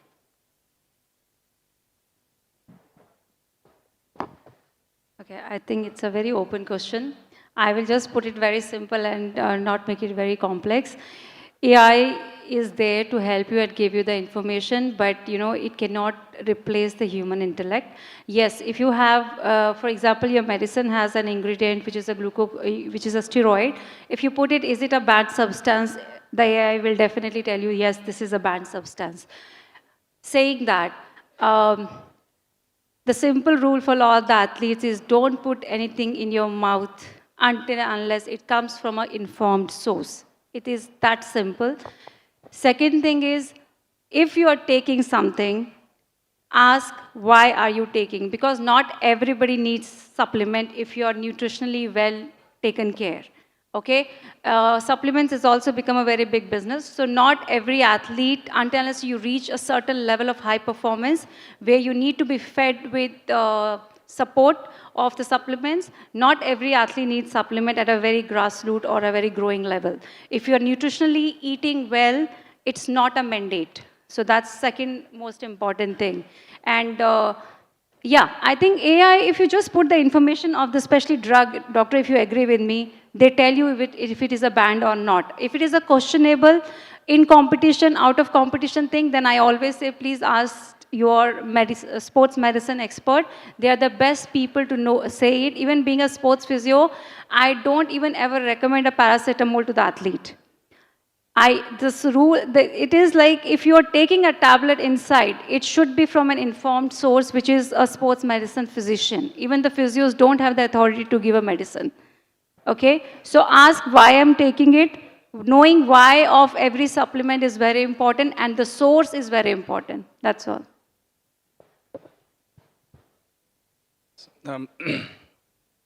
So Dr. Sonika is aptly put it actually, and Dr. Dominic has already told us that until and unless you know what medicine you are taking, you should not take. And whether it's through AI or through Google searches, we should not rely just on them. So your best consultant is the sports medicine specialist who will tell you what medicine you can take and what you should avoid. And when.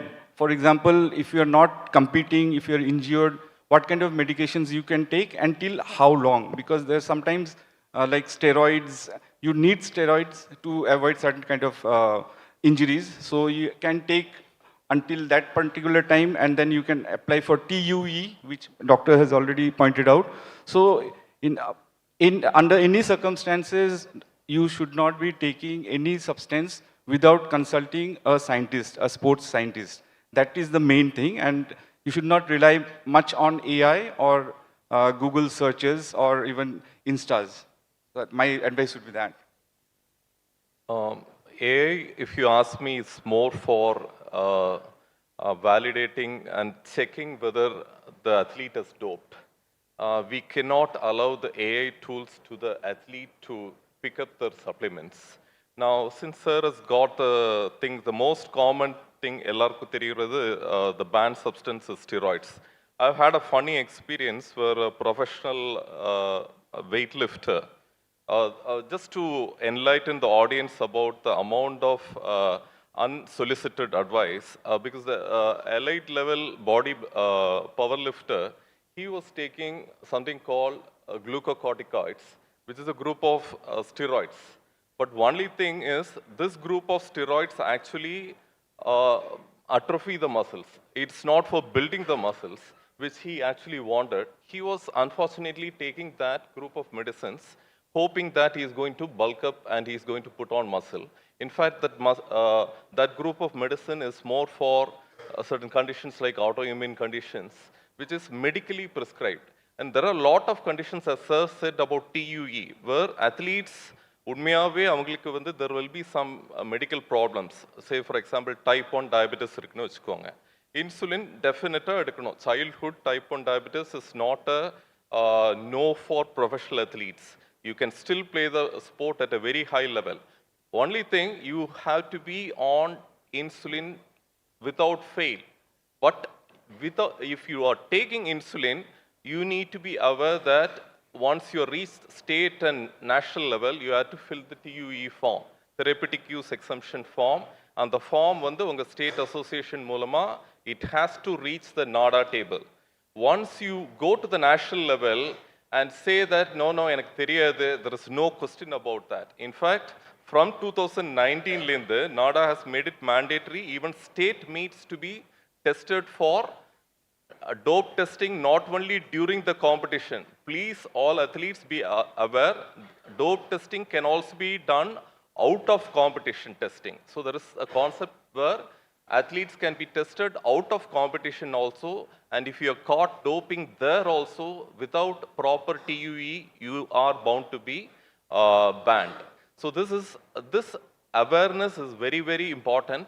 And one more important thing is, athletes have to be aware that there are resources by associations which give you education programs done by NADA. But உங்களுக்கு வந்து அது, if you are not able to understand that, then please ask your coach to get the experts in it. Okay? அத்லீட்ஸ்க்கு உங்களுக்கு கண்டிப்பாக அதில் இருக்கிற எல்லா English words தெரியணும்னு தேவையில்லை. ஸோ டெஃபினட்டாக உங்கள் கோச்கிட்ட, உங்கள் சப்போர்ட் ஸ்டாஃப்கிட்ட சொல்லி அதை வந்து எக்ஸ்பர்ட்ஸ்கிட்ட டெஃபினட்டாக கேட்கணும். So that query is very, very important, because now the foolproof doping standards are coming up with athlete biological passport. There is something called athlete biological passport, where even if you have doped few years before and you come to a national or elite level, and they can in fact ban you retrospectively. 2 years, 5 years before you would have doped. Over a period of time, the athlete biological passport would have been checked and monitored. And then finally the NADA or WADA will come and ban you. At that time, you should not say, no, I've done it 2 years before, 3 years before. So please say no to any form of medications without supervision, any form of supplements without proper guidance. And supplements, just to add one point, supplements have at an elite level, it's always food first approach, but not food only approach. Okay? There will be a need for supplements because athletes are super normal physiologically. They have to really push their body, and you really need to have some added support in form of supplements. You need to know which actually is effective for you and which is actually needed. And for that, only 2 important resources: sports medicine, sports science. Thank you.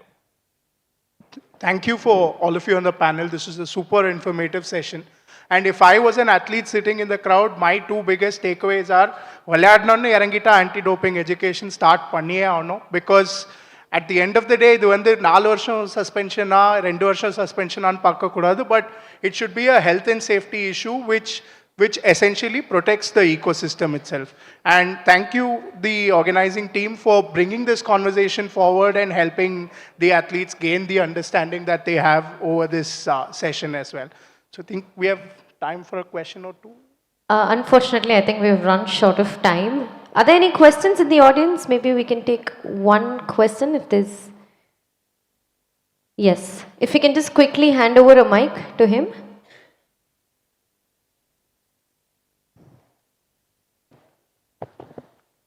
Short question. If caffeine is approved by WADA, caffeine. Caffeine, yes, caffeine is approved right now, but it's in the monitoring group of thing, okay? So if it is, you are a person who are going to take caffeine supplements for a long period of time, then still you're bound to be monitored. Caffeine was originally banned in 2004, then the ban was revoked. Now it comes under a group called stimulants, but it is not banned. You can take caffeine. Thank you, sir. Thank you so much, and that brings us to the end of the session. Can I quickly request Mr. Shiva, RSM Tirunelveli, and Mr. Sendil, RSM Trichy, to kindly come forward and honor our panelists on the dais with a small token of our appreciation for being here today and taking us through a very, very important conversation that every athlete needs to know.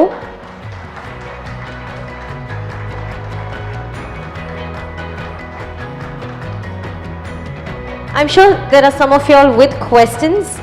Luckily, after this, we're taking a 10-minute tea break. Maybe in the meantime, you can meet with our panelists and have a one-on-one with them if they have any questions. I'm just surprised that on such an important topic, athletes don't have a question. That means either they were not listening or they know everything.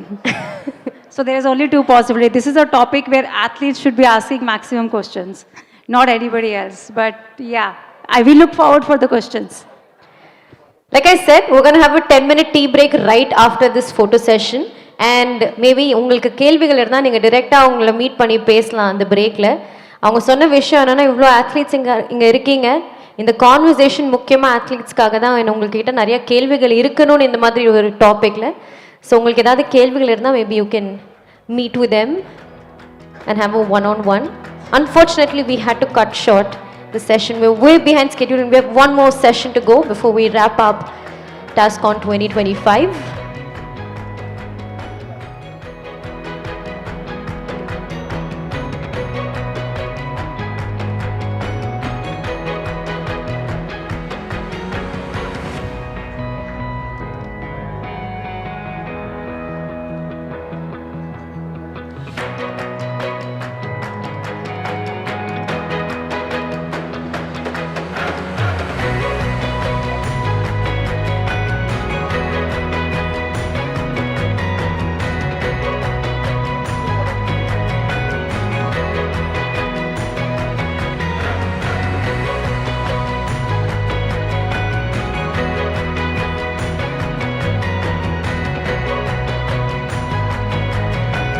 Wonderful. Thank you once again for sharing all those key information with us.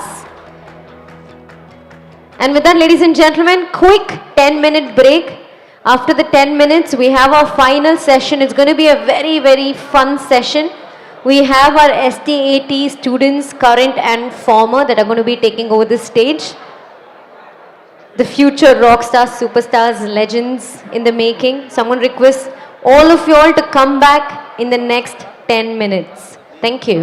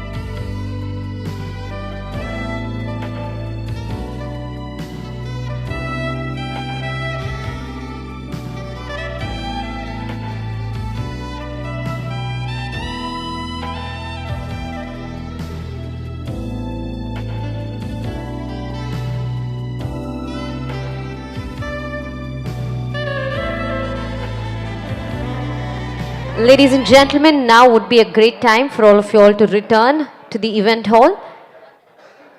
If you're done having a cup of coffee or tea, please return to the event hall so we can go ahead with our final session of Tamilnadu Sports Conclave 2025. A very exciting, fun session coming your way.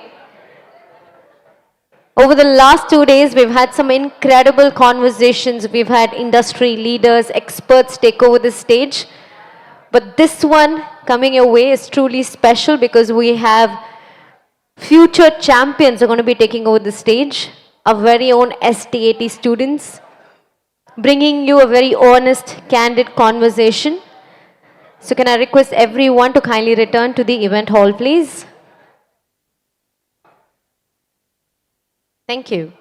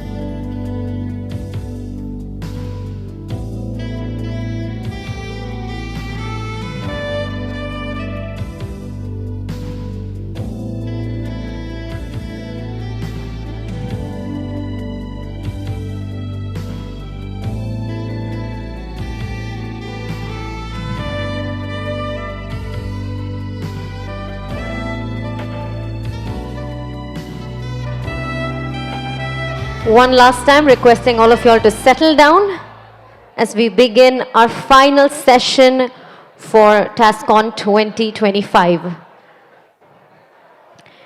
As you all know, ladies and gentlemen, every initiative by STAT is designed to create a platform, a safe space for all the Tamil Nadu athletes where they can come seek help, seek advice from industry experts and help them tackle challenges and of course grow, flourish and conquer the world. So far in the last 2 days we have had industry experts, leaders, policy makers, former athletes take over the stage and share their personal experiences, their professional advice with us.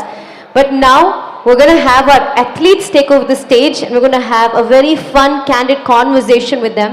You know what they say, we always save the best for the last, and we're bringing our best onto the stage. We have our SDAT students, current and former, who are going to be taking over the stage. So I want all of you all to put your hands together, make as much as noise as possible, and welcome on to the dais Deepika, who plays beach volleyball, Monisha, who's a footballer, Ishwara Murthy, who's a judo athlete, T.R. Sri Saravanan, who's into fencing, Ukra Pandian, who's into volleyball, and Pradeep Kumar, who's a former student turned coach.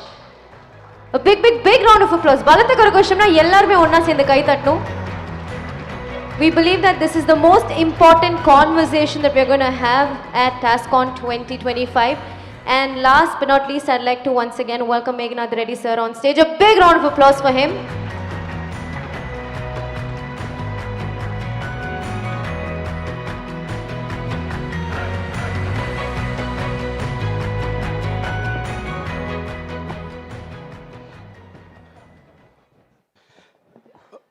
அனைவருக்கும் வணக்கம்.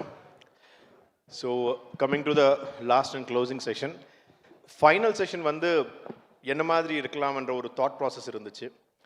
போன 2023 டாஸ்கானில் வந்து ஒரு players எல்லாம் எலீட்டு அந்த ஸ்கீமில் இருந்து இருந்த பிளேயர்ஸ் வர வச்சு பேசிட்டோம்.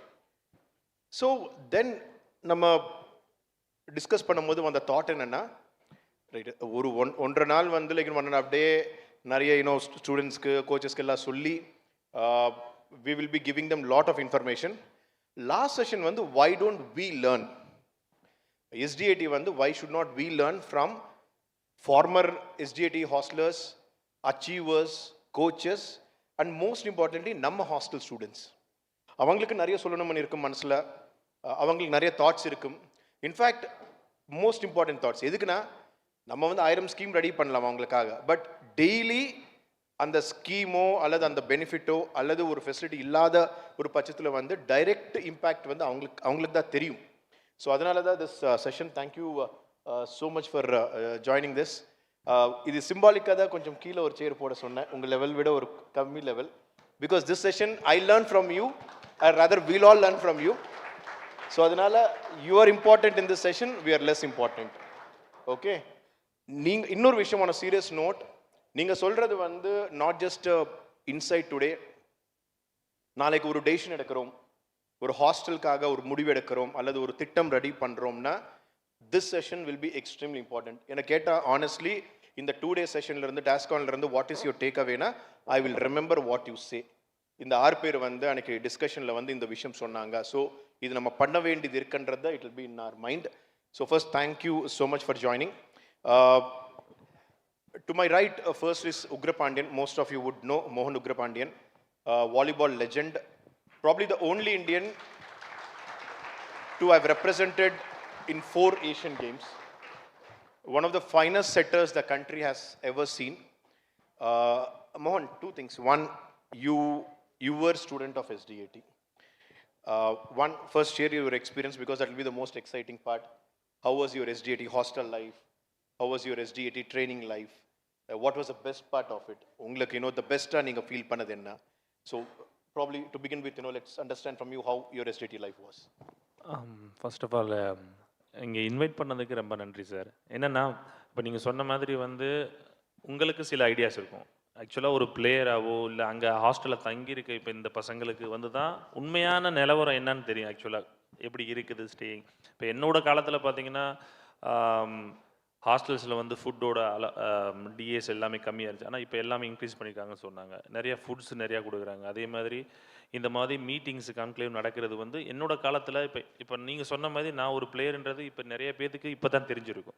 ஆனால் எங்களோட காலகட்டத்தில் இதெல்லாம் கிடைக்காது, வாய்ப்பு கிடைக்காது. ஒரு இன்டர்நேஷ்னல் பிளேயரை மீட் பண்ணுறதுக்கோ ஒரு நமக்கு வேணால் இப்போ பார்த்தீங்கன்னா நிறைய பிளாட்ஃபார்ம்ஸ் இருக்குது, சோஷியல் மீடியா பிளாட்ஃபார்ம்ஸ் இருக்குது. அப்போ அதெல்லாம் கிடையாது ஆக்சுவலாக என்னோட பீரியடில்.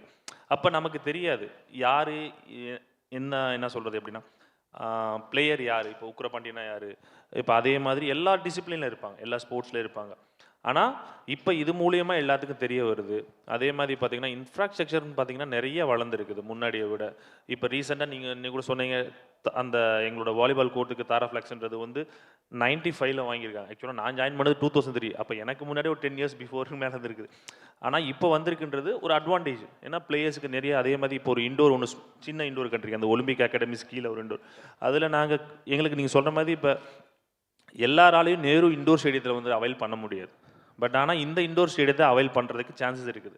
ஸோ அப்போ என்னென்னா பிளேயர்ஸ் ட்ரெயின் பண்ணுறதுக்கு மழை வந்தாலும் சரி எந்த வந்தாலும் ட்ரெயின் பண்ணுறதுக்கு ஒரு கிரவுண்ட் இருக்குன்றது இருக்குது. அதே மாதிரி அந்த காலத்தில் பார்த்தீங்கன்னா வெறும் அவுட்டோர்ஸ், இப்போ இண்டோர்ஸ் நிறைய டெவலப் பண்ணுறாங்க. அதே மாதிரி நான் நிறைய ஸ்கீம்ஸ் கேள்விப்பட்டேன். அகாடமிக்கு ஒலிம்பிக் அகாடமிஸ் ஓப்பன் பண்ணுறாங்க. அதே மாதிரி சாம்பியன் ஃபவுண்டேஷன் சொல்லி இதெல்லாம் வந்து பிளேயர்ஸை வந்து மோட்டிவேட் பண்ணுறதுக்கு ஆக்சுவலாக அந்த காலத்தில் இல்லை இந்த மாதிரி கொண்டு வர்றதுக்கோ இல்லை அந்த மாதிரி இருந்துச்சு. ஆனால் இப்போ இதெல்லாம் இருக்கிறது வந்து பெரிய அட்வான்டேஜ் தான் எங்களுக்கு பிளேயர்ஸ் ஆக்சுவலாக. உக்ரபான் எனக்கு வந்து probably the entire volleyball at least Chennai committee should thank. எதுக்குன்னா ஒலிம்பிக் அகாடமி நம்ம உருவாக்கி ஆல்மோஸ்ட் 1.5 year ஆயிடுச்சு. அங்கே டெராஃப்ளெக்ஸ் இருந்துச்சு. அதில் வந்து நம்ம போன வருடம் சிஎம் ட்ரோஃபியில் நடத்தினோம். ஆனால் Ugrapandian and then Chennai volleyball league team ஒரு நாள் வந்து மீட் பண்ணுறதுக்கு வந்தாங்க. நாங்கள் ஹைதராபாத் போகிறோம் ட்ரைனிங்காக. நம்ம அந்த ஹால் கொடுத்தோம், அவங்களுக்கு ட்ரைனிங் பண்ணுறதுக்காக ஹால் கொடுத்தோம். வந்து மீட் பண்ணாங்க, தேங்க் பண்ணாங்க. பண்ணும்போது ஒரு player and I think Ugrapandian set, sir அந்த டெராஃப்ளெக்ஸ் மட்டும் மாற்ற முடிஞ்சால் மாற்றிடுங்கன்னு. நீங்கள் நம்ப மாட்டீங்க, நான் வந்து அகாடமி ஓப்பன் பண்ண பிறகு நான் என்ன நினச்சேன்னா புது டெராஃப்ளெக்ஸ் போல இது ரைட். நான் டிசிஎம்கெல்லாம் இன்னும் எல்லாம் காமிச்சது புது டெராஃப்ளெக்ஸ்ன்னு சொல்லி நான் ஃபீல்டில் இருந்தேன். Then their inside told me that it's a very old Taraflex. இப்போ 95ல் போட்டது. And one of their player almost had a injury scare because of the wear and tear of it. Then உடனே ஐ ஃபெல்ட், எனக்கே ஒரு shock, இது எப்படி நம்ம வந்து கவனத்துக்கு வராமல் போயிடுச்சுன்னு சொல்லி உடனே வெங்கடேஷ் ஜிஎம் வர சொன்னேன். சொன்னாங்க ஆமாம் சார் 95ல் போட்டது தானே. Then immediately we said we will have to replace it with the best டெராஃப்ளெக்ஸ்ன்னு சொல்லி இன்னைக்கு நம்ம ஒலிம்பிக் அகாடமியில் இருக்கிற வாலிபால் இது வந்து I think important from Germany whatever. I don't know the technicalities of it. Thanks to your meeting me இன்னைக்கு அங்கே ஒரு வேர்ல்ட் கிளாஸ் டெராஃப்ளெக்ஸ் வந்துடுச்சு. So I must thank you for that Ugrapandian. I'll continue with you. இப்போ you have immense international exposure. நிறைய கண்ட்ரிஸ்க்கு போனீங்க, வெவ்வேறு பெரிய பெரிய அகாடமிஸ் பார்த்தீங்க. You've been integral part of the Pro Volleyball League. He was awarded the best player of Pro Volleyball League multiple times. Strictly from a hostel perspective, because நம்ம system நம்பி நம்ம coaches நம்பி we have lot of volleyball players and doing really well. You're all examples. You, Deepika, you're all examples. There are multiple players. இன்னும் this could be done. International வந்து இது கொஞ்சம் பெட்டராக இருந்துச்சு. we can bring it to the hostel and நீங்கள் feel பண்ணுறது ஏதாவது இருக்கா சார்? இப்போ ஆக்சுவலாக இன்னும் டெவலப் பண்ணணும்னா மெயினாக வந்து நீங்கள் சொன்ன மாதிரி நிறைய கோச்சஸ் ஒர்க் பண்ணுறாங்க, ரொம்ப ஹார்ட் ஒர்க்காக பண்ணுறாங்க. வாலிபாலும் இல்லை, நிறைய நானும் பார்க்குறேன். இப்போ என்னோட ஸ்கூலில் படித்த ஃப்ரெண்ட்ஸ் எல்லாருமே இப்போ எஸ்டியில் கோச்சாக இருக்காங்க, பேஸ்பாலில் இருக்காங்க, வாலிபாலில் இருக்கிறாங்க. அவங்கெல்லாம் எங்கிட்ட கேட்பாங்க என்ன மாதிரி இருக்குது, இப்போ நீங்கள் வெளியில் போகிறீங்க, இன்டர்நேஷ்னல் எப்படி இருக்குது, அவங்களோட ட்ரைனிங் மெத்தட்ஸ் என்ன, இதெல்லாம் அவங்க கேட்காம. அது மாதிரி கோச்சஸுக்கு எனக்கு தெரிஞ்சு அவங்களுக்கு இந்த மாதிரி இன்னும் இன்புட்ஸ் நிறையா கிடச்சிச்சுன்னா, அதாவது எக்ஸ்போசர்ஸ் மாதிரி இல்லை வெளியில் என்ன இப்போ இந்த கோச்சஸ்லாம் இருக்கும், அதில் அவங்களுக்கு என்ன அதாவது ரீசெண்டாக என்ன நம்ம அப்கிரேட் பண்ணுறாங்க அது எல்லாம் அவங்களுக்கு கிடைச்சா அவங்க அதை இம்ப்ளிமெண்ட் பண்ணுறதுக்கு நல்லாயிருக்கும் பசங்களுக்கு. அப்போ இன்னும் என்னென்னா கிராஸ் ரூட் லெவல்லையே இப்போ இன்டர்நேஷ்னல் லெவலில் நான் வந்து ஒரு 15-20 இயர்ஸ்க்கு அப்புறம் லேர்ன் பண்ணுறத அவங்க கிராஸ் ரூட்டில் லேர்ன் பண்ணாங்கன்னா இன்னும் அவங்களோட நம்ம தமிழ்நாடு பிளேயர்ஸ் வந்து நல்லா பெர்ஃபார்மன்ஸ் பண்ணுறதுக்கு நிறைய சான்சஸ் கிடைக்கும்னு நினைக்கிறேன் நான். I think this is an important takeaway. Department of volleyball ஆகட்டும் சரி, ஜிஎம் அண்ட் டீம் ஆகட்டும் சரி, கோச்சஸ் கிளினிக் வந்து நம்ம ரொம்ப நாளாக பேசுகிறோம். But of course we are also busy with multiple activities. Somewhere ஒரு சிஸ்டமேட்டிக்காக quarterly once, if not Chennai ரீஜனலாவோ டிபார்ட்மெண்ட் மூலமாகவோ, it could be even video conference. இப்போ வந்து டெக்னாலஜி வந்துச்சு, ஜூம் காலே எல்லாருமே கனெக்ட் பண்ண முடியும். I think we'll have to take this very important input from him that we need to conduct coaches clinic at a regular basis and keep them abreast of what is happening in the world around. And இன்னொரு விஷயம், அதுக்காக நம்ம ஏதோ ஒரு foreigner கிட்ட போகணும் அவசியம் இல்லை. You have a person who has seen the world and has achieved a lot in Ugrapandian. We can even take his inputs and we'll be able to benefit. So adhanala that is something we should keep in mind.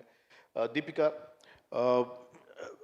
one name, எனக்கு Deepika and Pavithra 2 names already registered in mind எப்போவுமே. நான் start பண்ணதுலேருந்து I been seeing you have been winning big way national games ஆகட்டும் சரி, university games ஆகட்டும் சரி, senior nationals ஆகட்டும் சரி. How do you do it? What is that you adopt in your training? நிறைய பேர் வந்து வாலிபால் விளையாடுறாங்க நம்ம ஹாஸ்டல்ஸில், but you have set yourself apart. You are a achiever, you are a winner. How do you train yourself? How do you coach yourself? What is the motivation?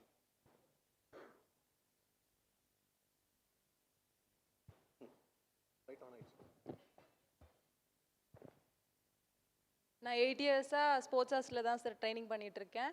நான் பேசிக்காக volleyball player தான். நான் இப்போ beach volleyball பிளேயராக இங்கே வந்திருக்கேன்னா அதுக்கு முக்கியமான காரணம் சிஎம் ட்ராஃபி தான் சார். எனக்கு வந்து லைஃப்பில் ஒரு டேர்னிங் பாயிண்ட்டாக இருந்தது சிஎம் ட்ராஃபி.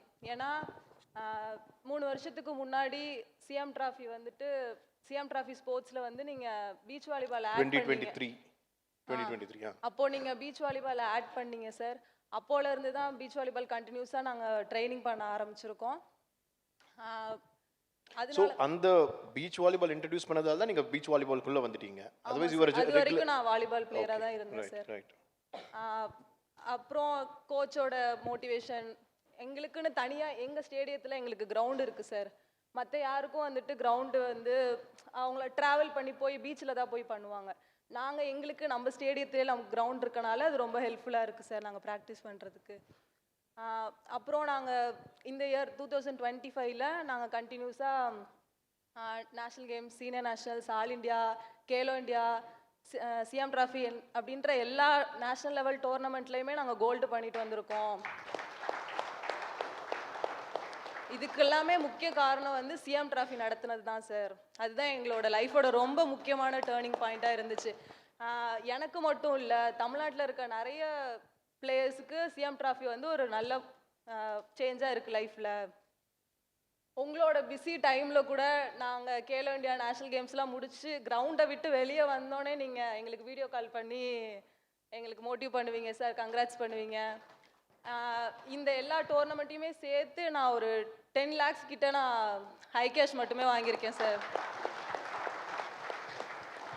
இன்னைக்கு அந்த 10 லட்சம் ரூபாய் என் அக்கௌண்ட்டில் இருக்குது அப்படின்றது வந்து ஆஸ் அ விமனாக எனக்கு வந்து யாரையும் டிபெண்ட் பண்ணி இல்லாமல் எனக்கு தேவையான விஷயத்த நானே பார்த்துக்கிறேன் சார். எப்போதுமே ஹை கேஷ் வாங்க போகும்போது நாங்கள் ஸ்டேஜ் ஏறும்போதே நீங்கள் டெபுட்டி சிஎம் சார்கிட்ட வந்து சொல்லுவீங்க நம்ம ஹாஸ்டல் ஸ்டூடெண்ட்டு அப்படின்னு. அப்போலாம் எங்களுக்கு பர்சனலாக எனக்கும் என் பார்ட்னருக்கும் உங்களை பர்சனலாகவே ரொம்ப பிடிக்கும் சார். நிறைய தேங்க்யூ. ஓகே, நான் எதுக்கு சொல்கிறேன்னா, தீபிகான் பவித்ரா யாராவது வெளியிலிருந்து ஒரு இம்பார்ட்டன்ட் பர்சன் வந்து நம்ம அகாடமி பார்க்கும்போது, நான் சென்னை ஒலிம்பிக் அகாடமி அவங்க காட்டும்போது, ஒலிம்பிக் அகாடமி வெளியே வந்துட்டு நான் பீச் வாலிபால் கோர்ட் காமிச்சிட்டு this is a court that has produced national சாம்பியன்ஸ்னு எப்போவுமே உங்கள் எக்ஸாம்பிள் தான் நான் சொல்லிட்டே இருப்பேன். Your true inspirations. இப்போது ஹாஸ்டலில் இருக்கிற நம்ம பசங்களுக்கு வந்து ஹவு ஷுட் யூ அப்ரோச் லைஃப்ன்றது யூர் அ கிளாசிக் எக்ஸாம்பிள். ரெண்டாவது வந்து சிஎம் ட்ரோஃபி வந்து எக்ஸ்பேண்ட் பண்ணது 2023. அதுக்கப்புறம் ஒவ்வொரு வேர்டும் நம்ம இன்க்ரீஸ் பண்ணிகிட்டே வந்தோம். எதுக்கு சிஎம் ட்ராஃபிக்கு வந்து அவ்வளோ முக்கியத்துவம் கொடுக்குறோம்னா, we know that somewhere there are a lot of Deepikas that will come out of CM trophy. Thulasimathi எப்பவுமே சொல்லிட்டே இருப்பாங்க, துளசிமதி வந்து ரெகுலரா பேட்மிண்டன் விளையாடுறதுக்கான அந்த மணி வருடம் வந்து was CM trophy para badminton state level winner. She is 9-time winner, 9-time straight winner. அந்த 1 lakh rupees was her investment again back into the sport. So நீங்கள் சிஎம் ட்ரோஃபி பற்றி சொன்னது வந்து அவ்வளோ சந்தோஷமாக இருக்குது. எதுக்காகனா 83 crores பட்ஜெட் வந்து ஒரு சிஎம் ட்ரோஃபிக்காக செலவு பண்ணுற ப்ராப்ளம் ஒரே ஸ்டேட். நம்ம your story gives us that confidence. நம்ம இன்னும் செலவு பண்ணி அது இன்னும் எக்ஸ்டெண்ட் பண்ணுறதுல தப்பே கிடையாதுன்ற ஒரு கான்ஃபிடன்ஸ் எங்களுக்கு வந்துச்சு. Thank you. Eswaramoorthy, judo athlete, is training in our SDAT. First question வந்து, நார்மலி நம்ம ஊரில் வாலிபால், பேஸ்கெட் பால் இந்த மாதிரி லைக் நிறைய ரெகுலர் கேம்ஸ்க்கு போவாங்க. You sous judo. என்ன பேக்ரவுண்ட் அது? எதுக்கு நீங்கள் வந்து ஜூடோ சூஸ் பண்ணீங்க? ஹலோ சார், எங்கள் ஊரில் திருநெல்வேலியில் வந்து கிராமத்தில் சார் வந்தேன். ஸோ அங்கே எல்லாம் வந்து வாலிபால், கிரிக்கெட் தான் போனாங்க. ஸோ இன்டர்நேஷ்னல் மேட்ச் பார்க்கும்போது யூனிக்காக இருந்துச்சு. ஸோ நம்மளும் ஜாயின் பண்ணலான்னு சொல்லிட்டு பிடி சார்ட்ட யூடியூப் பார்த்தேன் சார், ட்ரைனிங் பண்ணேன். ஸோ மேட்ச் காம்படிஷனில் போகும்போது எஸ்டிடி பிளேயர்ஸ் வந்து வின் பண்ணுவாங்க. ஸோ அங்கே போனால் நம்மளாலையும் வின் பண்ண முடியும், புது புது ஜூடோ ட்ரெஸ்லாம் கிடைக்கும். ஏன்னா அங்கே ரோட்லேயும் புல்லுலையும் தான் சார் ப்ராக்டிஸ் பண்ணுவோம் டிஷர்ட் போட்டு. ஸோ சரி எஸ்டிடி போனால் வின் பண்ணலான்னு சொல்லி ஜாயின் பண்ணேன் சார். இங்கே வந்து நான் எதிர்பார்க்குறது நிறைய கிடச்சி சார். இங்கே மேட் கோச்சஸ் நிறைய பேர் இருந்தாங்க. இருந்தாலும் ஜூடோ கிரவுண்டுன்னு இல்லை சார். அத்லட்டிக் பெரியால் தான் ஃபஸ்ட் ப்ராக்டிஸ் பண்ணியிருந்தோம். ப்ராப்பரான மேட் இல்லை. ஸோ 20 பேர் பண்ணுற இடத்துல 30 பேர் பண்ணுவோம். ஸோ அதனாலேயே மோஸ்ட்லி இன்ஜுரி ஆச்சு சார். ரொம்ப இன்ஜுரி ஆனால அப்போ தான் இந்த இன்டர்நேஷ்னல் மேட் ஏரியா கொண்டு வந்தாங்க சார். ஒலிம்பிக் அகாடமின்னு அவ்வளோ பெரிய ஹால் கொடுத்து, சவுத் வெஸ்ட்லேயே அவ்வளோ பெரிய ஹால் எங்கேயும் இல்லை சார். தமிழ்நாடு தான் ஃபஸ்ட் டைம் இருக்குது. ஸோ அது ரொம்ப யூஸ்ஃபுல்லாக இருந்துச்சு சார். அட் அ டைமில் 30 பேர் மேலேயும் பண்ண முடியுது. என் சீனியர்ஸ் ஜூனியர்ஸ்க்கும் இன்ஜுரி ஆகுது, அவங்களுக்கு இன்ஜுரி ஆகுது கம்மியாகிட்டு. ஸோ மெடல் பண்ண ஆரம்பிச்சிட்டாங்க. ஸோ போன மாதிரி நடந்த சவுத் வெஸ்ட் யூனிவர்சிட்டியில் சில்வர் பண்ணியிருந்தேன் சார். அதான் தமிழ்நாட்டிலே ஃபஸ்ட்டு சில்வர் மெடல். போன வருஷம் கோல்டு பண்ணியிருந்தாங்க ஒரு அண்ணன், அவங்களும் எஸ்டிடி தான். ஸோ அவங்கள பார்த்து நான் பண்ணேன். இப்போ என்னை பார்த்து எங்கள் ஊர்லேருந்து நானும் ஜூடோ பண்ணுறேன், எஸ்டிடி ஹாஸ்டல் வரேண்ணா. ஸோ என்னையை பார்த்து நிறைய பேர் வராங்க. அது ரொம்ப ஏன் இங்கே வராங்கன்னா best equipments, best coaches, free education. South வெஸ்ட்லேயே எங்கள் நம்பர் 1 இருக்குது. அதே மாதிரி எங்கள் ஊர்லேயும் வந்துச்சுன்னா நிறைய யங்ஸ்டர்ஸ்க்கு யூஸ்ஃபுல்லாக இருக்கும் சார். அது மட்டும் இல்லாமல் ஆல் இண்டியா செலக்ட் ஆனதுக்கு 50,000 ட்ரெஸ் வந்துச்சு சார். ஸோ அஃபோர்ட் பண்ண முடியல. ஸோ உங்கள்கிட்ட வந்து கேட்டோன்னே நீங்களும் 3 டேஸில் அலாட் பண்ணி கொடுத்துங்க. அது ரொம்ப யூஸ்ஃபுல்லாக சார். எந்த ஸ்டேட் எந்த கவர்மெண்ட்லேயுமே ஒரு பிளேயர்ஸை கூப்பிட்டு வந்துட்டு ஃப்ரீ எஜுகேஷன், ஃப்ரீயாக தங்க சாப்பாடு எல்லாம் கொடுத்து, ட்ரைனிங் நல்லா கொடுத்து, மேட்சஸ் போகிற எக்ஸ்பென்ஸும் கொடுத்து, வின் பண்ணி வந்ததுக்கப்புறம் கேஷ் ப்ரைஸும் கொடுத்து, அப்புறம் வின் பண்ணால் வேலையும் கொடுத்து, எந்த கவர்மெண்ட்டும் இதை பண்ண மாட்டாங்க சார். தமிழ்நாடு கவர்மெண்ட் தான் பண்ணுவாங்க. ரொம்ப ரொம்ப நன்றி சார். இன்ஃபேக்ட் அந்த ஹால் வந்து நம்ம செட் பண்ணும்போது ஜூடோ வந்து ஐடியா என்னென்னா, நிறைய கன்வென்ஷனல் கேம்ஸ் வந்து நிறைய மெடல்ஸ் நமக்கு வருது. ஆனால் ஜூடோ, டேக்வாண்டோ, ரெஸ்லிங் இந்த மாதிரி காம்பேட் ஸ்போர்ட்ஸ் நம்ம கண்டிப்பாக நமக்கு டேலண்ட் இருக்குது. நம்ம தமிழ்நாட்டில் வந்து அந்த பாடி அண்ட் ஸ்ட்ரக்சர் இருக்குது. அந்த ஒரு இன்ஸ்பிரேஷன் தான். ஜூடோ ஹால் பற்றி உங்கள் அப்சர்வேஷன். இப்போ உங்களுக்கு வந்து ஒரு ஜூடோ ஹால் இருக்குது, அது ஓகேயா? இன்னும் ஏதாவது பெட்டர் ஃபெசிலிட்டி இருந்தால், இந்த ஃபெசிலிட்டி இருந்தால் இன்னும் பெட்டராக இருக்கும், இன்னும் நிறைய பேர் வந்து நம்ம மெடல் வந்து கொண்டு வர முடியுமான்னு ஏதாவது தாட் இருக்கா? இதை வச்சு நாங்கள் கண்டிப்பாக மெடல் பண்ணுவோம். இதுவே எனக்கு அதிகம் மாதிரி தோணுது சார். ஏன்னா பெஸ்ட்டு கோச்சஸ், இது ஹை பர்ஃபார்மன்ஸ் வந்தோம். ஸோ நாலேஜ் ட்ரைனிங் பண்ணால் போதும்னு தான் சார் வந்தோம். So nutritionists, psychology, weight training coach, so அவங்களாம் எனக்கு ரொம்ப யூஸ்ஃபுல்லாக இருக்கும். ஸோ ப்ரொஃபஷனல் லெவலுக்கு உங்களுக்கு ட்ரைனிங் பண்ணுற வாய்ப்பு கிடச்சிருக்கு. ஸோ நெக்ஸ்ட் கண்டிப்பாக தமிழ்நாடுக்கு மெடல் பண்ணுவோம் சார் ஃபஸ்ட்டு. ஸோ நீங்கள் Tamil Nadu centre for sports science வந்து யூஸ் பண்ணுறீங்க ரெகுலராக? ஓகே. ஜூடோ பிளேயர்ஸ் எல்லாருமே யூஸ் பண்ணுறீங்க? Okay. So that's one reason when we discussed yesterday that சில டிபார்ட்மெண்ட்ஸ் வந்து are using Tamilnadu Center for Sports Science in a really good way, and there is a direct benefit to the players and coaches. So that's where every other department should focus and utilize Sports Science Center. Monisha, football player from Ooty. What was your inspiration to take football? Why did you choose football, or football chose you? Good evening, sir. நான் ஏன் STID choose பண்ணேன்னா, first ஏன் football choose பண்ணீங்க? Football லாக்டவுனில் அண்ணாங்களாம் விளையாடுவாங்க ஊரில், அதை பார்த்து பசங்க மட்டும் தான் விளையாடுவாங்க. அப்போ எங்கள் ஊரில் பொண்ணுங்களாம் போய் விளையாடவே மாட்டாங்க. அப்போ எங்கள் அண்ணா சொன்னார், ஏன் வீட்லேயே இருக்க, நீயும் வந்து விளையாடு எங்கள் கூட சேர்ந்து அப்படி சொல்லி கூட்டிகிட்டு போனதுனால அவங்க விளையாடுற பார்த்து நானும் கற்றுக்கணும், அந்த மாதிரி ஆசைலாம் நிறைய வந்துச்சு சார். அப்புறம் அப்படியே விளையாட ஆரம்பிச்சுட்டு அப்புறம் So we should thank your Anna first. Anna. Okay, very good. அப்புறம் ஏன் எஸ்டிஐடி ஜாயின் பண்ணோன்னா, நான் ஊட்டியில் நான் இருக்கிற இடம் பெரிய சிட்டியெல்லாம் கிடையாது சார், ஒரு சின்ன வில்லேஜ். அங்கே வந்து படுகா மட்டும்தான். ஸ்போர்ட்ஸ் சயின்ஸை பற்றிலாம் பேசல, பட் ப்ராப்பர் ஸ்லீப் இருந்தாவே எனக்கு ப்ராப்பர் ரெக்கவரி கிடச்சிருந்தீங்க எனக்கு. பெரிய வேலைக்கு. ஸோ அது எனக்கு இங்கே ஈஸியாக இருக்கிறது. எங்களுக்கு அப்போ அதெல்லாம் கிடைக்கல, இப்போ அது நல்லாவே கிடைக்கிது. அதே மாதிரி இப்போ ஸ்போர்ட்ஸ் கிராண்ட் நம்மளுக்கு ஒரு சாங்ஷன் ஆன பிறகு ஒரு காம்படிஷன் நான் போகும்போது ரொம்ப ஃப்ரீயாக, முன்னாடி நாங்கள் போகும்போதுலாம் ஒரு மண்டபம் புக் பண்ணிவிட்டு நாங்கள் ஒரு ஹண்ட்ரட்ஸ் ஆஃப் அத்லெட்ஸ் தங்குவோம் ஒரு நேஷனல்ஸ் காம்படிஷன் போகும்போது. இங்கே நிறைய பேர் அதை ஃபேஸ் பண்ணியிருப்பாங்க. நிறைய எனக்கு சீனியர்ஸ் இருக்கிறவங்களாம் இதே ஃபேஸ் பண்ணியிருக்காங்க. இப்போ அவங்க கோச்சாகவும் இருக்காங்க, இப்போ ஆஃபீஸர்ஸாகவும் இருக்காங்க. அது எல்லாருக்குமே அவங்க அக்ரி பண்ணிப்பாங்கன்னு நினைக்கிறேன். ஸோ இப்போ வந்து போகும்போது நல்ல ஹோட்டல்ஸில் தான் தங்குறோம். ஸோ ஒரு ரூமுக்கு 3 அத்லெட்ஸ் தான் இருக்கிறாங்க, அதுக்கு மேலே நாங்கள் யாரும் பண்ணுறதில்ல. ஸோ அவ்வளோ சஃபிஷியண்ட்டாக இருக்குது அந்த ஸ்போர்ட்ஸ் கிராண்ட் வந்த பிறகு எங்களுக்கு. ஸோ அதுவே எங்களுக்கு ப்ராப்பர் ரெக்கவரியாகவும் ஈவெண்ட் நல்லா பர்ஃபார்மன்ஸ் பண்ண முடியுது எங்களால். ஸோ அது ஒரு மெயின் இதுவாக இருக்குது சார் எங்களுக்கு அதில். Okay fantastic Pradeep. அஃப்கோர்ஸ் உங்களுக்கு எல்லாம் தெரியும், நம்ம எல்லாம் சேர்ந்து பண்ணது தான் அது. நான் ஏற்கனவே ஒரு செஷனில் சொன்னது போல், எந்த ஒரு அத்லீட் வந்து காட் இல்லாமலோ பெட் இல்லாமலையோ ஒரு பில்லோ இல்லாமல் இருக்கக்கூடாதுன்றது. எதுக்காகனா பிரதீப் வந்து ஒரு பர்ஃபெக்ட் பாயிண்ட் சொன்னார். டெய்லி வந்து நீங்கள் யாருமே ஸ்போர்ட்ஸ் அண்ட் சென்டர் போக முடியாது, அது வந்து impossible to next. The best recovery is a good sleep, right? அதை விட பெரிய ரிகவரி எதுவுமே இருக்காது. காலையிலேருந்து ஈவினிங் வரை கஷ்டப்பட்டுட்டு ஓகே நம்ம ரூம்குள்ளே போயிட்டோம்னா ஒரு ஃப்ரீயாக ஒரு ரூமு, ஒரு நல்ல காட்டு மேட்ரஸ்ன்றதே the minute you lie on the bed you sleep. அதை விட பெரிய ரிகவரி, ஃபர்ஸ்ட் ரிகவரி எதுவுமே தேவையில்லை. மற்ற recovery are secondary. So that's a very good valid point. Competition exposure grant, in fact I should thank SDAT head office for giving that thought. இந்த மாதிரி டிஸ்கஷனில் தான் வந்தது. இப்போது 350 rupees கொடுக்குறோம், பட் ஆனால் சில டைம்ஸ் அது பத்தாது. ஒரு ஊருக்கு போவீங்க, அங்கே ஏதாவது ஒரு ஹோட்டல் புக் பண்ணணும்.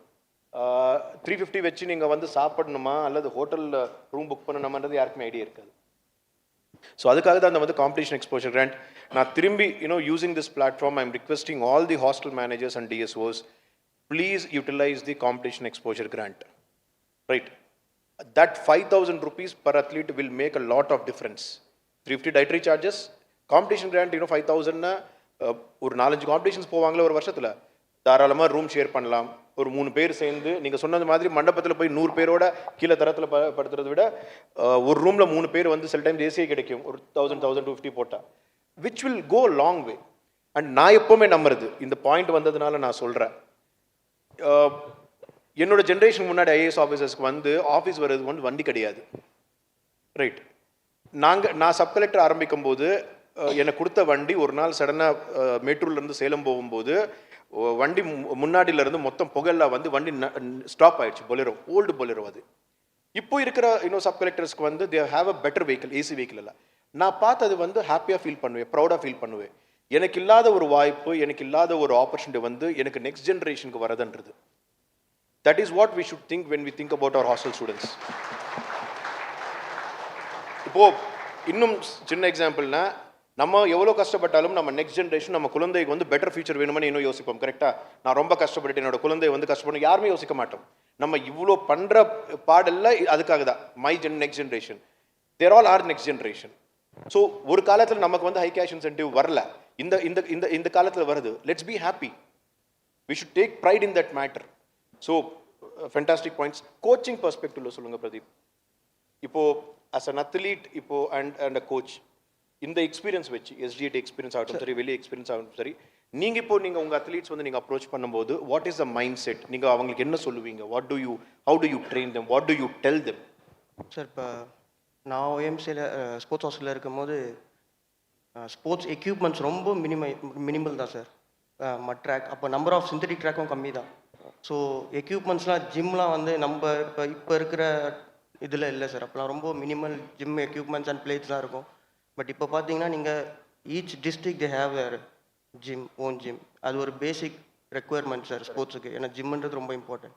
ஸோ அதே மாதிரி ஸ்போர்ட்ஸ் சயின்ஸ் சென்டர், ஸோ இதை யூட்டிலைஸ் பண்ணால், ஸ்போர்ட்ஸ் சயின்ஸை யூட்டிலைஸ் பண்ணால் எனக்கு தெரிஞ்சு பர்ஃபார்மன்ஸ், ஸோ இதோட பெட்டர் பர்ஃபார்மன்ஸே நம்ம போகலாம். இன்டர்நேஷ்னல் லெவல் இப்போ நம்ம ஒரு 5 பேர் பற்றி பேசிக்கிட்டு இருந்தோம், நம்ம இன்னும் பெட்டராக நம்பர்ஸ் நம்ம கொடுக்கலான்னு நினைக்கிறேன் சார். ஏன்னா நான் ஃபஸ்ட்டு நான் ஸ்போர்ட்ஸிங் கேரியர் ஆரம்பிக்கும் போது திருவண்ணாமலையில் தான் ஆரம்பித்தேன். ஸோ அதுக்கப்புறம் பர்சனல் ரீசனுக்காக நான் வந்து இன்னும் கொஞ்சம் பெட்டராக ஆகணும், கோச்சிங் ஃபீல்டில் இன்னும் பெட்டராக ஆகணும்னு நான் இங்கேருந்து high performance centre JSW inspire இன்ஸ்டியூட்டில் போனேன். ஸோ அங்கே இருந்த ஃபெசிலிட்டிஸ், ஸோ அதே மாதிரி எனக்கு அந்த ஃபெசிலிட்டிஸை பார்த்த பிறகு ஓகே நம்மளுக்கும் இந்த மாதிரி இல்லை, இங்கே இருந்ததுன்னா நம்ம இன்னும் நல்லா இருக்கும் அப்படின்ற தாட் வரும்போது தான் இங்கே வந்து நம்மளுக்கு ஒலிம்பிக் சென்டர், நம்ம இங்கே ஸ்டேடியத்தில் நம்ம இது பண்ண கன்ஸ்ட்ரக்ட் பண்ண ஒலிம்பிக் சென்டர் எல்லாமே வந்தது.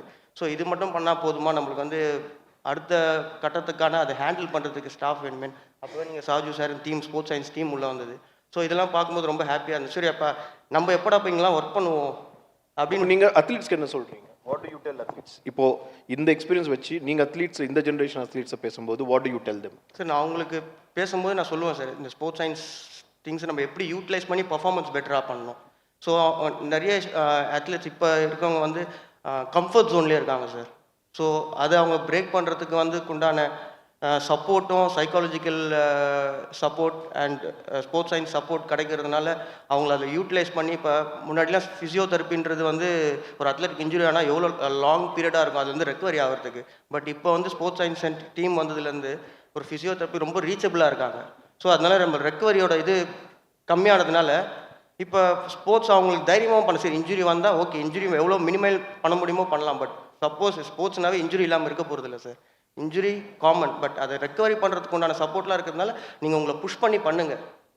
ஸோ கம்ஃபர்ட் ஜோன் வந்து வெளியே வந்து பண்ணுங்கள். ஸோ ஆட்டோமேட்டிக்காக பர்ஃபார்மன்ஸ் வரணும் போது நல்லாவே தைரியமாக பண்ணுறாங்க இப்போ பசங்க.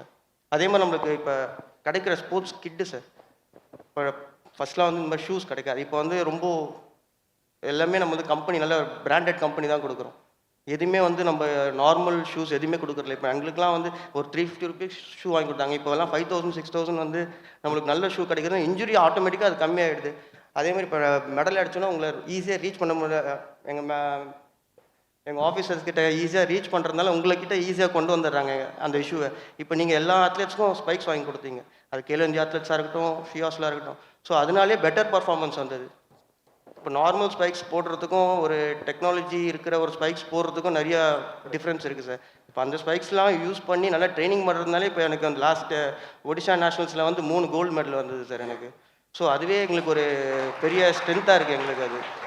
ஸோ இப்போ அத்லெட்ஸும் அதனால ரொம்ப பாசிட்டிவாக ஃபீல் பண்ணுறாங்க. ஸோ இதெல்லாம் கிடைக்கிறதுனால அடுத்த அத்லெட் வந்து அதே மாதிரி ஓகே நம்மளும் இது பண்ணால் நம்மளுக்கு இந்த மாதிரி ஸ்பைக்ஸ் கிடைக்கும், இந்த மாதிரி எல்லா ஃபெசிலிட்டிஸும் கிடைக்கும்ன்ற மாதிரி ஃபீல் பண்ணுறது எங்களுக்கோட வேலையை கொஞ்சம் ஈஸியாக்குற மாதிரி இருக்குது சார் அது. Very good.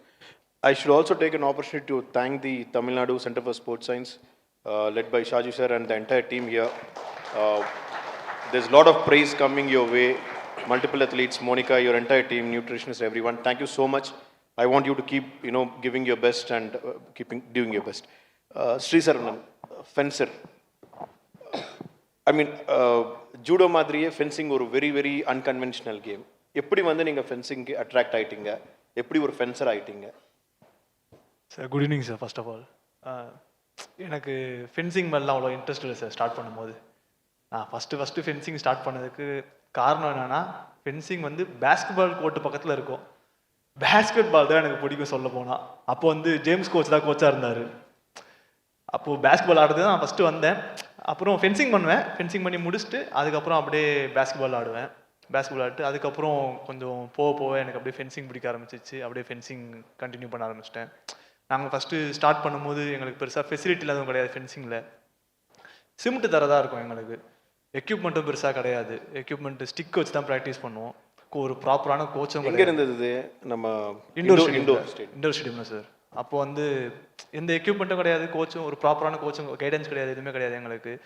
அதுக்கப்புறம் தான் உதயண்ணா வந்தார். அவர் வந்ததுக்கப்புறம் தான் கோச் அப்பாயின்மெண்ட் பண்ணாங்க. அதுக்கப்புறம் இந்த ஹால் கொடுத்தீங்க.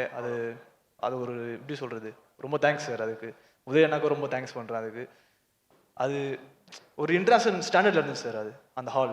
அதுக்கப்புறம் எக்யூப்மெண்ட் சொல்லும் போது தான் எல்லாராலையும் ஃபென்சிங் பண்ண முடியாது. ஒரு மிடில் கிளாஸ் ஃபேமிலியிலேருந்து வரவங்களால ஒரு பிளேடோட காஸ்ட்டே 20,000 இருக்கும் சார். இப்போ இன்டர்நேஷ்னல் காம்படிஷன்லாம் போகிறோம், எல்லாமே இன்டர்நேஷ்னல் எக்யூப்மெண்ட் தான் இருக்கணும். அப்போது எங்கள் கிட்டு பார்க்கும்போதே ஒரு 1.5 lakh 1 lakh அந்த மாதிரி வரும். ஆனால் இப்போ எஸ்டிஐடியில் இருக்கிற எல்லா ஸ்டூடெண்ட்டுக்கும் அது கிடைக்கிற மாதிரி பண்ணியிருக்கீங்க சார் நீங்கள். அதுக்கும் ரொம்ப தேங்க்ஸ் சார். எனக்கு ரொம்ப தேங்க்ஸ் அதுக்காக. அப்புறம் கோச்சஸ், எக்யூப்மெண்ட், அப்புறம் ஃபெசிலிட்டி எல்லாமே வந்துச்சு. அதுக்கப்புறம் அவங்க கூட நான் ஒர்க் பண்ணும்போது last year senior national silver பண்ணேன் சார் நான். அது மூலிமா சீனியர் இன்டர்நேஷனல் செலக்ட் ஆனேன். தோஹால் நடந்துச்சு. ஆனால் என்கிட்ட அதுக்கு ஃபண்ட் இல்லை சார். அப்போது உதயண்ணாக்கிட்ட தான் கேட்டேன். சாம்பியன் ஃபவுண்டேஷன் ஸ்கீம் மூலிமா கேட்டேன். 1,40,000 வெறும் 2 நாள் அரேஞ்ச் பண்ணி கொடுத்து அதுக்கப்புறம் அங்கே போய் பார்ட்டிசிபேட் பண்ணேன். அங்கே போய் பார்ட்டிசிபேட் பண்ண தான் முடிஞ்சதுனால அங்கே போயிட்டு அவ்வளோ அச்சீவ் பண்ண முடியல. ஏன்னா ரொம்ப டிஃப்ரெண்ட்டாக இருந்துச்சு அவங்க கல்ச்சரே மொத்தமாக. இங்கே பார்ட்டிசிபேட் பண்ணதே achievement. So you already reach there. இல்லை சார், அது எனக்கு கண்டிப்பாக பத்தலை சார். கண்டிப்பாக ஏன்னா பத்தக்கூடாது. You can achieve more, but that's a beginning நான் சொல்ல வரேன் சார். அதுதான் இப்போ வந்து ஏன் என்னால் அச்சீவ் பண்ண முடியல அப்படின்னு யோசிக்கும் போது தான் தெரியுது அவங்க ஒரு வேறு ஸ்டாண்டர்டில் இருக்காங்க. இப்போது நான் ஒரு ஒலிம்பியனை மீட் பண்ணாங்க. அவர் ஹங்கேரியிலேருந்து வந்தார். அவர்கிட்ட பேசுனேன் நான். அவர் எப்படி சொல்கிறதுனா, நம்மள மாதிரி தான் எல்லாமே பண்ணுறாரு. ஃபிசிக்கலாகவும் சரி, மென்டலாகவும் சரி, எல்லாமே நம்மள மாதிரி தான் பண்ணுறாரு. ஆனால் டெக்னிக்கும் எக்ஸ்பீரியன்ஸும் டிஃபர் ஆகுது சார். இப்போ எனக்கு ஒரு சான்ஸ் கிடச்சா ஃபாரினில் போய் ப்ராக்டிஸ் பண்ணுறதுக்கு சான்ஸ் கிடச்சா அவங்க கூட ஈஸியாக இருக்கும் எனக்கு கம்பீட் பண்ணுறதுக்கு. கம்பீட் பண்ணி மெடல் பண்ணவும் முடியும் என்னால். அதுக்கு அரேஞ்ச் பண்ணால் கொஞ்சம் நல்லாயிருக்கும் சார். ஆல்ரெடி ஃபென்சருக்கு வந்து ஃபாரின் கோச் போட்டோம்ல சார். ஃபாரின் கோச் போட்டிருக்கீங்க, ஆனால் ஃபென்சிங்லேயே 3 ஈவெண்ட் இருக்குது சார். நீங்கள் ஃபாயிலுக்கு மட்டும் தான் போட்டிருக்கீங்க. எப்பி சேவர் 2 பேர் இருக்கு, எங்களை தனியாக விட்டீங்க. இல்லை, அதுக்கு ஏற்பாடு பண்ணுவோம். Okay fine, I'll come back to you again. ரெண்டாவது வந்து யுவர் வின்னிங் மெடல்ஸ் கண்டினியூஸாக வந்து நேஷனல் லெவலில் வந்து நிறைய மெடல்ஸ் வந்து வின் பண்ணுறீங்க. How do you approach the game? Practice பண்ணும்போது ஆகட்டும் சரி, கேம் விளையாடும் போது ஆகும் சரி, what do you tell your mind? How do you, because fencing is an extremely toll taking exercise. You're alone, மனசுக்குள்ள நிறைய பேசிட்டே இருக்கணும், you can't see the world properly, only opponent. What goes on in your mind while you train and while you compete? Sir என்ன சொல்கிறதுனா, like competition போயிட்டனாலே ஒரு 2 mind set தான் இருக்கும் எனக்கு. ஒன்று வந்து நான் ஏன் கேம் ஆடணும், இல்லை என்னால் பர்ஃபார்ம் பண்ண முடியல அப்படின்னு சொன்னால் நான் உடனே டிபெண்ட் பண்ணுறது வந்து என் கோச்சை தான். ஏன்னா என்னால் அந்த திங்க் பண்ண முடியாது. இது வந்து எப்படின்னா ப்ரெசன்ட் ஆஃப் மைண்ட் தான். நம்ம டக்குன்னு திங்க் பண்ணிகிட்டே இருக்கணும். நம்மளால் திங்க் பண்ண முடியும்னா நம்ம இடத்துல ஹெல்ப் பண்ணுறது கோச் தான். அதனால் என் கோச்சுக்கு ரொம்ப நன்றி சொல்லிக்கிறேன். அதுக்கப்புறம் இன்னும் எப்படி சொல்கிறதுனா, அது பிட் டிஃபிகல்ட் தான். அது வந்துட்டு கொஞ்சம் எக்ஸ்பீரியன்ஸ் இருந்தால் தான் அது கொஞ்சம் ஹேண்டில் பண்ண முடியும் நல்லா. அதில் கோச் நல்ல ஒரு மெயின் ரோல் ப்ளே பண்ணுறாரு எங்களுக்காக. Done. So, before we end, I'll ask some fun questions to all of you, right? From your, hostel life la irundhu. First, we'll begin with you, Krapandian. What was your favorite hostel food? Neenga hostel irukumbodhu, what was your favorite hostel food? Enna oru bread dhaan sir. Bread dhaan sir. Bread ah? ஏன்னா எங்களோட sessions பார்த்தீங்கன்னா practice முடிகிறப்ப நாங்கள் வாலிபாலில் வந்து 9 o'clock ஆயிரும் sir. ஆனால் ஒரு சில இது வந்து சீக்கிரம் முடிச்சிருவாங்க. ஸோ அதனால் பிரேக்ஃபாஸ்ட் பார்த்தீங்கன்னா ஏர்லியாக முடிச்சிடும். ஸோ சப்போஸ் இட்லியோ இல்லை தோசையோ ஏதாவது இருந்துச்சுன்னா நம்ம போகிறப்ப இட்லிலாம் சாப்பிட முடியாது, எடுத்து அடித்தா தலை உடைஞ்சிடும், அப்படி இருக்கும். அது இல்லாமல் ஆக்சுவலாக நாங்கள் படித்த டயத்தில் மண்டே வந்து எங்களுக்கு எப்போவுமே வீக்லி அந்த மண்டேஸில் வந்து ஹடில் ட்ரைனிங் இருக்குது சார். இருக்கிற ட்ரைனிங்கில் அதுதான் ரொம்ப டிஃபிகல்ட்டானது. என்னென்னா ஹடில் முடிச்சுட்டு அதுக்கப்புறமும் ஹடிலை வச்சு வாலிபால் ரிலேட்டடாக ட்ரைனிங்ஸ் இருக்கும். ஸோ ரொம்ப ஹெவியாக இருக்கும். ஸோ அப்போ நாங்கள் அன்னைக்கு எக்ஸாக்டாக மண்டேஸில் மட்டும்தான் ப்ரெட்டு போடுவாங்க. ஸோ அப்போ தான் சொன்ன மாதிரி அடுக்கி வச்சுட்டு சாப்பிட்றது. ஸோ இட்லி அதெல்லாம் நம்ம போகிறப்ப 9:30 ஆயிரும். ஸோ அப்போ அதை சாப்பிட முடியாது. Correct. Deepika, which is your least favourite food? Favourite எது, லீஸ்ட் ஃபேவரேட் எது? ஃபேவரட் வந்து எங்கள் ஹாஸ்டலில் முட்டை தோசை நல்லா ஊற்றுவாங்க சார். ஓ வெரி குட். ஓகே. சுத்தமாக பிடிக்காத ஃபுட் என்ன? நாங்கள் ஹாஸ்டல் ஜாயின் பண்ணதுலேருந்தே அந்த செவ்வாய்க்கிழமைனா ஃபஸ்ட்டு பொங்கல் சார். இப்போ ரவை உப்புமா போடுறாங்க. அந்த செவ்வாய்க்கிழமைனாலே பிடிக்கிறது இல்லை சார். இல்லை, இந்த ரவா உப்புமா மாற்றுங்கன்னு சொல்லி ரொம்ப நாள் ஆச்சு. நம்ம சேஞ்ச் பண்ணோம். தயவு செஞ்சு அந்த ரவா உப்புமா மாற்றுடுங்க. எனக்கு நிறைய பேர் சொன்னாங்க.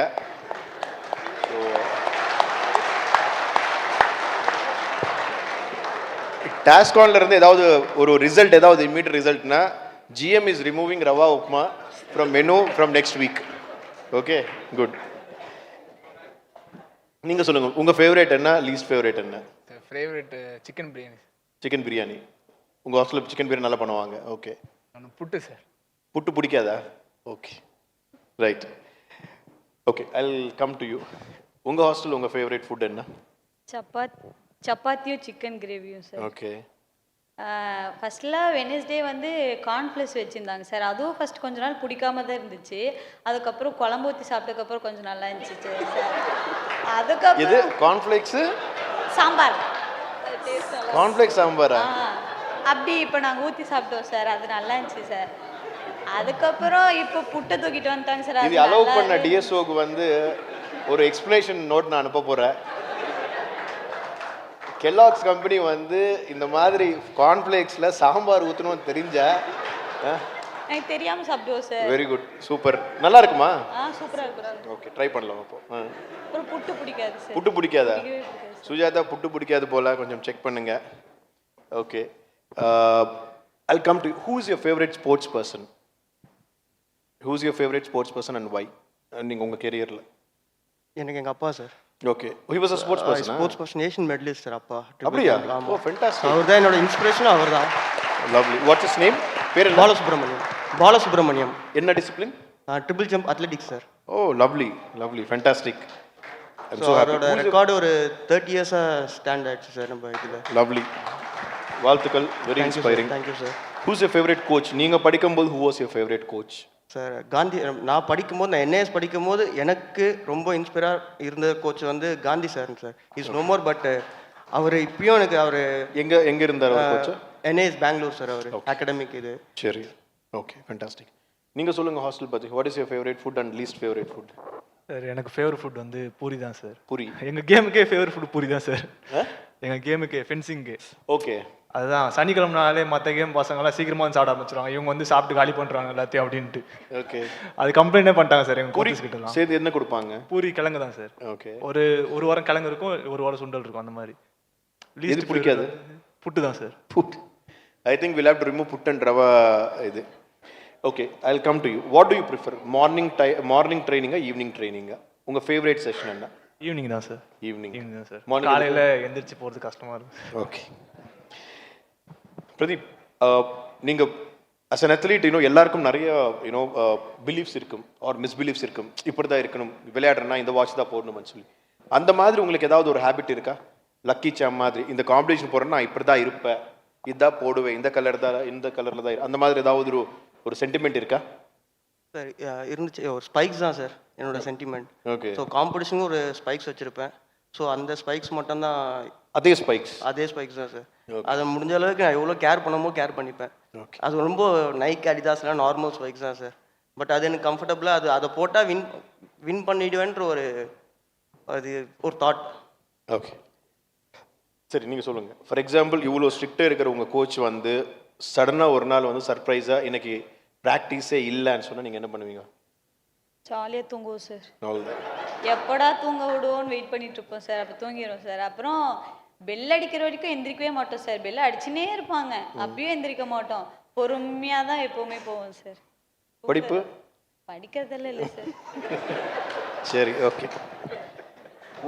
உங்க ஹாஸ்டல் லைஃப்ல since you had some hostel life, do you recall any special moment hostel வாழ்க்கையில ரொம்ப இப்போமே something that you remember? இல்லை சார், இப்போ ஃபுட்டை பற்றி பேசுகிறப்ப நீங்கள் சொன்ன மாதிரி இவங்க எல்லோரும் சொன்ன மாதிரி சாப்பாடை பற்றி கவலைப்பட மாட்டோம். சொன்ன மாதிரி எஸ்டிடியில் படித்தப்ப ஹாஸ்டல்ஸில் இருக்கிறப்ப, ஏன்னா ஹாஸ்டலில் இருக்கிறப்ப எங்களோட மொத்த எய்ம் எப்படி இருக்குன்னா விளையாடணும், எப்படி பெர்ஃபார்ம் பண்ணணுன்றதா இருந்துச்சு. ஆக்சுவலாக ஃபுட்டை பற்றியோ இல்லை ஸ்டேயிங்கை பற்றியோ அந்த மாதிரி எந்த எண்ணமே இல்லை. ஆக்சுவலாக விளையாடணும், அடுத்த கட்டத்துக்கு நம்ம எப்படி போகிறதுன்றதை மட்டும்தான் இருந்துச்சு. ஆனால் ஒன்ஸ் ஜாயின் பண்ணதுக்கப்புறம் பார்த்தீங்கன்னா ஒரு 2.5 இயர்ஸ்க்கு அப்புறம் ஜாயின் பண்ணியாச்சு டிபார்ட்மெண்ட்டில், பேங்க்கில். அப்போ பார்த்தீங்கன்னா காலையில் என்ன சாப்பிட எங்கே போய் சாப்பிட்றது, மதியானம் எங்கே சாப்பிட்றது, ஆஃபீஸ் கேன்டீனில் சாப்பிடலாமா, சரி நைட்டு ப்ராக்டிஸ் முடிஞ்சு அந்த சாப்பாடுக்குரிய தேடுதல் இருந்துச்சு ஆக்சுவலாக. அதே மாதிரி நம்மளோட எங்கே போய் வீடு பார்க்கணும், அக்காமடேஷனுக்கு என்ன பண்ணுறது, அதே மாதிரி டிரான்ஸ்போர்ட்டேஷன், இப்போ டிரான்ஸ்போர்ட்டேஷன்ஸ்லாம் அரேஞ்ச் பண்ணியிருக்காங்க எஸ்டிஎட்டில். ஸோ அதெல்லாம் வந்து அந்த இதில் இல்லாமல் இருந்துச்சு, இப்போ இருக்குது ஆக்சுவலாக. Okay, fantastic. தீபிகா, நீங்கள் ஜெயிச்ச பிறகு whom do you call first?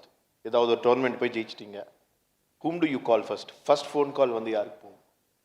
எங்கள் மேம்க்கு சார், மகேஷ் மேம்.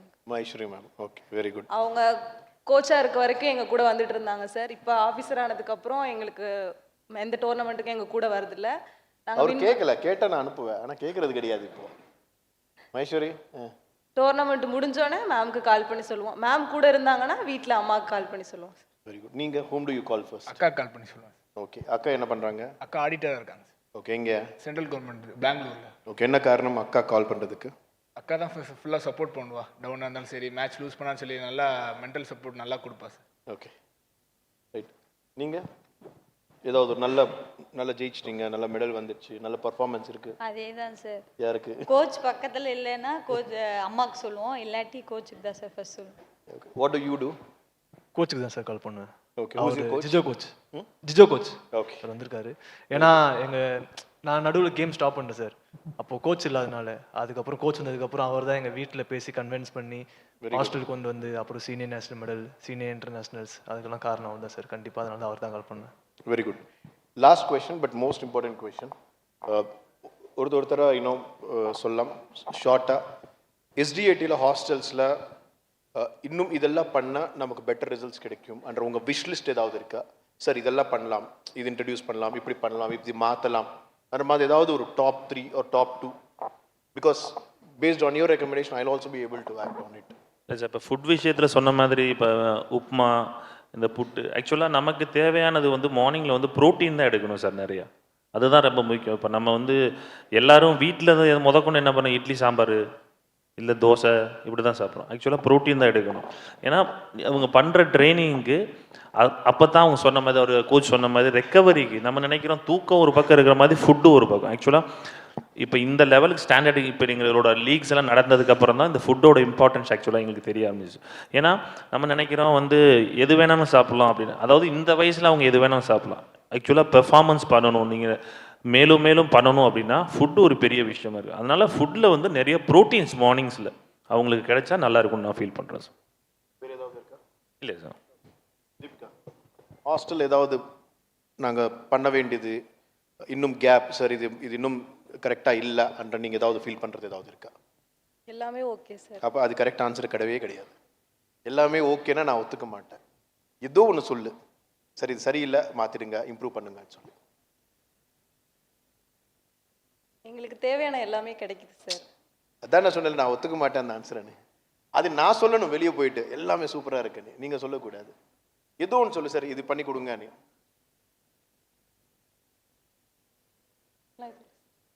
ஒரு எக்ஸ்ட்ரா பீச் வாலிபால் கோர்ட் கேளுங்க, அது அட்லீஸ்ட் அதாவது கேளுங்க. கிரவுண்ட்ல ஃப்ளட் லைட் போட்டாங்க சார். கிரவுண்ட்ல ஃப்ளட் லைட் வேணும். இப்போ ஃப்ளட் லைட் கிடையாதா? நார்மல் லைட்ஸ் இருக்குல்ல. Sujatha, please get the proposal.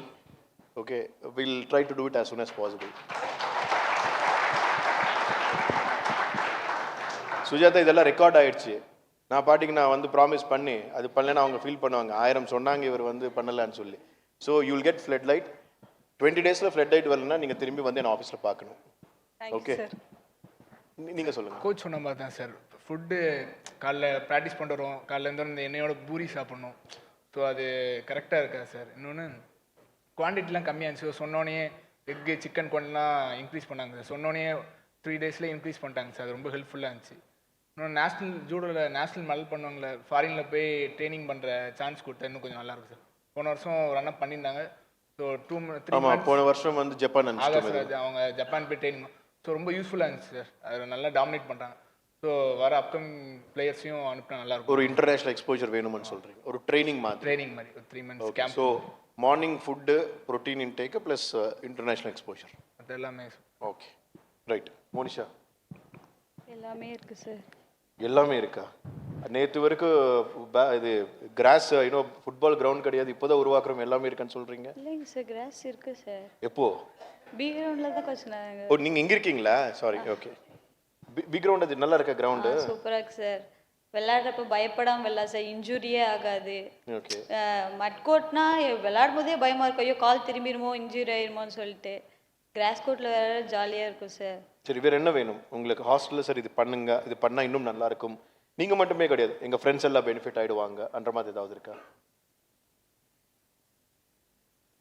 ஃபெட்லைட்டில் விளையாடணும்னு ஆசை தான் சார், ஆனால் லைட் தான் எரியல சார். லைட்லாம் இருக்குது ஆனால் எரிய தான் மாட்டேங்குது சார்.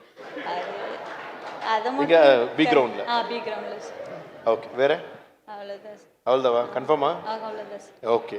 இப்போ கேட்டால் எல்லாமே கிடைக்கும், அப்புறம் வந்து நீங்கள் ஃபீல் ஆகக்கூடாது, ஐயோ நான் கேட்டிருந்த இதெல்லாம் வருமே.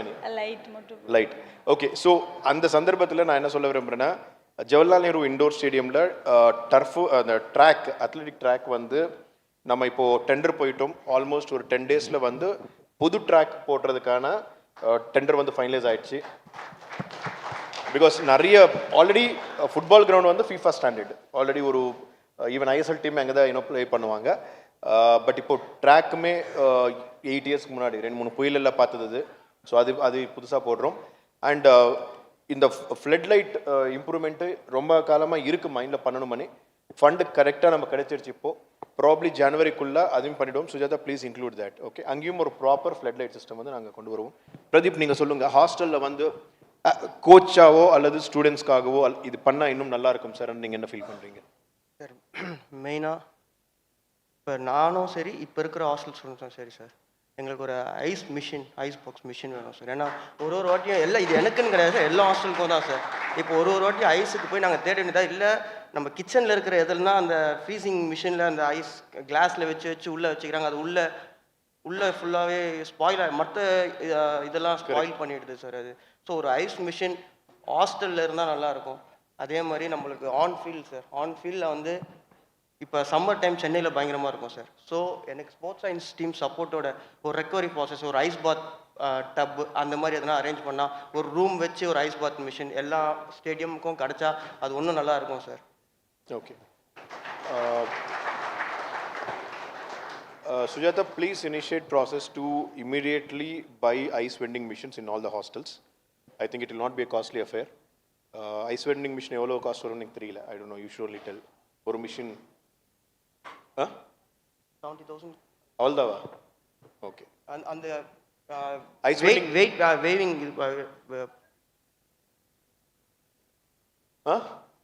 evlo varudunga? kg க்கு ஏத்த மாதிரியா? ஒரு 60 ஸ்டூடெண்ட்ஸ் இருக்கிற ஹாஸ்டல்ல வந்து எவ்வளவு தேவைப்படும்? ஓகே.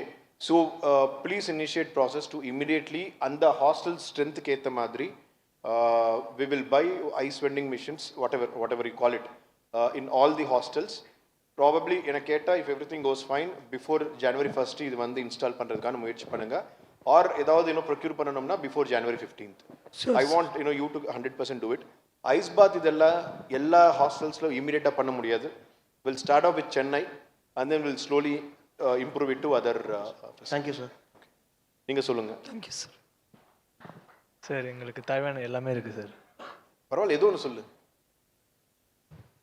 உங்க சென்டர்லயோ அல்லது ஹாஸ்டல்லையோ ஹாஸ்டல் இருக்கிற மற்ற பசங்களுக்கோ அவங்க ஏதாவது சொன்னது இருக்கும்ல, இது இல்ல இது இருந்தா நல்லா இருக்குமானே. ஒரு ஃபாரின் எக்ஸ்போசர் கிடைச்சா நல்லா இருக்கும் சார். ஃபாரின் பிராக்டிஸ் படுத்த முடிஞ்சா. Okay, right. கண்டிப்பா முயற்சி பண்ணுவோம். ஆல்ரெடி ஒரு கேட்டகரிக்கு வந்து கொண்டு வந்துட்டோம் foreign coach.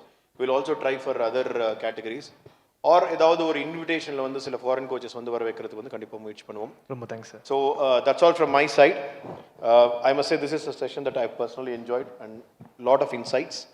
I think we should keep doing such sessions more. Probably students வந்து எஸ்டிடிக்கு வந்து வர வச்சு வாரத்துக்கு ஒரு வாட்டி we'll have to do. In fact, இன்னைக்கு இன்னொரு decision that I've taken, probably will implement soon, is we'll have a video conferencing TV and setup in all the hostels slowly. One technology use பண்ணனும். நம்ம நிறைய experts இருக்காங்க, நிறைய coaches இருக்காங்க. இதெல்லாம் வந்து ஸ்டூடெண்ட்ஸ் அந்த ஹாஸ்டல் இப்போ எல்லா ஸ்டூடெண்ட்ஸ் ஹாஸ்டல்ஸ் வந்து இங்கே வர முடியாது. ஒரு வீடியோ கான்ஃபரன்சிங் ஃபெசிலிட்டி வச்சுட்டோம்னா ஏதாவது ஒரு வீடியோஸ் வந்து அவங்கள காட்டுறதோ, ஒரு நல்ல யூடியூப்ல நிறைய ஃப்ரீ வீடியோஸ் நிறைய இருக்கு, where you can go and educate. So அந்த ஃபெசிலிட்டியுமே we will do it. So நான் பாட்டிங்க நான் வந்து ஃபினான்ஸ் மினிஸ்டர் வந்து நிறைய கொடுத்தேன். நீங்கள் கொஞ்சம் அது வந்து என் டேபிள் கொண்டு வந்துட்டீங்கன்னா உடனே சாங்ஷன் பண்ணலாம். I'll be more than happy to do it and I will do it. Only thing is you'll have to process it. Thank you so much for your insights. I really enjoyed talking to you. Thank you so much. Thank you, sir. Sir, I think we just have a couple of questions from the audience. If we can just hand over the mic or a quick Q&A. Sir, sir, எடுத்துட்டு வரோம் ஒரே நிமிஷம். When you were the district collector of Virudhunagar, you started something called as Coffee with Collector. Probably as a member secretary, it's high time that there is something called as Coffee with Member Secretary we arranged. No, we'll try doing that. In fact, to be very frank, many of my insights on students and society came from Coffee with Collector. ஒரு government ஸ்கூல்ல இருந்து students வர வச்சு பேசுறதுல my understanding of society has increased a lot. Probably we should do that, probably in a different form. Not as we'll certainly try interacting more with our students. Yes, sir. I think this was like a trailer to what we can look forward to if we had to have a coffee with Meghnad Reddy sir's session. But I think we also have a question from Jayashree. Past 2 days were so insightful and enlightening. But we heard from a lot of sports person. But we would also like to know from you, the sports person in you, if you were an SDAT hostel student, what sports would you be pursuing? And if you want to choose someone from here as your coach, who would you choose? Second answer சொல்ல மாட்டேன். First if I were SDAT hostel student, what game na? I like fencing. நான் உங்களெல்லாம் பார்க்கும்போதெல்லாம் அந்த room போகும்போதெல்லாம் அது எனக்கு ஏதோ ஒரு கிங் மாதிரி லைக் நம்ம பில்டப் கொடுக்கலாம்ன்ற ஒரு ஃபீலிங் எனக்கு வரும். அது வச்சு probably I take up fencing. I'm doing cycling now, but I cannot be a professional cycler. If I were in SDAT, probably I would have done fencing. But the fencing court. Yes. Sir Siva RSM sir sir நம்மக்கிட்ட actually பார்த்தாக்கா நம்மள்ட்ட 2600 students ஹாஸ்டல்ஸில் இருக்கிறாங்க, எக்ஸலன்ஸ்லேயும் இருக்கிறாங்க. ஆனால் நம்மளோட players private கிளப்புக்கு போயிட்டு விளாட்றாங்க. Why don't we start SDAT club for senior nationals team விளாட்றதுக்கு? நம்ம ஏன்னா நம்மக்கிட்ட எல்லா கிரவுண்டு ஃபெசிலிட்டிஸ் இருக்குது, ஃபிசியோதெரபிஸ் இருக்காங்க, அதே மாதிரி ஸ்போர்ட்ஸ் மெடிசினிஸ்ட் இருக்காங்க, குவாலிஃபைட் கோச்சஸ் இருக்காங்க. நம்ம போயிட்டு இன்னொரு கிளப்பில் போயிட்டு நம்மளோட ஸ்டூடெண்ட்ஸ் அனுப்புறதுக்கு நம்மளே கிளப்பை ஸ்டார்ட் பண்ணோம்னா 12th ஸ்டாண்டர்ட் பசங்களும் காலேஜ் பசங்களும் சேர்ந்து சீனியர் விளையாடும்போது பிளேயர்ஸ் வர்றதுக்கு கீழே வர்றதுக்கான வாய்ப்புகள் நிறையாவும் இருக்குது. ரெண்டாவது நம்ம பசங்க மேட்சஸ் விளையாடும்போது அவங்க எக்ஸ்போஸ் ஆகிறதுனால நமக்கு நல்ல நல்ல பிளேயர்ஸும் ஹாஸ்டல்ஸுக்கு கிடைப்பாங்க சார். இது என்னோட கருத்து. No, it's a good idea, Shiva. In fact, நேத்திலிருந்து எனக்கு 2 தாட்ஸ். லீக் நம்ம ஏதாவது ஸ்டார்ட் பண்ணலாமா? ஸ்டேட் ஸ்பான்சர்ட் லீக் மாதிரி. இப்போ சிஎம் ட்ரோஃபி நடத்துகிறோம், well and good. CM trophy என்னென்னா ஒரே டைமில் நிறைய ஜாம் பேக்டாக இருக்கும். அது ஒரு டிஃப்ரெண்ட் நோக்கம், அது ஒரு டிஃப்ரெண்ட் டார்கெட் இருக்குது. இன்ஃபேக்ட் நேற்றுலேருந்து one thought that I was going is SDAT league மாதிரி ஏதாவது ஒன்று. இப்போது மாதத்துக்கு ஒரு 12 months மாதத்துக்கு ஒரு லீக், ரொம்ப கிராம்ட் இல்லாமல் ஒரு 4-5 days. ஒரு மாதம் வந்து கபடி, இன்னொரு மாதம் வந்து வாலிபால், இன்னொரு மாதம் வந்து பேஸ்கெட்பால். தாட் எனக்கு வந்துச்சு, club can be export. All I need is a concept note. Because you being the experts எனக்கு ஒரு கான்செப்ட் நோட் கொடுத்துட்டு இப்படி பண்ணலாம்னு சொன்னீங்கன்னா ஐ இமிடியட்லி டூ இட். இல்லை சார், நமக்கு ஃபார் எக்ஸாம்பிள் இப்போ ஃபுட்பால்லாம் பார்த்தீங்கன்னாக்கா நம்ம பிளேயர்ஸ் தான் ஹாஸ்டல் பிளேயர்ஸை வெளியில் கூப்பிட்டு போயிட்டு ஒவ்வொரு கிளப்புக்கு விளையாட வைக்கிறாங்க, நம்ம ஐஎஸ்எல் மாதிரி விளையாட வைக்கிறாங்க. இதுவே நம்மகிட்டே ஹாஸ்டல் ஸ்டூடெண்ட்ஸ் இருந்துச்சுனாக்கா தமிழ்நாட்டில் இந்தியாவிலே பெஸ்ட் டீமாக நம்ம ஹாஸ்டல் டீம்ஸ் மட்டும்தான் இருக்கும். No doubt about it. அதுக்கான ஒரு சின்ன கான்செப்ட் நோட், இப்படி பண்ணலாம், this how club should be formed, this is how it can be implemented நீங்கள் சொல்லிட்டீங்கன்னா ஒரு பேப்பர் எனக்கு என் கையில் வந்துச்சுன்னா I will certainly implement it. ஓகேங்க sir, thank you sir. I think we have one more question here. If you can hand over the mic. Hello, good evening, sir. Here, sir, here. Everyone, good morning, good evening. Sir, பேரா பிளேயர்ஸுக்கு வந்து throw sector வந்து கொஞ்சம் டிமாண்டாக இருக்குது sir. Okay, ஐ மீன் நான் ஆக்சுவலாக youth Asian games போகிறதுக்கு முன்னாடி நான் ஆக்சுவலாக நேரு ஸ்டேடியமில் தான் நேரு பார்க்கில் தான் ப்ராக்டிஸ் பண்ணிகிட்டு இருந்தேன்.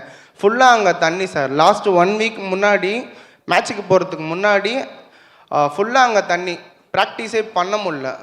அதனாலேயே எனக்கு கொஞ்சம் மீட்டர்ஸ் கொஞ்சம் கம்மியாக இருந்துச்சு சார். ஸோ த்ரோ செக்டர் இருந்தால் எனக்கு கொஞ்சம் பெனிஃபிட்டாக இருக்கும் சார்.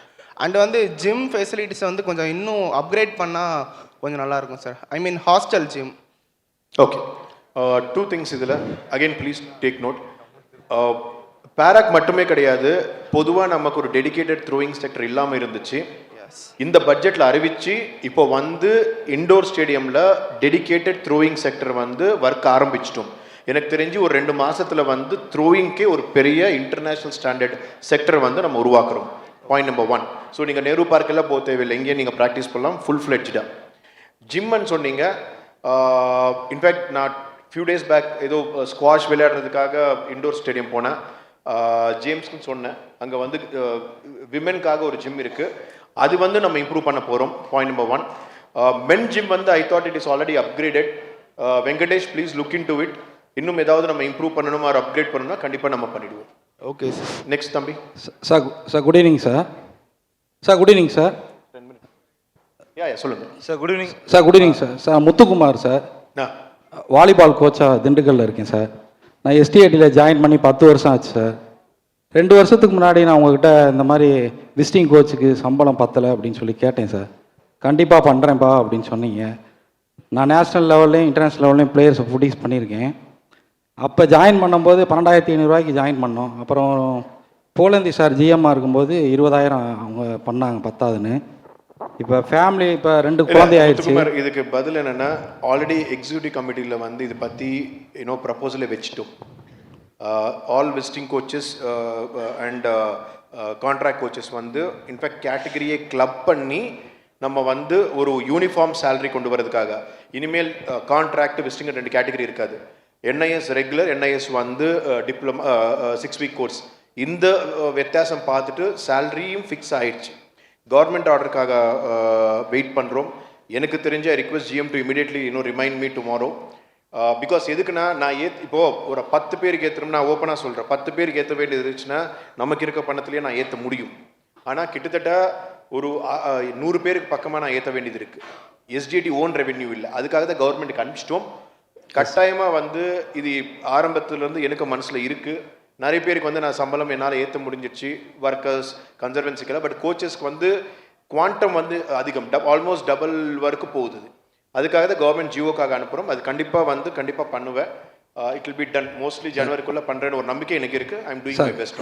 இல்லை சார், எல்லா கோச்சுகளுக்கும் குழந்தைங்க இருக்குது சார். அவங்களோட எதிர்காலத்துக்காக தான் நாங்கள் பேசுகிறோம் சார். எங்களுக்காக கொஞ்சம் இது பண்ணி கொடுங்க சார், ஹம்பிள் ரெக்வெஸ்ட் சார். அதான் முத்துக்குமார், நான் சொல்கிறேன்ல, நீங்கள் அவ்வளோ ஹம்பிளான்னு சொல்ல தேவையில்லை. ஆல்ரெடி எக்ஸிக்யூட்டிவ் கமிட்டிக்கு நான் ப்ரப்போசலே கொண்டு போயிட்டேன். Okay sir. இதெல்லாம் மர்ஜ் பண்ணி சேலரி ஸ்ட்ரக்சரோடு இருக்குது. எனக்கு எவ்வளோ சம்பளம்ன்றதுன்னு தெரியும். ரைட், கவர்மெண்ட் ஆர்டருக்காக தான் வெயிட் பண்ணுறோம். வந்த உடனே இம்ப்ளிமெண்ட் பண்ணிவிடுவோம். அந்த கஷ்டம் எனக்கு தெரியும். Yes sir. Okay. All right. Thank you so much. No, with that, we're closing the Q&A session. We're running out of one last question, maybe. From ma'am, and mic mattum ma'am kuduthirunga, please. One there and one here. Okay. Thambi. Sir, I am Siddharthan. I am studying Velur Excellence. Deepika அக்கா சொன்னாங்க, first அவங்க volleyball பிளேயராக இருந்தாங்க. 2023 நம்ம வந்து beach volleyball மாற்றின பிறகு தான் அவங்க பீச் வாலிபால் பிளேயராக மாறினாங்க. அவங்களுக்கு பெனிஃபிட் கூட நம்ம நேரு ஸ்டேடியத்தில் பீச் வாலிபால் கிரவுண்ட் இருக்குது.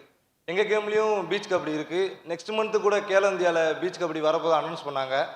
இப்போ நெக்ஸ்ட் இயர் போன வருஷமே எங்கள் ஹாஸ்டல்லேருந்து பீச் கிரவுண்ட் எங்கிட்ட இல்லாமலே 2 பேர் பீச் நேசஸ் வாங்கினாங்க. அப்படி அனௌன்ஸ் பண்ணும்போது எங்கள் கோச் வந்து ஹை ஜம்ப் கிட்டில் கூட்டு போய் தான் ப்ராக்டிஸ் பண்ணுவாங்க ஒரு 10 டேஸ்க்கு முன்னாலே. நீங்கள் எங்களுக்கு ஒரு பீச் கிரவுண்டு மட்டும் ரெடி பண்ணி கொடுத்தீங்க வெள்ளூரில்? ஆமாம் சார், கண்டிப்பாக பண்ணுவோம். Sujatha, please get it done. Next பொங்கலுக்கு முன்னாடி ஒரு beach ground will do it. Thank you. Good evening sir. Sir, I got one grievance.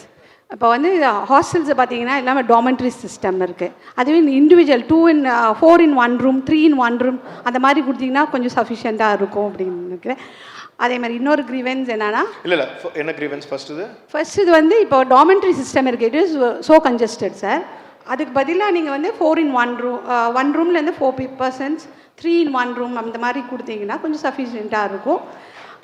அது வந்து பெஸ்ட்டாக இருக்கும் ஹாஸ்டல் ஸ்டூடெண்ட்ஸுக்கு. அது க்ளீனாகவும் டைடியாகவும். ஹாஸ்டல் ஸ்டூடெண்ட்ஸ் அந்த மாதிரி ஃபீல் பண்ணுறாங்களா? Yes yes of course. நான் ஹாஸ்டல் இருக்கும்போது டார்மெண்டரி இருந்தால் நான் ஃபீல் பண்ணிட்டே இருந்தேன். நோ சார், டார்மெண்ட்ரியில் வந்து 12 பேர் 20 பேர் இருக்காங்க சார் ஒரு டார்மெண்ட்ரியில். அதுக்கு வந்து ஒரு 8 பேர் இல்லைனா வந்து 4 பேர் இருந்தாங்க கொஞ்சம் நல்லா இருக்கும் சார். ஓகே. அப்புறம் இன்னொரு கிரீவன்ஸ் வந்து பில்லர் ஆஃப் ஹெச்டிஐடி வந்து கோச்சஸ் தான் சார். கரெக்ட். நீங்கள் எல்லாருக்குமே வந்து இன்சென்டிவ் கொடுக்குறீங்க, பட் கோச்சஸ் வந்து அவங்கள மோட்டிவேட் பண்ணணும். அவங்க வந்து இன்னும் பர்ஃபார்ம் நல்லா பண்ணணும்னா அவங்களுக்கு ஒரு இன்சென்டிவ் கொடுத்தா தானேங்க சார் மோட்டிவேட் ஆகுவாங்க. அது வந்து ப்ரீவியஸாக இருந்தது, இது வரைக்கும் எதுவுமே பண்ணவே கிடையாது. இதுக்கப்புறம் நீங்கள் பண்ணிங்கன்னா கொஞ்சம் நல்லா இருக்கும். ஜனவரிக்குள்ளே கண்டிப்பாக பண்ணுவோம், 100% பண்ணிடுவோம். Thank you sir. இப்போ பிளேயர்ஸ்க்கு ஹெச்சிஐ இருக்கிற மாதிரி, ஃபார் எக்ஸாம்பிள் நான் ஐல் பி ஓப்பன். ஒரு ஹெச்சிஐ கொடுக்கணும்னா அது நான் சொந்த செலவுலேருந்து நான் சொந்த ஜோப்லேருந்து கொடுக்க முடியாது. அதுக்குன்னு ஒரு ப்ரொசீஜர் இருக்குது. அது பின்னாடி நான் ஒரு பிளேயருக்கோ நான் ஒரு ஹெச்ஐ கொடுக்கறதுக்கு பின்னாடி இருக்கிற ஸ்ட்ரகிள் நான் வந்து ஓப்பனாக சொல்ல முடியாது. அதுக்கு நான் ப்ரப்போசல் அனுப்பணும், ஜிஓ வாங்கணும், ஜிஓக்கு 1000 கேள்வி கேட்பாங்களா, அதுக்கு ரிப்ளை அனுப்பணும். அது ஒரு ப்ராசஸ். இந்த பக்கம் உட்கார்ந்தா தான் அது தெரியும். ஹேவிங் செட் தட், கோச்சஸ்க்குமே அதே ஜிஓவில் கோச்சஸ்க்கு வந்து எப்படி கொடுக்கணும்னு ஒரு கிளாஸ் இருக்குது. அது கொஞ்சம் ஒரு சின்ன காம்ப்ளெக்ஸ் கிளாஸ். அது அப்போ கொடுத்தது வந்து ஒரு சின்ன காம்ப்ளெக்ஸ் கிளாஸ். ஆல்ரெடி ஃபைல் சென்டேபிளில் தான் இருக்குது. We are working on it. GO பிரகாரம் என்னென்ன கோச்சஸ்க்கு வந்து என்னென்ன கொடுக்க முடியுமோ கண்டிப்பாக கொடுப்போம். ஜனவரிக்குள்ளே மொத்தம் நிறைய ஹெச்சிஎஸ் வந்து பிளேயர்ஸ்க்காகட்டும் சரி கோச்சஸ்க்காகட்டும் சரி கம்ப்ளீட் பண்ண வேண்டியது இருக்குது. 100% பண்ணிடுவேன் நம்பிக்கை எனக்கு இருக்குது.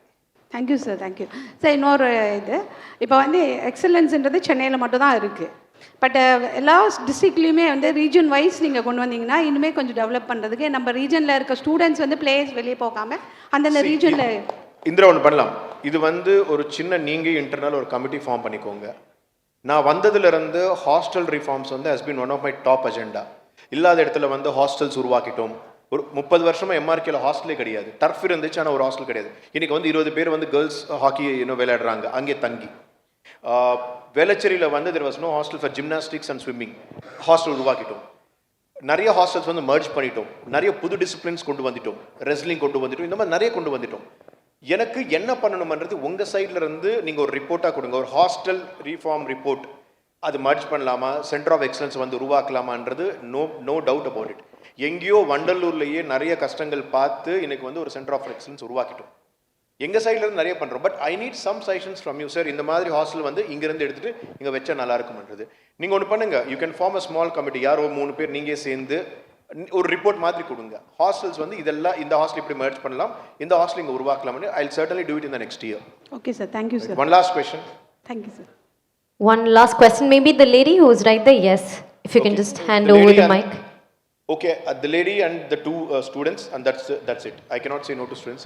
Quick-ஆ கேளுங்க. Sir, good evening, sir. This is Kala from Dindigul, sir, SDT. Sir, நான் ஃபுட்பால் கோச் சார்.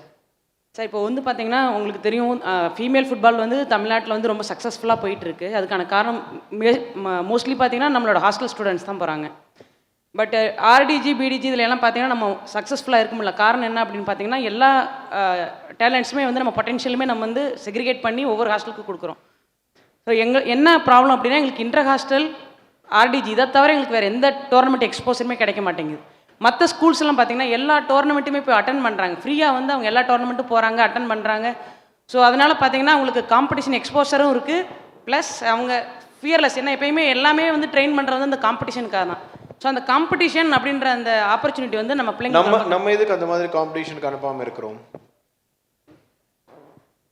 இப்போ ஒரு பிரைவேட் ஸ்கூல் அனுப்பும்போது காம்படிஷன் எக்ஸ்போஷன் கிராண்ட் மாதிரி பணம் வச்சுட்டு நம்ம ஏன் பண்ணலான்றது என்னோட கேள்வி. எனக்கு தெரியாது, நான் கேட்குறேன். இல்லை சார், இப்போ வந்து ஆத்தரைஸ்டு டோர்னமெண்ட்டாக தான் போகணும் அந்த மாதிரியானது இருக்குங்க சார். பட் நமக்கு ஆத்தரைஸ்டோ, ஆனால் நம்மளை பொறுத்த வரைக்கும் பிள்ளைங்களுக்கான எக்ஸ்பீரியன்ஸ் வேணுங்கிறது மட்டும் தான் சார். என்ன சஜஷன் கொடுக்குறீங்க? காம்படிஷன்ஸ் அதிகப்படுத்தணுமா? காம்படிஷன் அதிகப்படுத்தணும் சார். சம்டைம்ஸ் நாங்கள் என்ன ஃபீல் பண்ணுறோன்னா, இப்போ நாங்கள் ஒரு 3 ஹாஸ்டல் இருக்கோம் சார் ஸ்கூலில். ஸோ அந்த 3 ஹாஸ்டலும் கம்பைன் பண்ணி நல்ல பெஸ்ட் பிளேயர்ஸாக போயிட்டு நம்ம விளையாடும்போது எங்களை பொறுத்த வரைக்கும் அட் த எண்டு வந்து பார்த்தீங்கன்னா எஸ்டிஐடி தான் டாப்பாக இருக்கணும்.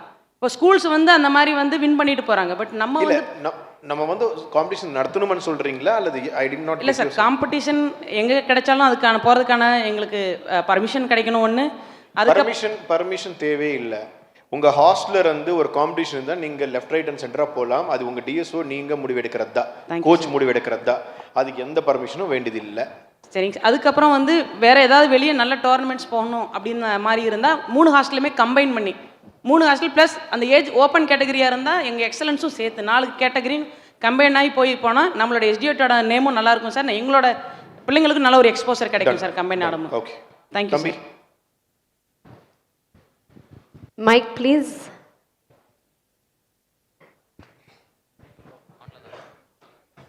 Sir, good evening, sir. Sir, I'm Vishwa from Sports Hostel of Excellence, Kovilpatti. Sir, நாங்கள் இருக்க டர்ஃப் வந்து 2016 போட்ட டர்ஃப் சார். இப்போ அந்த டர்ஃப் வந்து ரொம்ப டேமேஜ் ஆகி அங்கங்கே டயர் ஆயிடுச்சு சார். ப்ராக்டிஸ் பண்ணும்போதும் ரொம்ப இன்ஜூரி ஆகுது. பிளேயர்ஸ்லாம் கொஞ்சம் ப்ராக்டிஸ் புது டர்ஃப் வேணுமா? ஆமாம் சார். ஓகே, சி புரியுது எனக்கு. போன வருடம் வந்து அரியலூர் அண்ட் திருவண்ணாமலையில் வந்து புது ஹாக்கி டர்ஃப் போட்டோம். இது please I request GM to include it. Next year வந்து புது டர்ஃப் கண்டிப்பாக 1-2 அறிவிப்போம். அதில் கண்டிப்பாக கோவில்பட்டி சுச்சுவேஷன் பார்த்துட்டு இன்க்ளூட் பண்ணுறதுக்காக 100% நான் முயற்சி பண்ணுறேன். Okay, okay sir, thank you sir. கடைசி கேள்வி. லாஸ்ட்மா? Yes, if you can just quickly hand over the mic.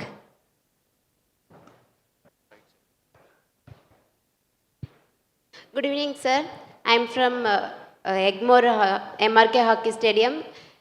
எங்களுக்கு வந்து ஸ்ட்ரென்த் இன்க்ரீஸ் பண்ணால் நல்லாயிருக்கும்னு தோணுது சார். இப்போ 20 பிளேயர்ஸ் தான் இருக்கும். எங்களுக்குள்ளே ஒரு காம்படிஷன் இல்லை. இன்னொரு 10 பிளேயர்ஸ் இன்க்ரீஸ் பண்ணிங்கன்னா எங்களுக்குள்ளேயே காம்படிஷன் இருந்து ஸ்கில்ஸ் இம்ப்ரூவ் பண்ணுறதுக்கு எங்களுக்கு பெஸ்ட்டாக இருக்கும். அதனால் எங்களுக்கு 10 வேக்கன்சி இன்க்ரீஸ் பண்ணணும் சார். எனக்கு இருக்குது, பட் ஆனால் அங்கே ஸ்பேஸ் பத்தலை, அதுதான் only issue. But last time நான் பார்க்கும்போது, இன்ஃபேக்ட் உங்களுக்கு தெரியுமா, அந்த நீங்கள் இப்போ தங்கியிருக்கிற இடம் வந்து இதுக்கு முன்னாடி என்னவா இருந்தது தெரியுமா? காம்படிஷன் நடத்தினா மக்கள் வந்து அதில் வந்துட்டு அது ஒரு பழைய ஜிம்மு, அதுலேருந்து இன்னும் உள்ள மேலே போகிற மாதிரி இருந்துச்சு. நானே ஒரு வம்பா எங்கள் ஹாஸ்டல் உருவாக்கணும்னு சொல்லி அந்த ரூம் வந்து ஹாஸ்டல் ரூமை உருவாக்குனது. And I know you guys are doing really well. Probably என்ன பண்ணுறேன்னா, இருக்காங்களா நான்சி ஒரு சம்மன் DSO Chennai Sujatha, what will do is, அந்த பக்கம் வந்து இதே மாதிரி கொஞ்சம் ஸ்பேஸ் இருக்குது. ஆனால் அது ஜிம் ரெடி பண்ணலாம்னு ஏதோ பிளான் பண்ணோம். ஸோ நெக்ஸ்ட் இயர் வந்து ஒரு 10 மெம்பர்ஸ் எக்ஸ்ட்ரா தங்குற மாதிரி. சாப்பாடு வேணும், நீங்கள் வந்துட்டு சாப்பிட்டுமீங்க. எம்ஆர்கிலே எங்கேயாவது ஒரு பில்டிங் வந்து கட்டுற மாதிரி ஒன்று இன்னும் முயற்சி பண்ணலாம். அல்லது ஆல்ரெடி ஒரு பில்டிங் இடிச்சிட்டோம் அந்த கோர்ட் கேஸ்னால. இந்த வாட்டி வந்து கரெக்டாக டிஸ்டன்ஸ் எல்லாம் பார்த்து அப்ரூவல் எல்லாம் வாங்கி அங்கே ஆக்சுவலி ஒரு ஹாஸ்டல் வந்து நம்ம ஒரு பில்டிங் கட்டிட்டோம்னா I think they have a good strength. கண்டிப்பாக பண்ணுவோம். Thank you sir. Next year 12th students வந்து ஸ்கூல்லேருந்தே முடிச்சுட்டு வராங்க. அவங்களுக்கு வந்து இங்கே வேக்கன்சி வேணும் சார். அதுக்காக தான், ஏன்னா நிறைய பிளேயர்ஸ் இருக்காங்க, அவங்களுக்கு எங்கேயும் இப்போ 23 பேர் இருக்கீங்களா? 20 இன்னும் ஒரு 10 பேர் இருந்தால் கரெக்டாக இருக்குன்னு சொல்கிறீங்களா? We will certainly increase the number. Sujata, please increase it. Thank you. Thank you. All right. Thank you so much for all those questions and thank you so much. ரொம்ப gracious அந்த ஒவ்வொரு கேள்விக்கும் பதில் சொல்லிருக்கீங்க. Can we just have the mementos brought on stage for all the STAT hostel students here today? I think ஒரு summer fun entertaining session இருந்தது. I'm officially a Monisha fan. That's a different thing altogether. எல்லாருமே cornflakes sambar போய் try பண்ணுங்க எப்படி இருக்குன்னு பார்க்கலாம். But can we have the mementos brought on stage, please?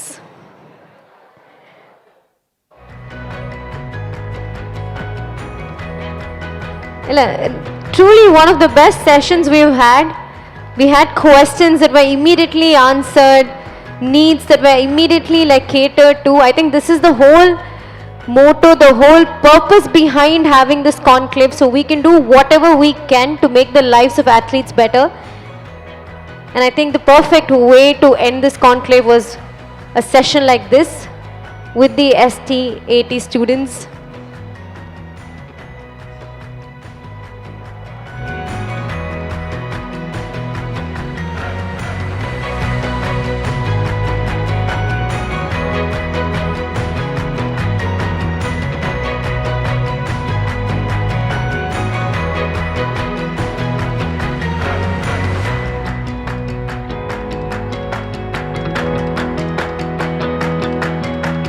Thank you so much. And we'd like to take this opportunity to thank all the industry leaders, the sports personalities, the innovators, the policy makers, the panelists, the moderators, all our speakers, the athletes, all the students, coaches who joined us. Thank you so much for making Tamil Nadu Sports Conclave 2025 a grand success. We told you that this is not just a forum.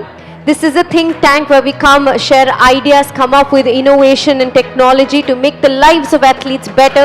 This is a launch pad where we inaugurate and deliver technology, innovation and policy that nurture the lives of athletes. And lastly, this is a commitment to building and nurturing the future of Indian sports. Once again, thank you all for being a part of this. And we promise that all these conversations will transform into meaningful actions next year. See you all in Tamilnadu Sports Conclave 3.0. Thank you so much. Thank you all, ladies and gentlemen. Have a great evening ahead. And wishing you all a early Merry Christmas and Happy New Year. Thank you all.